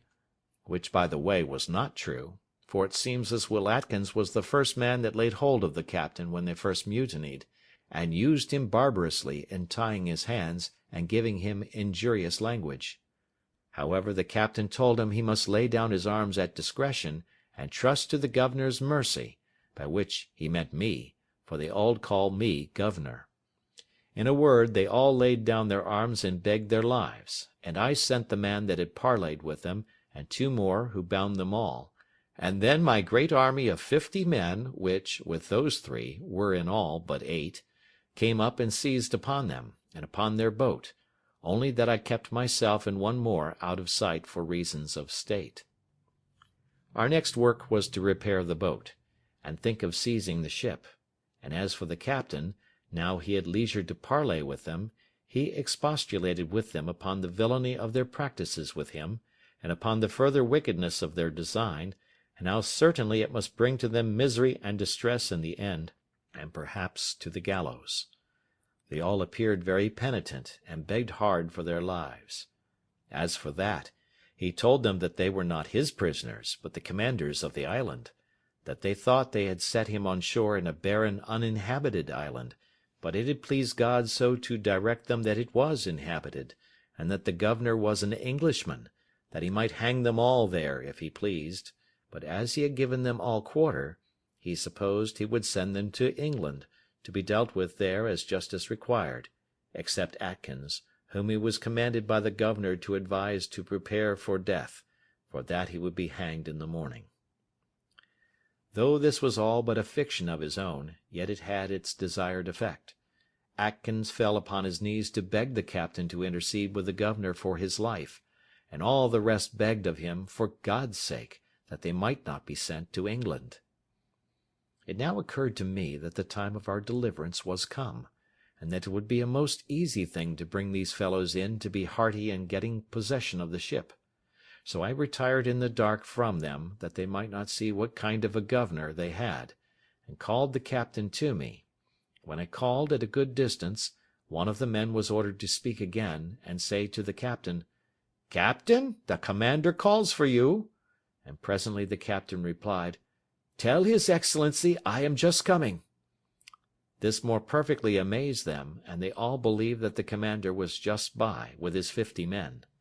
Upon the captain coming to me, I told him my project for seizing the ship, which he liked wonderfully well, and resolved to put it in execution the next morning. But in order to execute it with more art, and to be secure of success, I told him we must divide the prisoners, and that he should go and take Atkins and 2 more of the worst of them, and send them pinioned to the cave where the others lay. This was committed to Friday and the 2 men who came on shore with the captain. They conveyed them to the cave as to a prison, and it was indeed a dismal place, especially to men in their condition. The others I ordered to my bower, as I called it, of which I have given a full description, and as it was fenced in, and they pinioned, the place was secure enough, considering they were upon their behavior. To these in the morning I sent the captain, who was to enter into a parley with them, in a word, to try them, and tell me whether they thought they might be trusted or not to go on board and surprise the ship. He talked to them of the injury done him, of the condition they were brought to, and that though the governor had given them quarter for their lives as to the present action, yet that if they were sent to England they would all be hanged in chains, but that if they would join in so just an attempt as to recover the ship, he would have the governor's engagement for their pardon. Any one may guess how readily such a proposal would be accepted by men in their condition. They fell down on their knees to the captain, and promised, with the deepest imprecations, that they would be faithful to him to the last drop, and that they should owe their lives to him, and would go with him all over the world, that they would own him as a father to them as long as they lived. "Well," says the captain, "I must go and tell the governor what you say, and see what I can do to bring him to consent to it." So he brought me an account of the temper he found them in, and that he verily believed they would be faithful. However, that we might be very secure, I told him he should go back again and choose out those 5, and tell them, that they might see he did not want men, that he would take out those 5 to be his assistants, and that the governor would keep the other 2, and the 3 that were sent prisoners to the castle, my cave, as hostages for the fidelity of those 5, and that if they proved unfaithful in the execution, the 5 hostages should be hanged in chains alive on the shore. This looked severe, and convinced them that the governor was in earnest. However, they had no way left but to accept it, and it was now the business of the prisoners, as much as of the captain, to persuade the other 5 to do their duty. Our strength was now thus ordered for the expedition. First, the captain, his mate, and passenger. Second, the 2 prisoners of the first gang, to whom, having their character from the captain, I had given their liberty, and trusted them with arms. Third, the other 2 that I had kept till now in my bower, pinioned, but on the captain's motion had now released. Fourth, these 5 released at last, so that there were 12 in all, besides 5 we kept prisoners in the cave for hostages. I asked the captain if he was willing to venture with these hands on board the ship, but as for me and my man Friday, I did not think it was proper for us to stir, having 7 men left behind, and it was employment enough for us to keep them asunder, and supply them with victuals. As to the 5 in the cave, I resolved to keep them fast, but Friday went in twice a day to them, to supply them with necessaries, and I made the other 2 carry provisions to a certain distance, where Friday was to take them. When I showed myself to the 2 hostages, it was with the captain, who told them I was the person the governor had ordered to look after them, and that it was the governor's pleasure they should not stir anywhere but by my direction, that if they did, they would be fetched into the castle, and be laid in irons, so that as we never suffered them to see me as governor, I now appeared as another person, and spoke of the governor, the garrison, the castle, and the like, upon all occasions.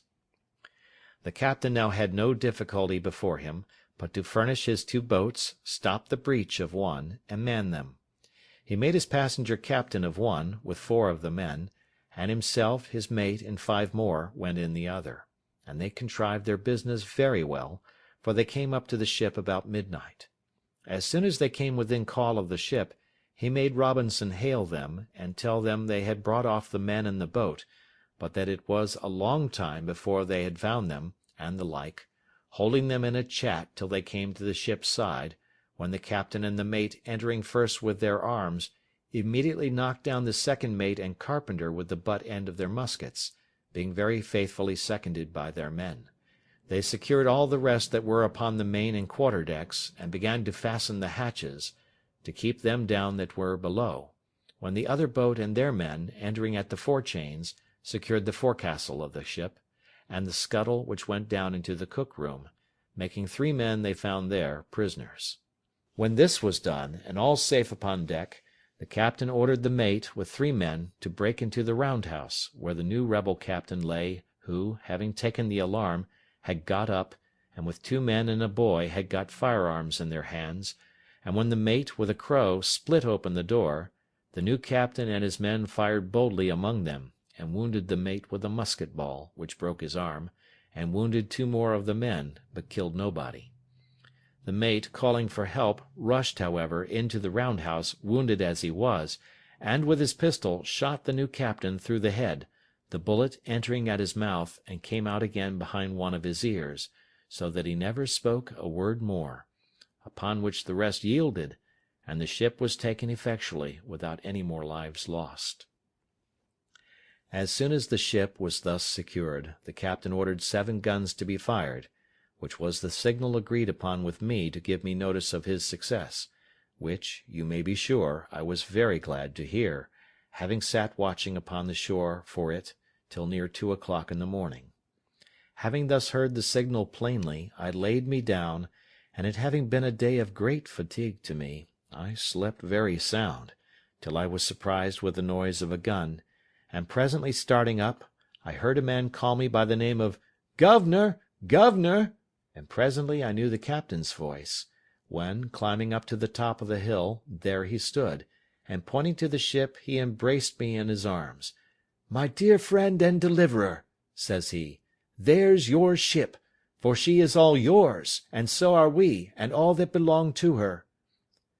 I cast my eyes to the ship, and there she rode, within little more than half a mile of the shore, for they had weighed her anchor as soon as they were masters of her, and the weather being fair had brought her to an anchor just against the mouth of the little creek, and the tide being up, the captain had brought the pinnace in near the place where I had first landed my rafts, and so landed just at my door.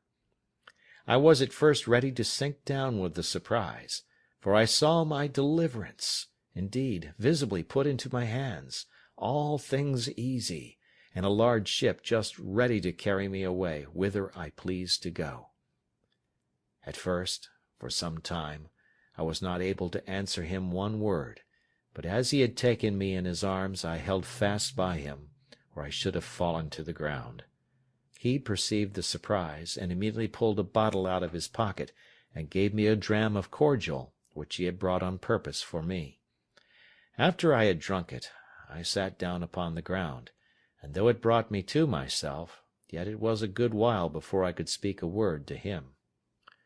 All this time the poor man was in as great an ecstasy as I, only not under any surprise, as I was, and he said 1,000 kind and tender things to me, to compose and bring me to myself, but such was the flood of joy in my breast, that it put all my spirits into confusion. At last it broke out into tears, and in a little while after I recovered my speech. I then took my turn, and embraced him as my deliverer, and we rejoiced together. I told him I looked upon him as a man sent by heaven to deliver me, and that the whole transaction seemed to be a chain of wonders, that such things as these were the testimonies we had of a secret hand of Providence governing the world, and an evidence that the eye of an infinite power could search into the remotest corner of the world, and send help to the miserable whenever he pleased. I forgot not to lift up my heart in thankfulness to heaven, and what heart could forbear to bless him, who had not only in a miraculous manner provided for me in such a wilderness, and in such a desolate condition, but from whom every deliverance must always be acknowledged to proceed. When we had talked a while, the captain told me he had brought me some little refreshment, such as the ship afforded, and such as the wretches that had been so long his masters had not plundered him of. Upon this he called aloud to the boat, and bade his men bring the things ashore that were for the governor, and indeed it was a present as if I had been one that was not to be carried away with them, but as if I had been to dwell upon the island still. First, he had brought me a case of bottles full of excellent cordial waters, 6 large bottles of Madeira wine, the bottles held 2 quarts each, 2 pounds of excellent good tobacco, 12 good pieces of the ship's beef, and 6 pieces of pork, with a bag of peas, and about 100 weight of biscuit. He also brought me a box of sugar, a box of flour, a bag full of lemons, and 2 bottles of lime juice, and abundance of other things. But besides these, and what was 1,000 times more useful to me, he brought me 6 new clean shirts, 6 very good neckcloths, 2 pair of gloves, 1 pair of shoes, a hat, and 1 pair of stockings, with a very good suit of clothes of his own, which had not been worn but very little. In a word, he clothed me from head to foot. It was a very kind and agreeable present, as anyone may imagine, to one in my circumstances, but never was anything in the world of that kind so unpleasant, awkward, and uneasy, as it was to me to wear such clothes at first. After these ceremonies were past, and after all his good things were brought into my little apartment, we began to consult what was to be done with the prisoners we had, for it was worth considering whether we might venture to take them with us or no, especially 2 of them, whom he knew to be incorrigible and refractory to the last degree. And the captain said he knew they were such rogues that there was no obliging them, and if he did carry them away, it must be in irons, as malefactors, to be delivered over to justice at the first English colony he could come to. And I found that the captain himself was very anxious about it. Upon this, I told him, if he desired it, I would undertake to bring the 2 men he spoke of to make it their own request that he should leave them upon the island. "I should be very glad of that," says the captain, "with all my heart." "Well," says I will send for them up and talk with them for you." So I caused Friday and the 2 hostages, for they were now discharged, their comrades having performed their promise, I caused them to go to the cave and bring up the 5 men, pinioned as they were, to the bower, and keep them there till I came. After some time I came thither dressed in my new habit, and now I was called governor again. Being all met, and the captain with me, I caused the men to be brought before me, and I told them I had got a full account of their villainous behaviour to the captain, and how they had run away with the ship, and were preparing to commit further robberies, but that Providence had ensnared them in their own ways, and that they were fallen into the pit which they had dug for others. I let them know that by my direction the ship had been seized, that she lay now in the road, and they might see by and by that their new captain had received the reward of his villainy, and that they would see him hanging at the yardarm; that, as to them, I wanted to know what they had to say why I should not execute them as pirates taken in the fact, as by my commission they could not doubt but I had authority so to do. One of them answered in the name of the rest that they had nothing to say but this, that when they were taken the captain promised them their lives, and they humbly implored my mercy. But I told them I knew not what mercy to show them, for as for myself, I had resolved to quit the island with all my men, and had taken passage with the captain to go to England; and as for the captain, he could not carry them to England other than as prisoners in irons, to be tried for mutiny and running away with the ship, the consequence of which, they must needs know, would be the gallows; so that I could not tell what was best for them unless they had a mind to take their fate in the island. If they desired that, as I had liberty to leave the island, I had some inclination to give them their lives, if they thought they could shift on shore. They seemed very thankful for it, and said they would much rather venture to stay there than to be carried to England to be hanged. So I left it on that issue. However, the captain seemed to make some difficulty of it, as if he durst not leave them there. Upon this I seemed a little angry with the captain, and told him that they were my prisoners, not his, and that seeing I had offered them so much favour, I would be as good as my word, and that if he did not think fit to consent to it, I would set them at liberty, as I found them, and if he did not like it he might take them again if he could catch them. Upon this they appeared very thankful, and I accordingly set them at liberty, and bade them retire into the woods, to the place whence they came, and I would leave them some firearms, some ammunition, and some directions how they should live very well if they thought fit. Upon this I prepared to go on board the ship, but told the captain I would stay that night to prepare my things, and desired him to go on board in the meantime and keep all right in the ship, and send the boat on shore next day for me, ordering him at all events to cause the new captain, who was killed, to be hanged at the yardarm, that these men might see him. When the captain was gone, I sent for the men up to me to my apartment, and entered seriously into discourse with them on their circumstances. I told them I thought they had made a right choice, that if the captain had carried them away they would certainly be hanged. I showed them the new captain hanging at the yardarm of the ship, and told them they had nothing less to expect. When they had all declared their willingness to stay, I then told them I would let them into the story of my living there, and put them into the way of making it easy to them. Accordingly, I gave them the whole history of the place, and my coming to it, showed them my fortifications, the way I made my bread, planted my corn, cured my grapes, and, in a word, all that was necessary to make them easy. I told them the story also of the 17 Spaniards that were to be expected, for whom I left a letter, and made them promise to treat them in common with themselves.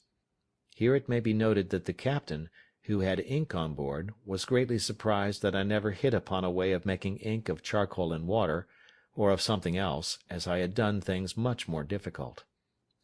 I left them my firearms, that is, 5 muskets, 3 fowling pieces, and 3 swords. I had above a barrel and a half of powder left, for after the first year or two I used but little and wasted none. I gave them a description of the way I managed the goats, and directions to milk and fatten them, and to make both butter and cheese. In a word, I gave them every part of my own story, and told them I should prevail with the captain to leave them 2 barrels of gunpowder more, and some garden seeds, which I told them I would have been very glad of. Also, I gave them the bag of peas which the captain had brought me to eat, and bade them be sure to sow and increase them. End of chapter 18.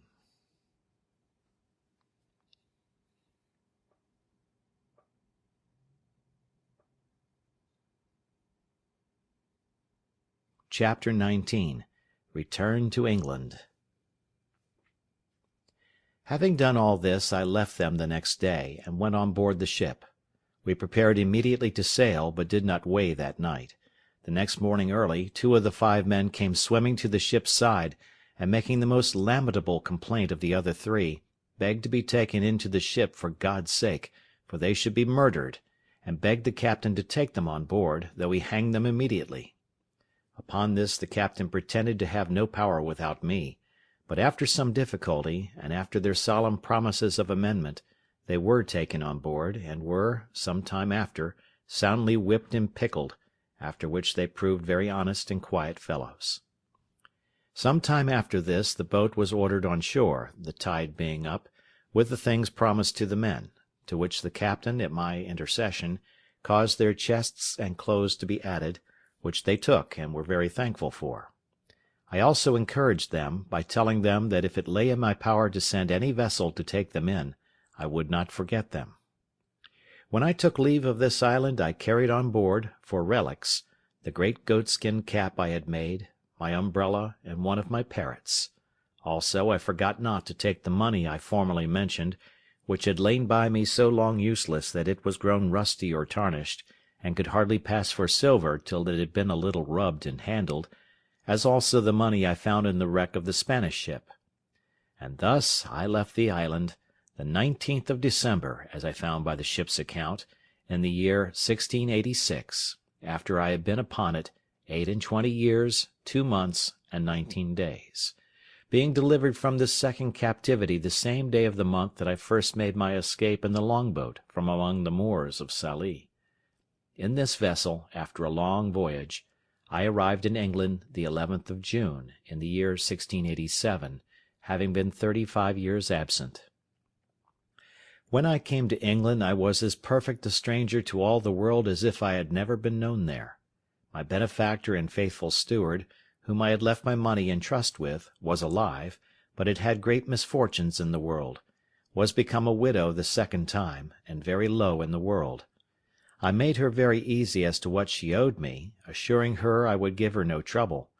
but, on the contrary, in gratitude for her former care and faithfulness to me, I relieved her as my little stock would afford, which at that time would, indeed, allow me to do but little for her; but I assured her I would never forget her former kindness to me, nor did I forget her when I had sufficient to help her, as shall be observed in its proper place. I went down afterwards into Yorkshire, but my father was dead, and my mother and all the family extinct, except that I found 2 sisters, and 2 of the children of one of my brothers; and as I had been long ago given over for dead, there had been no provision made for me; so that, in a word, I found nothing to relieve or assist me, and that the little money I had would not do much for me as to settling in the world.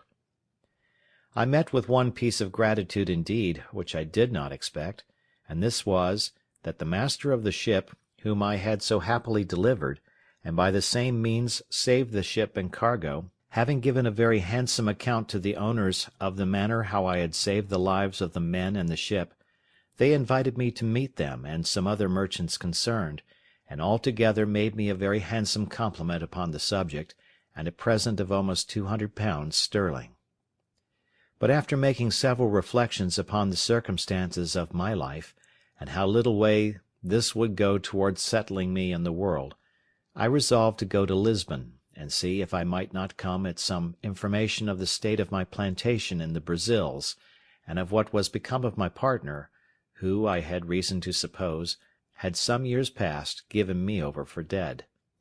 With this view I took shipping for Lisbon, where I arrived in April following, my man Friday accompanying me very honestly in all these ramblings, and proving a most faithful servant upon all occasions.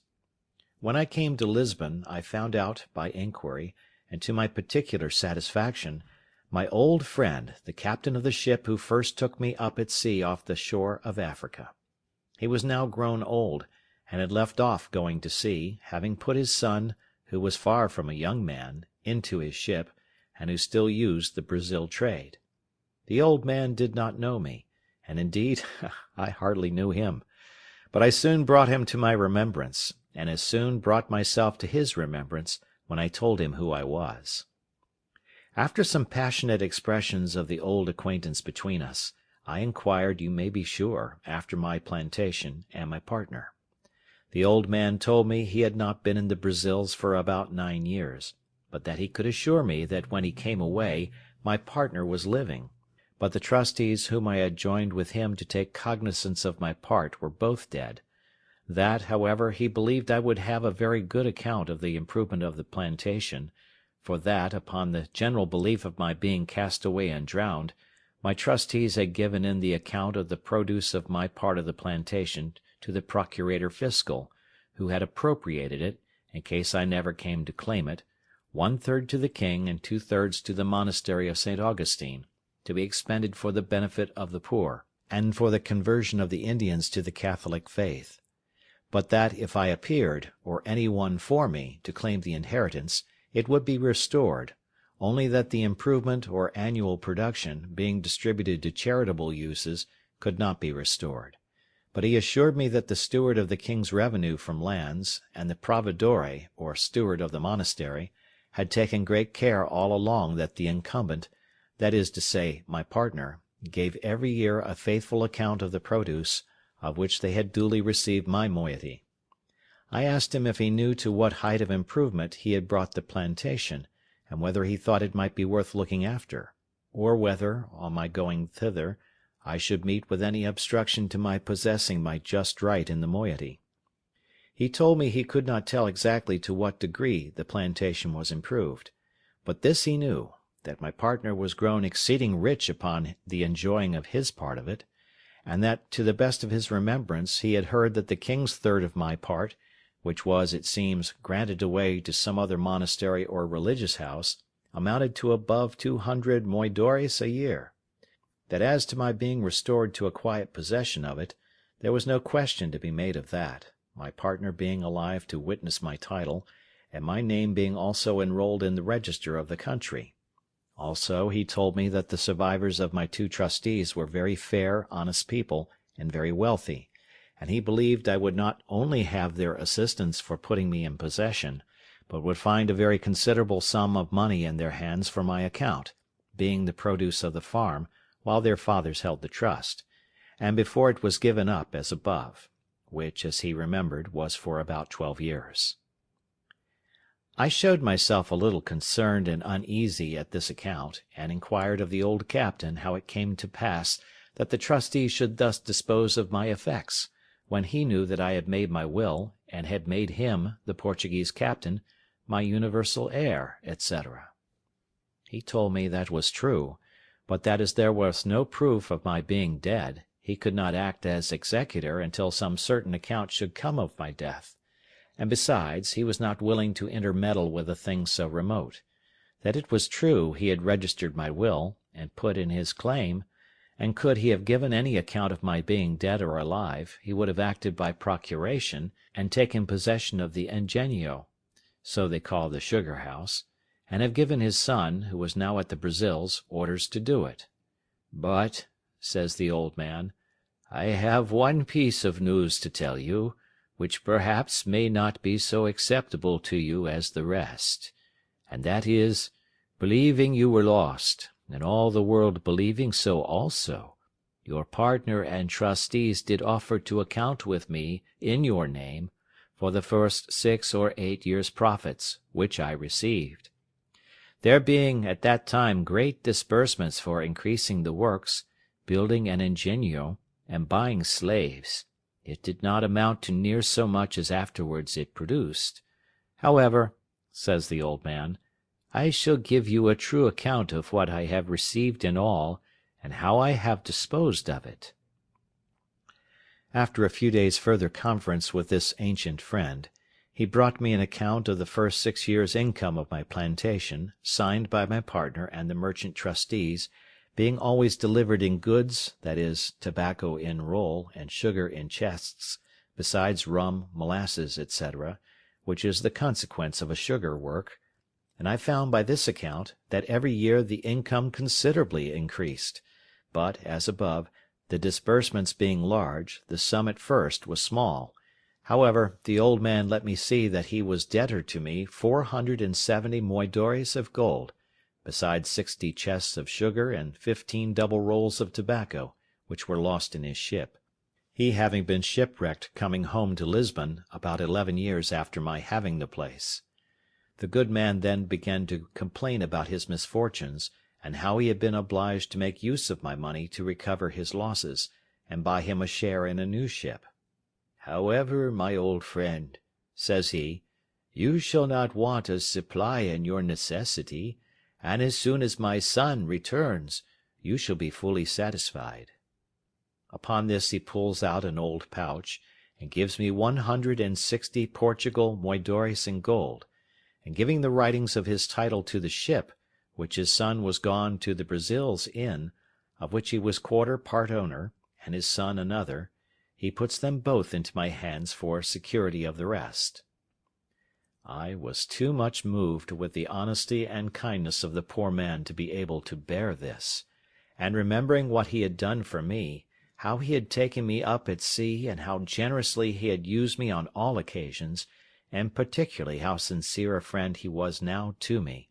I could hardly refrain weeping at what he had said to me. Therefore I asked him if his circumstances admitted him to spare so much money at that time, and if it would not straiten him. He told me he could not say but it might straiten him a little, but, however, it was my money, and I might want it more than he. Everything the good man said was full of affection, and I could hardly refrain from tears while he spoke. In short, I took 100 of the moidores, and called for a pen and ink to give him a receipt for them. Then I returned him the rest, and told him if ever I had possession of the plantation, I would return the other to him also, as indeed I afterwards did, and that as to the bill of sale of his part in his son's ship, I would not take it by any means, but that if I wanted the money, I found he was honest enough to pay me, and if I did not, but came to receive what he gave me reason to expect, I would never have a penny more from him. When this was past, the old man asked me if he should put me into a method to make my claim to my plantation. I told him I thought to go over to it myself. He said I might do so if I pleased, but that if I did not, there were ways enough to secure my right, and immediately to appropriate the profits to my use; and as there were ships in the river of Lisbon just ready to go away to Brazil, he made me enter my name in a public register, with his affidavit, affirming upon oath that I was alive, and that I was the same person who took up the land for the planting the said plantation at first. This being regularly attested by a notary, and a procuration affixed, he directed me to send it, with a letter of his writing, to a merchant of his acquaintance at the place, and then proposed my staying with him till an account came of the return. Never was anything more honourable than the proceedings upon this procuration, for in less than 7 months I received a large packet from the survivors of my trustees, the merchants, for whose account I went to sea, in which were the following particular letters and papers enclosed. First, there was the account current of the produce of my farm or plantation, from the year when their fathers had balanced with my old Portugal captain, being for 6 years. The balance appeared to be 1,174 moidores in my favour. Secondly, there was the account of 4 years more, while they kept the effects in their hands, before the government claimed the administration, as being the effects of a person not to be found, which they called civil death, and the balance of this, the value of the plantation increasing, amounted to 19,446 cruzados, being about 3,240 moidores. Thirdly, there was the prior of St. Augustine's account, who had received the profits for above 14 years, but not being able to account for what was disposed of by the hospital, very honestly declared he had 872 moidores not distributed, which he acknowledged to my account. As to the king's part, that refunded nothing. There was a letter of my partner's, congratulating me very affectionately upon my being alive, giving me an account how the estate was improved, and what it produced a year, with the particulars of the number of squares, or acres, that it contained, how planted, how many slaves there were upon it, and making 22 crosses for blessings, told me he had said so many Ave Marias to thank the Blessed Virgin that I was alive, inviting me very passionately to come over and take possession of my own, and in the meantime to give him orders to whom he should deliver my effects if I did not come myself, concluding with a hearty tender of his friendship and that of his family, and sent me as a present 7 fine leopard skins, which he had, it seems, received from Africa, by some other ship than he had sent thither, and which, it seems, had made a better voyage than I. He sent me also 5 chests of excellent sweetmeats, and 100 pieces of gold uncoined, not quite so large as moidores. By the same fleet my 2 merchant trustees shipped me 1,200 chests of sugar, 800 rolls of tobacco, and the rest of the whole account in gold. I might well say now, indeed, that the latter end of Job was better than the beginning. It is impossible to express the flutterings of my very heart when I found all my wealth about me, for as the Brazil ships come all in fleets, the same ships which brought my letters brought my goods, and the effects were safe in the river before the letters came to my hand. In a word, I turned pale and grew sick, and, had not the old man run and fetched me a cordial, I believe the sudden surprise of joy had overset nature, and I had died upon the spot. Nay, after that, I continued very ill, and was so some hours, till a physician being sent for, and something of the real cause of my illness being known, he ordered me to be let blood, after which I had relief, and grew well. But I verily believe, if I had not been eased by a vent given in that manner to the spirits, I should have died. I was now master, all on a sudden, of about 5,000 pounds sterling in money, and had an estate, as I might well call it, in the Brazils, of above 1,000 pounds a year, as sure as an estate of lands in England,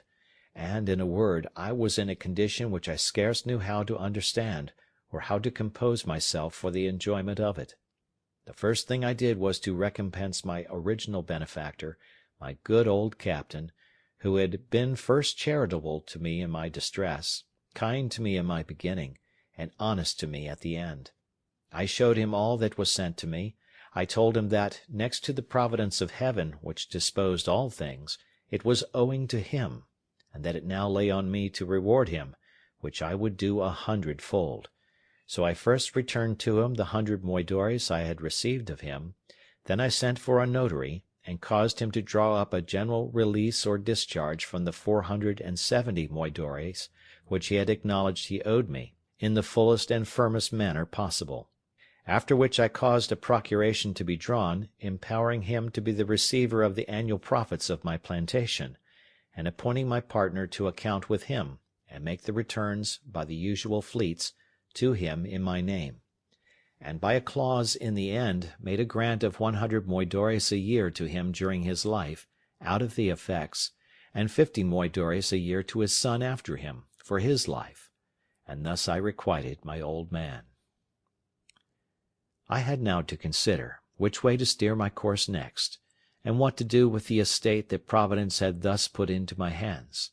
and indeed I had more care upon my head now than I had in my state of life in the island, where I wanted nothing but what I had, and had nothing but what I wanted; whereas I had now a great charge upon me, and my business was how to secure it. I had not a cave now to hide my money in, or a place where it might lie without lock or key till it grew mouldy and tarnished before anybody would meddle with it. On the contrary, I knew not where to put it, or whom to trust with it. My old patron, the captain, indeed, was honest, and that was the only refuge I had. In the next place, my interest in the Brazils seemed to summon me thither, but now I could not tell how to think of going thither till I had settled my affairs, and left my effects in some safe hands behind me. At first I thought of my old friend the widow, who I knew was honest, and would be just to me; but then she was in years, and but poor, and for aught I knew might be in debt; so that, in a word, I had no way but to go back to England myself, and take my effects with me. It was some months, however, before I resolved upon this; and therefore, as I had rewarded the old captain fully, and to his satisfaction, who had been my former benefactor, so I began to think of the poor widow, whose husband had been my first benefactor, and she, while it was in her power, my faithful steward and instructor. So the first thing I did, I got a merchant in Lisbon to write to his correspondent in London, not only to pay a bill, but to go find her out, and carry her, in money, £100 from me, and to talk with her, and comfort her in her poverty, by telling her she should, if I lived, have a further supply. At the same time I sent my 2 sisters in the country £100 each, they being, though not in want, yet not in very good circumstances, one having been married and left a widow, and the other having a husband not so kind to her as he should be. But among all my relations or acquaintances I could not yet pitch upon one to whom I durst commit the gross of my stock, that I might go away to the Brazils, and leave things safe behind me, and this greatly perplexed me. I had once a mind to have gone to the Brazils and have settled myself there, for I was, as it were, naturalized to the place, but I had some little scruple in my mind about religion, which insensibly drew me back. However, it was not religion that kept me from going there for the present, and as I had made no scruple of being openly of the religion of the country all the while I was among them, so neither did I yet, only that, now and then, having of late thought more of it than formerly, when I began to think of living and dying among them, I began to regret having professed myself a papist, and thought it might not be the best religion to die with. But, as I have said, this was not the main thing that kept me from going to the Brazils, but that really I did not know with whom to leave my effects behind me, so I resolved at last to go to England, where, if I arrived, I concluded that I should make some acquaintance, or find some relations, that would be faithful to me, and accordingly I prepared to go to England with all my wealth. In order to prepare things for my going home, I first, the Brazil fleet being just going away, resolved to give answers suitable to the just and faithful account of things I had from thence; and, first, to the Prior of St. Augustine, I wrote a letter full of thanks for his just dealings, and the offer of the 872 moidores which were undisposed of, which I desired might be given, 500 to the monastery, and 372 to the poor, as the prior should direct, desiring the good padre's prayers for me, and the like. I wrote next a letter of thanks to my 2 trustees, with all the acknowledgment that so much justice and honesty called for. As for sending them any present, they were far above having any occasion of it. Lastly, I wrote to my partner, acknowledging his industry in the improving of the plantation, and his integrity in increasing the stock of the works, giving him instructions for his future government of my part, according to the powers I had left with my old patron, to whom I desired him to send whatever became due to me, till he should hear from me more particularly, assuring him that it was my intention not only to come to him, but to settle myself there for the remainder of my life. To this I added a very handsome present of some Italian silks for his wife and 2 daughters, for such the captain's son informed me he had, with 2 pieces of fine English broadcloth, the best I could get in Lisbon, 5 pieces of black baize, and some Flanders lace of a good value. Having thus settled my affairs, sold my cargo, and turned all my effects into good bills of exchange, my next difficulty was which way to go to England. I had been accustomed enough to the sea, and yet I had a strange aversion to go to England by the sea at that time, and yet I could give no reason for it. Yet the difficulty increased upon me so much, that though I had once shipped my baggage in order to go, yet I altered my mind, and that not once, but 2 or 3 times. It is true I had been very unfortunate by sea, and this might be one of the reasons; but let no man slight the strong impulses of his own thoughts in cases of such moment. 2 of the ships which I had singled out to go in, I mean more particularly singled out than any other, having put my things on board one of them, and in the other having agreed with the captain, I say 2 of these ships miscarried. One was taken by the Algerines, and the other was lost on the Start, near Torbay, and all the people drowned except 3, so that in either of those vessels I had been made miserable. Having been thus harassed in my thoughts, my old pilot, to whom I communicated everything, pressed me earnestly not to go by sea, but either to go by land to the Groyne, and cross over the Bay of Biscay to Rochelle, from whence it was but an easy and safe journey by land to Paris, and so to Calais and Dover, or to go up to Madrid, and so all the way by land through France. In a word, I was so prepossessed against my going by sea at all, except from Calais to Dover, that I resolved to travel all the way by land, which, as I was not in haste, and did not value the charge, was by much the pleasanter way; and to make it more so, my old captain brought an English gentleman, the son of a merchant in Lisbon, who was willing to travel with me; after which we picked up 2 more English merchants also, and 2 young Portuguese gentlemen, the last going to Paris only, so that in all there were 6 of us and 5 servants, the 2 merchants and the 2 Portuguese contenting themselves with 1 servant between 2, to save the charge; and as for me, I got an English sailor to travel with me as a servant, besides my man Friday, who was too much a stranger to be capable of supplying the place of a servant on the road.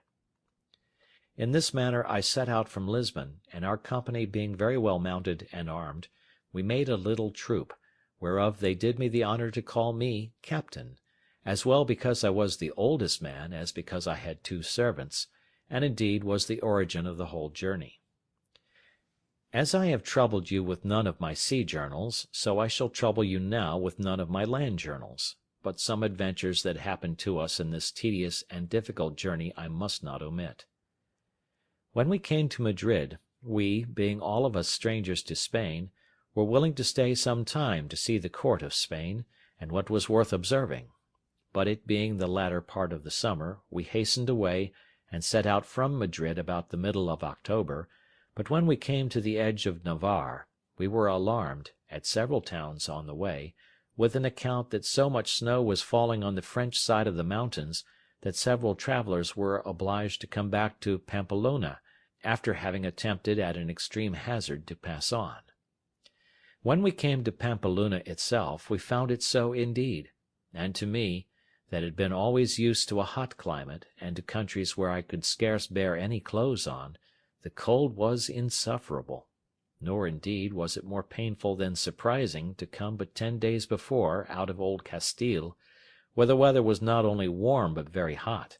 and immediately to feel a wind from the Pyrenean mountains so very keen, so severely cold, as to be intolerable and to endanger benumbing and perishing of our fingers and toes. Poor Friday was really frightened when he saw the mountains all covered with snow, and felt cold weather, which he had never seen or felt before in his life. To mend the matter, when we came to Pampeluna it continued snowing with so much violence and so long, that the people said winter was come before its time, and the roads, which were difficult before, were now quite impassable.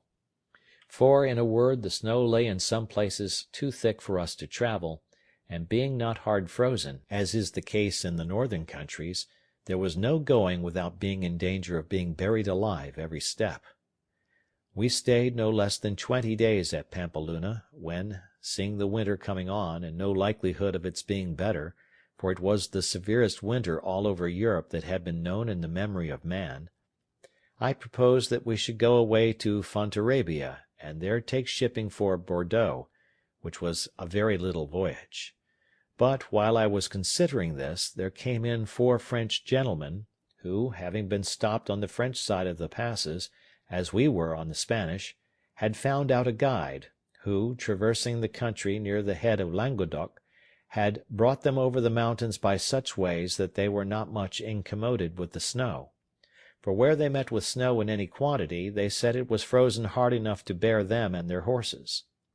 We sent for this guide, who told us he would undertake to carry us the same way, with no hazard from the snow, provided we were armed sufficiently to protect ourselves from wild beasts, for, he said, in these great snows it was frequent for some wolves to show themselves at the foot of the mountains, being made ravenous for want of food, the ground being covered with snow.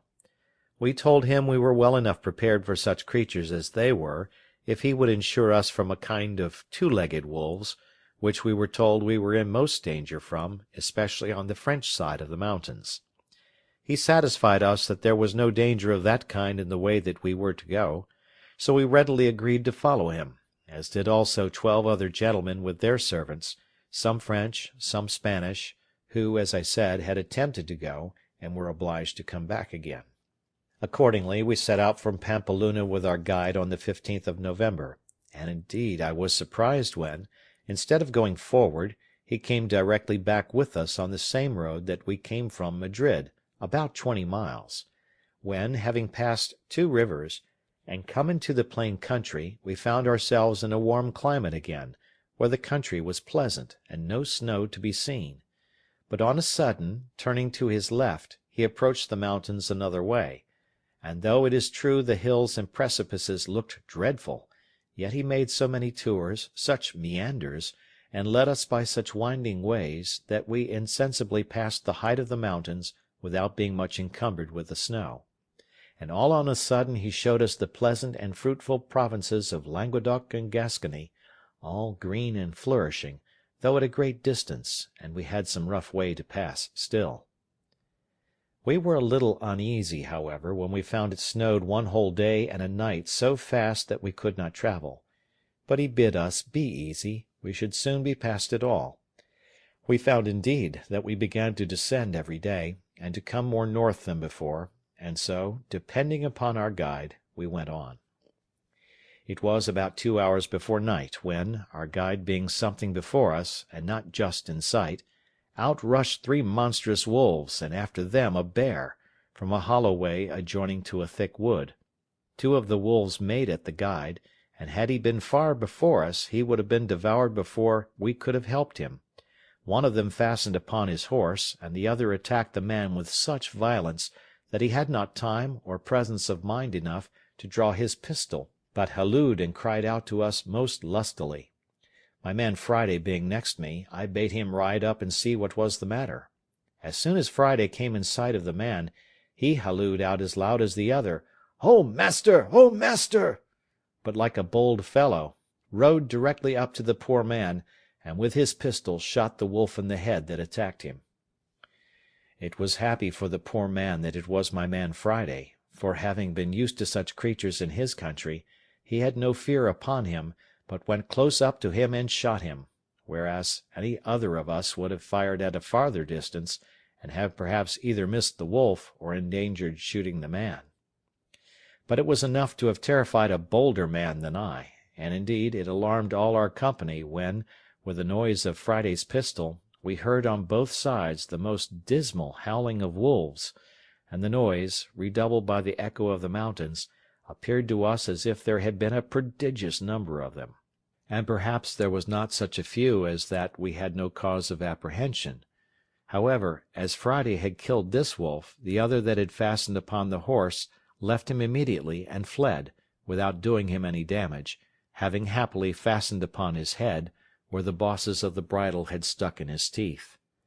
But the man was most hurt, for the raging creature had bit him twice, once in the arm, and the other time a little above his knee, and though he had made some defence, he was just tumbling down by the disorder of his horse, when Friday came up and shot the wolf. It is easy to suppose that at the noise of Friday's pistol we all mended our pace and rode up as fast as the way, which was very difficult, would give us leave to see what was the matter. As soon as we came clear of the trees, which blinded us before, we saw clearly what had been the case, and how Friday had disengaged the poor guide, though we did not presently discern what kind of creature it was he had killed. Chapter 19. Chapter 20. Fight between Friday and a bear. But never was a fight managed so heartily and in such a surprising manner as that which followed between Friday and the bear, which gave us all, though at first we were surprised and afraid for him, the greatest diversion imaginable. As the bear is a heavy, clumsy creature, and does not gallop as the wolf does, who is swift and light, so he has two particular qualities, which generally are the rule of his actions. First, as to men, who are not his proper prey, he does not usually attempt them, except they first attack him, unless he be excessively hungry, which it is probable might now be the case, the ground being covered with snow. If you do not meddle with him, he will not meddle with you. But then you must take care to be very civil to him, and give him the road, for he is a very nice gentleman. He will not go a step out of his way for a prince. Nay, if you are really afraid, your best way is to look another way and keep going on, for sometimes if you stop and stand still, and look steadfastly at him, he takes it for an affront. But if you throw or toss anything at him, though it were but a bit of stick as big as your finger, he thinks himself abused, and sets all other business aside to pursue his revenge, and will have satisfaction in point of honor. That is his first quality. The next is, if he be once affronted, he will never leave you, night or day, till he has his revenge, but follows at a good round rate till he overtakes you. My man Friday had delivered our guide, and when we came up to him he was helping him off his horse, for the man was both hurt and frightened, when on a sudden we espied the bear come out of the wood, and a monstrous one it was, the biggest by far that ever I saw. We were all a little surprised when we saw him, but when Friday saw him, it was easy to see joy and courage in the fellow's countenance. "Oh, oh, oh!" says Friday 3 times, pointing to him. "Oh, master, you give me to leave, me shake it a hand with him, me make a you good laugh." I was surprised to see the fellow so well pleased. "You fool," says I, "he will eat you up."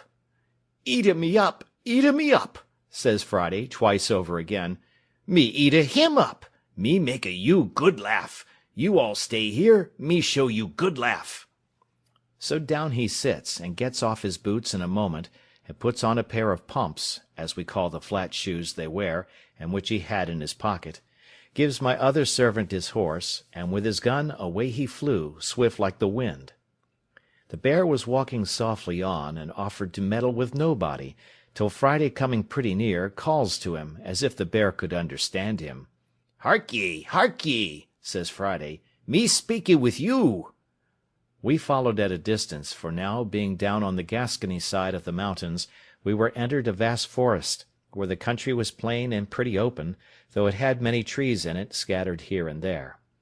Friday, who had, as we say, the heels of the bear, came up with him quickly, and took up a great stone and threw it at him, and hit him just on the head, but did him no more harm than if he had thrown it against a wall.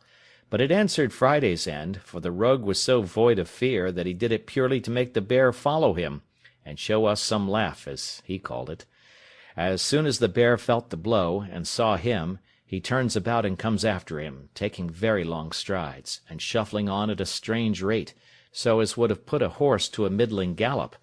Away reins Friday, and takes his course as if he ran towards us for help. So we all resolved to fire at once upon the bear, and deliver my man; though I was angry at him for bringing the bear back upon us, when he was going about his own business another way; and especially I was angry that he had turned the bear upon us, and then ran away; and I called out, "You dog, is this your making us laugh? Come away, and take your horse, that we may shoot the creature." He heard me, and cried out, "No shoot, no shoot! Stand still, and you get much laugh."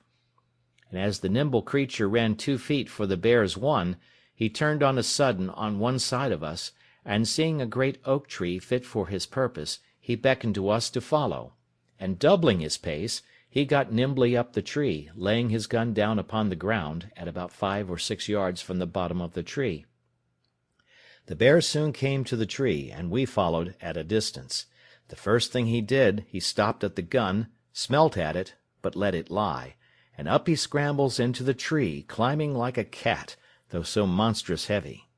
I was amazed at the folly, as I thought it, of my man, and could not for my life see anything to laugh at, till seeing the bear get up the tree, we all rode near to him. When we came to the tree, there was Friday got out to the small end of a large branch, and the bear got about halfway to him. As soon as the bear got out to that part where the limb of the tree was weaker, "Ha!" says he to us, "now you see me teach you the bear dance." So he began jumping and shaking the bough, at which the bear began to totter, but stood still, and began to look behind him to see how he should get back. Then, indeed, we did laugh heartily. But Friday had not done with him by a great deal, when, seeing him stand still, he called out to him again, as if he had supposed the bear could speak English. "What, you come no farther? Pray you come farther." So he left jumping and shaking the tree, and the bear, just as if he understood what he said, did come a little farther. Then he began jumping again, and the bear stopped again. We thought now was a good time to knock him in the head, and called to Friday to stand still, and we should shoot the bear. But he cried out earnestly, oh, pray, no shoot! Me shoot by and then." He would have said by and by. However, to shorten the story, Friday danced so much, and the bear stood so ticklish, that we had laughing enough, but still could not imagine what the fellow would do. For first we thought he depended upon shaking the bear off, and we found the bear was too cunning for that too, for he would not go out far enough to be thrown down, but clung fast with his great broad claws and feet, so that we could not imagine what would be the end of it, and what the jest would be at last. But Friday put us out of doubt quickly, for seeing the bear cling fast to the bough, and that he would not be persuaded to come any farther, "Well, well," says Friday, "you come no farther, me go. You no come to me come to you." And upon this he went out to the smaller end, where it would bend with his weight, and gently let himself down by it, sliding down the bough till he came near enough to jump down on his feet, and away he ran to his gun, took it up, and stood still. "Well," said I to him, "Friday, what will you do now? Why don't you shoot him?" "No shoot," says Friday. "No yet. Me shoot now, me no kill. Me stay, give you one more laugh." And indeed so he did, for when the bear saw his enemy gone, he came back from the bough, where he stood, but did it very cautiously, looking behind him every step, and coming backward till he got into the body of the tree. Then, with the same hinder end foremost, he came down the tree, grasping it with his claws, and moving one foot at a time very leisurely. At this juncture, and just before he could set his hind foot on the ground, Friday stepped up close to him, clapped the muzzle of his piece into his ear, and shot him dead. Then the rogue turned about to see if we did not laugh, and when he saw we were pleased by our looks, he began to laugh very loud. "So we kill bear in my country," says Friday. "So you kill them?" says I. "Why, you have no guns." "No," says he, "no gun, but shoot great much long arrow." This was a good diversion to us, but we were still in a wild place, and our guide very much hurt, and what to do we hardly knew. The howling of wolves ran much in my head, and indeed, except the noise I once heard on the shore of Africa, of which I have said something already, I never heard anything that filled me with so much horror. These things, and the approach of night, called us off, or else, as Friday would have had us, we should certainly have taken the skin of this monstrous creature off, which was worth saving, but we had near 3 leagues to go, and our guide hastened us, so we left him, and went forward on our journey. The ground was still covered with snow, though not so deep and dangerous as on the mountains, and the ravenous creatures, as we heard afterwards, were come down into the forest and plain country, pressed by hunger to seek for food, and had done a great deal of mischief in the villages, where they surprised the country people, killed a great many of their sheep and horses, and some people too. We had one dangerous place to pass, and our guide told us if there were more wolves in the country we should find them there, and this was a small plain, surrounded with woods on every side, and a long narrow defile or lane, which we were to pass to get through the wood, and then we should come to the village where we were to lodge. It was within half an hour of sunset when we entered the wood, and a little after sunset when we came into the plain. We met with nothing in the first wood, except that in a little plain within the wood, which was not above 2 furlongs over, we saw 5 great wolves cross the road full speed, one after another, as if they had been in chase of some prey, and had it in view. They took no notice of us, and were gone out of sight in a few moments. Upon this our guide, who, by the way, was but a faint-hearted fellow, bid us keep in a ready posture, for he believed there were more wolves a-coming.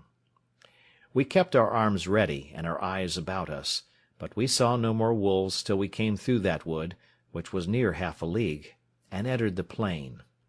As soon as we came into the plain we had occasion enough to look about us. The first object we met with was a dead horse, that is to say, a poor horse which the wolves had killed, and at least a dozen of them at work, we could not say eating him, but picking his bones rather, for they had eaten up all the flesh before. We did not think fit to disturb them at their feast, neither did they take much notice of us.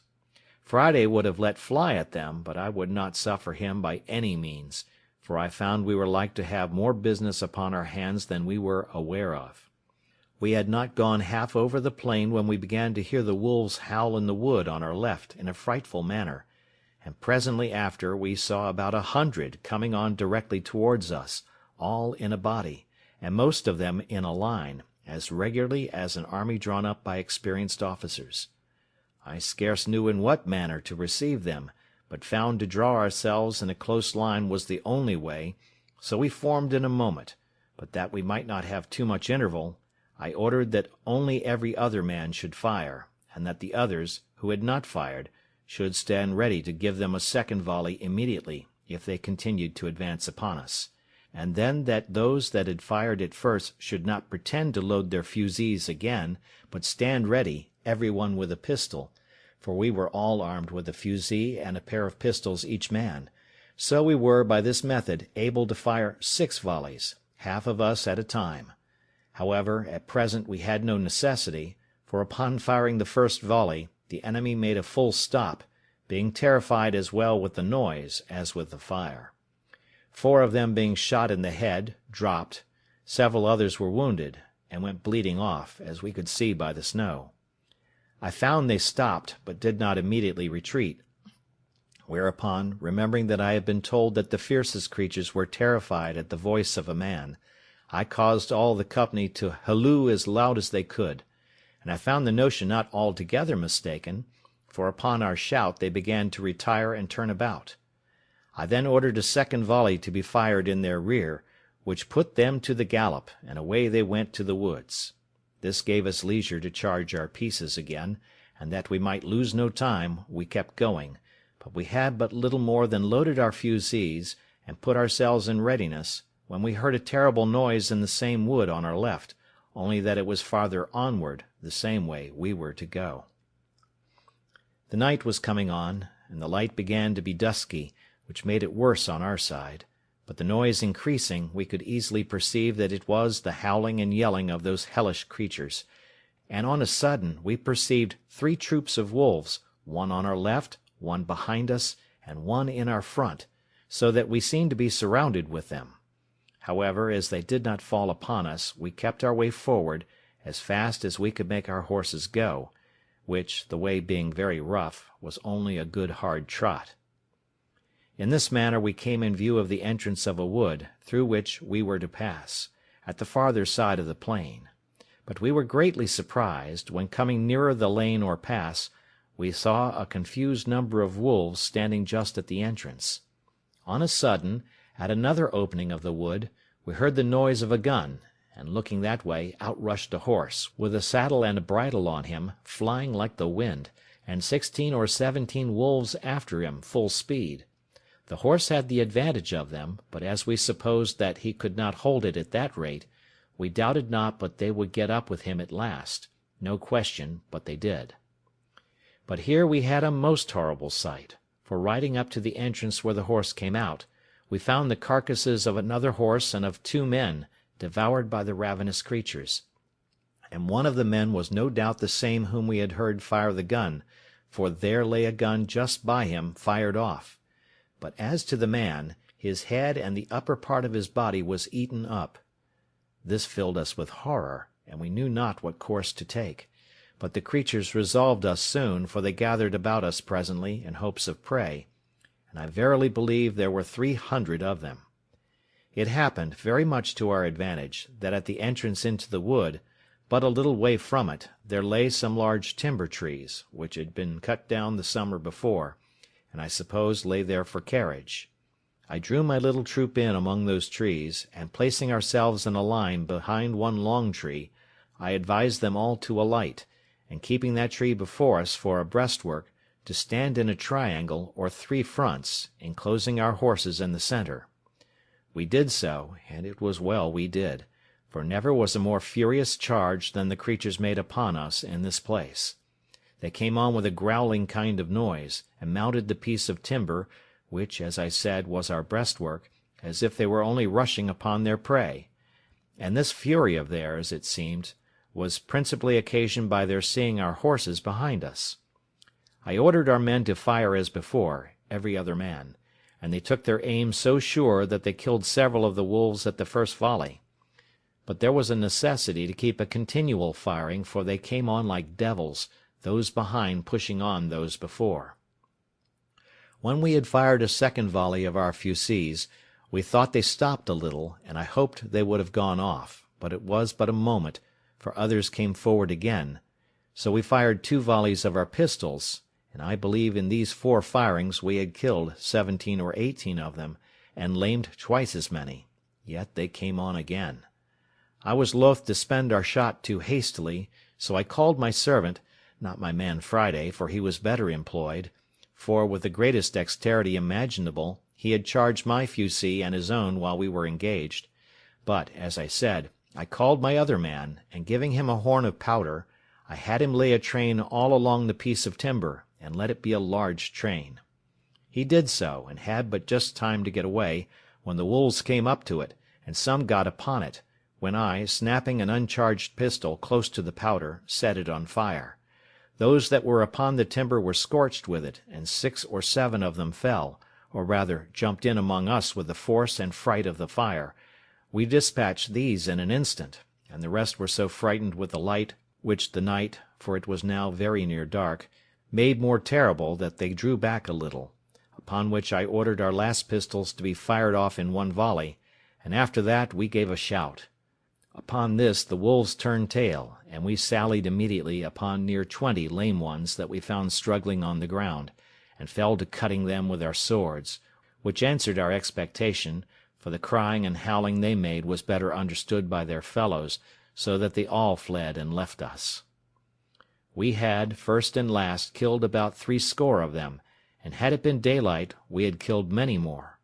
The field of battle being thus cleared, we made forward again, for we still had near a league to go. We heard the ravenous creatures howl and yell in the woods as we went several times, and sometimes we fancied we saw some of them, but the snow dazzling our eyes, we were not certain. In about an hour more we came to the town where we were to lodge, which we found in a terrible fright and all in arms, for, it seems, the night before the wolves and some bears had broken into the village, and put them in such terror that they were obliged to keep guard night and day, but especially in the night, to preserve their cattle, and indeed their people. The next morning our guide was so ill, and his limbs swelled so much with the rankling of his 2 wounds, that he could go no farther. So we were obliged to take a new guide here, and go to Toulouse, where we found a warm climate, a fruitful, pleasant country, and no snow, no wolves, nor anything like them. But when we told our story at Toulouse, they told us it was nothing but what was ordinary in the great forest at the foot of the mountains, especially when the snow lay on the ground. But they inquired much what kind of guide we had got who would venture to bring us that way in such a severe season, and told us it was surprising we were not all devoured. When we told them how we placed ourselves and the horses in the middle, they blamed us exceedingly, and told us it was 50 to 1 but we had been all destroyed, for it was the sight of the horses which made the wolves so furious, seeing their prey, and that at other times they were really afraid of a gun; but being excessively hungry, and raging on that account, the eagerness to come at the horses had made them senseless of danger, and that if we had not by the continual fire, and at last by the stratagem of the train of powder, mastered them, it had been great odds but that we had been torn to pieces. Whereas, had we been content to have sat still on horseback, and fired as horsemen, they would not have taken the horses so much for their own, when men were on their backs, as otherwise; and withal, they told us that at last, if we had stood all together, and left our horses, they would have been so eager to have devoured them, that we might have come off safe, especially having our firearms in our hands, being so many in number. For my part, I was never so sensible of danger in my life, for, seeing above 300 devils come roaring and open-mouthed to devour us, and having nothing to shelter us or retreat to, I gave myself over for lost, and, as it was, I believe I shall never care to cross those mountains again. I think I would much rather go 1,000 leagues by sea, though I was sure to meet with a storm once a week. I have nothing uncommon to take notice of in my passage through France, nothing but what other travellers have given an account of with much more advantage than I can. I travelled from Toulouse to Paris, and without any considerable stay came to Calais, and landed safe at Dover the 14th of January, after having had a severe cold season to travel in. I was now come to the centre of my travels, and had in a little time all my new discovered estate safe about me, the bills of exchange which I brought with me having been currently paid. My principal guide and privy councillor was my good ancient widow, who, in gratitude for the money I had sent her, thought no pains too much nor care too great to employ for me, and I trusted her so entirely that I was perfectly easy as to the security of my effects, and indeed I was very happy from the beginning, and now to the end, in the unspotted integrity of this good gentlewoman. And now, having resolved to dispose of my plantation in the Brazils, I wrote to my old friend at Lisbon, who, having offered it to the 2 merchants, the survivors of my trustees, who lived in the Brazils, they accepted the offer, and remitted 33,000 pieces of 8 to a correspondent of theirs at Lisbon to pay for it. In return I signed the instrument of sale in the form which they sent from Lisbon, and sent it to my old man, who sent me the bills of exchange for 32,800 pieces of 8 for the estate, reserving the payment of 100 moidores a year to him, the old man, during his life, and 50 moidores afterwards to his son for his life, which I had promised them, and which the plantation was to make good as a rent charge. And thus I have given the first part of a life of fortune and adventure, a life of Providence's checker work, and of a variety which the world will seldom be able to show the like of, beginning foolishly, but closing much more happily than any part of it ever gave me leave so much as to hope for. Any one would think that in this state of complicated good fortune I was past running any more hazards, and so indeed I had been if other circumstances had concurred. But I was inured to a wandering life, had no family nor many relations, nor, however rich, had I contracted fresh acquaintance, and though I had sold my estate in the Brazils, yet I could not keep that country out of my head, and had a great mind to be upon the wing again, especially I could not resist the strong inclination I had to see my island, and to know if the poor Spaniards were in being there. My true friend, the widow, earnestly dissuaded me from it, and so far prevailed with me, that for almost 7 years she prevented my running abroad, during which time I took my 2 nephews, the children of one of my brothers, into my care. The eldest, having something of his own, I bred up as a gentleman, and gave him a settlement of some addition to his estate after my decease. The other I placed with the captain of a ship, and after 5 years, finding him a sensible, bold, enterprising young fellow, I put him into a good ship, and sent him to sea, and this young fellow afterwards drew me in, as old as I was, to further adventures myself. In the meantime I in part settled myself here, for first of all I married, and that not either to my disadvantage or dissatisfaction, and had 3 children, 2 sons and 1 daughter, but my wife dying, and my nephew coming home with good success from a voyage to Spain, my inclination to go abroad and his importunity prevailed, and engaged me to go in his ship as a private trader to the East Indies. This was in the year 1694.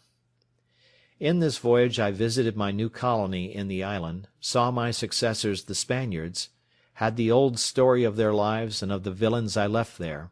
how at first they insulted the poor Spaniards, how they afterwards agreed, disagreed, united, separated, and how at last the Spaniards were obliged to use violence with them, how they were subjected to the Spaniards, how honestly the Spaniards used them, a history, if it were entered into, as full of variety and wonderful accidents as my own part,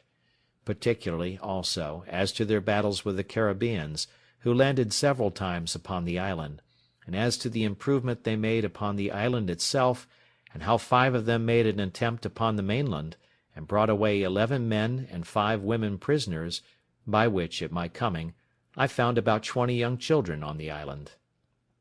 Here I stayed about 20 days, left them supplies of all necessary things, and particularly of arms, powder, shot, clothes, tools, and 2 workmen, which I had brought from England with me,